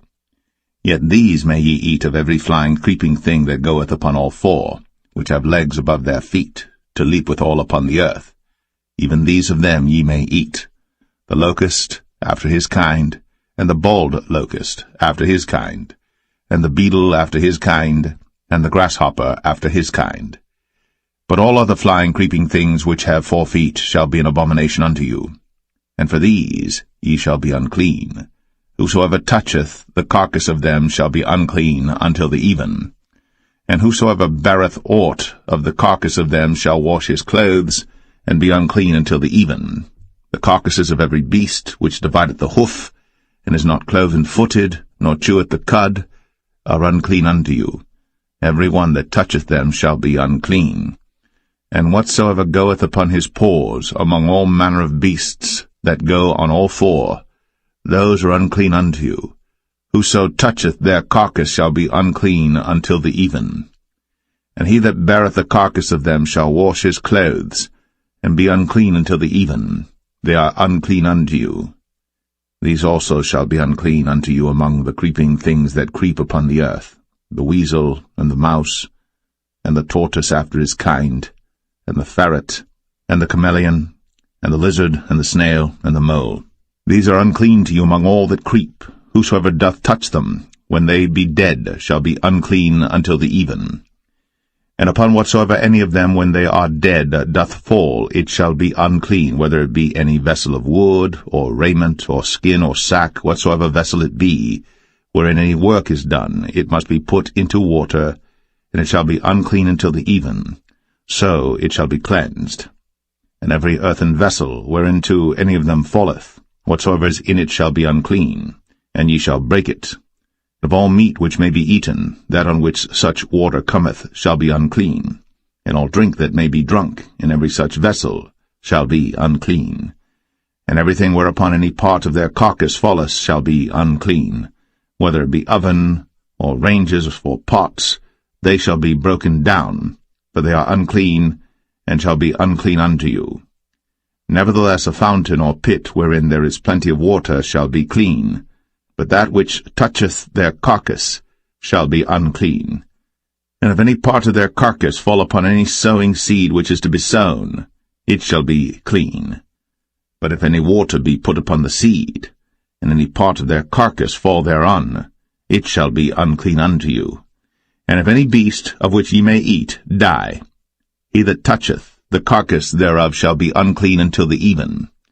And he that eateth of the carcass of it shall wash his clothes, and be unclean until the even. He also that beareth the carcass of it shall wash his clothes, and be unclean until the even. and every creeping thing that creepeth upon the earth shall be an abomination. It shall not be eaten. Whatsoever goeth upon the belly, and whatsoever goeth upon all four, or whatsoever hath more feet among all creeping things that creep upon the earth, them ye shall not eat, for they are an abomination. Ye shall not make yourselves abominable with any creeping thing that creepeth, neither shall ye make yourselves unclean with them, that ye should be defiled thereby. For I am the Lord your God. Ye shall therefore sanctify yourselves, and ye shall be holy, for I am holy. Neither shall ye defile yourselves with any manner of creeping thing that creepeth upon the earth. For I am the Lord that bringeth you up out of the land of Egypt, to be your God. Ye shall therefore be holy, for I am holy. This is the law of the beasts, and of the fowl, and of every living creature that moveth in the waters, and of every creature that creepeth upon the earth, to make a difference between the unclean and the clean, and between the beast that may be eaten, and the beast that may not be eaten.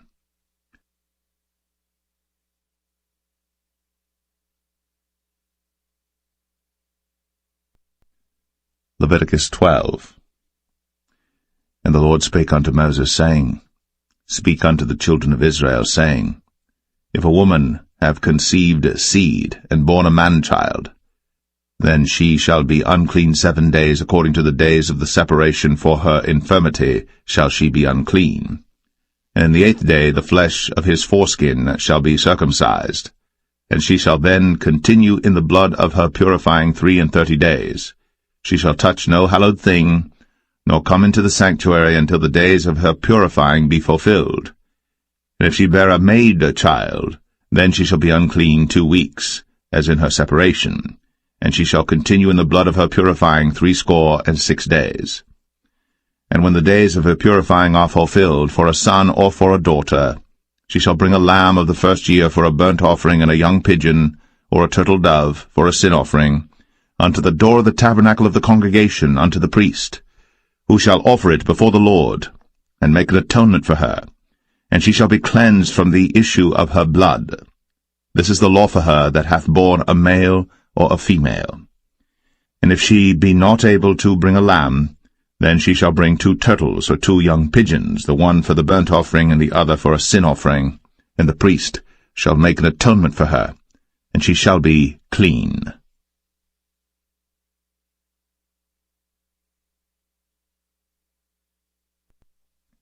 Leviticus 13.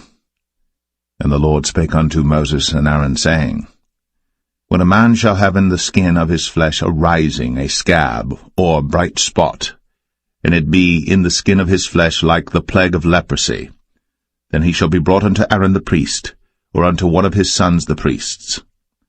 And the priest shall look on the plague in the skin of the flesh, and when the hair in the plague is turned white, and the plague in sight be deeper than the skin of his flesh, it is a plague of leprosy. And the priest shall look on him, and pronounce him unclean. If the bright spot be white in the skin of his flesh, and in sight be not deeper than the skin, and the hair thereof be not turned white, then the priest shall shut up him that hath the plague 7 days. And the priest shall look on him the 7th day, and behold, if the plague in his sight be at a stay, and the plague spread not in the skin, then the priest shall shut him up 7 days more. And the priest shall look on him again the 7th day, and behold, if the plague be somewhat dark, and the plague spread not in the skin, the priest shall pronounce him clean. It is but a scab, and he shall wash his clothes, and be clean. But if the scab spread much abroad in the skin, after that he hath been seen of the priest for his cleansing, he shall be seen of the priest again. And if the priest see that, behold, the scab spreadeth in the skin, then the priest shall pronounce him unclean. It is a leprosy. When the plague of leprosy is in a man, then he shall be brought unto the priest. And the priest shall see him, and behold, if the rising be white in the skin, and it have turned the hair white, and there be quick raw flesh in the rising, it is an old leprosy in the skin of his flesh. And the priest shall pronounce him unclean, and shall not shut him up, for he is unclean. And if a leprosy break out abroad in the skin, and the leprosy cover all the skin of him that hath the plague from his head even to his foot, wheresoever the priest looketh. Then the priest shall consider, and behold, if the leprosy have covered all his flesh, he shall pronounce him clean that hath the plague. It is all turned white, he is clean. But when raw flesh appeareth in him, he shall be unclean. And the priest shall see the raw flesh, and pronounce him to be unclean. For the raw flesh is unclean, it is a leprosy. Or if the raw flesh turn again, and be changed unto white, he shall come unto the priest. And the priest shall see him, and behold, if the plague be turned into white, then the priest shall pronounce him clean that hath the plague. He is clean. The flesh also, in which even in the skin thereof was a boil, and is healed, and in the place of the boil there be a white rising, or a bright spot, white and somewhat reddish, and it be shown to the priest. And if, when the priest seeth it, behold, it be in sight lower than the skin, and the hair thereof be turned white, the priest shall pronounce him unclean. It is a plague of leprosy broken out of the boil. But if the priest look on it, and behold, there be no white hairs therein, and if it be not lower than the skin, but be somewhat dark, then the priest shall shut him up 7 days. And if it spread much abroad in the skin, then the priest shall pronounce him unclean. It is a plague. But if the bright spot stay in his place, and spread not, it is a burning boil, and the priest shall pronounce him clean. Or if there be any flesh in the skin whereof there is a hot burning, and the quick flesh that burneth have a white bright spot, somewhat reddish or white, then the priest shall look upon it, and behold, if the hair in the bright spot be turned white, and it be in sight deeper than the skin, it is a leprosy broken out of the burning. Wherefore the priest shall pronounce him unclean. It is the plague of leprosy. But if the priest look on it, and behold, there be no white hair in the bright spot, and it be no lower than the other skin, but be somewhat dark, then the priest shall shut him up 7 days. And the priest shall look upon him the 7th day, and if it be spread much abroad in the skin, then the priest shall pronounce him unclean. It is the plague of leprosy. And if the bright spot stay in his place, and spread not in the skin, but it be somewhat dark, it is a rising of the burning, and the priest shall pronounce him clean. For it is an inflammation of the burning. If a man or woman have a plague upon the head or the beard, then the priest shall see the plague, and behold, if it be in sight deeper than the skin, and there be in it a yellow thin hair, then the priest shall pronounce him unclean. It is a dry scall, even a leprosy upon the head or beard. And if the priest look on the plague of the scall, and behold, it be not in sight deeper than the skin, and that there is no black hair in it, then the priest shall shut up him that hath the plague of the scall 7 days. And in the 7th day the priest shall look on the plague, and behold, if the scall spread not, and there be in it no yellow hair, and the scall be not in sight deeper than the skin, he shall be shaven, but the scall shall he not shave, and the priest shall shut up him that hath the scall 7 days more.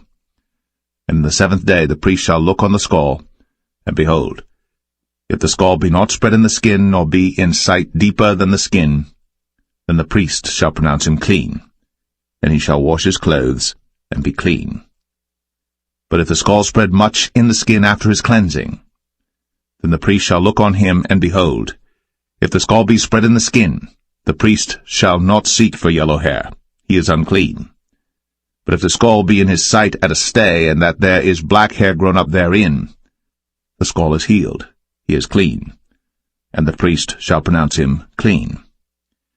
If a man also or a woman have in the skin of their flesh bright spots, even white bright spots, then the priest shall look, and behold, if the bright spots in the skin of their flesh be darkish white, it is a freckled spot that groweth in the skin, he is clean. And the man whose hair is fallen off his head, he is bald, yet is he clean. And he that hath his hair fallen off from the part of his head toward his face, he is forehead bald, yet is he clean. And if there be in the bald head or bald forehead a white reddish sore, it is a leprosy sprung up in his bald head, or his bald forehead. Then the priest shall look upon it, and behold, if the rising of the sore be white, reddish in his bald head, or in his bald forehead, as leprosy appeareth in the skin of the flesh, he is a leprous man. He is unclean. The priest shall pronounce him utterly unclean. His plague is in his head. And the leper in whom the plague is, his clothes shall be rent, and his head bare, and he shall put a covering upon his upper lip, and shall cry, Unclean, unclean. All the days wherein the plague shall be in him, he shall be defiled. He is unclean. He shall dwell alone. Without the camp shall his habitation be. The garment also that the plague of leprosy is in, whether it be a woolen garment or a linen garment, whether it be in the warp or woof of linen or of woolen, whether in a skin or in anything made of skin, and if the plague be greenish or reddish in the garment or in the skin, either in the warp or in the woof or in anything of skin, it is a plague of leprosy, and shall be shown unto the priest. And the priest shall look upon the plague, and shut up it that hath the plague 7 days. And he shall look on the plague on the 7th day, if the plague be spread in the garment, either in the warp, or in the woof, or in a skin, or in any work that is made of skin, the plague is a fretting leprosy, it is unclean. He shall therefore burn the garment, whether warp or woof, in woolen or in linen, or anything of skin, wherein the plague is, for it is a fretting leprosy, it shall be burnt in the fire. And if the priest shall look, and behold, the plague be not spread in the garment, either in the warp, or in the woof, or in anything of skin, then the priest shall command that they wash the thing wherein the plague is, and he shall shut it up 7 days more. And the priest shall look on the plague, after that it is washed, and behold, if the plague have not changed his colour, and the plague be not spread, it is unclean. Thou shalt burn it in the fire. It is fret inward, whether it be bare within or without. And if the priest look, and behold, the plague be somewhat dark after the washing of it, then he shall rend it out of the garment, or out of the skin, or out of the warp, or out of the woof. And if it appear still in the garment, either in the warp, or in the woof, or in anything of skin, it is a spreading plague. Thou shalt burn that wherein the plague is, with fire. And the garment, either warp, or woof, or whatsoever thing of skin it be, which thou shalt wash, if the plague be departed from them, then it shall be washed the 2nd time, and shall be clean. This is the law of the plague of leprosy in a garment of woolen or linen, either in the warp or woof, or anything of skins, to pronounce it clean, or to pronounce it unclean.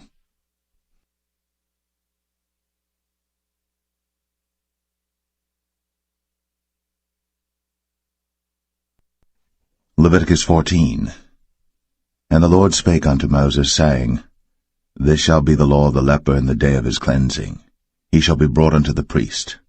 And the priest shall go forth out of the camp, and the priest shall look, and behold, if the plague of leprosy be healed in the leper, then shall the priest command to take for him that is to be cleansed 2 birds alive and clean, and cedar wood, and scarlet and hyssop. And the priest shall command that one of the birds be killed in an earthen vessel over running water. As for the living bird, he shall take it, and the cedar wood, and the scarlet, and the hyssop, and shall dip them and the living bird in the blood of the bird that was killed over the running water. And he shall sprinkle upon him that is to be cleansed from the leprosy 7 times, and shall pronounce him clean, and shall let the living bird loose into the open field. And he that is to be cleansed shall wash his clothes, and shave off all his hair, and wash himself in water, that he may be clean. And after that he shall come into the camp, and shall tarry abroad out of his tent 7 days. But it shall be on the 7th day that he shall shave all his hair off his head, and his beard, and his eyebrows. Even all his hair he shall shave off. And he shall wash his clothes. Also he shall wash his flesh in water, and he shall be clean. And on the 8th day he shall take 2 he-lambs without blemish, and 1 ewe-lamb of the 1st year without blemish, and 3/10 deals of fine flour for a meat offering, mingled with oil, and 1 log of oil. And the priest that maketh him clean shall present the man that is to be made clean, and those things before the Lord, at the door of the tabernacle of the congregation. And the priest shall take 1 he-lamb, and offer him for a trespass offering, and the log of oil, and wave them for a wave offering before the Lord. And he shall slay the lamb in the place where he shall kill the sin offering and the burnt offering in the holy place. For as the sin offering is the priest's, so is the trespass offering. It is most holy. And the priest shall take some of the blood of the trespass offering, and the priest shall put it upon the tip of the right ear of him that is to be cleansed, and upon the thumb of his right hand, and upon the great toe of his right foot. And the priest shall take some of the log of oil, and pour it into the palm of his own left hand. And the priest shall dip his right finger in the oil that is in his left hand, and shall sprinkle of the oil with his finger 7 times before the Lord.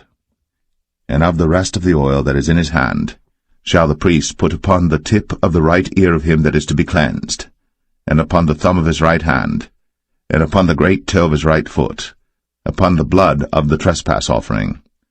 And the remnant of the oil that is in the priest's hand he shall pour upon the head of him that is to be cleansed, and the priest shall make an atonement for him before the Lord. And the priest shall offer the sin offering, and make an atonement for him that is to be cleansed from his uncleanness, and afterward he shall kill the burnt offering. And the priest shall offer the burnt offering and the meat offering upon the altar. And the priest shall make an atonement for him, and he shall be clean. And if he be poor, and cannot get so much, then he shall take 1 lamb for a trespass offering to be waved, to make an atonement for him, and 1/10 deal of fine flour mingled with oil for a meat offering, and a log of oil, and 2 turtle doves, or 2 young pigeons, such as he is able to get, and the one shall be a sin offering, and the other a burnt offering. And he shall bring them on the 8th day for his cleansing unto the priest, unto the door of the tabernacle of the congregation before the Lord. And the priest shall take the lamb of the trespass offering, and the log of oil, and the priest shall wave them for a wave offering before the Lord. And he shall kill the lamb of the trespass offering, and the priest shall take some of the blood of the trespass offering, and put it upon the tip of the right ear of him that is to be cleansed, and upon the thumb of his right hand, and upon the great toe of his right foot. And the priest shall pour of the oil into the palm of his own left hand. And the priest shall sprinkle with his right finger some of the oil that is in his left hand 7 times before the Lord. And the priest shall put of the oil that is in his hand upon the tip of the right ear of him that is to be cleansed, and upon the thumb of his right hand, and upon the great toe of his right foot, upon the place of the blood of the trespass offering. And the rest of the oil that is in the priest's hand he shall put upon the head of him that is to be cleansed, to make an atonement for him before the Lord. And he shall offer the one of the turtle doves, or of the young pigeons, such as he can get, even such as he is able to get, the one for a sin offering, and the other for a burnt offering, with the meat offering. And the priest shall make an atonement for him that is to be cleansed before the Lord. This is the law of him in whom is the plague of leprosy, whose hand is not able to get that which pertaineth to his cleansing. And the Lord spake unto Moses, and unto Aaron, saying, When ye be come into the land of Canaan, which I give to you for a possession, and I put the plague of leprosy in a house of the land of your possession, and he that owneth the house shall come and tell the priest, saying, It seemeth to me there is as it were a plague in the house. Then the priest shall command that they empty the house before the priest go into it to see the plague, that all that is in the house be not made unclean. And afterward the priest shall go in to see the house. And he shall look on the plague, and behold, if the plague be in the walls of the house with hollow strakes, greenish or reddish, which in sight are lower than the wall, then the priest shall go out of the house to the door of the house, and shut up the house 7 days. And the priest shall come again the 7th day, and shall look, and behold, if the plague be spread in the walls of the house, then the priest shall command that they take away the stones in which the plague is, and they shall cast them into an unclean place without the city. And he shall cause the house to be scraped within round about, and they shall pour out the dust that they scrape off without the city into an unclean place. And they shall take other stones, and put them in the place of those stones. And he shall take other mortar, and shall plaster the house. And if the plague come again and break out in the house, after that he hath taken away the stones, and after he hath scraped the house, and after it is plastered, Then the priest shall come and look, and behold, if the plague be spread in the house, it is a fretting leprosy in the house, it is unclean.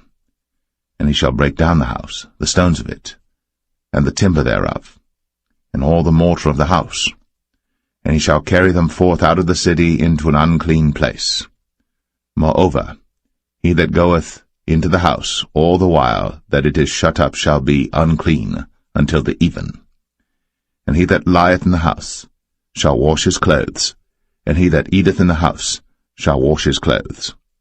And if the priest shall come in and look upon it, and behold, the plague hath not spread in the house, after the house was plastered, then the priest shall pronounce the house clean, because the plague is healed. And he shall take to cleanse the house 2 birds, and cedar wood, and scarlet, and hyssop. And he shall kill the one of the birds in an earthen vessel over running water. And he shall take the cedar wood, and the hyssop, and the scarlet, and the living bird, and dip them in the blood of the slain bird, and in the running water, and sprinkle the house 7 times. And he shall cleanse the house with the blood of the bird, and with the running water, and with the living bird, and with the cedar wood, and with the hyssop, and with the scarlet. But he shall let go the living bird out of the city into the open fields, and make an atonement for the house, and it shall be clean.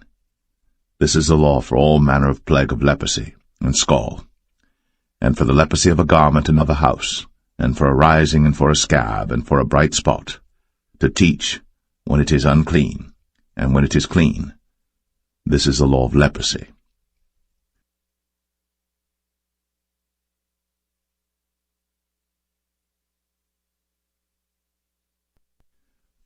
Leviticus 15. And the Lord spake unto Moses and to Aaron, saying, Speak unto the children of Israel, and say unto them, When any man hath a running issue out of his flesh, because of his issue he is unclean. And this shall be his uncleanness in his issue, whether his flesh run with his issue, or his flesh be stopped from his issue, it is his uncleanness. Every bed whereon he lieth that hath the issue is unclean, and everything whereon he sitteth shall be unclean. And whosoever toucheth his bed shall wash his clothes, and bathe himself in water, and be unclean until the even. And he that sitteth on anything whereon he sat that hath the issue shall wash his clothes, and bathe himself in water, and be unclean until the even. And he that toucheth the flesh of him that hath the issue shall wash his clothes, and bathe himself in water, and be unclean until the even. And if he that hath the issue spit upon him that is clean, then he shall wash his clothes, and bathe himself in water, and be unclean until the even. And what saddle soever he rideth upon that hath the issue shall be unclean. And whosoever toucheth anything that was under him shall be unclean until the even. And he that beareth any of those things shall wash his clothes, and bathe himself in water, and be unclean until the even. And whomsoever he toucheth that hath the issue, and hath not rinsed his hands in water, he shall wash his clothes, and bathe himself in water, and be unclean until the even. And the vessel of earth that he toucheth, which hath the issue, shall be broken, and every vessel of wood shall be rinsed in water. And when he that hath an issue is cleansed of his issue, then he shall number to himself 7 days for his cleansing, and wash his clothes, and bathe his flesh in running water, and shall be clean. And on the 8th day he shall take to him 2 turtle doves, or 2 young pigeons, and come before the Lord unto the door of the tabernacle of the congregation, and give them unto the priest. And the priest shall offer them, the one for a sin offering, and the other for a burnt offering. And the priest shall make an atonement for him before the Lord for his issue. And if any man's seed of copulation go out from him, then he shall wash all his flesh in water, and be unclean until the even. And every garment and every skin whereon is the seed of copulation shall be washed with water, and be unclean until the even. The woman also with whom man shall lie with seed of copulation, they shall both bathe themselves in water, and be unclean until the even. And if a woman have an issue, and her issue in her flesh be blood, she shall be put apart 7 days, and whosoever toucheth her shall be unclean until the even. And everything that she lieth upon in her separation shall be unclean. Everything also that she sitteth upon shall be unclean. And whosoever toucheth her bed shall wash his clothes, and bathe himself in water, and be unclean until the even. And whosoever toucheth anything that she sat upon shall wash his clothes, and bathe himself in water, and be unclean until the even. And if it be on her bed, or on any thing whereon she sitteth, when he toucheth it, he shall be unclean until the even. And if any man lie with her at all, and her flowers be upon him, he shall be unclean 7 days, and all the bed whereon he lieth shall be unclean.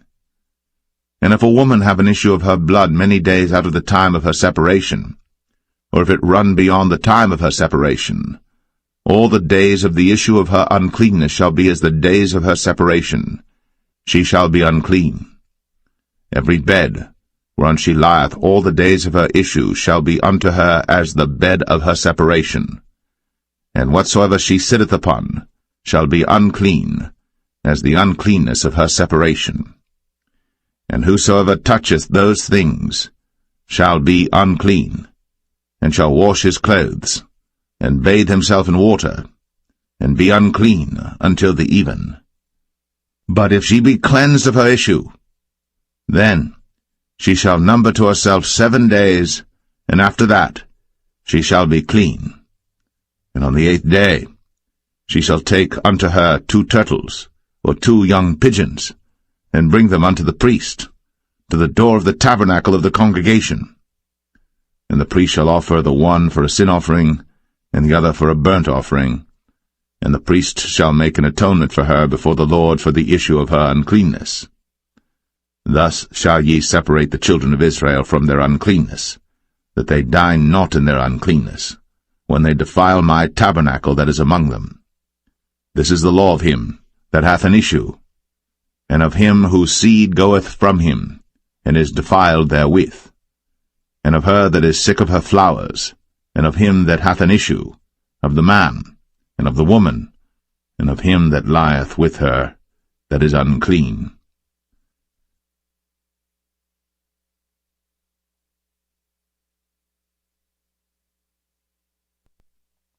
Leviticus 16. And the Lord spake unto Moses after the death of the 2 sons of Aaron, when they offered before the Lord and died. And the Lord said unto Moses, Speak unto Aaron thy brother, that he come not at all times into the holy place within the veil before the mercy seat, which is upon the ark, that he die not. For I will appear in the cloud upon the mercy seat.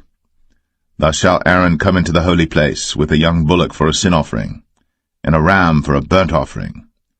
He shall put on the holy linen coat, and he shall have the linen breeches upon his flesh, and shall be girded with a linen girdle, and with the linen mitre shall he be attired. These are holy garments. Therefore shall he wash his flesh in water, and so put them on. And he shall take of the congregation of the children of Israel 2 kids of the goats for a sin offering, and 1 ram for a burnt offering. And Aaron shall offer his bullock of the sin offering which is for himself, and make an atonement for himself, and for his house. And he shall take the 2 goats and present them before the Lord at the door of the tabernacle of the congregation. And Aaron shall cast lots upon the 2 goats, 1 lot for the Lord, and the other lot for the scapegoat. And Aaron shall bring the goat upon which the Lord's lot fell, and offer him for a sin offering. But the goat on which the lot fell to be the scapegoat shall be presented alive before the Lord to make an atonement with him, and to let him go for a scapegoat into the wilderness. And Aaron shall bring the bullock of the sin offering which is for himself, and shall make an atonement for himself, and for his house, and shall kill the bullock of the sin offering which is for himself. And he shall take a censer full of burning coals of fire from off the altar before the Lord, and his hands full of sweet incense beaten small, and bring it within the veil. And he shall put the incense upon the fire before the Lord, that the cloud of the incense may cover the mercy seat that is upon the testimony, that he die not. And he shall take of the blood of the bullock, and sprinkle it with his finger upon the mercy seat eastward, and before the mercy seat shall he sprinkle of the blood with his finger 7 times. Then shall he kill the goat of the sin offering that is for the people, and bring his blood within the veil, and do with that blood as he did with the blood of the bullock, and sprinkle it upon the mercy seat, and before the mercy seat. And he shall make an atonement for the holy place, because of the uncleanness of the children of Israel, and because of their transgressions and all their sins. And so shall he do for the tabernacle of the congregation that remaineth among them in the midst of their uncleanness. And there shall be no man in the tabernacle of the congregation when he goeth in to make an atonement in the holy place, until he come out, and have made an atonement for himself, and for his household, and for all the congregation of Israel. And he shall go out unto the altar that is before the Lord, and make an atonement for it, and shall take of the blood of the bullock, and of the blood of the goat, and put it upon the horns of the altar round about. And he shall sprinkle of the blood upon it with his finger 7 times, and cleanse it, and hallow it from the uncleanness of the children of Israel. And when he hath made an end of reconciling the holy place, and the tabernacle of the congregation, and the altar, he shall bring the live goat. And Aaron shall lay both his hands upon the head of the live goat, and confess over him all the iniquities of the children of Israel, and all their transgressions and all their sins, putting them upon the head of the goat, and shall send him away by the hand of a fit man into the wilderness. And the goat shall bear upon him all their iniquities unto a land not inhabited. And he shall let go the goat in the wilderness. And Aaron shall come into the tabernacle of the congregation, and shall put off the linen garments, which he put on when he went into the holy place, and shall leave them there. And he shall wash his flesh with water in the holy place, and put on his garments, and come forth, and offer his burnt offering, and the burnt offering of the people, and make an atonement for himself and for the people. And the fat of the sin offering shall he burn upon the altar. And he that let go the goat for the scapegoat shall wash his clothes, and bathe his flesh in water, and afterward come into the camp.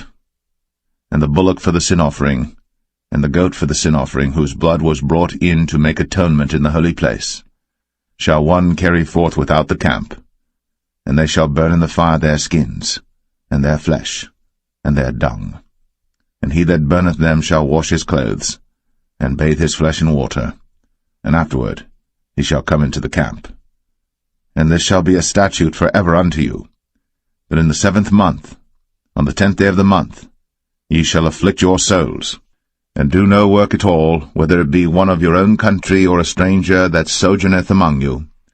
For on that day shall the priest make an atonement for you, to cleanse you, that ye may be clean from all your sins before the Lord. It shall be a Sabbath of rest unto you, and ye shall afflict your souls, by a statute for ever. And the priest, whom he shall anoint, and whom he shall consecrate to minister in the priest's office in his father's stead, shall make the atonement, and shall put on the linen clothes, even the holy garments. And he shall make an atonement for the holy sanctuary, and he shall make an atonement for the tabernacle of the congregation, and for the altar. And he shall make an atonement for the priests, and for all the people of the congregation. And this shall be an everlasting statute unto you, to make an atonement for the children of Israel, for all their sins, once a year. And he did, as the Lord commanded Moses.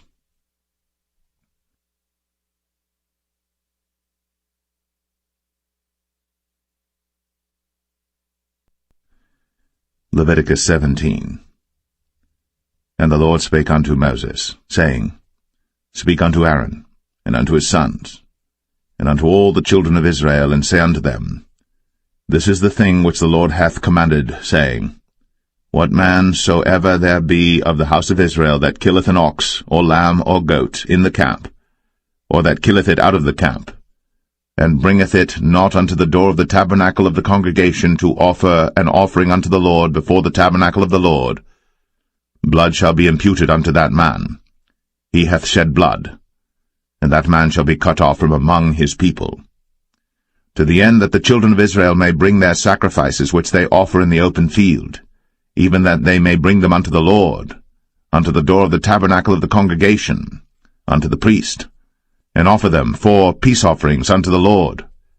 And the priest shall sprinkle the blood upon the altar of the Lord at the door of the tabernacle of the congregation, and burn the fat for a sweet savour unto the Lord. And they shall no more offer their sacrifices unto devils, after whom they have gone a-whoring.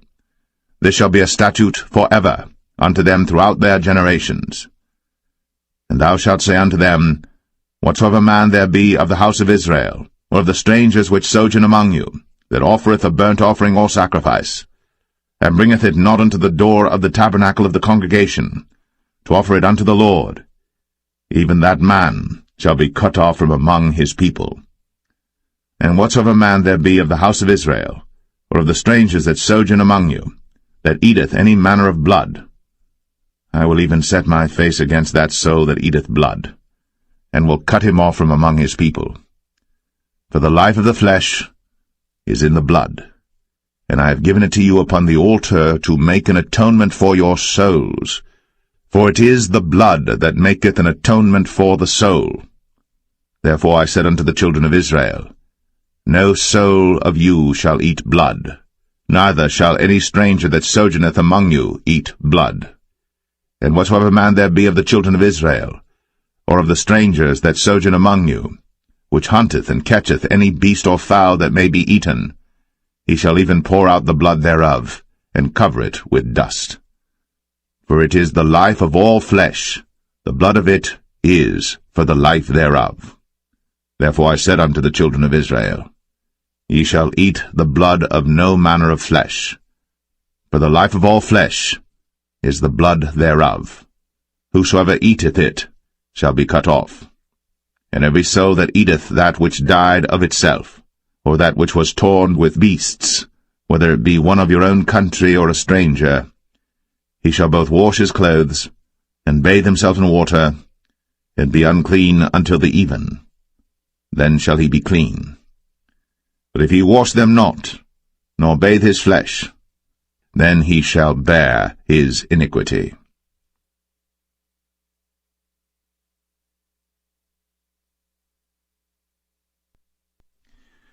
Leviticus 18. And the Lord spake unto Moses, saying, Speak unto the children of Israel, and say unto them, I am the Lord your God. After the doings of the land of Egypt, wherein ye dwelt, shall ye not do, and after the doings of the land of Canaan, whither I bring you, shall ye not do, neither shall ye walk in their ordinances. Ye shall do my judgments, and keep mine ordinances, to walk therein. I am the Lord your God.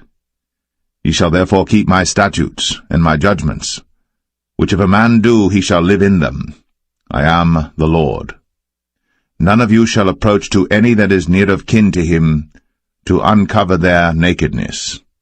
I am the Lord. The nakedness of thy father, or the nakedness of thy mother, shalt thou not uncover. She is thy mother, thou shalt not uncover her nakedness. The nakedness of thy father's wife shalt thou not uncover. It is thy father's nakedness. The nakedness of thy sister, the daughter of thy father, or daughter of thy mother, whether she be born at home, or born abroad, even their nakedness thou shalt not uncover. The nakedness of thy son's daughter, or of thy daughter's daughter, even their nakedness thou shalt not uncover. For theirs is thine own nakedness. The nakedness of thy father's wife's daughter, begotten of thy father, she is thy sister. Thou shalt not uncover her nakedness. Thou shalt not uncover the nakedness of thy father's sister. She is thy father's near kinswoman. Thou shalt not uncover the nakedness of thy mother's sister, for she is thy mother's near kinswoman. Thou shalt not uncover the nakedness of thy father's brother. Thou shalt not approach to his wife. She is thine aunt. Thou shalt not uncover the nakedness of thy daughter-in-law. She is thy son's wife. thou shalt not uncover her nakedness. Thou shalt not uncover the nakedness of thy brother's wife. It is thy brother's nakedness. Thou shalt not uncover the nakedness of a woman and her daughter, neither shalt thou take her son's daughter, or her daughter's daughter, to uncover her nakedness, for they are her near kinswoman. It is wickedness. Neither shalt thou take a wife to her sister, to vex her, to uncover her nakedness, beside the other in her lifetime. Also thou shalt not approach unto a woman to uncover her nakedness, as long as she is put apart for her uncleanness. Moreover, thou shalt not lie carnally with thy neighbor's wife, to defile thyself with her. And thou shalt not let any of thy seed pass through the fire to Moloch, neither shalt thou profane the name of thy God. I am the Lord. Thou shalt not lie with mankind, as with womankind. It is abomination. Neither shalt thou lie with any beast, to defile thyself therewith. Neither shall any woman stand before a beast to lie down thereto. It is confusion. Defile not ye yourselves in any of these things. For in all these the nations are defiled which I cast out before you, and the land is defiled. Therefore I do visit the iniquity thereof upon it, and the land itself vomiteth out her inhabitants. Ye shall therefore keep my statutes, and my judgments, and shall not commit any of these abominations, neither any of your own nation, nor any stranger that sojourneth among you. For all these abominations have the men of the land done, which were before you, and the land is defiled, that the land spew not you out also, when ye defile it, as it spewed out the nations that were before you. For whosoever shall commit any of these abominations, even the souls that commit them, shall be cut off from among their people. Therefore shall ye keep mine ordinance, that ye commit not any one of these abominable customs, which were committed before you, and that ye defile not yourselves therein. I am the Lord your God.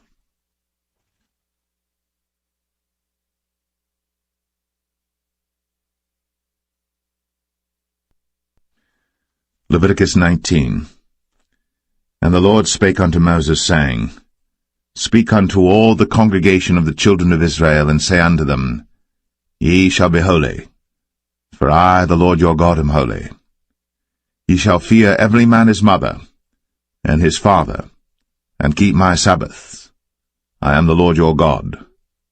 Turn ye not unto idols, nor make to yourselves molten gods. I am the Lord your God. And if ye offer a sacrifice of peace offerings unto the Lord, ye shall offer it at your own will. It shall be eaten the same day ye offer it, and on the morrow. And if aught remain until the third day, it shall be burnt in the fire. And if it be eaten at all on the third day, it is abominable, it shall not be accepted. Therefore every one that eateth it shall bear his iniquity, because he hath profaned the hallowed thing of the Lord, and that so shall be cut off from among his people. And when ye reap the harvest of your land, thou shalt not wholly reap the corners of thy field, neither shalt thou gather the gleanings of thy harvest. And thou shalt not glean thy vineyard, neither shalt thou gather every grape of thy vineyard. Thou shalt leave them for the poor and stranger. I am the Lord your God. Ye shall not steal, neither deal falsely, neither lie one to another. And ye shall not swear by my name falsely, neither shalt thou profane the name of thy God. I am the Lord. Thou shalt not defraud thy neighbor, neither rob him. The wages of him that is hired shall not abide with thee all night until the morning. Thou shalt not curse the deaf, nor put a stumbling block before the blind, but shall fear thy God. I am the Lord. Ye shall do no unrighteousness in judgment. Thou shalt not respect the person of the poor, nor honor the person of the mighty, but in righteousness shalt thou judge thy neighbor. Thou shalt not go up and down as a talebearer among thy people, neither shalt thou stand against the blood of thy neighbor. I am the Lord. Thou shalt not hate thy brother in thine heart. Thou shalt in any wise rebuke thy neighbor, and not suffer sin upon him. Thou shalt not avenge, nor bear any grudge against the children of thy people. But thou shalt love thy neighbor as thyself. I am the Lord. Ye shall keep my statutes.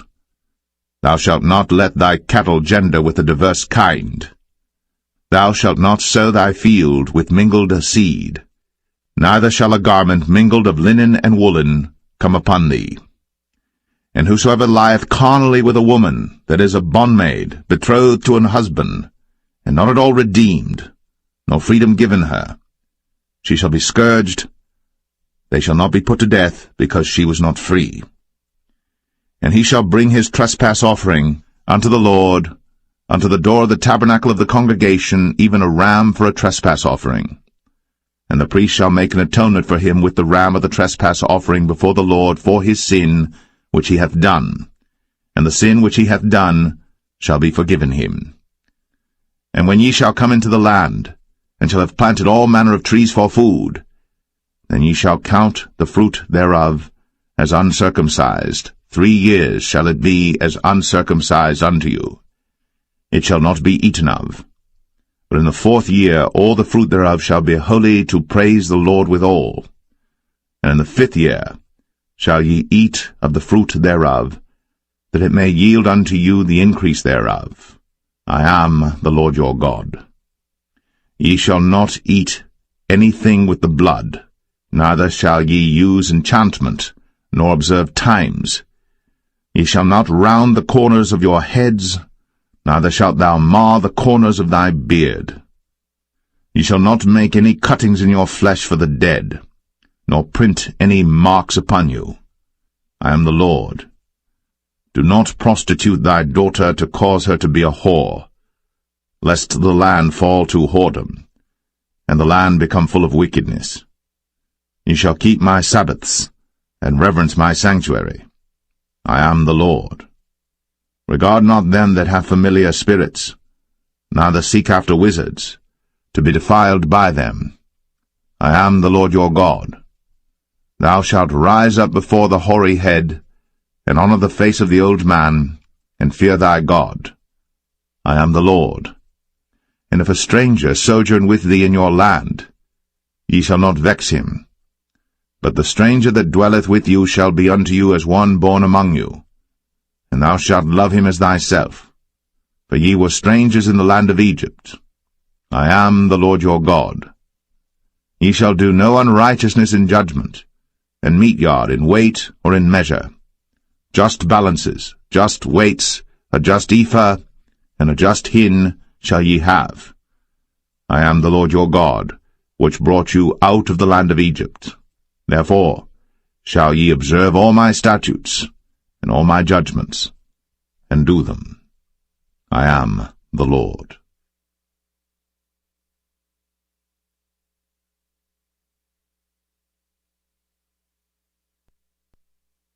Leviticus 20.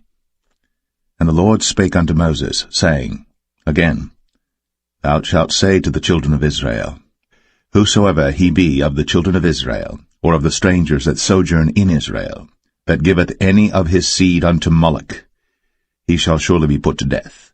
The people of the land shall stone him with stones. And I will set my face against that man, and will cut him off from among his people, because he hath given of his seed unto Moloch, to defile my sanctuary, and to profane my holy name.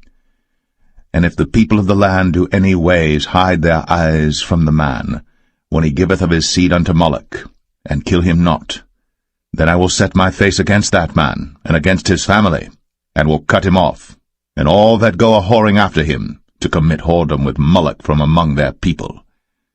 And the soul that turneth after such as have familiar spirits, and after wizards, to go a-whoring after them, I will even set my face against that soul, and will cut him off from among his people.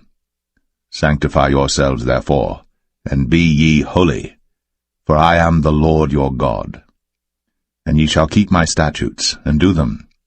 I am the Lord which sanctify you. For every one that curseth his father or his mother shall be surely put to death.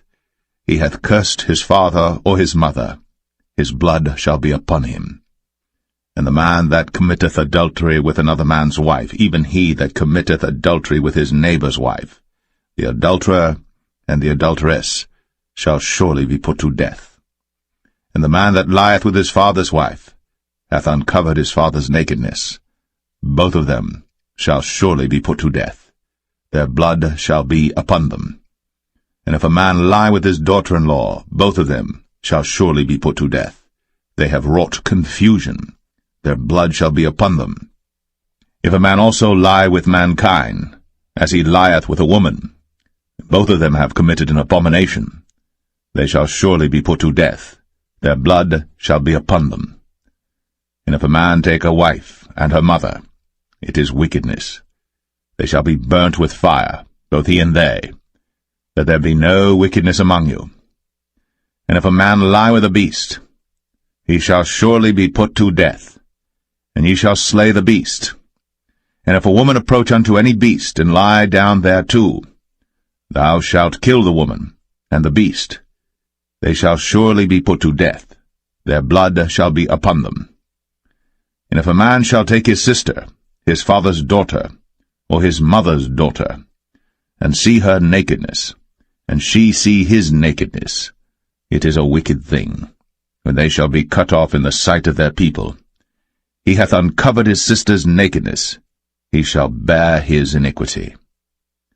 And if a man shall lie with a woman having her sickness, and shall uncover her nakedness, he hath discovered her fountain, and she hath uncovered the fountain of her blood, and both of them shall be cut off from among their people. And thou shalt not uncover the nakedness of thy mother's sister, nor of thy father's sister, for he uncovereth his near kin. They shall bear their iniquity. And if a man shall lie with his uncle's wife, he hath uncovered his uncle's nakedness. They shall bear their sin. They shall die childless. And if a man shall take his brother's wife, it is an unclean thing. He hath uncovered his brother's nakedness. They shall be childless. Ye shall therefore keep all my statutes and all my judgments, and do them, that the land, whither I bring you to dwell therein, spew you not out. And ye shall not walk in the manners of the nation, which I cast out before you. For they committed all these things, and therefore I abhorred them.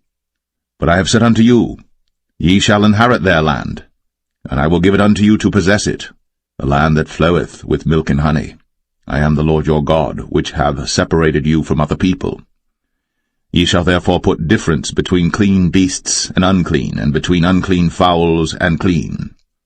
And ye shall not make your souls abominable by beast, or by fowl, or by any manner of living thing that creepeth on the ground, which I have separated from you as unclean. And ye shall be holy unto me, for I the Lord am holy, and have severed you from other people, that ye should be mine.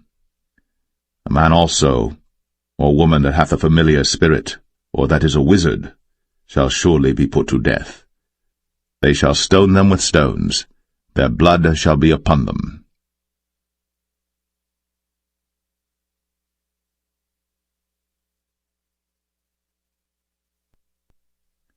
Leviticus 21. And the Lord said unto Moses, Speak unto the priests, the sons of Aaron, and say unto them, There shall none be defiled for the dead among his people. But for his kin that is near unto him, that is, for his mother, and for his father, and for his son, and for his daughter, and for his brother, and for his sister a virgin, that is nigh unto him, which hath had no husband, for her may he be defiled. But he shall not defile himself, being a chief man among his people, to profane himself. They shall not make baldness upon their head, neither shall they shave off the corner of their beard, nor make any cuttings in their flesh. They shall be holy unto their God, and not profane the name of their God, for the offerings of the Lord made by fire, and the bread of their God they do offer, therefore they shall be holy. They shall not take a wife that is a whore, or profane, neither shall they take a woman put away from her husband, for he is holy unto his God. Thou shalt sanctify him therefore, for he offereth the bread of thy God. He shall be holy unto thee. For I, the Lord, which sanctify you, am holy. And the daughter of any priest, if she profane herself by playing the whore, she profaneth her father. she shall be burnt with fire. And he that is the high priest among his brethren, upon whose head the anointing oil was poured, and that is consecrated to put on the garments, shall not uncover his head nor rend his clothes. Neither shall he go into any dead body, nor defile himself for his father or for his mother. Neither shall he go out of the sanctuary, nor profane the sanctuary of his God. For the crown of the anointing oil of his God is upon him. I am the Lord. And he shall take a wife in her virginity, a widow or a divorced woman, or profane, or an harlot. These shall he not take, but he shall take a virgin of his own people to wife. Neither shall he profane his seed among his people, for I the Lord do sanctify him. And the Lord spake unto Moses, saying, Speak unto Aaron, saying, Whosoever he be of thy seed in their generations that hath any blemish, let him not approach to offer the bread of his God. For whatsoever man he be that hath a blemish, he shall not approach, a blind man, or a lame, or he that hath a flat nose, or anything superfluous, or a man that is broken-footed, or broken-handed, or crooked-backed, or a dwarf, or that hath a blemish in his eye, or be scurvy, or scabbed, or hath his stones broken. No man that hath a blemish of the seed of Aaron the priest shall come nigh to offer the offerings of the Lord made by fire. He hath a blemish. He shall not come nigh to offer the bread of his God. He shall eat the bread of his God, both of the most holy and of the holy. Only he shall not go in unto the veil, nor come nigh unto the altar, because he hath a blemish, that he profane not my sanctuaries. For I the Lord do sanctify them. And Moses told it unto Aaron and to his sons, and unto all the children of Israel.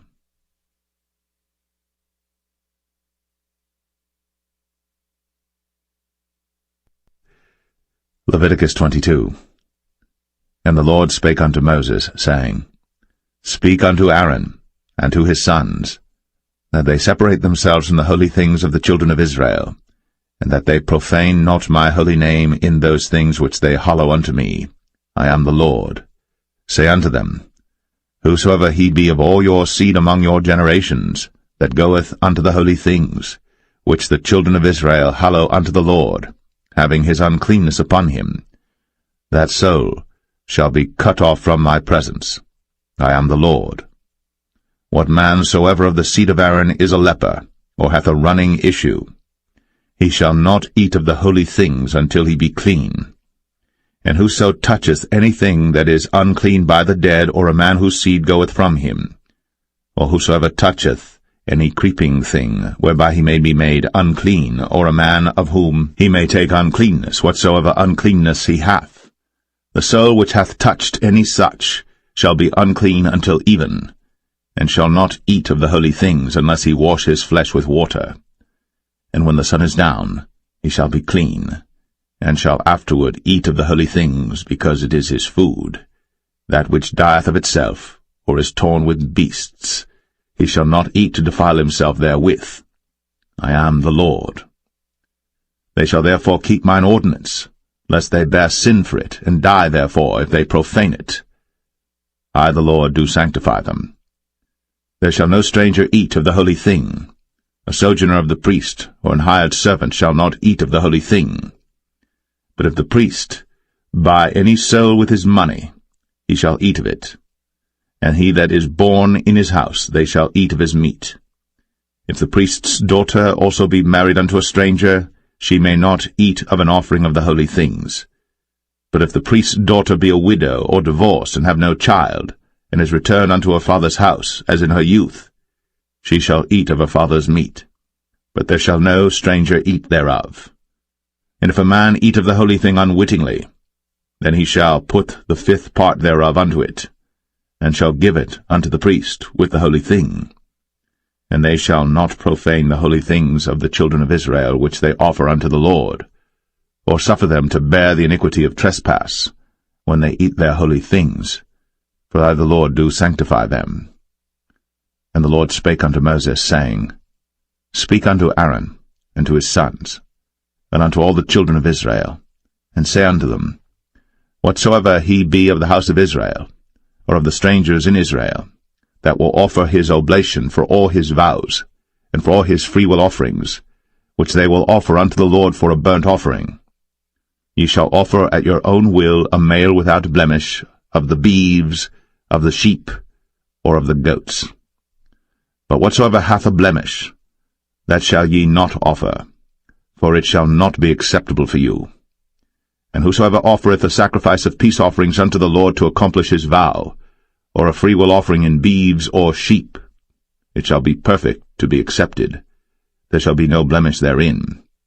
Blind, or broken, or maimed, or having a wen, or scurvy, or scabbed, ye shall not offer these unto the Lord, nor make an offering by fire of them upon the altar unto the Lord, either a bullock, or a lamb that hath anything superfluous or lacking in his parts, that mayest thou offer for a freewill offering, but for a vow it shall not be accepted. Ye shall not offer unto the Lord that which is bruised, or crushed, or broken, or cut. Neither shall ye make any offering thereof in your land. Neither from a stranger's hand shall ye offer the bread of your God of any of these, because their corruption is in them, and blemishes be in them. They shall not be accepted for you. And the Lord spake unto Moses, saying, When a bullock or a sheep or a goat is brought forth, then it shall be 7 days under the dam, and from the 8th day and thenceforth it shall be accepted for an offering made by fire unto the Lord. And whether it be cow or ewe, ye shall not kill it and her young both in 1 day. And when ye will offer a sacrifice of thanksgiving unto the Lord, offer it at your own will. On the same day it shall be eaten up. Ye shall leave none of it until the morrow. I am the Lord. Therefore shall ye keep my commandments, and do them. I am the Lord. Neither shall ye profane my holy name, but I will be hallowed among the children of Israel. I am the Lord which hallow you, that brought you out of the land of Egypt, to be your God. I am the Lord.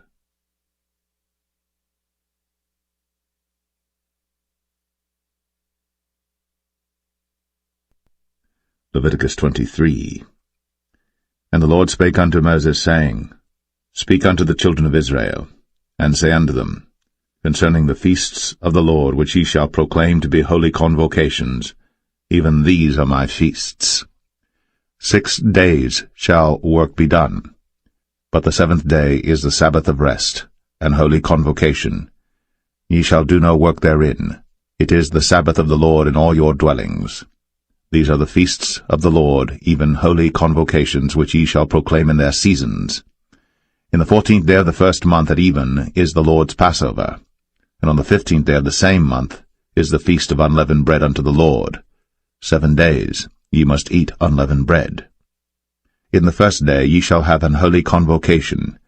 Ye shall do no servile work therein. But ye shall offer an offering made by fire unto the Lord 7 days. In the 7th day is an holy convocation. Ye shall do no servile work therein. And the Lord spake unto Moses, saying, Speak unto the children of Israel, and say unto them, When ye be come into the land which I give unto you, and shall reap the harvest thereof, then ye shall bring a sheaf of the first fruits of your harvest unto the priest. And he shall wave the sheaf before the Lord, to be accepted for you. On the morrow after the Sabbath the priest shall wave it. And ye shall offer that day, when ye wave the sheaf, an he-lamb without blemish of the 1st year for a burnt offering unto the Lord. And the meat offering thereof shall be 2/10 deals of fine flour mingled with oil, an offering made by fire unto the Lord for a sweet savour. And the drink offering thereof shall be of wine, the 4th part of an hin. And ye shall eat neither bread, nor parched corn, nor green ears, until the selfsame day that ye have brought an offering unto your God. It shall be a statute for ever throughout your generations in all your dwellings.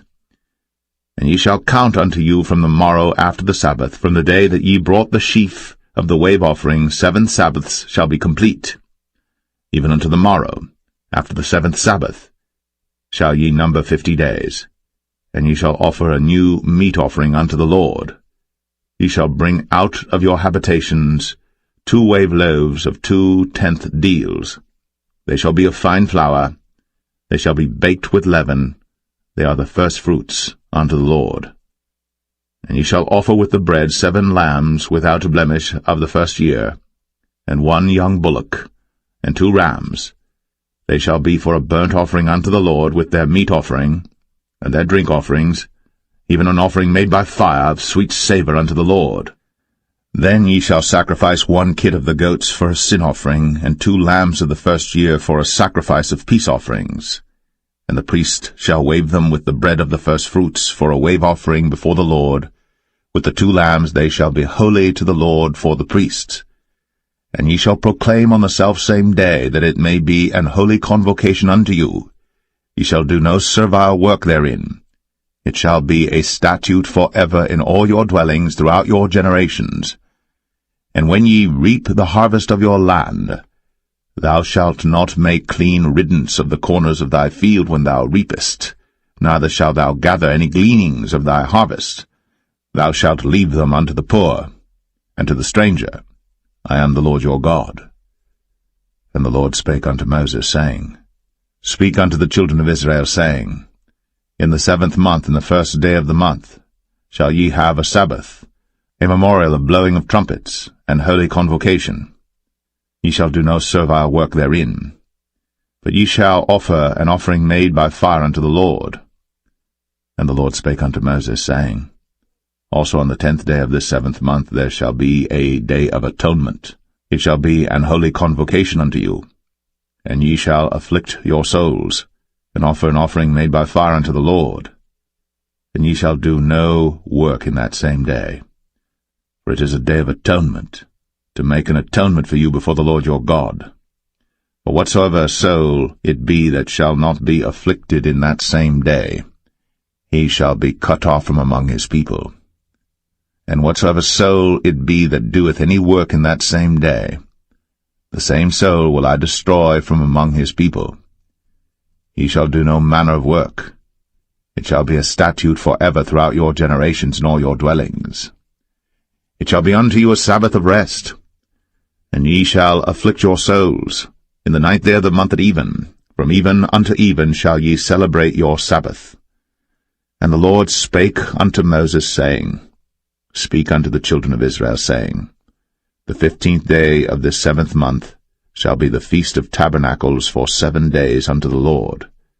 On the 1st day shall be an holy convocation.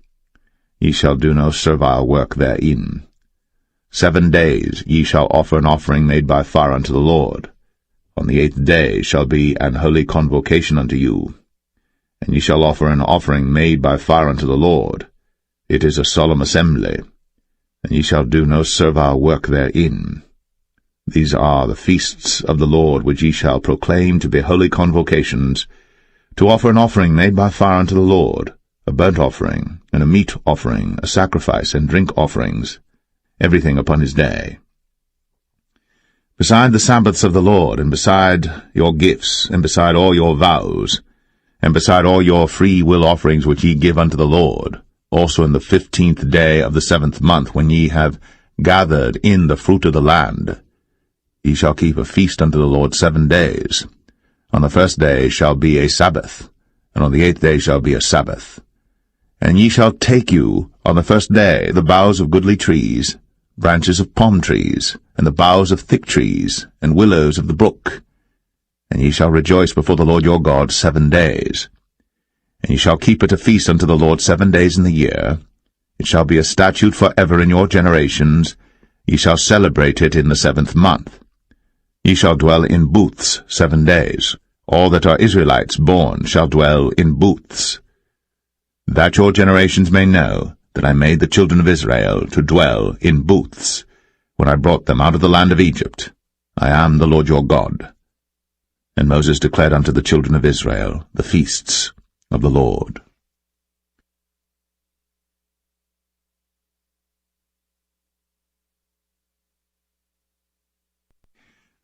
Leviticus 24.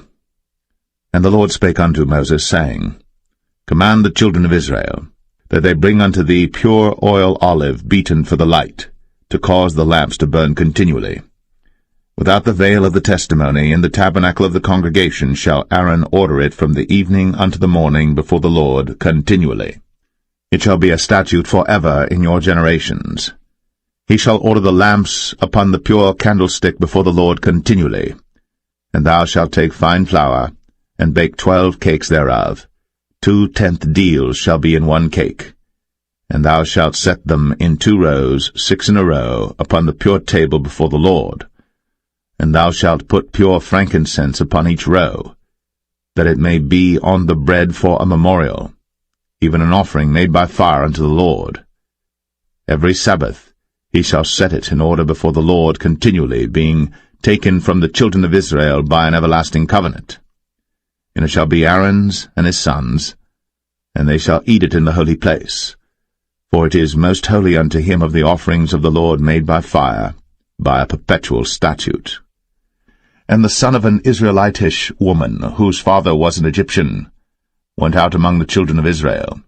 And this son of the Israelitish woman and a man of Israel strove together in the camp. And the Israelitish woman's son blasphemed the name of the Lord, and cursed. And they brought him unto Moses. And his mother's name was Shilemeth, the daughter of Dibri of the tribe of Dan. And they put him in ward, that the mind of the Lord might be shown them. And the Lord spake unto Moses, saying, Bring forth him that hath cursed without the camp, and let all that heard him lay their hands upon his head, and let all the congregation stone him. And thou shalt speak unto the children of Israel, saying, Whosoever curseth his God shall bear his sin. And he that blasphemeth the name of the Lord, he shall surely be put to death. And all the congregation shall certainly stone him, as well the stranger, as he that is born in the land, when he blasphemeth the name of the Lord, shall be put to death. And he that killeth any man shall surely be put to death. And he that killeth a beast shall make it good, beast for beast. And if a man cause a blemish in his neighbor, as he hath done, so shall it be done to him. Breach for breach, eye for eye, tooth for tooth. As he hath caused a blemish in a man, so shall it be done to him again. And he that killeth a beast, he shall restore it. And he that killeth a man, he shall be put to death. Ye shall have one manner of law, as well for the stranger, as for one of your own country. For I am the Lord your God. And Moses spake to the children of Israel, that they should bring forth him that had cursed out of the camp, and stone him with stones. And the children of Israel did, as the Lord commanded Moses.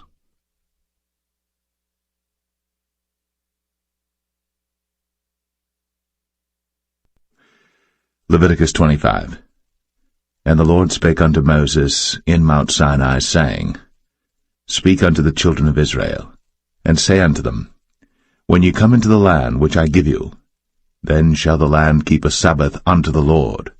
6 years thou shalt sow thy field, and 6 years thou shalt prune thy vineyard, and gather in the fruit thereof. But in the 7th year shall be a Sabbath of rest unto the land, a Sabbath for the Lord. Thou shalt neither sow thy field, nor prune thy vineyard. That which groweth of its own accord of thy harvest thou shalt not reap, neither gather the grapes of thy vine undressed. For it is a year of rest unto the land, and the Sabbath of the land shall be meat for you, for thee and for thy servant, and for thy maid, and for thy hired servant, and for thy stranger that sojourneth with thee, and for thy cattle, and for the beast that are in thy land shall all the increase thereof be meat. And thou shalt number 7 Sabbaths of years unto thee, 7 times 7 years, and the space of the 7 Sabbaths of years shall be unto thee 49 years. Then shalt thou cause the trumpet of the Jubilee to sound on the 10th day of the 7th month. In the day of atonement shall ye make the trumpet sound throughout all your land. And ye shall hallow the 50th year, and proclaim liberty throughout all the land unto all the inhabitants thereof.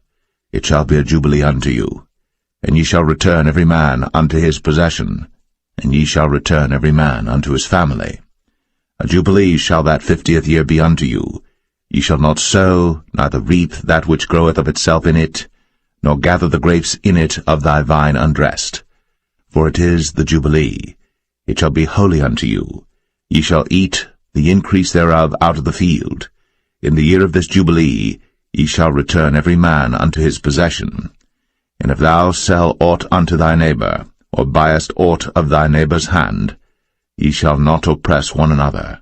According to the number of years after the Jubilee thou shalt buy of thy neighbor, and according unto the number of years of the fruits he shall sell unto thee. According to the multitude of years thou shalt increase the price thereof, and according to the fewness of years thou shalt diminish the price of it, for according to the number of the years of the fruits doth he sell unto thee.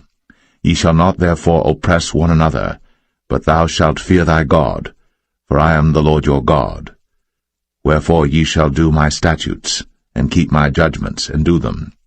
And ye shall dwell in the land in safety, and the land shall yield her fruit, and ye shall eat your fill, and dwell therein in safety. And if ye shall say, What shall we eat the 7th year? Behold, we shall not sow, nor gather in our increase. Then I will command my blessing upon you in the 6th year, and it shall bring forth fruit for 3 years. And ye shall sow the 8th year, and eat yet of old fruit until the 9th year. Until her fruits come in, ye shall eat of the old store. The land shall not be sold forever, for the land is mine. For ye are strangers and sojourners with me. And in all the land of your possession ye shall grant a redemption for the land. If thy brother be waxen poor, and hath sold away some of his possession, and if any of his kin come to redeem it, then shall he redeem that which his brother sold. And if the man have none to redeem it, and himself be able to redeem it, then let him count the years of the sale thereof, and restore the overplus unto the man to whom he sold it, that he may return unto his possession. But if he be not able to restore it to him, then that which is sold shall remain in the hand of him that hath bought it until the year of Jubilee, and in the Jubilee it shall go out, and he shall return unto his possession. And if a man sell a dwelling house in a walled city, then he may redeem it within a whole year after it is sold. Within a full year may he redeem it. And if it be not redeemed within the space of a full year, then the house that is in the walled city shall be established for ever to him that bought it throughout his generations. It shall not go out in the Jubilee. But the houses of the villages which have no wall round about them shall be counted as the fields of the country. They may be redeemed, and they shall go out in the Jubilee. Notwithstanding the cities of the Levites, and the houses of the cities of their possession, may the Levites redeem at any time. And if a man purchase of the Levites, then the house that was sold, and the city of his possession, shall go out in the year of Jubilee, for the houses of the cities of the Levites are their possession among the children of Israel. But the field of the suburbs of their cities may not be sold, for it is their perpetual possession. And if thy brother be waxen poor, and fallen in decay with thee, then thou shalt relieve him, yea, though he be a stranger, or a sojourner, that he may live with thee. Take thou no usury of him, or increase, but fear thy God, that thy brother may live with thee. Thou shalt not give him thy money upon usury, nor lend him thy victuals for increase. I am the Lord your God, which brought you forth out of the land of Egypt, to give you the land of Canaan, and to be your God. And if thy brother that dwelleth by thee be waxen poor, and be sold unto thee, thou shalt not compel him to serve as a bondservant, but as an hired servant, and as a sojourner. He shall be with thee, and shall serve thee unto the year of Jubilee. And then shall he depart from thee, both he and his children with him, and shall return unto his own family, and unto the possession of his fathers shall he return. For they are my servants, which I brought forth out of the land of Egypt.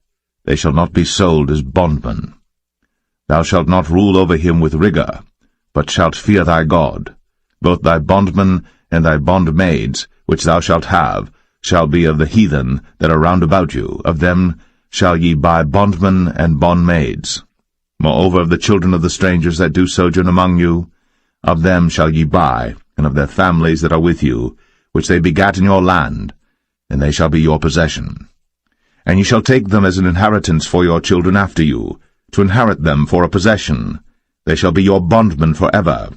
But over your brethren, the children of Israel, ye shall not rule one over another with rigor. And if a sojourner or stranger wax rich by thee, and thy brother that dwelleth by him wax poor, and sell himself unto the stranger or sojourner by thee, or to the stock of the stranger's family, after that he is sold, he may be redeemed again. One of his brethren may redeem him. Either his uncle or his uncle's son may redeem him, or any that is nigh of kin unto him of his family may redeem him, or if he be able, he may redeem himself. And he shall reckon with him that bought him from the year that he was sold to him unto the year of Jubilee. And the price of his sale shall be according unto the number of years, according to the time of an hired servant shall it be with him. If there be yet many years behind, according unto them, he shall give again the price of his redemption out of the money that he was bought for. And if there remain but few years unto the year of Jubilee, then he shall count with him, and according unto his years shall he give him again the price of his redemption. And as a yearly hired servant shall he be with him, and the other shall not rule with rigor over him in thy sight. And if he be not redeemed in these years, then he shall go out in the year of Jubilee, both he and his children with him. For unto me the children of Israel are servants. They are my servants whom I brought forth out of the land of Egypt. I am the Lord your God.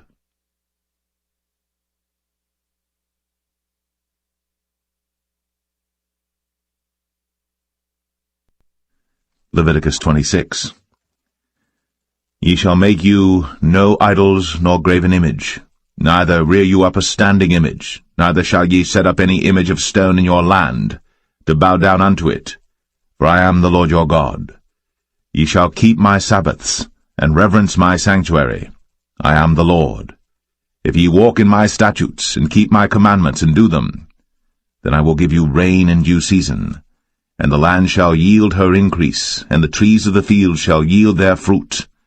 And your threshing shall reach unto the vintage, and the vintage shall reach unto the sowing time.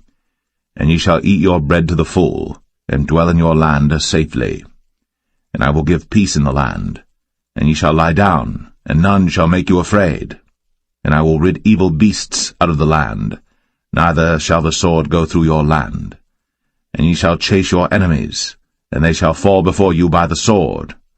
And 5 of you shall chase 100, and 100 of you shall put 10,000 to flight. And your enemies shall fall before you by the sword. For I will have respect unto you, and make you fruitful, and multiply you, and establish my covenant with you. And ye shall eat old store, and bring forth the old because of the new. And I will set my tabernacle among you, and my soul shall not abhor you. And I will walk among you, and will be your God, and ye shall be my people. I am the Lord your God, which brought you forth out of the land of Egypt, that ye should not be their bondmen. And I have broken the bands of your yoke, and made you go upright. But if ye will not hearken unto me, and will not do all these commandments, and if ye shall despise my statutes, or if your soul abhor my judgments, so that ye will not do all my commandments, but that ye break my covenant, I also will do this unto you. I will even appoint over you terror, consumption, and the burning ague, that shall consume the eyes, and cause sorrow of heart. And ye shall sow your seed in vain, for your enemies shall eat it. And I will set my face against you, and ye shall be slain before your enemies. They that hate you shall reign over you, and ye shall flee when none pursueth you. And if ye will not yet for all this hearken unto me, then I will punish you 7 times more for your sins. And I will break the pride of your power, and I will make your heaven as iron, and your earth as brass, and your strength shall be spent in vain. For your land shall not yield her increase, neither shall the trees of the land yield their fruits. And if ye walk contrary unto me, and will not hearken unto me, I will bring 7 times more plagues upon you according to your sins. I will also send wild beasts among you, which shall rob you of your children, and destroy your cattle, and make you few in number, and your highways shall be desolate. And if ye will not be reformed by me by these things, but will walk contrary unto me, then will I also walk contrary unto you, and will punish you yet 7 times for your sins. And I will bring a sword upon you, that shall avenge the quarrel of my covenant. And when ye are gathered together within your cities, I will send the pestilence among you, and ye shall be delivered into the hand of the enemy. And when I have broken the staff of your bread, 10 women shall bake your bread in one oven, and they shall deliver you your bread again by weight, and ye shall eat and not be satisfied. And if ye will not for all this hearken unto me, but walk contrary unto me, then I will walk contrary unto you also in fury, and I, even I, will chastise you 7 times for your sins. And ye shall eat the flesh of your sons, and the flesh of your daughters shall ye eat. And I will destroy your high places, and cut down your images, and cast your carcasses upon the carcasses of your idols. And my soul shall abhor you. And I will make your cities waste, and bring your sanctuaries unto desolation, and I will not smell the savour of your sweet odours. And I will bring the land into desolation, and your enemies which dwell therein shall be astonished at it. And I will scatter you among the heathen, and will draw out a sword after you, and your land shall be desolate, and your cities waste. Then shall the land enjoy her Sabbaths, as long as it lieth desolate, and ye be in your enemy's land. Even then shall the land rest, and enjoy her Sabbaths. As long as it lieth desolate it shall rest, because it did not rest in your Sabbaths, when ye dwelt upon it. And upon them that are left alive of you I will send a faintness into their hearts in the lands of their enemies, and the sound of a shaken leaf shall chase them, and they shall flee as fleeing from a sword, and they shall fall when none pursueth. And they shall fall one upon another as it were before a sword, when none pursueth. And ye shall have no power to stand before your enemies, and ye shall perish among the heathen. And the land of your enemies shall eat you up, and they that are left of you shall pine away in their iniquity in your enemies' lands, and also in the iniquities of their fathers shall they pine away with them, if they shall confess their iniquity, and the iniquity of their fathers, with their trespass which they trespassed against me, and that also they have walked contrary unto me, and that I also have walked contrary unto them, and have brought them into the land of their enemies. If then their uncircumcised hearts be humbled, and they then accept of the punishment of their iniquity, then will I remember my covenant with Jacob, and also my covenant with Isaac, and also my covenant with Abraham will I remember, and I will remember the land. The land also shall be left of them, and shall enjoy her Sabbaths, while she lieth desolate without them.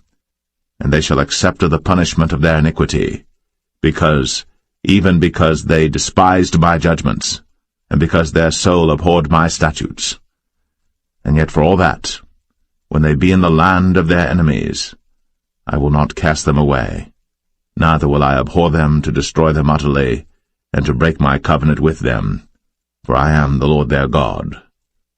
But I will for their sakes remember the covenant of their ancestors whom I brought forth out of the land of Egypt, in the sight of the heathen, that I might be their God. I am the Lord. These are the statutes and judgments and laws which the Lord made between him and the children of Israel in Mount Sinai by the hand of Moses.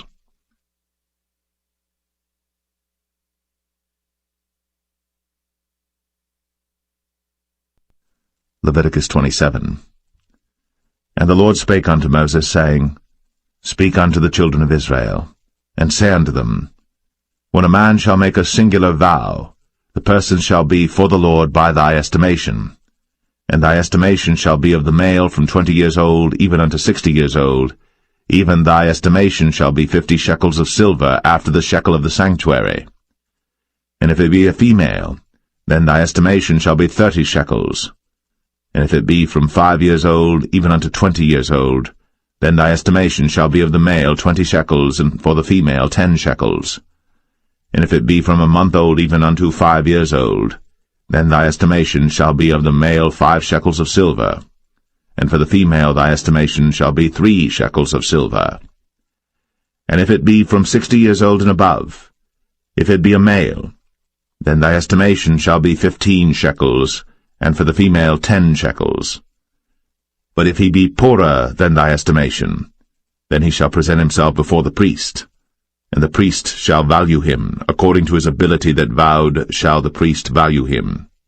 And if it be a beast, whereof men bring an offering unto the Lord, all that any man giveth of such unto the Lord shall be holy. He shall not alter it, nor change it, a good for a bad, or a bad for a good. And if he shall at all change beast for beast, then it, and the exchange thereof, shall be holy.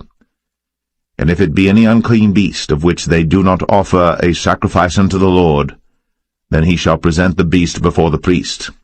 And the priest shall value it, whether it be good or bad, as thou valuest it, who art the priest, so shall it be. But if he will at all redeem it, then he shall add a fifth part thereof unto thy estimation. And when a man shall sanctify his house to be holy unto the Lord, then the priest shall estimate it, whether it be good or bad, as the priest shall estimate it, so shall it stand. And if he that sanctified it will redeem his house, then he shall add the fifth part of the money of thy estimation unto it, and it shall be his. And if a man shall sanctify unto the Lord some part of a field of his possession, then thy estimation shall be according to the seed thereof, and homer of barley seed shall be valued at 50 shekels of silver. If he sanctify his field from the year of Jubilee according to thy estimation, it shall stand. But if he sanctify his field after the Jubilee, then the priest shall reckon unto him the money according to the years that remain, even unto the year of the Jubilee, and it shall be abated from thy estimation. And if he that sanctified the field will in any wise redeem it, then he shall add the fifth part of the money of thy estimation unto it, and it shall be assured to him. And if he will not redeem the field, or if he have sold the field to another man, it shall not be redeemed any more. But the field, when it goeth out in the Jubilee, shall be holy unto the Lord, as a field devoted. The possession thereof shall be the priest's. And if a man sanctify unto the Lord a field which he hath bought, which is not of the fields of his possession, then the priest shall reckon unto him the worth of thy estimation, even unto the year of the Jubilee, and he shall give thine estimation in that day as a holy thing unto the Lord. In the year of the Jubilee the field shall return unto him of whom it was bought, even to him to whom the possession of the land did belong. And all thy estimation shall be according to the shekel of the sanctuary. 20 gerahs shall be the shekel. Only the firstling of the beasts, which should be the Lord's firstling, no man shall sanctify it, whether it be ox or sheep, it is the Lord's. And if it be of an unclean beast, then he shall redeem it according to thine estimation, and shall add a fifth part of it thereto. Or if it be not redeemed, then it shall be sold according to thy estimation. Notwithstanding no devoted thing, that a man shall devote unto the Lord of all that he hath, both of man and beast, and of the field of his possession, shall be sold or redeemed. Every devoted thing is most holy unto the Lord. None devoted, which shall be devoted of men, shall be redeemed, but shall surely be put to death. And all the tithe of the land, whether of the seed of the land or of the fruit of the tree, is the Lord's. It is holy unto the Lord. And if a man will at all redeem aught of his tithes, he shall add thereto the fifth part thereof. And concerning the tithe of the herd or of the flock, even of whatsoever passeth under the rod, the 10th shall be holy unto the Lord. He shall not search whether it be good or bad, neither shall he change it. And if he change it at all, then both it and the change thereof shall be holy. It shall not be redeemed. These are the commandments which the Lord commanded Moses for the children of Israel in Mount Sinai.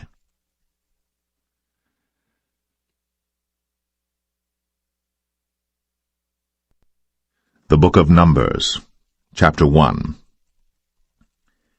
And the Lord spake unto Moses in the wilderness of Sinai, in the tabernacle of the congregation, on the first day of the 2nd month, in the 2nd year after they were come out of the land of Egypt, saying, Take ye the sum of all the congregation of the children of Israel, after their families, by the house of their fathers, with the number of their names, every male by their polls. From 20 years old and upward, all that are able to go forth to war in Israel, thou and Aaron shall number them by their armies. And with you there shall be a man of every tribe, every one head of the house of his fathers. And these are the names of the men that shall stand with you. Of the tribe of Reuben, Elizur the son of Shedeur. Of Simeon, Shelumiel the son of Zurishaddai. Of Judah, Nahshon the son of Amminadab. Of Issachar, Nethanel the son of Zuar. Of Zebulun, Eliab the son of Helon. Of the children of Joseph, of Ephraim, Elishama the son of Ammihud. Of Manasseh, Gamaliel the son of Pedazur. Of Benjamin, Abidan the son of Gideoni. Of Dan, Ahiezer the son of Ammishaddai. Of Asher, Pagiel the son of Ochran. Of Gad, Eliasaph the son of Duel. Of Naphtali, Ahira the son of Enan. These were the renowned of the congregation, princes of the tribes of their fathers, heads of thousands in Israel. And Moses and Aaron took these men, which are expressed by their names, and they assembled all the congregation together on the first day of the 2nd month, and they declared their pedigrees after their families, by the house of their fathers, according to the number of the names, from 20 years old and upward, by their polls. As the Lord commanded Moses, so he numbered them in the wilderness of Sinai. And the children of Reuben, Israel's eldest son, by their generations, after their families, by the house of their fathers, according to the number of the names, by their polls, every male from 20 years old and upward, all that were able to go forth to war. Those that were numbered of them, even of the tribe of Reuben, were 46,500. Of the children of Simeon, by their generations, after their families, by the house of their fathers, those that were numbered of them, according to the number of the names, by their polls, every male from 20 years old and upward, all that were able to go forth to war. Those that were numbered of them, even of the tribe of Simeon, were 59,300. Of the children of Gad, by their generations, after their families, by the house of their fathers, according to the number of the names, from 20 years old and upward, all that were able to go forth to war. Those that were numbered of them, even of the tribe of Gad, were 45,650. Of the children of Judah, by their generations, after their families, by the house of their fathers, according to the number of the names, from 20 years old and upward, all that were able to go forth to war. Those that were numbered of them, even of the tribe of Judah, were 314,600. Of the children of Issachar, by their generations, after their families, by the house of their fathers, according to the number of the names, from 20 years old and upward, all that were able to go forth to war. Those that were numbered of them, even of the tribe of Issachar, were 54,400. Of the children of Zebulun, by their generations, after their families, by the house of their fathers, according to the number of the names, from 20 years old and upward, all that were able to go forth to war, those that were numbered of them, even of the tribe of Zebulun, were 57,400. Of the children of Joseph, namely of the children of Ephraim, by their generations, after their families, by the house of their fathers, according to the number of the names, from 20 years old and upward, all that were able to go forth to war. Those that were numbered of them, even of the tribe of Ephraim, were 40,500. Of the children of Manasseh, by their generations, after their families, by the house of their fathers, according to the number of the names, from 20 years old and upward, all that were able to go forth to war. Those that were numbered of them, even of the tribe of Manasseh, were 32,200. Of the children of Benjamin, by their generations, after their families, by the house of their fathers, according to the number of the names, from 20 years old and upward, all that were able to go forth to war, those that were numbered of them, even of the tribe of Benjamin, were 35,400. Of the children of Dan, by their generations, after their families, by the house of their fathers, according to the number of the names, from 20 years old and upward, all that were able to go forth to war, those that were numbered of them, even of the tribe of Dan, were 62,700. Of the children of Asher, by their generations, after their families, by the house of their fathers, according to the number of the names, from 20 years old and upward, all that were able to go forth to war, those that were numbered of them, even of the tribe of Asher, were 41,500. Of the children of Naphtali, throughout their generations, after their families, by the house of their fathers, according to the number of the names, from 20 years old and upward, all that were able to go forth to war, those that were numbered of them, even of the tribe of Naphtali, were 53,400. These are those that were numbered, which Moses and Aaron numbered. And the princes of Israel, being 12 men, each one was for the house of his fathers. So were all those that were numbered of the children of Israel, by the house of their fathers, from 20 years old and upward, all that were able to go forth to war in Israel. Even all they that were numbered were 600,000 and 3,550. But the Levites after the tribe of their fathers were not numbered among them. For the Lord had spoken unto Moses, saying, Only thou shalt not number the tribe of Levi, neither take the sum of them among the children of Israel. But thou shalt appoint the Levites over the tabernacle of testimony, and over all the vessels thereof, and over all things that belong to it. They shall bear the tabernacle, and all the vessels thereof, and they shall minister unto it, and shall encamp round about the tabernacle. And when the tabernacle setteth forward, the Levites shall take it down. And when the tabernacle is to be pitched, the Levites shall set it up, and the stranger that cometh nigh shall be put to death. And the children of Israel shall pitch their tents, every man by his own camp, and every man by his own standard throughout their hosts. But the Levites shall pitch round about the tabernacle of testimony, that there be no wrath upon the congregation of the children of Israel. And the Levites shall keep the charge of the tabernacle of testimony. And the children of Israel did, according to all that the Lord commanded Moses. So did they.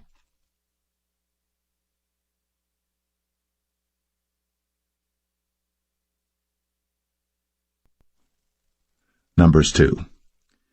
And the Lord spake unto Moses and unto Aaron, saying, Every man of the children of Israel shall pitch by his own standard, with the ensign of their father's house. Far off about the tabernacle of the congregation shall they pitch. And on the east side toward the rising of the sun shall they of the standard of the camp of Judah pitch throughout their armies. And Nahshon the son of Amminadab shall be captain of the children of Judah. And his host, and those that were numbered of them, were 314,600. And those that do pitch next unto him shall be the tribe of Issachar. And Nethaniel the son of Zuar shall be captain of the children of Issachar. And his host, and those that were numbered thereof, were 54,400. Then the tribe of Zebulun, and Eliab the son of Helon, shall be captain of the children of Zebulun. And his host, and those that were numbered thereof, were 57,400. All that were numbered in the camp of Judah were 100,000 and 80,000 and 6,400 throughout their armies. These shall first set forth. On the south side shall be the standard of the camp of Reuben, according to their armies, and the captain of the children of Reuben shall be Elizur, the son of Shedeur. And his host, and those that were numbered thereof, were 46,500. And those which pitched by him shall be the tribe of Simeon. And the captain of the children of Simeon shall be Shelumiel, the son of Zerushadai. And his host, and those that were numbered of them, were 59,300. Then the tribe of Gad, and the captain of the sons of Gad shall be Eliasaph, the son of Ruel. And his host, and those that were numbered of them, were 45,650. All that were numbered in the camp of Reuben were 100,050 and 1,450 throughout their armies, and they shall set forth in the second rank. Then the tabernacle of the congregation shall set forward with the camp of the Levites, in the midst of the camp, as they encamp, so shall they set forward, every man in his place by their standards. On the west side shall be the standard of the camp of Ephraim, according to their armies, and the captain of the sons of Ephraim shall be Elishama, the son of Ammihud. And his host, and those that were numbered of them, were 40,500. And by him shall be the tribe of Manasseh, and the captain of the children of Manasseh shall be Gamaliel, the son of Pedazur. And his host, and those that were numbered of them, were 32,200. Then the tribe of Benjamin, and the captain of the sons of Benjamin shall be Abidan, the son of Gideoni. And his host, and those that were numbered of them, were 35,400. All that were numbered of the camp of Ephraim were 100,000 and 8,000 and 100 throughout their armies, and they shall go forward in the third rank. The standard of the camp of Dan shall be on the north side by their armies, and the captain of the children of Dan shall be Ahiezer, the son of Ammishaddai, and his host, and those that were numbered of them, were 62,700. And those that encamp by him shall be the tribe of Asher, and the captain of the children of Asher shall be Pagiel, the son of Ochran, and his host, and those that were numbered of them were 41,500. Then the tribe of Naphtali, and the captain of the children of Naphtali shall be Ahira, the son of Enan, and his host, and those that were numbered of them were 53,400. All they that were numbered in the camp of Dan were 100,050 and 7,600. They shall go hindmost with their standards. These are those which were numbered of the children of Israel, by the house of their fathers. All those that were numbered of the camps throughout their hosts were 600,000 and 3,550. But the Levites were not numbered among the children of Israel, as the Lord commanded Moses. And the children of Israel did according to all that the Lord commanded Moses. So they pitched by their standards, and so they set forward, every one after their families, according to the house of their fathers.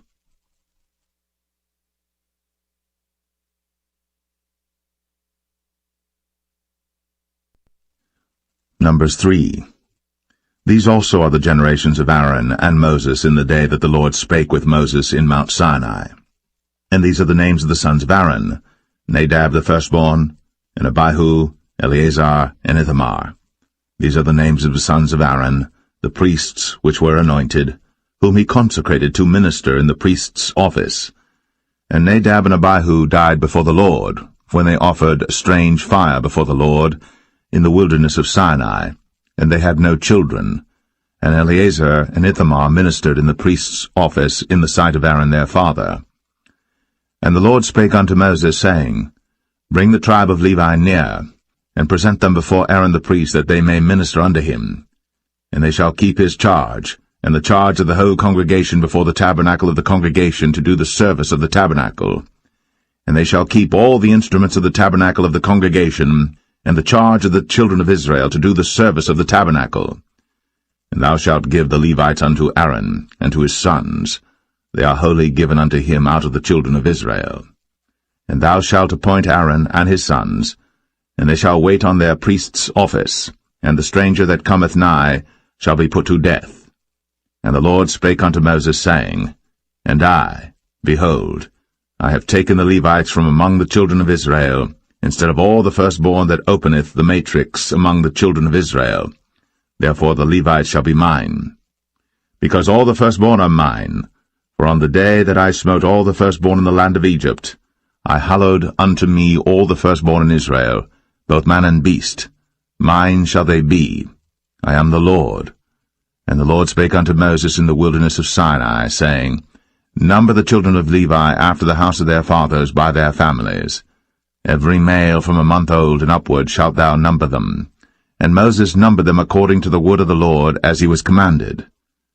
And these were the sons of Levi by their names, Gershon and Kohath and Merari. And these are the names of the sons of Gershon by their families, Libni and Shimei. And the sons of Kohath by their families, Amram, and Izahar, Hebron, and Uzziel. And the sons of Merari by their families, Mahli and Mushai.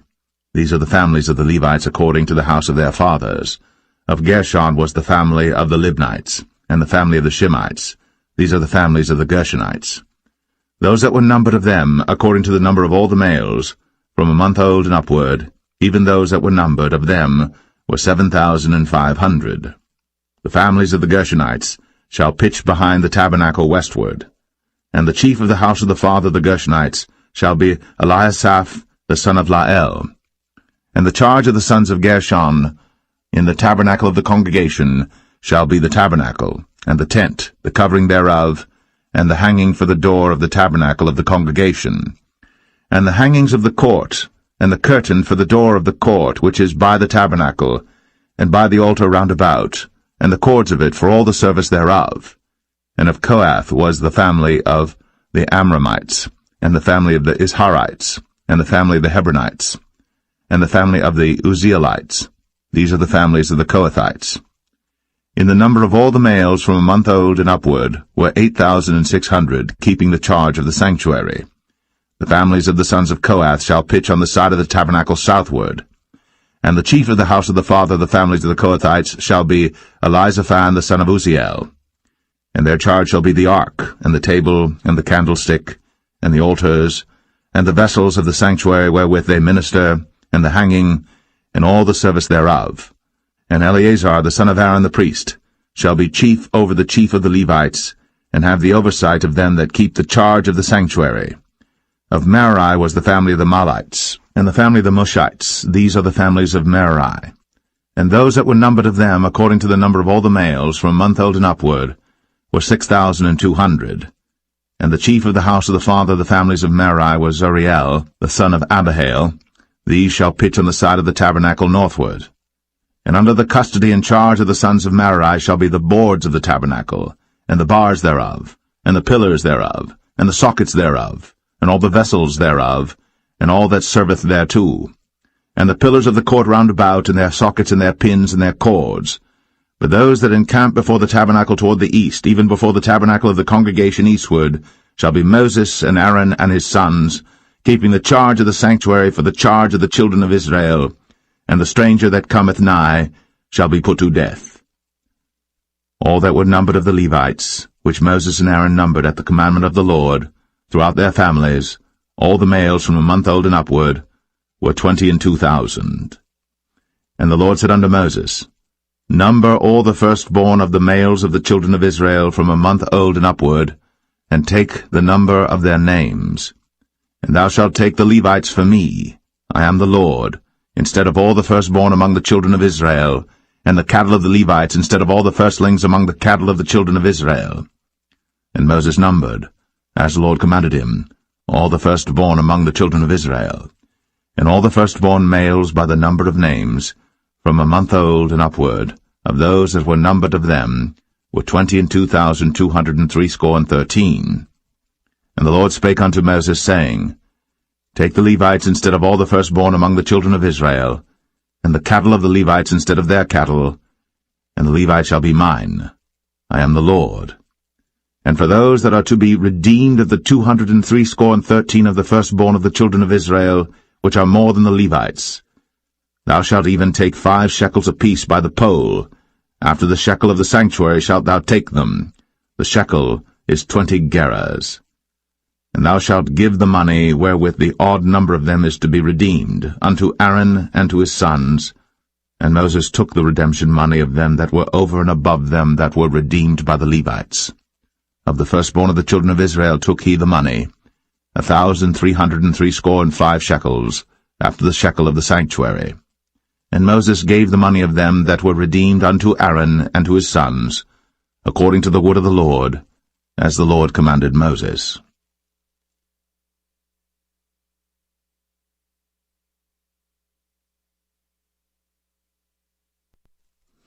Numbers 4.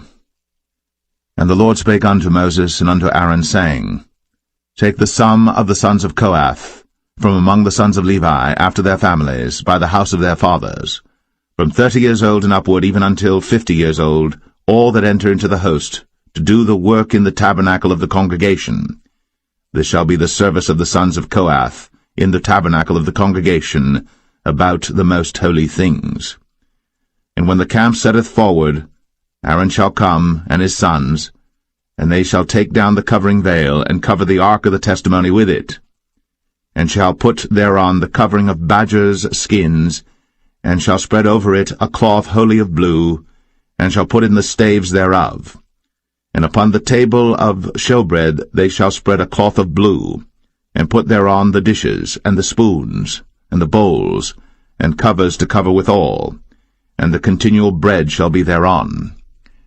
And they shall spread upon them a cloth of scarlet, and cover the same with the covering of badgers' skins, and shall put in the staves thereof. And they shall take a cloth of blue, and cover the candlestick of the light, and his lamps, and his tongs, and his snuff dishes, and all the oil vessels thereof, wherewith they minister unto it. And they shall put it in all the vessels thereof within a covering of badgers' skins, and shall put it upon a bar, and upon the golden altar they shall spread a cloth of blue, and cover it with a covering of badgers' skins, and shall put to the staves thereof. And they shall take all the instruments of ministry, wherewith they minister in the sanctuary, and put them in a cloth of blue, and cover them with a covering of badgers' skins, and shall put them on a bar. And they shall take away the ashes from the altar, and spread a purple cloth thereon. And they shall put upon it all the vessels thereof, wherewith they minister about it, even the censers, the flesh hooks, and the shovels, and the basins, all the vessels of the altar, and they shall spread upon it a covering of badgers' skins, and put to the staves of it. And when Aaron and his sons have made an end of covering the sanctuary, and all the vessels of the sanctuary as the camp is to set forward, after that the sons of Kohath shall come to bear it. But they shall not touch any holy thing, lest they die. These things are the burden of the sons of Kohath in the tabernacle of the congregation. And to the office of Eleazar the son of Aaron the priest pertaineth the oil for the light, and the sweet incense, and the daily meat offering, and the anointing oil, and the oversight of all the tabernacle, and of all that therein is, in the sanctuary, and in the vessels thereof. And the Lord spake unto Moses and unto Aaron, saying, Cut ye not off the tribe of the families of the Kohathites from among the Levites, but thus do unto them, that they may live and not die, when they approach unto the most holy things. Aaron and his sons shall go in, and appoint them every one to his service and to his burden. But they shall not go in to see when the holy things are covered, lest they die. And the Lord spake unto Moses, saying, Take also the sum of the sons of Gershon, throughout the houses of their fathers by their families. From 30 years old and upward until 50 years old shalt thou number them, all that enter in to perform the service, to do the work in the tabernacle of the congregation. This is the service of the families of the Gershonites, to serve and for burdens. And they shall bear the curtains of the tabernacle, and the tabernacle of the congregation, his covering, and the covering of the badger skins that is above upon it, and the hanging for the door of the tabernacle of the congregation, and the hangings of the court, and the hanging for the door of the gate of the court, which is by the tabernacle, and by the altar round about, and their cords, and all the instruments of their service, and all that is made for them, so shall they serve. At the appointment of Aaron and his sons shall be all the service of the sons of the Gershonites, in all their burdens, and in all their service, and ye shall appoint unto them in charge all their burdens. This is the service of the families of the sons of Gershon, in the tabernacle of the congregation, and their charge shall be under the hand of Ithamar the son of Aaron the priest. As for the sons of Merari, thou shalt number them after their families by the house of their fathers. From 30 years old and upward, even unto 50 years old, shalt thou number them, every one that entereth into the service, to do the work of the tabernacle of the congregation. And this is the charge of their burden, according to all their service in the tabernacle of the congregation, the boards of the tabernacle, and the bars thereof, and the pillars thereof, and sockets thereof. And the pillars of the court round about, and their sockets, and their pins, and their cords, with all their instruments, and with all their service. And by name ye shall reckon the instruments of the charge of their burden. This is the service of the families of the sons of Merari, according to all their service, in the tabernacle of the congregation under the hand of Ithamar the son of Aaron the priest. And Moses and Aaron, and the chief of the congregation numbered the sons of the Kohathites after their families, and after the house of their fathers, from 30 years old and upward, even unto 50 years old, every one that entereth into the service, for the work in the tabernacle of the congregation. And those that were numbered of them by their families were 2,750. These were they that were numbered of the families of the Kohathites, all that might do service in the tabernacle of the congregation, which Moses and Aaron did number, according to the commandment of the Lord, by the hand of Moses. And those that were numbered of the sons of Gershon throughout their families and by the house of their fathers, from 30 years old and upward, even unto 50 years old, every one that entereth into the service, for the work in the tabernacle of the congregation, even those that were numbered of them throughout their families by the house of their fathers, were 2,630. These are they that were numbered of the families of the sons of Gershon, of all that might do service in the tabernacle of the congregation, whom Moses and Aaron did number according to the commandment of the Lord.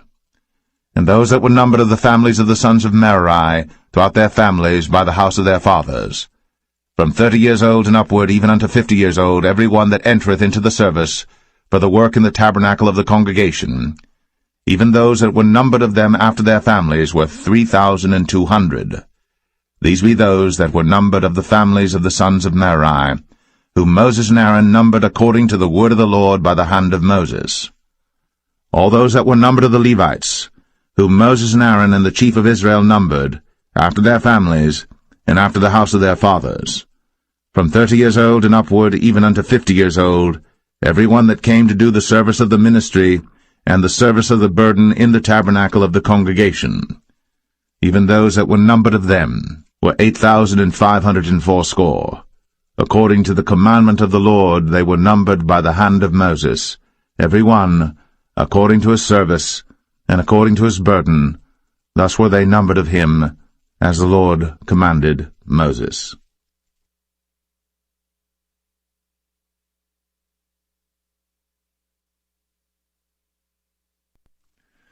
Numbers 5. And the Lord spake unto Moses, saying, Command the children of Israel, that they put out of the camp every leper, and every one that hath an issue, and whosoever is defiled by the dead.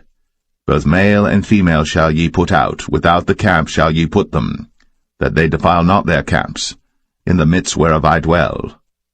And the children of Israel did so, and put them out without the camp, as the Lord spake unto Moses, so did the children of Israel. And the Lord spake unto Moses, saying, Speak unto the children of Israel, when a man or woman shall commit any sin that men commit, to do a trespass against the Lord, and that person be guilty, then they shall confess their sin which they have done, and he shall recompense his trespass with the principal thereof, and add unto it the 5th part thereof, and give it unto him against whom he hath trespassed.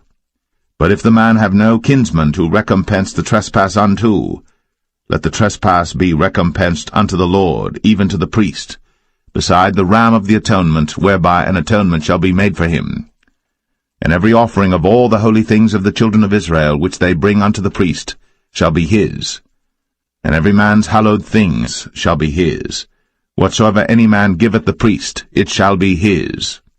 And the Lord spake unto Moses, saying, Speak unto the children of Israel, and say unto them, If any man's wife go aside and commit a trespass against him, and a man lie with her carnally, and it be hid from the eyes of her husband, and be kept close, and she be defiled, and there be no witness against her, neither she be taken with the manner, and the spirit of jealousy come upon him, and he be jealous of his wife, and she be defiled, or if the spirit of jealousy come upon him, and he be jealous of his wife, and she be not defiled, then shall the man bring his wife unto the priest, and he shall bring her offering for her, the 10th part of an ephah of barley meal.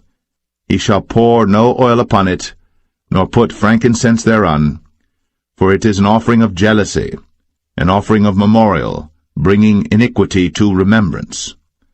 And the priest shall bring her near, and set her before the Lord. And the priest shall take holy water in an earthen vessel, and of the dust that is in the floor of the tabernacle the priest shall take, and put it into the water. And the priest shall set the woman before the Lord, and uncover the woman's head, and put the offering of memorial in her hands, which is the jealousy offering. And the priest shall have in his hand the bitter water that causeth the curse. And the priest shall charge her by an oath, and say unto the woman, If no man have lain with thee, and if thou hast not gone aside to uncleanness with another instead of thy husband, be thou free from this bitter water that causeth the curse. But if thou hast gone aside to another instead of thy husband, and if thou be defiled, and some man have lain with thee beside thine husband, then the priest shall charge the woman with an oath of cursing, and the priest shall say unto the woman, The Lord make thee a curse, and an oath among thy people, when the Lord doth make thy thigh to rot, and thy belly to swell. And this water that causeth the curse shall go into thy bowels, to make thy belly to swell, and thy thigh to rot. And the woman shall say, Amen, Amen. And the priest shall write these curses in a book, and he shall blot them out with the bitter water. And he shall cause the woman to drink the bitter water that causeth the curse, and the water that causeth the curse shall enter into her, and become bitter. Then the priest shall take the jealousy offering out of the woman's hand, and shall wave the offering before the Lord, and offer it upon the altar. And the priest shall take an handful of the offering, even the memorial thereof, and burn it upon the altar, and afterward shall cause the woman to drink the water. And when he hath made her to drink the water, then it shall come to pass that if she be defiled, and have done trespass against her husband, that the water that causeth the curse shall enter into her, and become bitter, and her belly shall swell, and her thigh shall rot, and the woman shall be a curse among her people. And if the woman be not defiled, but be clean, then she shall be free, and shall conceive seed. This is the law of jealousy, when a wife goeth aside to another instead of her husband, and is defiled. Or when the spirit of jealousy cometh upon him, and he be jealous over his wife, and shall set the woman before the Lord, and the priest shall execute upon her all this law. Then shall the man be guiltless from iniquity, and this woman shall bear her iniquity.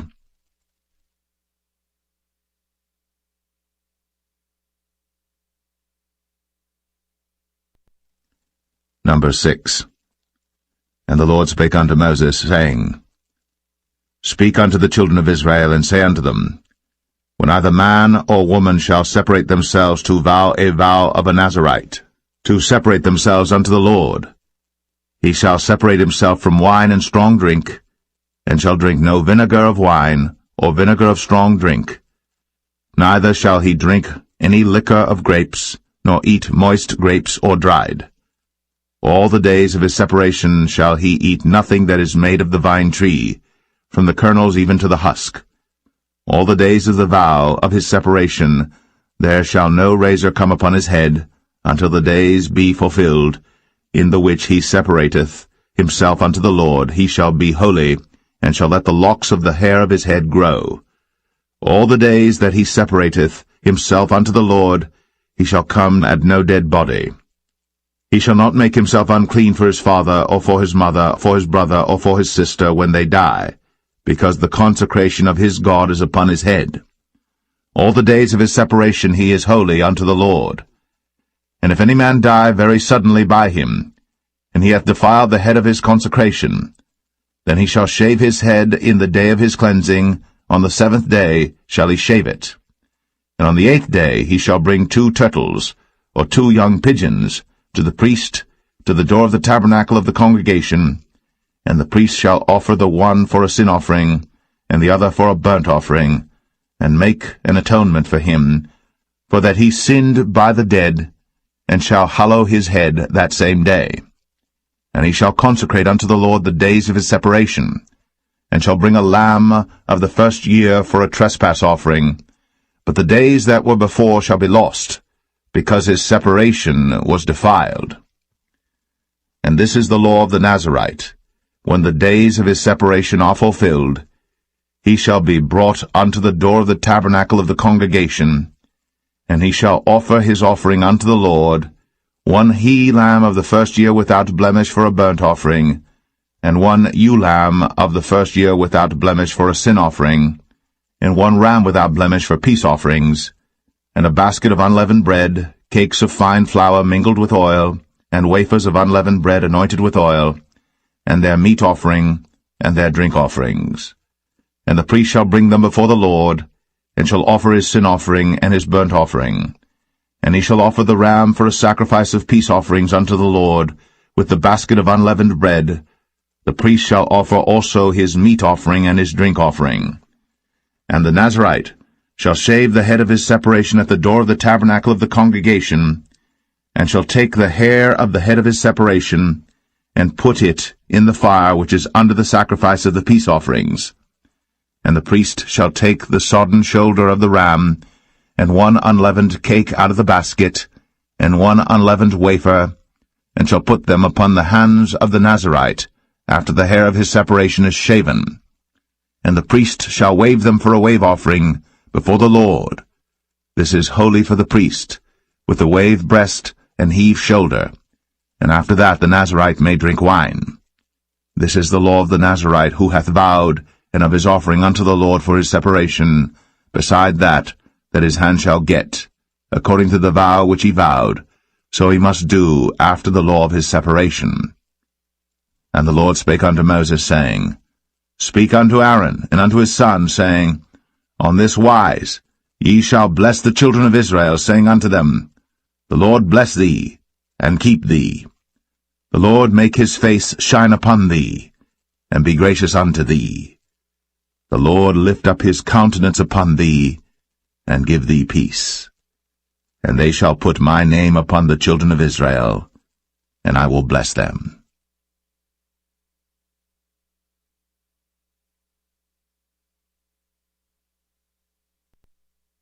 Number 7. And it came to pass on the day that Moses had fully set up the tabernacle, and had anointed it, and sanctified it, and all the instruments thereof, both the altar and all the vessels thereof, and had anointed them and sanctified them, that the princes of Israel, heads of the house of their fathers, who were the princes of the tribes, and were over them that were numbered, offered. And they brought their offering before the Lord, 6 covered wagons, and 12 oxen, a wagon for 2 of the princes, and for each one an ox. And they brought them before the tabernacle. And the Lord spake unto Moses, saying, Take it of them, that they may be to do the service of the tabernacle of the congregation, and thou shalt give them unto the Levites, to every man according to his service. And Moses took the wagons and the oxen, and gave them unto the Levites. 2 wagons and 4 oxen he gave unto the sons of Gershon, according to their service. And 4 wagons and 8 oxen he gave unto the sons of Merari, according unto their service, under the hand of Ithamar the son of Aaron the priest. But unto the sons of Kohath he gave none, because the service of the sanctuary belonging unto them was that they should bear upon their shoulders. And the princes offered for dedicating of the altar in the day that it was anointed, even the princes offered their offering before the altar. And the Lord said unto Moses, They shall offer their offering, each prince on his day, for the dedicating of the altar. And he that offered his offering the first day was Nahshon the son of Amminadab of the tribe of Judah. And his offering was 1 silver charger, the weight thereof was 130 shekels, 1 silver bowl of 70 shekels after the shekel of the sanctuary. Both of them were full of fine flour, mingled with oil, for a meat offering. 1 spoon of 10 shekels of gold, full of incense. 1 young bullock, 1 ram, 1 lamb of the first year, for a burnt offering. 1 kid of the goats for a sin offering, and for a sacrifice of peace offerings. 2 oxen, 5 rams, 5 he-goats, 5 lambs of the first year. This was the offering of Nahshon the son of Amminadab. On the 2nd day, Nathanael the son of Zuar, prince of Issachar, did offer. He offered for his offering 1 silver charger, the weight whereof was 130 shekels, 1 silver bowl of 70 shekels after the shekel of the sanctuary, both of them full of fine flour, mingled with oil, for a meat offering. 1 spoon of gold of 10 shekels, full of incense. 1 young bullock, 1 ram, 1 lamb of the first year, for a burnt offering. 1 kid of the goats for a sin offering. And for a sacrifice of peace offerings, 2 oxen, 5 rams, 5 he-goats, 5 lambs of the first year. This was the offering of Nathanael the son of Zuar. On the 3rd day Eliab the son of Helon, prince of the children of Zebulun, did offer. His offering was 1 silver charger, the weight whereof was 130 shekels, 1 silver bowl of 70 shekels after the shekel of the sanctuary, both of them full of fine flour, mingled with oil, for a meat offering. 1 golden spoon of 10 shekels, full of incense. 1 young bullock, 1 ram, 1 lamb of the first year, for a burnt offering. 1 kid of the goats for a sin offering. And for a sacrifice of peace offerings, 2 oxen, 5 rams, 5 he-goats, 5 lambs of the first year. This was the offering of Eliab the son of Helon. On the 4th day Eleazar the son of Shadur, prince of the children of Reuben, did offer. His offering was 1 silver charger of the weight of 130 shekels, 1 silver bowl of 70 shekels after the shekel of the sanctuary, both of them full of fine flour, mingled with oil, for a meat offering. 1 golden spoon of 10 shekels, full of incense. 1 young bullock, 1 ram, 1 lamb of the first year for a burnt offering, 1 kid of the goats for a sin offering, and for a sacrifice of peace offerings 2 oxen, 5 rams, 5 he-goats, 5 lambs of the first year. This was the offering of Elizur, the son of Shedeur. On the 5th day, Shelumiel, the son of Zerushadai, prince of the children of Simeon, did offer.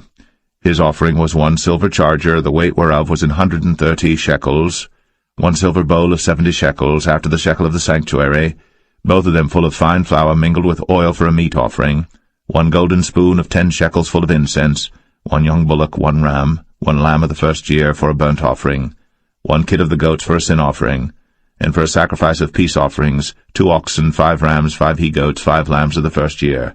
This was the offering of Shelumiel, the son of Zerushadai.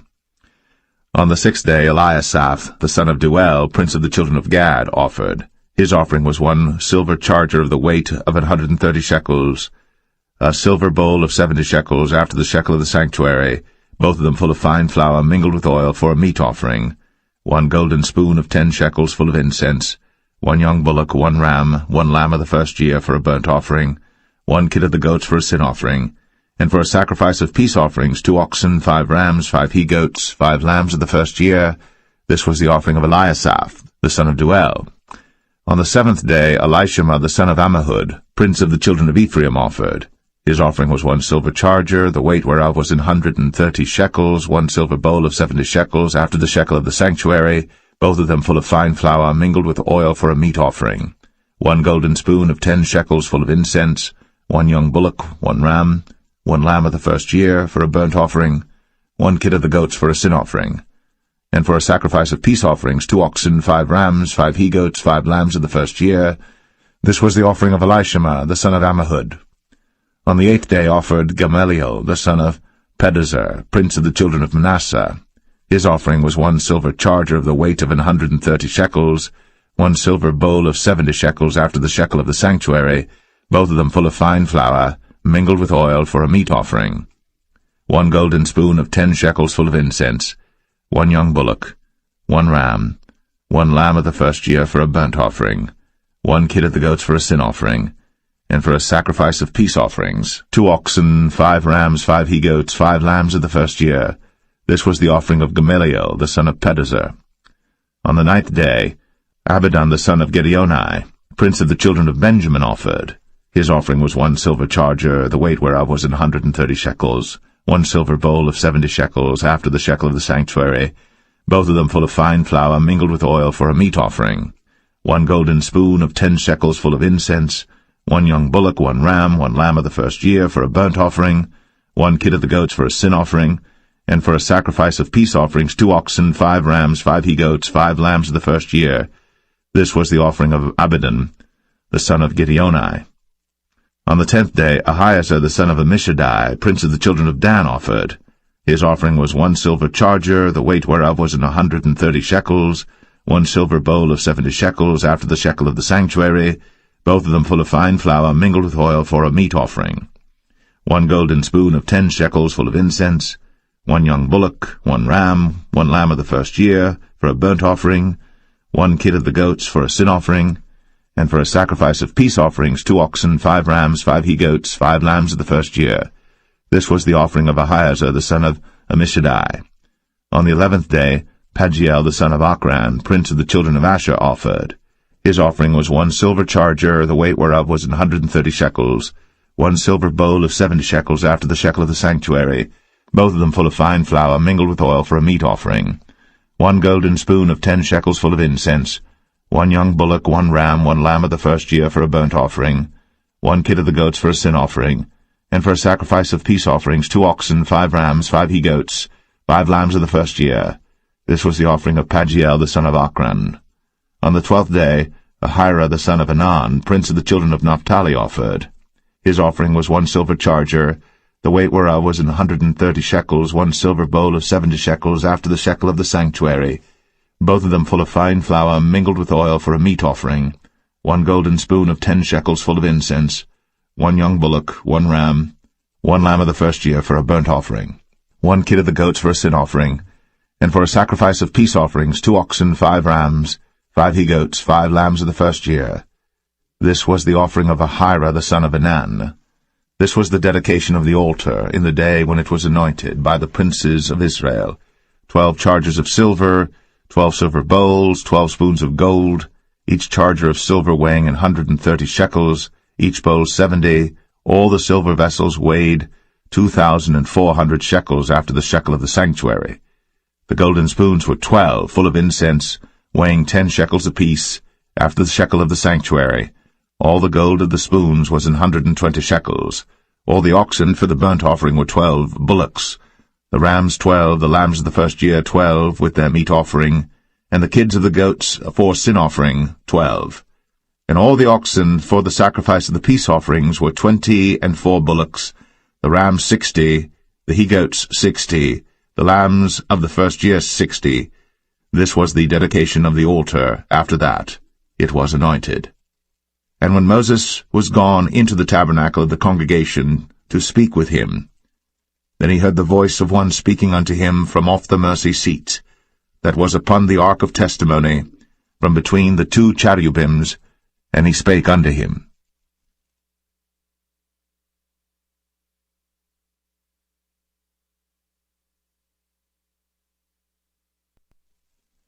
Numbers 8.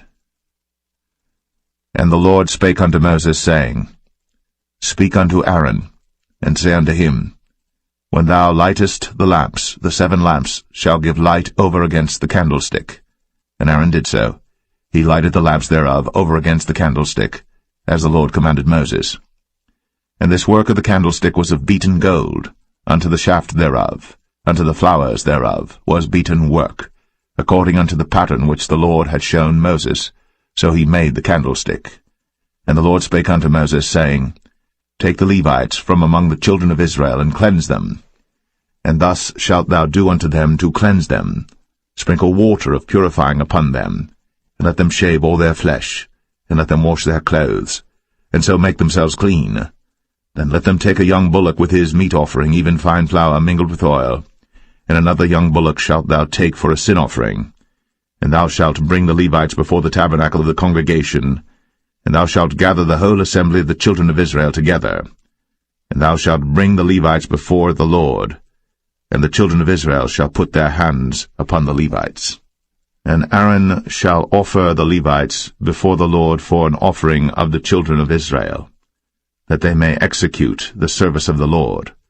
And the Levites shall lay their hands upon the heads of the bullocks, and thou shalt offer the one for a sin offering, and the other for a burnt offering unto the Lord, to make an atonement for the Levites.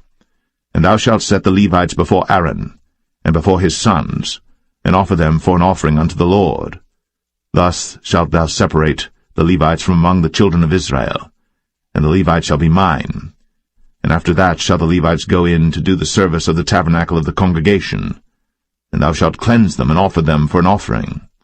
For they are wholly given unto me from among the children of Israel, instead of such as open every womb, even instead of the firstborn of all the children of Israel, have I taken them unto me. For all the firstborn of the children of Israel are mine, both man and beast. On the day that I smote every firstborn in the land of Egypt, I sanctified them for myself. And I have taken the Levites for all the firstborn of the children of Israel. And I have given the Levites as a gift to Aaron and to his sons from among the children of Israel, to do the service of the children of Israel in the tabernacle of the congregation, and to make an atonement for the children of Israel, that there be no plague among the children of Israel, when the children of Israel come nigh unto the sanctuary. And Moses and Aaron and all the congregation of the children of Israel did to the Levites according unto all that the Lord commanded Moses concerning the Levites. So did the children of Israel unto them. And the Levites were purified, and they washed their clothes, and Aaron offered them as an offering before the Lord. And Aaron made an atonement for them to cleanse them. And after that went the Levites in to do their service in the tabernacle of the congregation before Aaron, and before his sons, as the Lord had commanded Moses concerning the Levites, so did they unto them. And the Lord spake unto Moses, saying, This is it that belongeth unto the Levites. From 25 years old and upward they shall go in to wait upon the service of the tabernacle of the congregation. And from the age of 50 years they shall cease waiting upon the service thereof, and shall serve no more, but shall minister with their brethren in the tabernacle of the congregation, to keep the charge, and shall do no service. Thus shalt thou do unto the Levites touching their charge.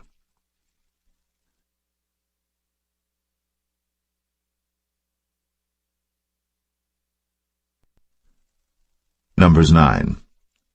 And the Lord spake unto Moses in the wilderness of Sinai, in the 1st month of the 2nd year, after they were come out of the land of Egypt, saying, Let the children of Israel also keep the Passover at his appointed season.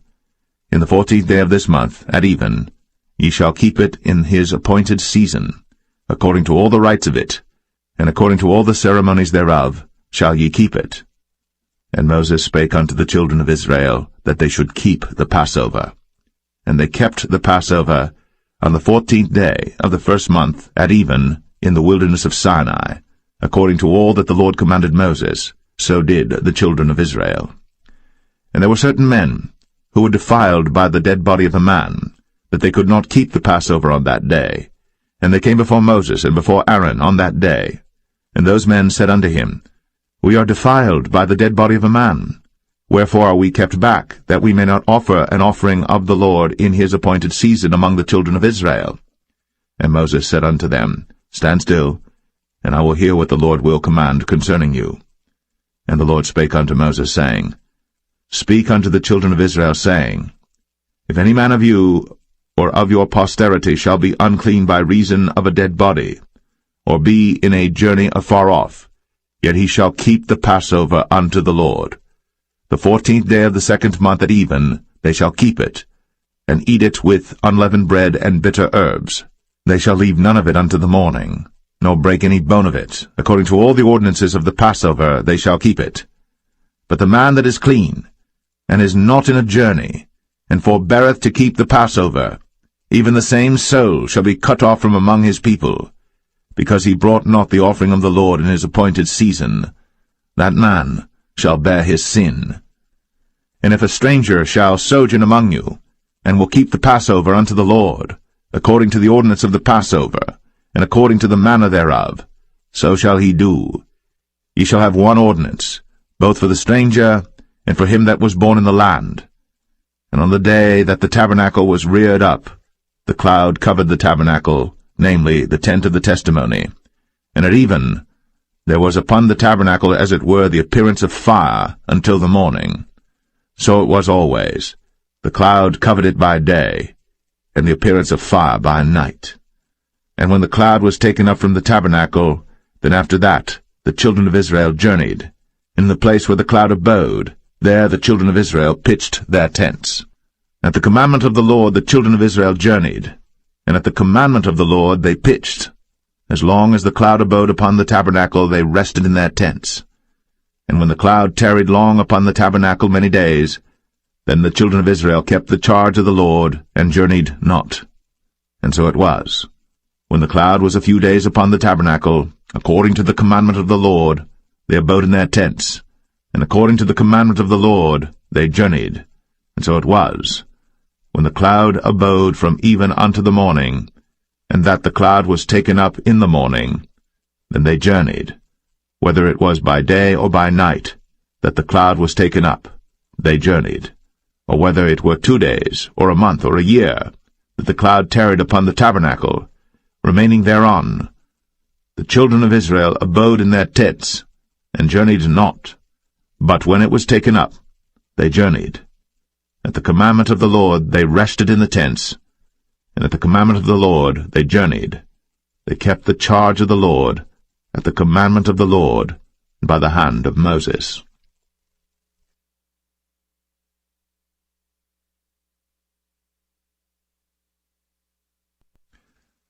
Numbers 10.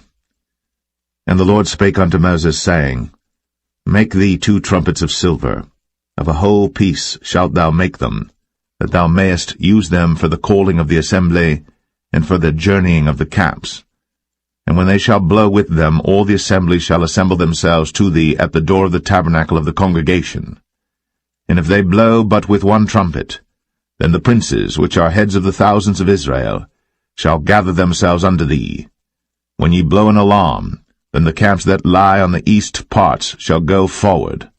When ye blow an alarm the 2nd time, then the camps that lie on the south side shall take their journey, they shall blow an alarm for their journeys. But when the congregation is to be gathered together, ye shall blow, but ye shall not sound an alarm. And the sons of Aaron the priests shall blow with the trumpets, and they shall be to you for an ordinance forever throughout your generations. And if ye go to war in your land against the enemy that oppresseth you, then ye shall blow an alarm with the trumpets, and ye shall be remembered before the Lord your God, and ye shall be saved from your enemies. Also in the day of your gladness, and in your solemn days, in the beginnings of your months, ye shall blow with the trumpets over your burnt offerings, and over the sacrifices of your peace offerings, that they may be to you for a memorial before your God. I am the Lord your God. And it came to pass on the 20th day of the 2nd month, in the 2nd year, that the cloud was taken up from off the tabernacle of the testimony. And the children of Israel took their journeys out of the wilderness of Sinai, and the cloud rested in the wilderness of Paran. And they first took their journey according to the commandment of the Lord by the hand of Moses. In the first place went the standard of the camp of the children of Judah according to their armies, and over his host was Nahshon the son of Amminadab. And over the host of the tribe of the children of Issachar was Nethaniel the son of Zuar. And over the host of the tribe of the children of Zebulun was Eliab the son of Helon. And the tabernacle was taken down, and the sons of Gershon and the sons of Merari set forward, bearing the tabernacle. And the standard of the camp of Reuben set forward according to their armies. And over his host was Elizur the son of Shadur. And over the host of the tribe of the children of Simeon was Shelumiel the son of Zerushadai. And over the host of the tribe of the children of Gad was Eliasaph the son of Duel. And the Kohathites set forward, bearing the sanctuary, and the other did set up the tabernacle against they came. And the standard of the camp of the children of Ephraim set forward according to their armies, and over his host was Elishama the son of Ammihud. And over the host of the tribe of the children of Manasseh was Gamaliel the son of Pedazur. And over the host of the tribe of the children of Benjamin was Abidan the son of Gideoni. And the standard of the camp of the children of Dan set forward, which was the rearward of all the camps throughout their hosts. And over his host was Ahiezer the son of Ammishaddai. And over the host of the tribe of the children of Asher was Pagiel the son of Ochran. And over the host of the tribe of the children of Naphtali was Ahira the son of Enan. Thus were the journeyings of the children of Israel according to their armies, when they set forward. And Moses said unto Hobab the son of Raguel the Midianite, Moses' father-in-law, We are journeying unto the place of which the Lord said, I will give it you. Come thou with us, and we will do thee good. For the Lord hath spoken good concerning Israel. And he said unto him, I will not go, but I will depart to mine own land, and to my kindred. And he said, Leave us not, I pray thee, for as much as thou knowest how we are to encamp in the wilderness, and thou mayest be to us instead of eyes. And it shall be, if thou go with us, yea, it shall be that what goodness the Lord shall do unto us, the same will we do unto thee. And they departed from the mount of the Lord 3 days' journey. And the ark of the covenant of the Lord went before them in the 3 days' journey, to search out a resting place for them. And the cloud of the Lord was upon them by day, when they went out of the camp. And it came to pass, when the ark set forward, that Moses said, Rise up, Lord, and let thine enemies be scattered, and let them that hate thee flee before thee. And when it rested, he said, Return, O Lord, unto the many thousands of Israel.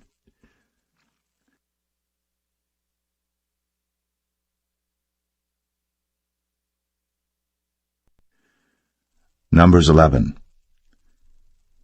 And when the people complained, it displeased the Lord. And the Lord heard it, and his anger was kindled. And the fire of the Lord burnt among them, and consumed them that were in the uttermost parts of the camp. And the people cried unto Moses. And when Moses prayed unto the Lord, the fire was quenched. And he called the name of the place Taberah, because the fire of the Lord burnt among them. And the mixed multitude that was among them fell a-lusting. And the children of Israel also wept again, and said, Who shall give us flesh to eat?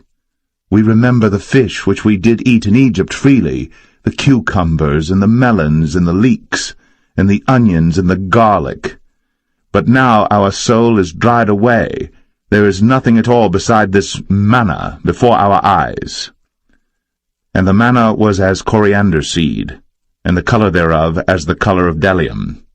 And the people went about, and gathered it, and ground it in mills, or beat it in a mortar, and baked it in pans, and made cakes of it.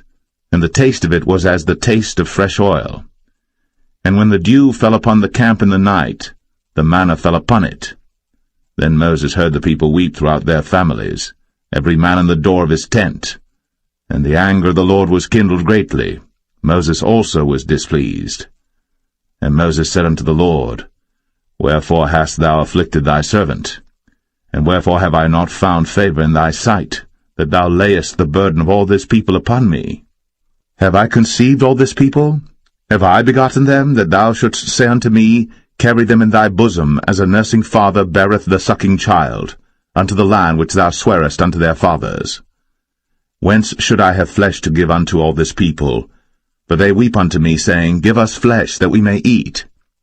I am not able to bear all this people alone, because it is too heavy for me. And if thou deal thus with me, kill me, I pray thee, out of hand, if I have found favor in thy sight, and let me not see my wretchedness. And the Lord said unto Moses, Gather unto me 70 men of the elders of Israel, whom thou knowest to be the elders of the people, and officers over them, and bring them unto the tabernacle of the congregation, that they may stand there with thee. And I will come down and talk with thee there.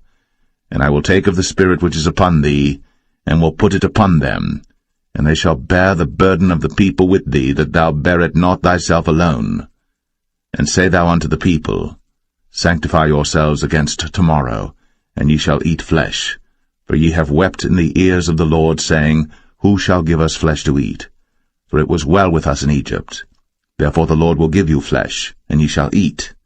Ye shall not eat 1 day, nor 2 days, nor 5 days, neither 10 days, nor 20 days, but even a whole month, until it come out at your nostrils, and it be loathsome unto you, because that ye have despised the Lord which is among you, and have wept before him, saying, Why came we forth out of Egypt?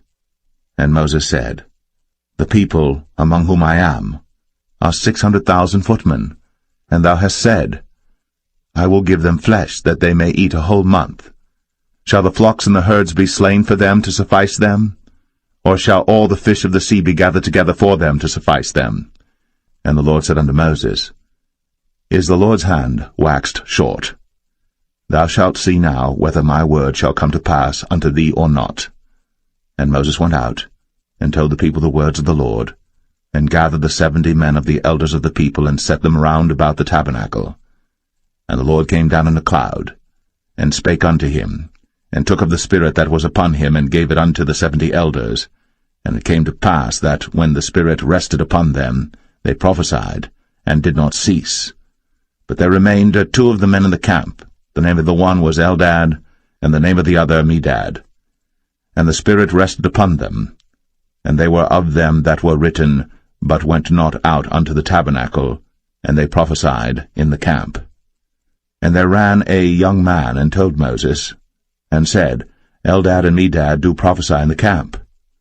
And Joshua the son of Nun, the servant of Moses, one of his young men, answered and said, My lord Moses, forbid them.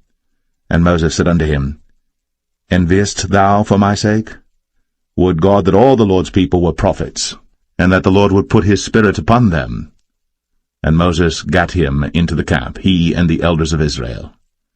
And there went forth a wind from the Lord, and brought quails from the sea, and let them fall by the camp, as it were a day's journey on this side, and as it were a day's journey on the other side, round about the camp, and as it were 2 cubits high upon the face of the earth. And the people stood up all that day, and all that night, and all the next day. And they gathered the quails, he that gathered least gathered 10 homers, and they spread them all abroad for themselves round about the camp. And while the flesh was yet between their teeth, ere it was chewed, the wrath of the Lord was kindled against the people, and the Lord smote the people with a very great plague. And he called the name of that place Kibroth Hattaavah, because there they buried the people that lusted. And the people journeyed from Kibroth-Hattaavah unto Hazeroth, and abode at Hazeroth.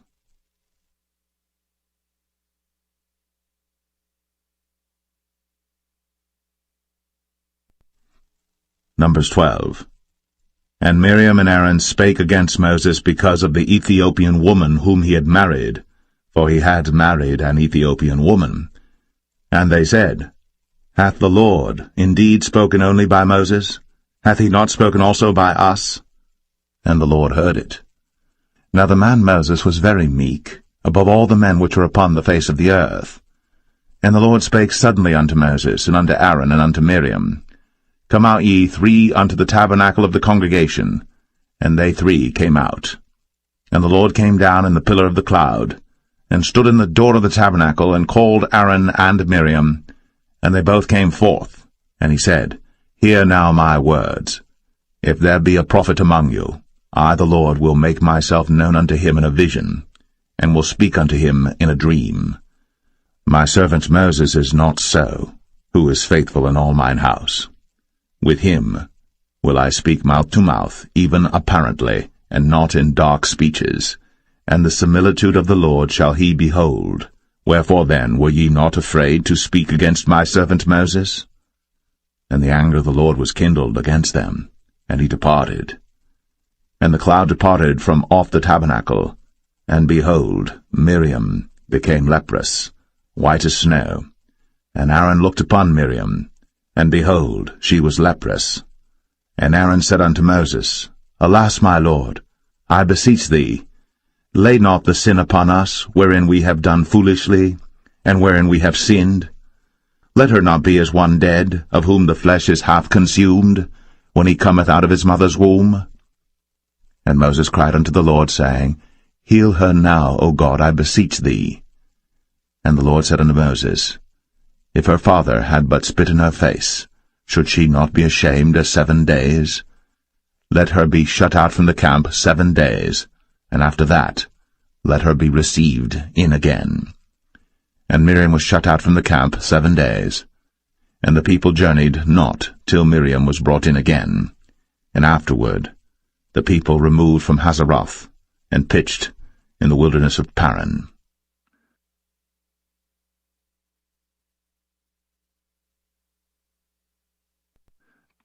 Numbers 13.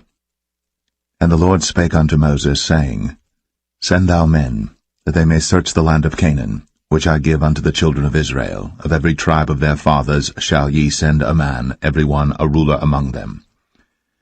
And Moses, by the commandment of the Lord, sent them from the wilderness of Paran. All those men were heads of the children of Israel. And these were their names: of the tribe of Reuben, Shammua, the son of Zakur; of the tribe of Simeon, Shaphat, the son of Ori; of the tribe of Judah, Caleb, the son of Jephunneh; of the tribe of Issachar, Igal, the son of Joseph; of the tribe of Ephraim, Hoshea, the son of Nun; of the tribe of Benjamin, Paltai, the son of Raphu; of the tribe of Zebulun, Gadiel, the son of Sodai; of the tribe of Joseph, namely of the tribe of Manasseh, Gadai, the son of Susai; of the tribe of Dan, Amiel, the son of Gemalli; of the tribe of Asher, Sethar, the son of Michael; of the tribe of Naphtali, Nabai, the son of Vosai; of the tribe of Gad, Geuel, the son of Machi. These are the names of the men which Moses sent to spy out the land. And Moses called Hoshea, the son of Nun, Jehoshua. And Moses sent them to spy out the land of Canaan, and said unto them, Get you up this way southward, and go up into the mountain, and see the land what it is, and the people that dwelleth therein, whether they be strong or weak, few or many, and what the land is that they dwell in, whether it be good or bad, and what cities they be that they dwell in, whether in tents or in strongholds, and what the land is, whether it be fat or lean, whether there be wood therein or not. And be ye of good courage, and bring of the fruit of the land. Now the time was the time of the first ripe grapes. So they went up and searched the land from the wilderness of Zin unto Rehob, as men come to Hamath. And they ascended by the south, and came unto Hebron, where Ahiman, Sheshai, and Talmai, the children of Anak, were. Now Hebron was built 7 years before Zoan in Egypt. And they came unto the brook of Eshcol, and cut down from thence a branch, with one cluster of grapes, and they bare it between two upon a staff. And they brought of the pomegranates and of the figs. The place was called the brook Eshcol, because of the cluster of grapes which the children of Israel cut down from thence. And they returned from searching of the land after 40 days. And they went, and came to Moses, and to Aaron, and to all the congregation of the children of Israel, unto the wilderness of Paran, to Kadesh, and brought back word unto them, and unto all the congregation, and showed them the fruit of the land. And they told him, and said, We came unto the land whither thou sentest us, and surely it floweth with milk and honey, and this is the fruit of it. Nevertheless the people be strong that dwell in the land, and the cities are walled, and very great. And moreover, we saw the children of Anak there. The Amalekites dwell in the land of the south, and the Hittites, and the Jebusites, and the Amorites dwell in the mountains, and the Canaanites dwell by the sea, and by the coast of Jordan. And Caleb stilled the people before Moses, and said, Let us go up at once, and possess it, for we are well able to overcome it. But the men that went up with him said, We be not able to go up against the people, for they are stronger than we. And they brought up an evil report of the land, which they had searched unto the children of Israel, saying, The land, through which we have gone to search it, is a land that eateth up the inhabitants thereof, and all the people that we saw in it are men of a great stature. And there we saw the giants, the sons of Anak, which come of the giants. And we were in our own sight as grasshoppers, and so we were in their sight.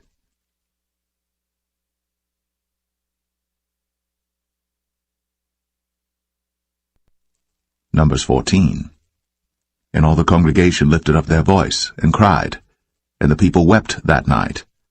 And all the children of Israel murmured against Moses, and against Aaron. And the whole congregation said unto them, Would God that we had died in the land of Egypt, or would God we had died in this wilderness? And wherefore hath the Lord brought us unto this land, to fall by the sword, that our wives and our children should be a prey? Were it not better for us to return into Egypt? And they said one to another, Let us make a captain, and let us return into Egypt. Then Moses and Aaron fell on their faces before all the assembly of the congregation of the children of Israel. And Joshua, the son of Nun, and Caleb, the son of Jephunneh, which were of them that searched the land, rent their clothes.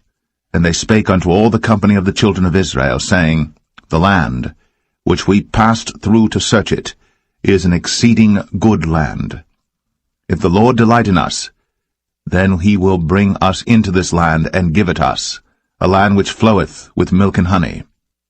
Only rebel not ye against the Lord, neither fear ye the people of the land, for they are bread for us, their defense is departed from them, and the Lord is with us, fear them not.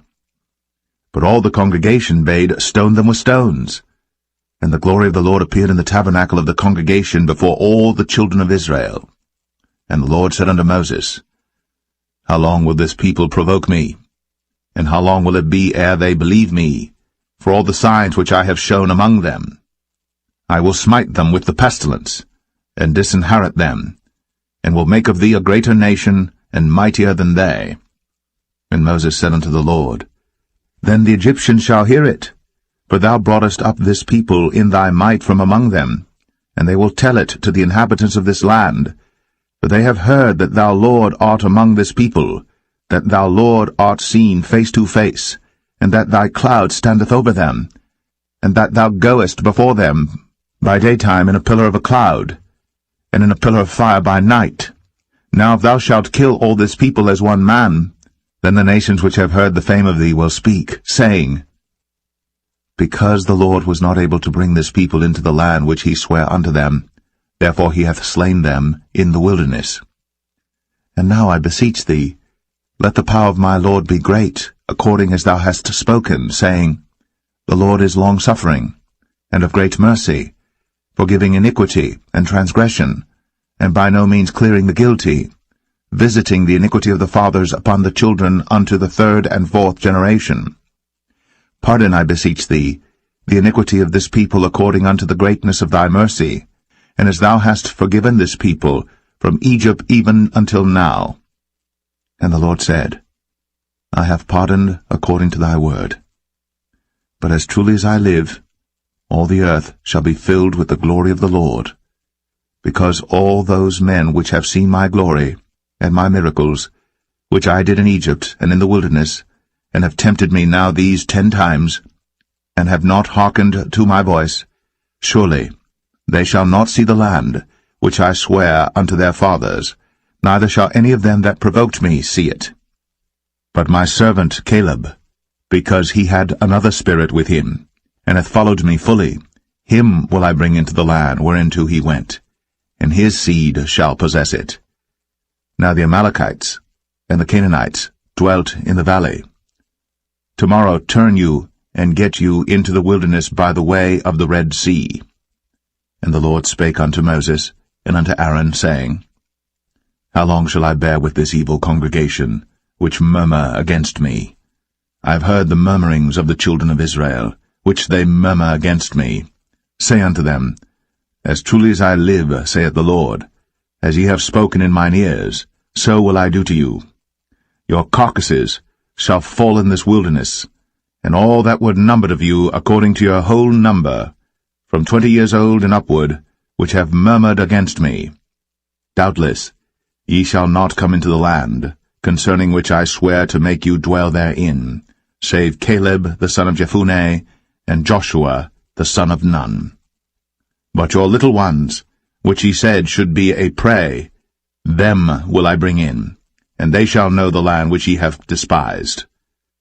But as for you, your carcasses, they shall fall in this wilderness, and your children shall wander in the wilderness 40 years, and bear your whoredoms until your carcasses be wasted in the wilderness. After the number of the days in which ye searched the land, even 40 days, each day for a year, shall ye bear your iniquities, even 40 years, and ye shall know my breach of promise. I the Lord have said, I will surely do it unto all this evil congregation that are gathered together against me. In this wilderness they shall be consumed, and there they shall die. And the men which Moses sent to search the land, who returned, and made all the congregation to murmur against him by bringing up a slander upon the land, even those men that did bring up the evil report upon the land, died by the plague before the Lord. But Joshua, the son of Nun, and Caleb, the son of Jephunneh, which were of the men that went to search the land, lived still. And Moses told these sayings unto all the children of Israel, and the people mourned greatly. And they rose up early in the morning, and gat them up into the top of the mountain, saying, Lo, we be here, and will go up unto the place which the Lord hath promised, for we have sinned. And Moses said, Wherefore now do ye transgress the commandment of the Lord? But it shall not prosper. Go not up, for the Lord is not among you, that ye be not smitten before your enemies. For the Amalekites and the Canaanites are there before you, and ye shall fall by the sword, because ye are turned away from the Lord. Therefore the Lord will not be with you. But they presumed to go up unto the hilltop. Nevertheless the ark of the covenant of the Lord and Moses departed not out of the camp. Then the Amalekites came down, and the Canaanites which dwelt in that hill, and smote them, and discomfited them, even unto Hormah.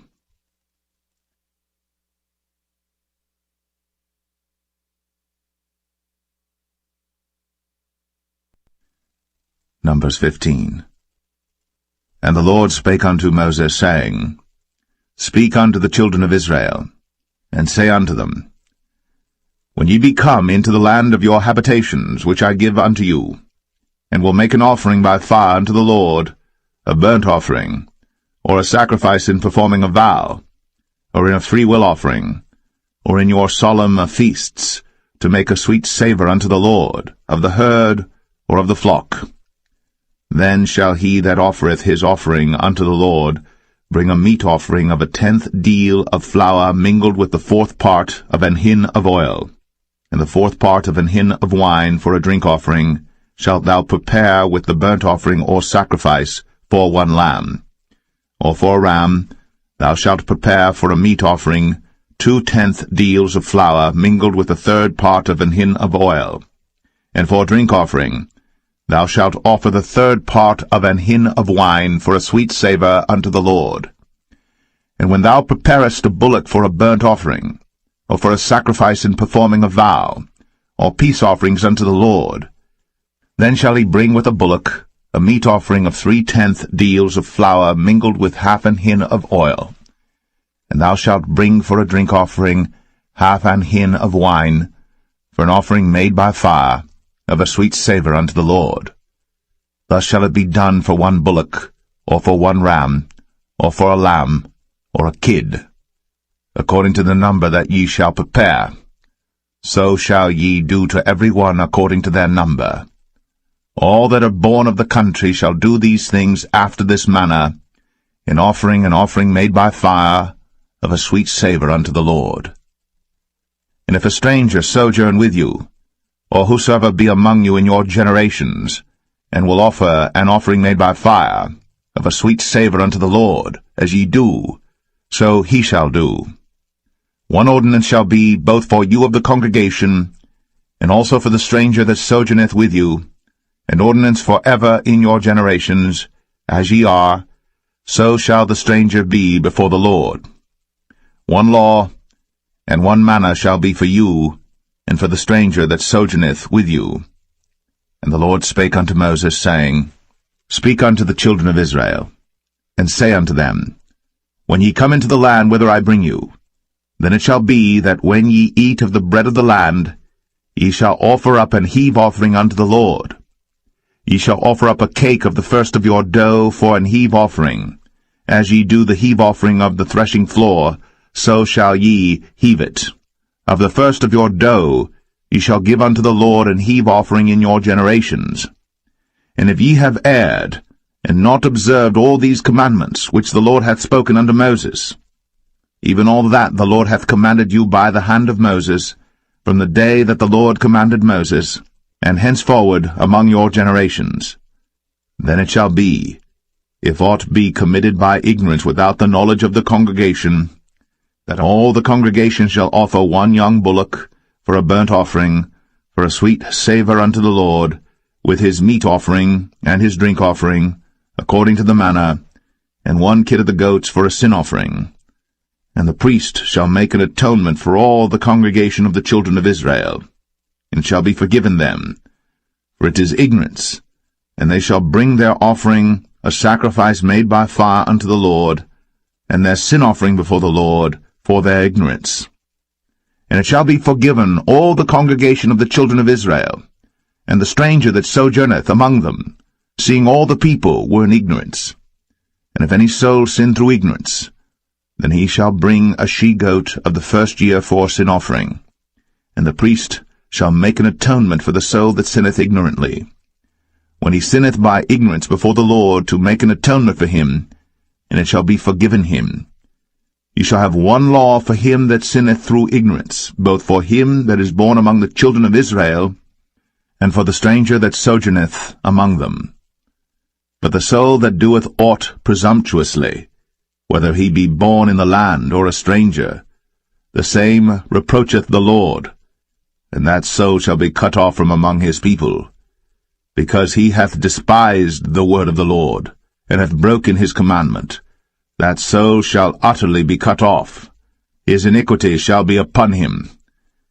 And while the children of Israel were in the wilderness, they found a man that gathered sticks upon the Sabbath day. And they that found him gathering sticks brought him unto Moses and Aaron, and unto all the congregation. And they put him in ward, because it was not declared what should be done to him. And the Lord said unto Moses, The man shall be surely put to death. All the congregation shall stone him with stones without the camp. And all the congregation brought him without the camp, and stoned him with stones, and he died, as the Lord commanded Moses. And the Lord spake unto Moses, saying, Speak unto the children of Israel, and bid them that they make them fringes in the borders of their garments throughout their generations, and that they put upon the fringe of the borders a ribbon of blue. And it shall be unto you for a fringe, that ye may look upon it, and remember all the commandments of the Lord, and do them, and that ye seek not after your own heart, and your own eyes, after which ye used to go a-whoring, that ye may remember, and do all my commandments, and be holy unto your God. I am the Lord your God, which brought you out of the land of Egypt, to be your God. I am the Lord your God.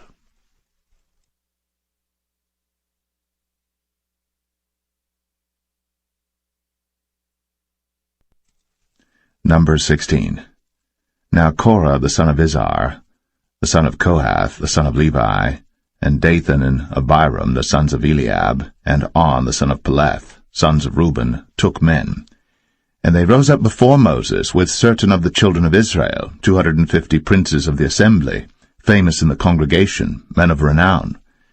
And they gathered themselves together against Moses and against Aaron, and said unto them, Ye take too much upon you, seeing all the congregation are holy, every one of them, and the Lord is among them. Wherefore then lift ye up yourselves above the congregation of the Lord. And when Moses heard it, he fell upon his face. And he spake unto Korah and unto all his company, saying, Even tomorrow the Lord will show who are his, and who is holy, and will cause him to come near unto him. Even him whom he hath chosen will he cause to come near unto him. This do, take your censers, Korah, and all his company, and put fire therein, and put incense in them before the Lord tomorrow. And it shall be, that the man whom the Lord doth choose, he shall be holy. Ye take too much upon you, ye sons of Levi. And Moses said unto Korah, Hear, I pray you, ye sons of Levi. Seemeth it but a small thing unto you, that the God of Israel hath separated you from the congregation of Israel, to bring you near to himself, to do the service of the tabernacle of the Lord, and to stand before the congregation to minister unto them? And he hath brought thee near to him, and all thy brethren, the sons of Levi, with thee. And seek ye the priesthood also? For which cause both thou and all thy company are gathered together against the Lord? And what is Aaron, that ye murmur against him?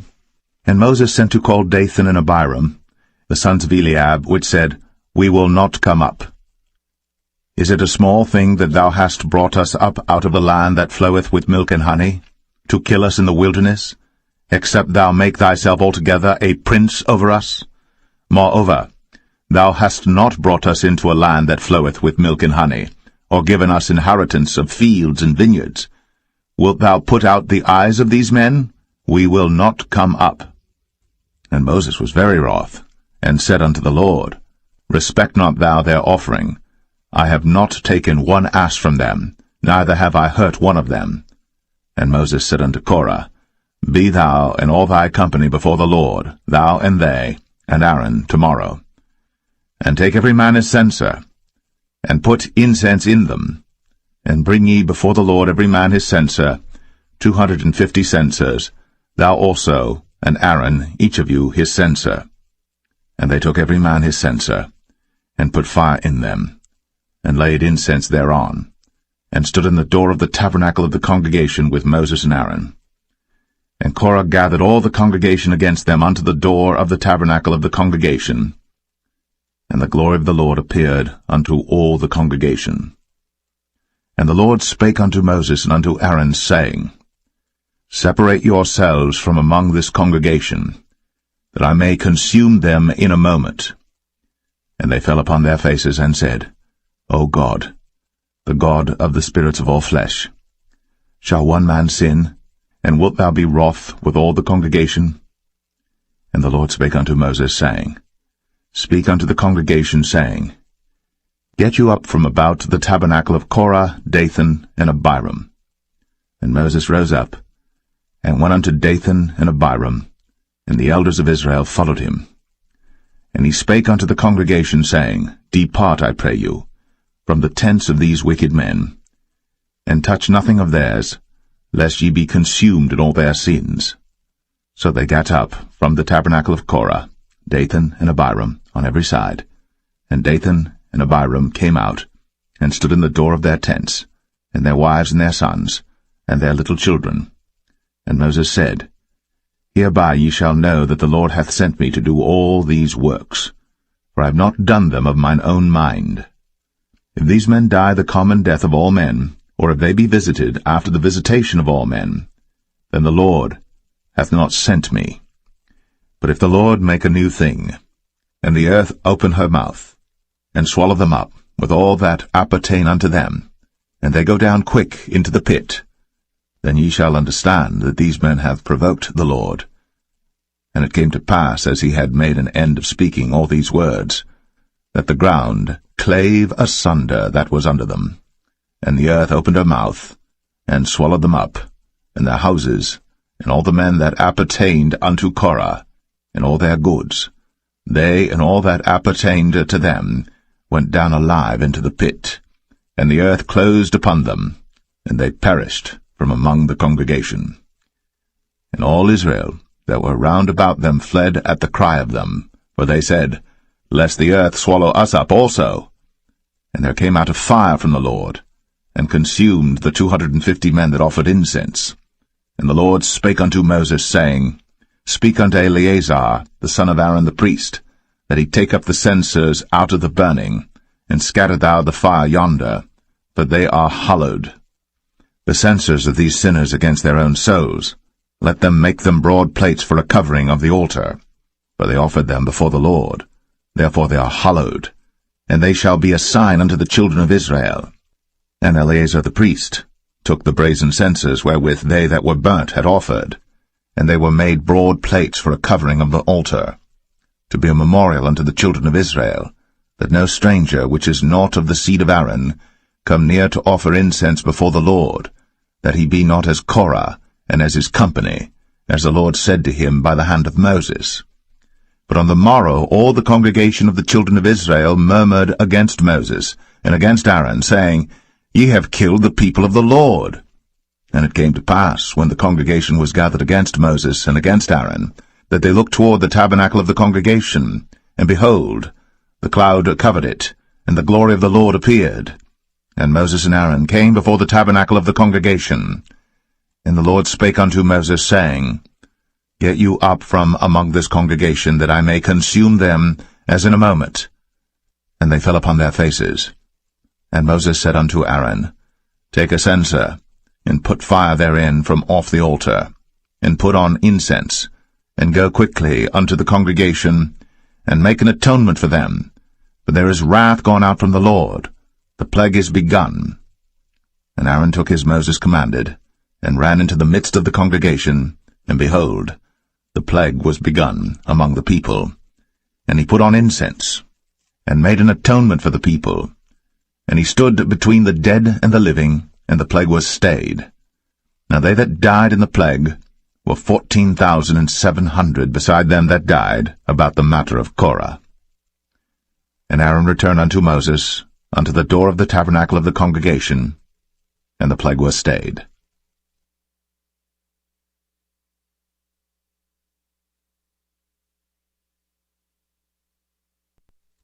Number 17. And the Lord spake unto Moses, saying, Speak unto the children of Israel, and take of every one of them a rod according to the house of their fathers, of all their princes according to the house of their fathers 12 rods. Write thou every man's name upon his rod. And thou shalt write Aaron's name upon the rod of Levi. For 1 rod shall be for the head of the house of their fathers. And thou shalt lay them up in the tabernacle of the congregation before the testimony, where I will meet with you. And it shall come to pass, that the man's rod, whom I shall choose, shall blossom, and I will make to cease from me the murmurings of the children of Israel, whereby they murmur against you. And Moses spake unto the children of Israel, and every one of their princes gave him a rod apiece, for each prince 1 according to their fathers' houses, even 12 rods, and the rod of Aaron was among their rods. And Moses laid up the rods before the Lord in the tabernacle of witness. And it came to pass, that on the morrow Moses went into the tabernacle of witness, and behold, the rod of Aaron for the house of Levi was budded, and brought forth buds, and bloomed blossoms, and yielded almonds. And Moses brought out all the rods from before the Lord unto all the children of Israel. And they looked, and took every man his rod.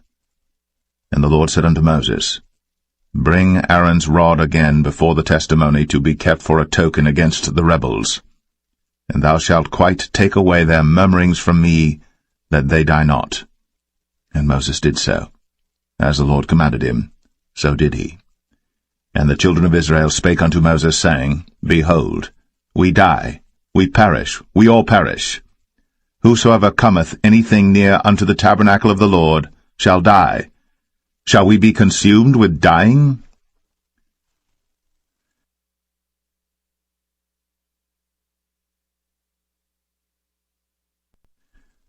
Numbers 18. And the Lord said unto Aaron, Thou and thy sons, and thy father's house with thee shall bear the iniquity of the sanctuary, and thou and thy sons with thee shall bear the iniquity of your priesthood. And thy brethren also of the tribe of Levi, the tribe of thy father, bring thou with thee, that they may be joined unto thee, and minister unto thee. But thou and thy sons with thee shall minister before the tabernacle of witness. And they shall keep thy charge, and the charge of all the tabernacle. Only they shall not come nigh the vessels of the sanctuary and the altar, that neither they nor ye also die. And they shall be joined unto thee, and keep the charge of the tabernacle of the congregation, for all the service of the tabernacle. And a stranger shall not come nigh unto you. And ye shall keep the charge of the sanctuary, and the charge of the altar, that there be no wrath any more upon the children of Israel. And I, behold, I have taken your brethren the Levites from among the children of Israel. To you they are given as a gift for the Lord, to do the service of the tabernacle of the congregation.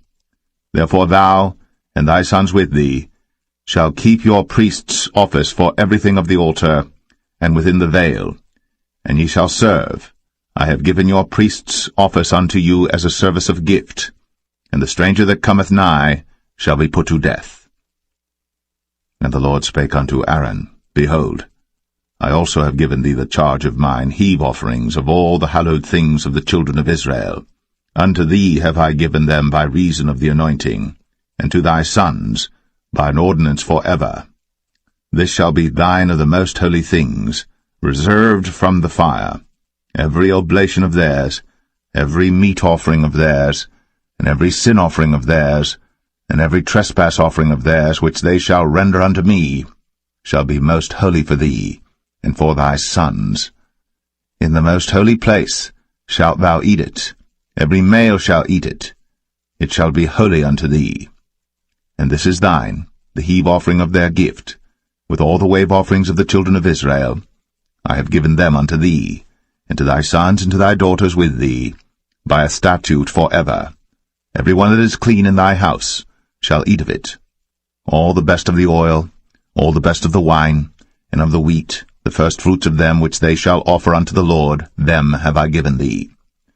And whatsoever is first ripe in the land, which they shall bring unto the Lord, shall be thine. Every one that is clean in thine house shall eat of it. Everything devoted in Israel shall be thine. Everything that openeth the matrix in all flesh, which they bring unto the Lord, whether it be of men or beasts, shall be thine. Nevertheless, the firstborn of man shalt thou surely redeem, and the firstling of unclean beasts shalt thou redeem. And those that are to be redeemed from a month old shalt thou redeem, according to thine estimation, for the money of 5 shekels, after the shekel of the sanctuary, which is 20 gerahs. But the firstling of a cow, or the firstling of a sheep, or the firstling of a goat, thou shalt not redeem. They are holy. Thou shalt sprinkle their blood upon the altar, and shalt burn their fat for an offering made by fire, for a sweet savour unto the Lord. And the flesh of them shall be thine, as the wave breast and as the right shoulder are thine. All the heave offerings of the holy things which the children of Israel offer unto the Lord have I given thee, and thy sons and thy daughters with thee, by a statute for ever. It is a covenant of salt for ever before the Lord unto thee, and to thy seed with thee. And the Lord spake unto Aaron, Thou shalt have no inheritance in their land, neither shalt thou have any part among them. I am thy part, and thine inheritance among the children of Israel. And behold, I have given the children of Levi all the tenth in Israel for an inheritance, for their service which they serve, even the service of the tabernacle of the congregation. Neither must the children of Israel henceforth come nigh the tabernacle of the congregation, lest they bear sin and die. But the Levites shall do the service of the tabernacle of the congregation, and they shall bear their iniquity. It shall be a statute for ever throughout your generations, that among the children of Israel they have no inheritance. But the tithes of the children of Israel, which they offer as an heave offering unto the Lord, I have given to the Levites to inherit. Therefore I have said unto them, Among the children of Israel they shall have no inheritance. And the Lord spake unto Moses, saying, Thus speak unto the Levites, and say unto them, When ye take of the children of Israel the tithes which I have given you from them for your inheritance, then ye shall offer up an heave offering of it for the Lord, even a tenth part of the tithe. And this your heave offering shall be reckoned unto you, as though it were the corn of the threshing floor, and as the fullness of the winepress. Thus ye also shall offer an heave offering unto the Lord of all your tithes, which ye receive of the children of Israel, and ye shall give thereof of the Lord's heave offering to Aaron the priest. Out of all your gifts ye shall offer every heave offering of the Lord of all the best thereof, even the hallowed part thereof out of it. Therefore thou shalt say unto them, When ye have heaved the best thereof from it, then it shall be counted unto the Levites as the increase of the threshing floor, and as the increase of the winepress. And ye shall eat it in every place, ye and your households. For it is your reward for your service in the tabernacle of the congregation, and ye shall bear no sin by reason of it, when ye have heaved from it the best of it, neither shall ye pollute the holy things of the children of Israel, lest ye die.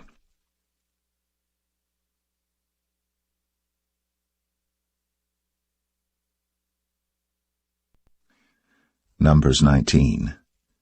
And the Lord spake unto Moses and unto Aaron, saying, This is the ordinance of the law which the Lord hath commanded, saying, Speak unto the children of Israel, that they bring thee a red heifer without spot, wherein is no blemish, and upon which never came yoke.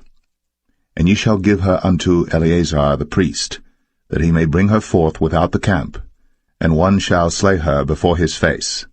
And Eleazar the priest shall take of her blood with his finger, and sprinkle of her blood directly before the tabernacle of the congregation 7 times. And one shall burn the heifer in his sight, her skin and her flesh, and her blood, with her dung shall he burn. And the priest shall take cedar wood and hyssop, and scarlet, and cast it into the midst of the burning of the heifer. Then the priest shall wash his clothes, and he shall bathe his flesh in water, and afterward he shall come into the camp, and the priest shall be unclean until the even. And he that burneth her shall wash his clothes in water, and bathe his flesh in water, and shall be unclean until the even.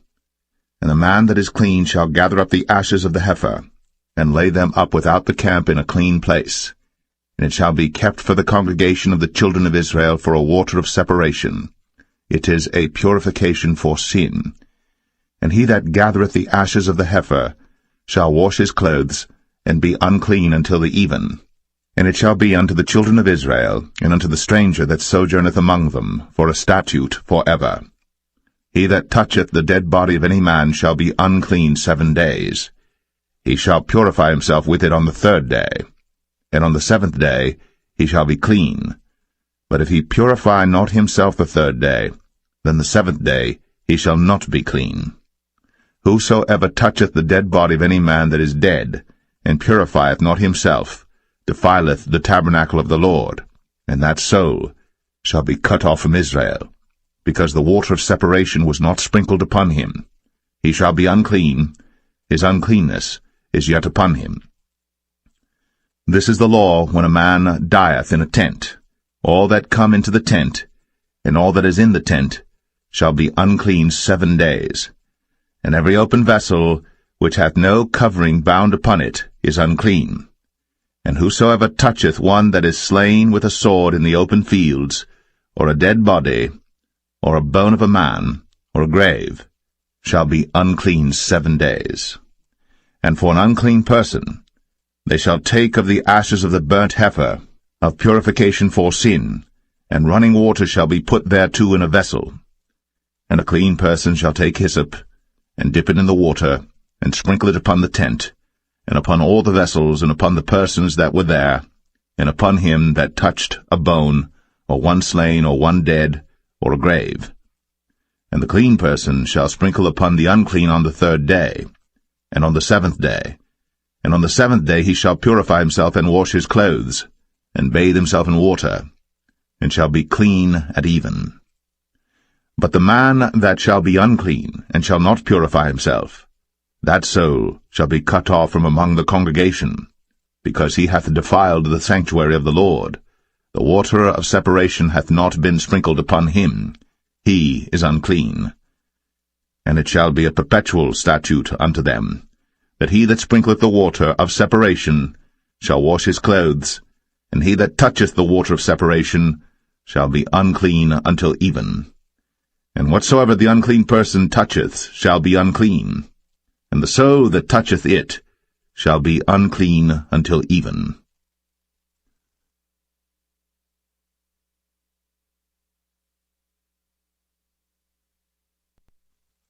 Numbers 20.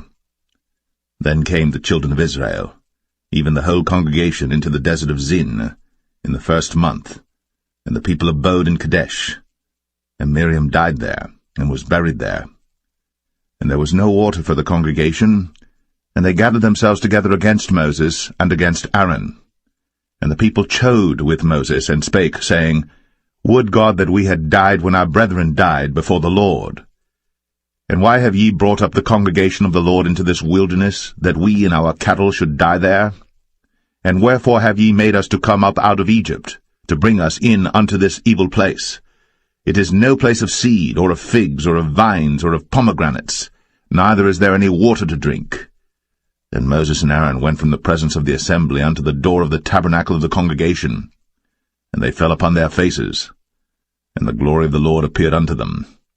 And the Lord spake unto Moses, saying, Take the rod, and gather thou the assembly together, thou and Aaron thy brother, and speak ye unto the rock before their eyes, and it shall give forth his water. And thou shalt bring forth to them water out of the rock, so thou shalt give the congregation and their beasts drink. And Moses took the rod from before the Lord, as he commanded him. And Moses and Aaron gathered the congregation together before the rock, and he said unto them, Hear now, ye rebels, must we fetch you water out of this rock? And Moses lifted up his hand, and with his rod he smote the rock twice, and the water came out abundantly, and the congregation drank, and their beasts also. And the Lord spake unto Moses and Aaron, Because ye believed me not, to sanctify me in the eyes of the children of Israel, therefore ye shall not bring this congregation into the land which I have given them. This is the water of Meribah, because the children of Israel strove with the Lord, and he was sanctified in them. And Moses sent messengers from Kadesh unto the king of Edom. Thus saith thy brother Israel, Thou knowest all the travail that hath befallen us, how our fathers went down into Egypt, and we have dwelt in Egypt a long time, and the Egyptians vexed us and our fathers. And when we cried unto the Lord, he heard our voice, and sent an angel, and hath brought us forth out of Egypt. And behold, we are in Kadesh, a city in the uttermost of thy border. Let us pass, I pray thee, through thy country.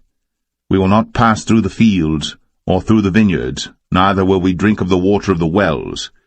We will go by the king's highway. We will not turn to the right hand, nor to the left, until we have passed thy borders. And Edom said unto him, Thou shalt not pass by me, lest I come out against thee with the sword. And the children of Israel said unto him, We will go by the highway, and if I and my cattle drink of thy water, then I will pay for it. I will only, without doing anything else, go through on my feet. And he said, Thou shalt not go through. And Edom came out against him with much people, and with a strong hand. Thus Edom refused to give Israel passage to his border. Wherefore Israel turned away from him. And the children of Israel, even the whole congregation, journeyed from Kadesh, and came unto Mount Or.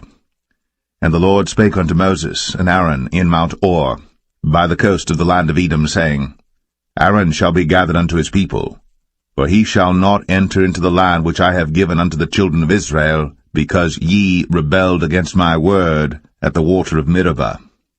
Take Aaron and Eleazar his son, and bring them up unto Mount Or, and strip Aaron of his garments, and put them upon Eleazar his son, and Aaron shall be gathered unto his people, and shall die there. And Moses did as the Lord commanded, and they went up into Mount Or in the sight of all the congregation. And Moses stripped Aaron of his garments, and put them upon Eleazar his son, and Aaron died there in the top of the mount. And Moses and Eleazar came down from the mount. And when all the congregation saw that Aaron was dead, they mourned for Aaron 30 days, even all the house of Israel.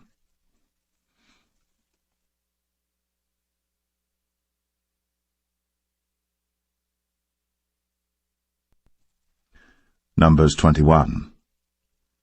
And when King Arad, the Canaanite, which dwelt in the south, heard tell that Israel came by the way of the spies, then he fought against Israel, and took some of them prisoners. And Israel vowed a vow unto the Lord, and said, If thou wilt indeed deliver this people into my hand, then I will utterly destroy their cities. And the Lord hearkened to the voice of Israel, and delivered up the Canaanites, and they utterly destroyed them in their cities. And he called the name of the place Ormah. And they journeyed from Mount Or by the way of the Red Sea to compass the land of Edom. And the soul of the people was much discouraged because of the way. And the people spake against God, and against Moses. Wherefore have ye brought us up out of Egypt to die in the wilderness? For there is no bread, neither is there any water, and our soul loatheth this light bread. And the Lord sent fiery serpents among the people, and they bit the people, and much people of Israel died. Therefore the people came to Moses and said, We have sinned, for we have spoken against the Lord, and against thee. Pray unto the Lord that he take away the serpents from us. And Moses prayed for the people. And the Lord said unto Moses, Make thee a fiery serpent, and set it upon a pole. And it shall come to pass, that every one that is bitten, when he looketh upon it, shall live. And Moses made a serpent of brass, and put it upon a pole. And it came to pass, that if a serpent had bitten any man, when he beheld the serpent of brass, he lived. And the children of Israel set forward, and pitched in Oboth. And they journeyed from Oboth, and pitched at Ije-Abarim, in the wilderness which is before Moab, toward the sunrising. From thence they removed, and pitched in the valley of Zered. From thence they removed, and pitched on the other side of Arnon, which is in the wilderness that cometh out of the coasts of the Amorites. For Arnon is the border of Moab, between Moab and the Amorites. Wherefore it is said in the book of the wars of the Lord, what he did in the Red Sea, and in the brooks of Arnon, and at the stream of the brooks that goeth down to the dwelling of Ar, and lieth upon the border of Moab. And from thence they went to Beer, that is the well whereof the Lord spake unto Moses, Gather the people together, and I will give them water. Then Israel sang this song, Spring up, O well, sing ye unto it. The princes digged the well, the nobles of the people digged it, by the direction of the lawgiver, with their staves. And from the wilderness they went to Mattanah, and from Mattanah to Nahaliel, and from Nahaliel to Bamoth, and from Bamoth in the valley, that is in the country of Moab, to the top of Pisgah, which looketh toward Jeshimon. And Israel sent messengers unto Sihon, king of the Amorites, saying, Let me pass through thy land. We will not turn into the fields or into the vineyards. We will not drink of the waters of the well, but we will go along by the king's highway until we be past thy borders. And Sihon would not suffer Israel to pass through his border. But Sihon gathered all his people together, and went out against Israel into the wilderness. And he came to Jahaz, and fought against Israel. And Israel smote him with the edge of the sword, and possessed his land from Arnon unto Jabbok, even unto the children of Ammon. For the border of the children of Ammon was strong. And Israel took all these cities, and Israel dwelt in all the cities of the Amorites, in Heshbon, in all the villages thereof. For Heshbon was the city of Sihon the king of the Amorites, who had fought against the former king of Moab, and taken all his land out of his hand, even unto Arnon. Wherefore they that speak in Proverbs say, Come into Heshbon, let the city of Sihon be built and prepared. For there is a fire gone out of Heshbon, a flame from the city of Sihon. It hath consumed Ar of Moab, and the lords of the high places of Arnon. Woe to thee, Moab! Thou art undone, O people of Chemosh. He hath given his sons that escaped, and his daughters, into captivity unto Sihon king of the Amorites. We have shot at them. Heshbon is perished even unto Dibon, and we have laid them waste even unto Nephah, which reacheth unto Medeba. Thus Israel dwelt in the land of the Amorites. And Moses sent to spy out Jazer, and they took the villages thereof, and drove out the Amorites that were there. And they turned, and went up by the way of Bashan, and Og the king of Bashan went out against them, he and all his people, to the battle at Edrei.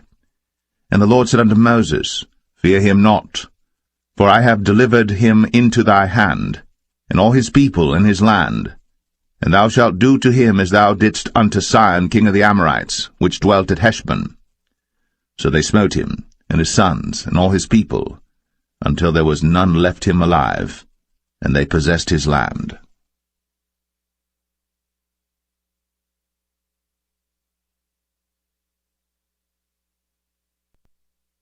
Numbers 22.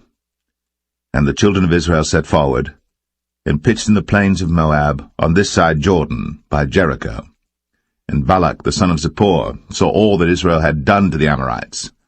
And Moab was sore afraid of the people, because they were many. And Moab was distressed because of the children of Israel. And Moab said unto the elders of Midian, Now shall this company lick up all that are round about us, as the ox licketh up the grass of the field. And Balak the son of Zippor was king of the Moabites at that time. He sent messengers, therefore, unto Balaam the son of Beor to Pethor, which is by the river of the land of the children of his people, to call him, saying, Behold, there is a people come out from Egypt. Behold, they cover the face of the earth, and they abide over against me. Come now, therefore, I pray thee, curse me this people, for they are too mighty for me. Peradventure I shall prevail, that we may smite them, and that I may drive them out of the land. For I wot that he whom thou blessest is blessed, and he whom thou cursest is cursed. And the elders of Moab and the elders of Midian departed with the rewards of divination in their hand. And they came unto Balaam, and spake unto him the words of Balak. And he said unto them, Lodge here this night, and I will bring you word again, as the Lord shall speak unto me. And the princes of Moab abode with Balaam. And God came unto Balaam, and said, What men are these with thee? And Balaam said unto God, Balak the son of Zippor, king of Moab, hath sent unto me, saying, Behold, there is a people come out of Egypt, which covereth the face of the earth. Come now, curse me them. Peradventure I shall be able to overcome them, and drive them out. And God said unto Balaam, Thou shalt not go with them. Thou shalt not curse the people, for they are blessed. And Balaam rose up in the morning, and said unto the princes of Balak, Get you into your land, for the Lord refuseth to give me leave to go with you. And the princes of Moab rose up, and they went unto Balak, and said, Balaam refuseth to come with us.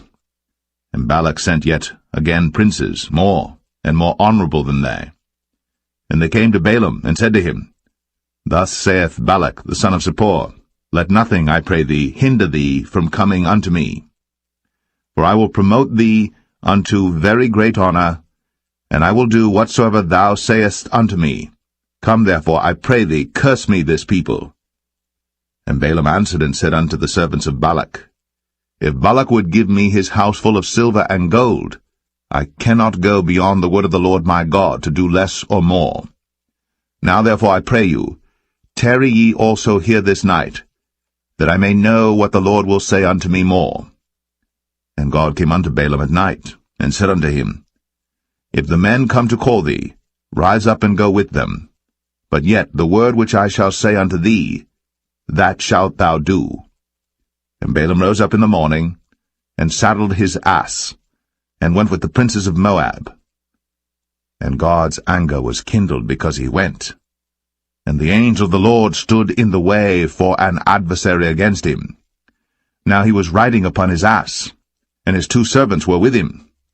And the ass saw the angel of the Lord standing in the way, and his sword drawn in his hand. And the ass turned aside out of the way, and went into the field. And Balaam smote the ass, to turn her into the way. But the angel of the Lord stood in a path of the vineyards, a wall being on this side, and a wall on that side. And when the ass saw the angel of the Lord, she thrust herself unto the wall, and crushed Balaam's foot against the wall. And he smote her again. And the angel of the Lord went further, and stood in a narrow place, where was no way to turn either to the right hand or to the left. And when the ass saw the angel of the Lord, she fell down under Balaam, and Balaam's anger was kindled, and he smote the ass with a staff. And the Lord opened the mouth of the ass, and she said unto Balaam, What have I done unto thee, that thou hast smitten me these 3 times? And Balaam said unto the ass, Because thou hast mocked me, I would there were a sword in mine hand, for now would I kill thee. And the ass said unto Balaam, Am not I thine ass, upon which thou hast ridden ever since I was thine unto this day? Was I ever wont to do so unto thee? And he said, Nay. Then the Lord opened the eyes of Balaam, and he saw the angel of the Lord standing in the way, and his sword drawn in his hand. And he bowed down his head, and fell flat on his face. And the angel of the Lord said unto him, Wherefore hast thou smitten thine ass these 3 times? Behold, I went out to withstand thee, because thy way is perverse before me. And the ass saw me, and turned from me these 3 times. Unless she had turned from me, surely now also I had slain thee, and saved her alive. And Balaam said unto the angel of the Lord, I have sinned, for I knew not that thou stoodest in the way against me. Now therefore, if it displease thee, I will get me back again. And the angel of the Lord said unto Balaam, Go with the men, but only the word that I shall speak unto thee, that thou shalt speak. So Balaam went with the princes of Balak. And when Balak heard that Balaam was come, he went out to meet him unto a city of Moab, which is in the border of Arnon, which is in the utmost coast. And Balak said unto Balaam, Did I not earnestly send unto thee to call thee? Wherefore camest thou not unto me? Am I not able indeed to promote thee to honor? And Balaam said unto Balak, Lo, I am come unto thee. Have I now any power at all to say anything? The word that God putteth in my mouth, that shall I speak. And Balaam went with Balak, and they came unto Kirjath-Uzoth. And Balak offered oxen and sheep, and sent to Balaam, and to the princes that were with him. And it came to pass on the morrow that Balak took Balaam, and brought him up into the high places of Baal, that thence he might see the utmost part of the people.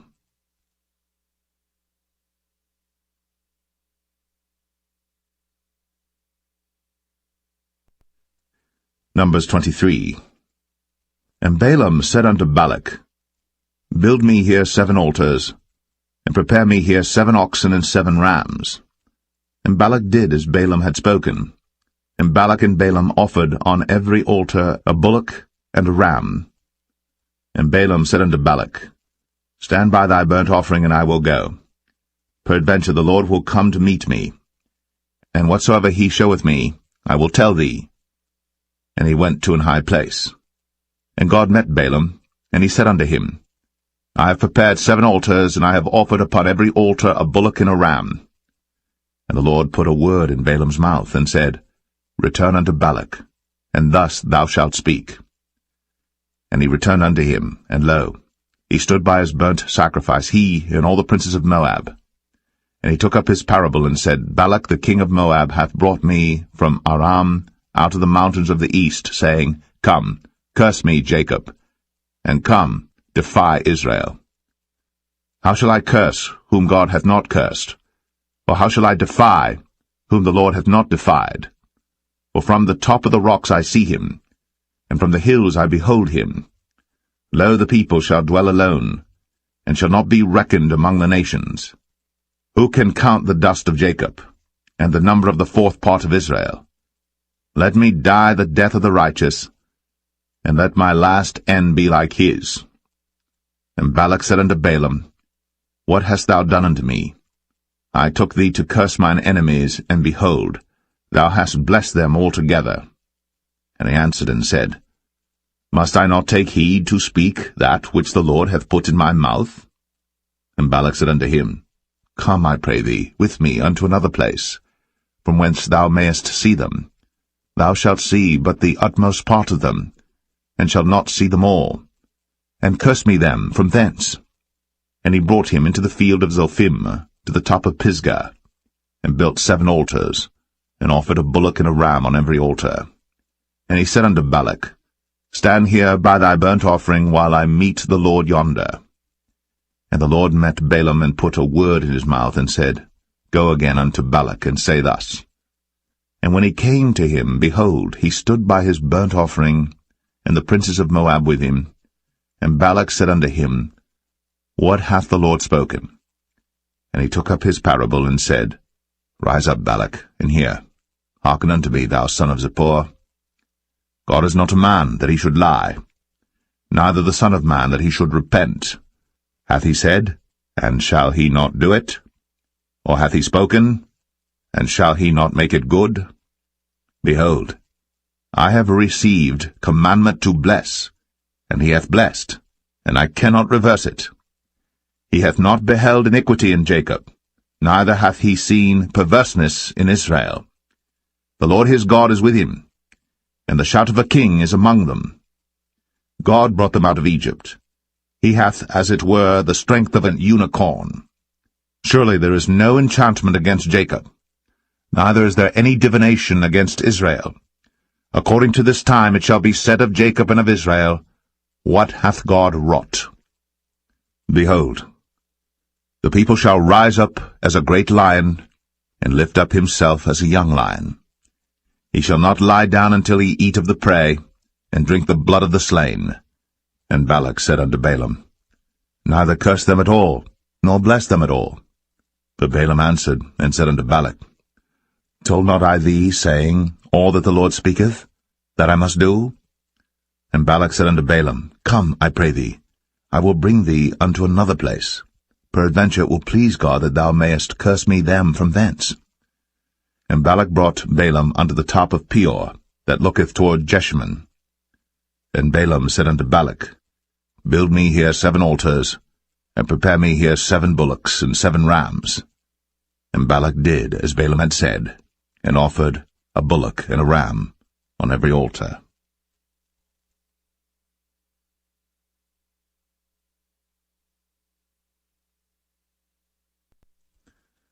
Numbers 24. And when Balaam saw that it pleased the Lord to bless Israel, he went not, as at other times, to seek for enchantments, but he set his face toward the wilderness. And Balaam lifted up his eyes, and he saw Israel abiding in his tents according to their tribes.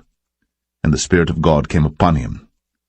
And he took up his parable, and said, Balaam the son of Beor hath said, and the man whose eyes are open hath said, He hath said, which heard the words of God, which saw the vision of the Almighty, falling into a trance, but having his eyes open.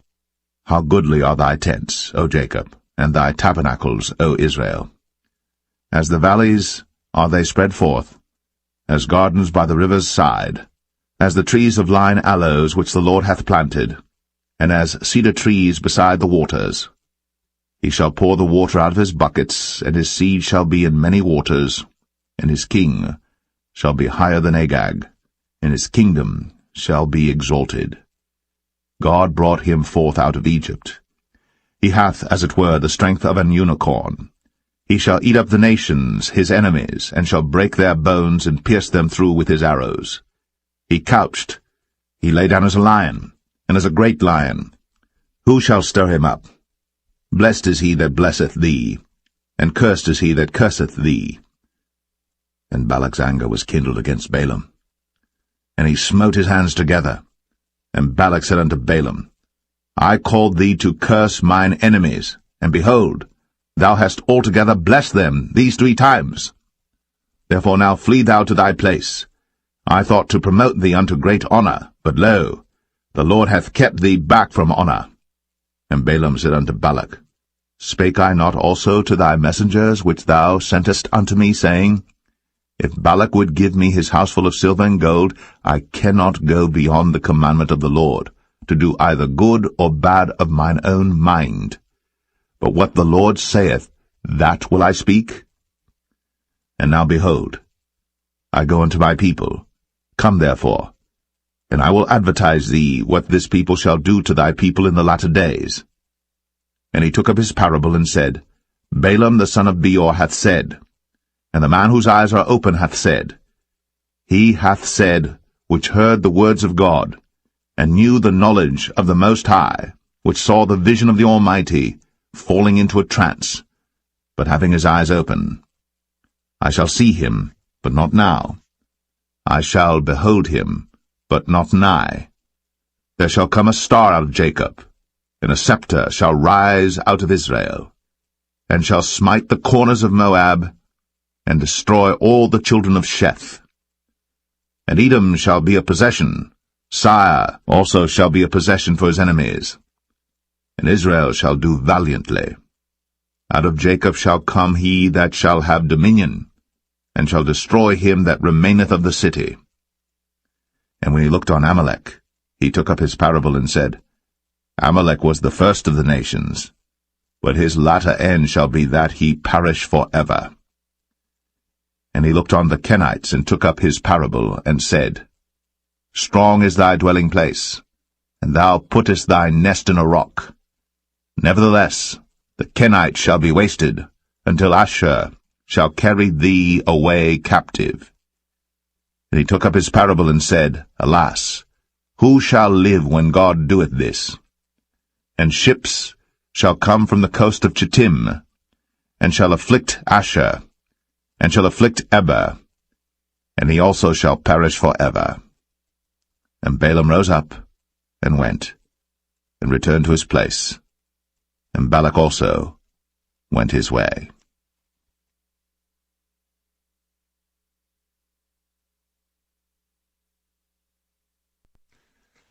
Numbers 25. And Israel abode in Shittim, and the people began to commit whoredom with the daughters of Moab. And they called the people unto the sacrifices of their gods, and the people did eat, and bowed down to their gods.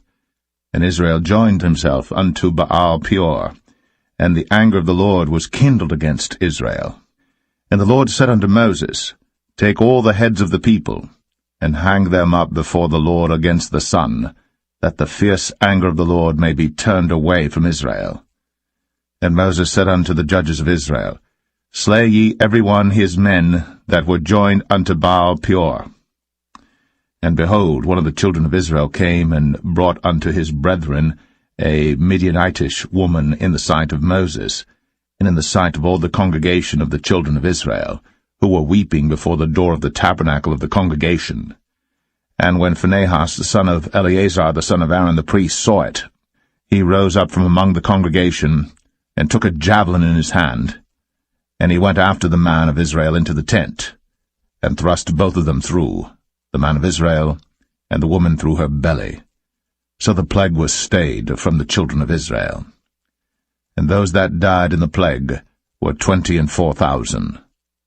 And the Lord spake unto Moses, saying, Phinehas the son of Eleazar, the son of Aaron the priest, hath turned my wrath away from the children of Israel, while he was zealous for my sake among them, that I consumed not the children of Israel in my jealousy.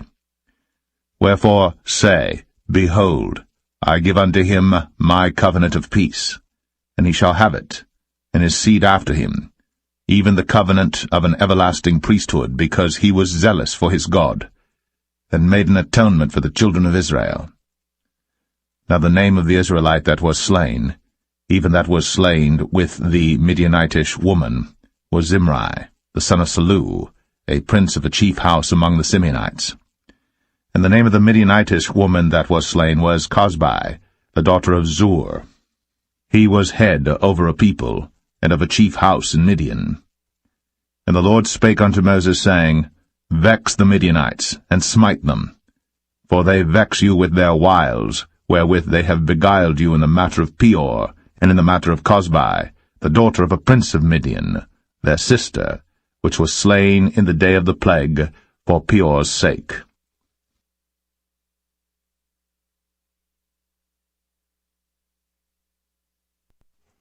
Numbers 26. And it came to pass after the plague, that the Lord spake unto Moses and unto Eleazar the son of Aaron the priest, saying, Take the sum of all the congregation of the children of Israel, from 20 years old and upward, throughout their father's house, all that are able to go to war in Israel. And Moses and Eleazar the priest spake with them in the plains of Moab by Jordan near Jericho, saying, Take the sum of the people from 20 years old and upward, as the Lord commanded Moses and the children of Israel, which went forth out of the land of Egypt. Reuben, the eldest son of Israel, the children of Reuben, Hanok, of whom cometh the family of the Hanokites, of Palu, the family of the Paluites, of Hezron, the family of the Hezronites, of Carmi, the family of the Carmites. These are the families of the Reubenites, and they that were numbered of them were 40,003,730. And the sons of Palu, Eliab, and the sons of Eliab, Nemuel, and Dathan, and Abiram. This is that Dathan and Abiram which were famous in the congregation, who strove against Moses and against Aaron in the company of Korah, when they strove against the Lord. And the earth opened her mouth, and swallowed them up together with Korah, when that company died, what time the fire devoured 250 men, and they became a sign. Notwithstanding, the children of Korah died not. The sons of Simeon after their families, of Nemuel, the family of the Nemuelites, of Jamin, the family of the Jaminites, of Jachin, the family of the Jachinites, of Zerah, the family of the Zarhites, of Shaul, the family of the Shaulites. These are the families of the Simeonites, 22,200. The children of Gad after their families, of Zephon, the family of the Zephonites, of Haggai, the family of the Haggites, of Shuni, the family of the Shunites, of Ozni, the family of the Oznites, of Eri, the family of the Erites, of Arad, the family of the Aradites, of Arali, the family of the Aralites. These are the families of the children of Gad according to those that were numbered of them, 40,500. The sons of Judah were Er and Onan, and Er and Onan died in the land of Canaan. And the sons of Judah after their families were, of Shelah, the family of the Shelonites, of Pharez, the family of the Pharzites, of Zerah, the family of the Zarhites. And the sons of Pharez were, of Hezron, the family of the Hezronites, of Hamul, the family of the Hamulites. These are the families of Judah according to those that were numbered of them, 16,500. Of the sons of Issachar after their families, of Tola, the family of the Tolaites, of Pua, the family of the Punites, of Jashub, the family of the Jashubites, of Shimron, the family of the Shimronites. These are the families of Issachar according to those that were numbered of them, 64,300. Of the sons of Zebulun after their families, of Sered, the family of the Sardites, of Elon, the family of the Elonites, of Jaleel, the family of the Jaleelites. These are the families of the Zebulunites, according to those that were numbered of them, 64,500. The sons of Joseph, after their families, were Manasseh and Ephraim. Of the sons of Manasseh, of Machir, the family of the Machirites, and Machir begat Gilead. Of Gilead come the family of the Gileadites. These are the sons of Gilead. Of Jezer, the family of the Jezerites. Of Helek, the family of the Helekites. And of Azriel, the family of the Azrielites. And of Shechem, the family of the Shechemites. And of Shemida, the family of the Shemidites. And of Hepher, the family of the Hepherites. And Zelophehad, the son of Hepher, had no sons, but daughters. And the names of the daughters of Zelophehad were Mahlah and Noah, Hoglah, Milcah, and Tirzah. These are the families of Manasseh, and those that were numbered of them, 52,700. These are the sons of Ephraim after their families. Of Shuthelah, the family of the Shuthelites. Of Becher, the family of the Bachrites. Of Tahan, the family of the Tahanites. And these are the sons of Shuthelah. Of Iran, the family of the Iranites. These are the families of the sons of Ephraim, according to those that were numbered of them, 32,500. These are the sons of Joseph after their families. The sons of Benjamin after their families, of Bela, the family of the Belites. Of Ashbel, the family of the Ashbelites. Of Ahiram, the family of the Ahiramites. Of Shepham, the family of the Shuphamites. Of Hupham, the family of the Huphamites. And the sons of Bela were Ard and Naaman. Of Ard, the family of the Ardites. And of Naaman, the family of the Naamites. These are the sons of Benjamin after their families. And they that were numbered of them were 45,600. These are the sons of Dan after their families. Of Shuham, the family of the Shuhamites. These are the families of Dan after their families. All the families of the Shuhamites, according to those that were numbered of them, were 64,400. Of the children of Asher after their families. Of Jimnah, the family of the Jimnites. Of Jesui, the family of the Jesuites. Of Beriah, the family of the Berites. Of the sons of Beriah, of Heber, the family of the Heberites. Of Malchiel, the family of the Malchielites. And the name of the daughter of Asher was Sarah.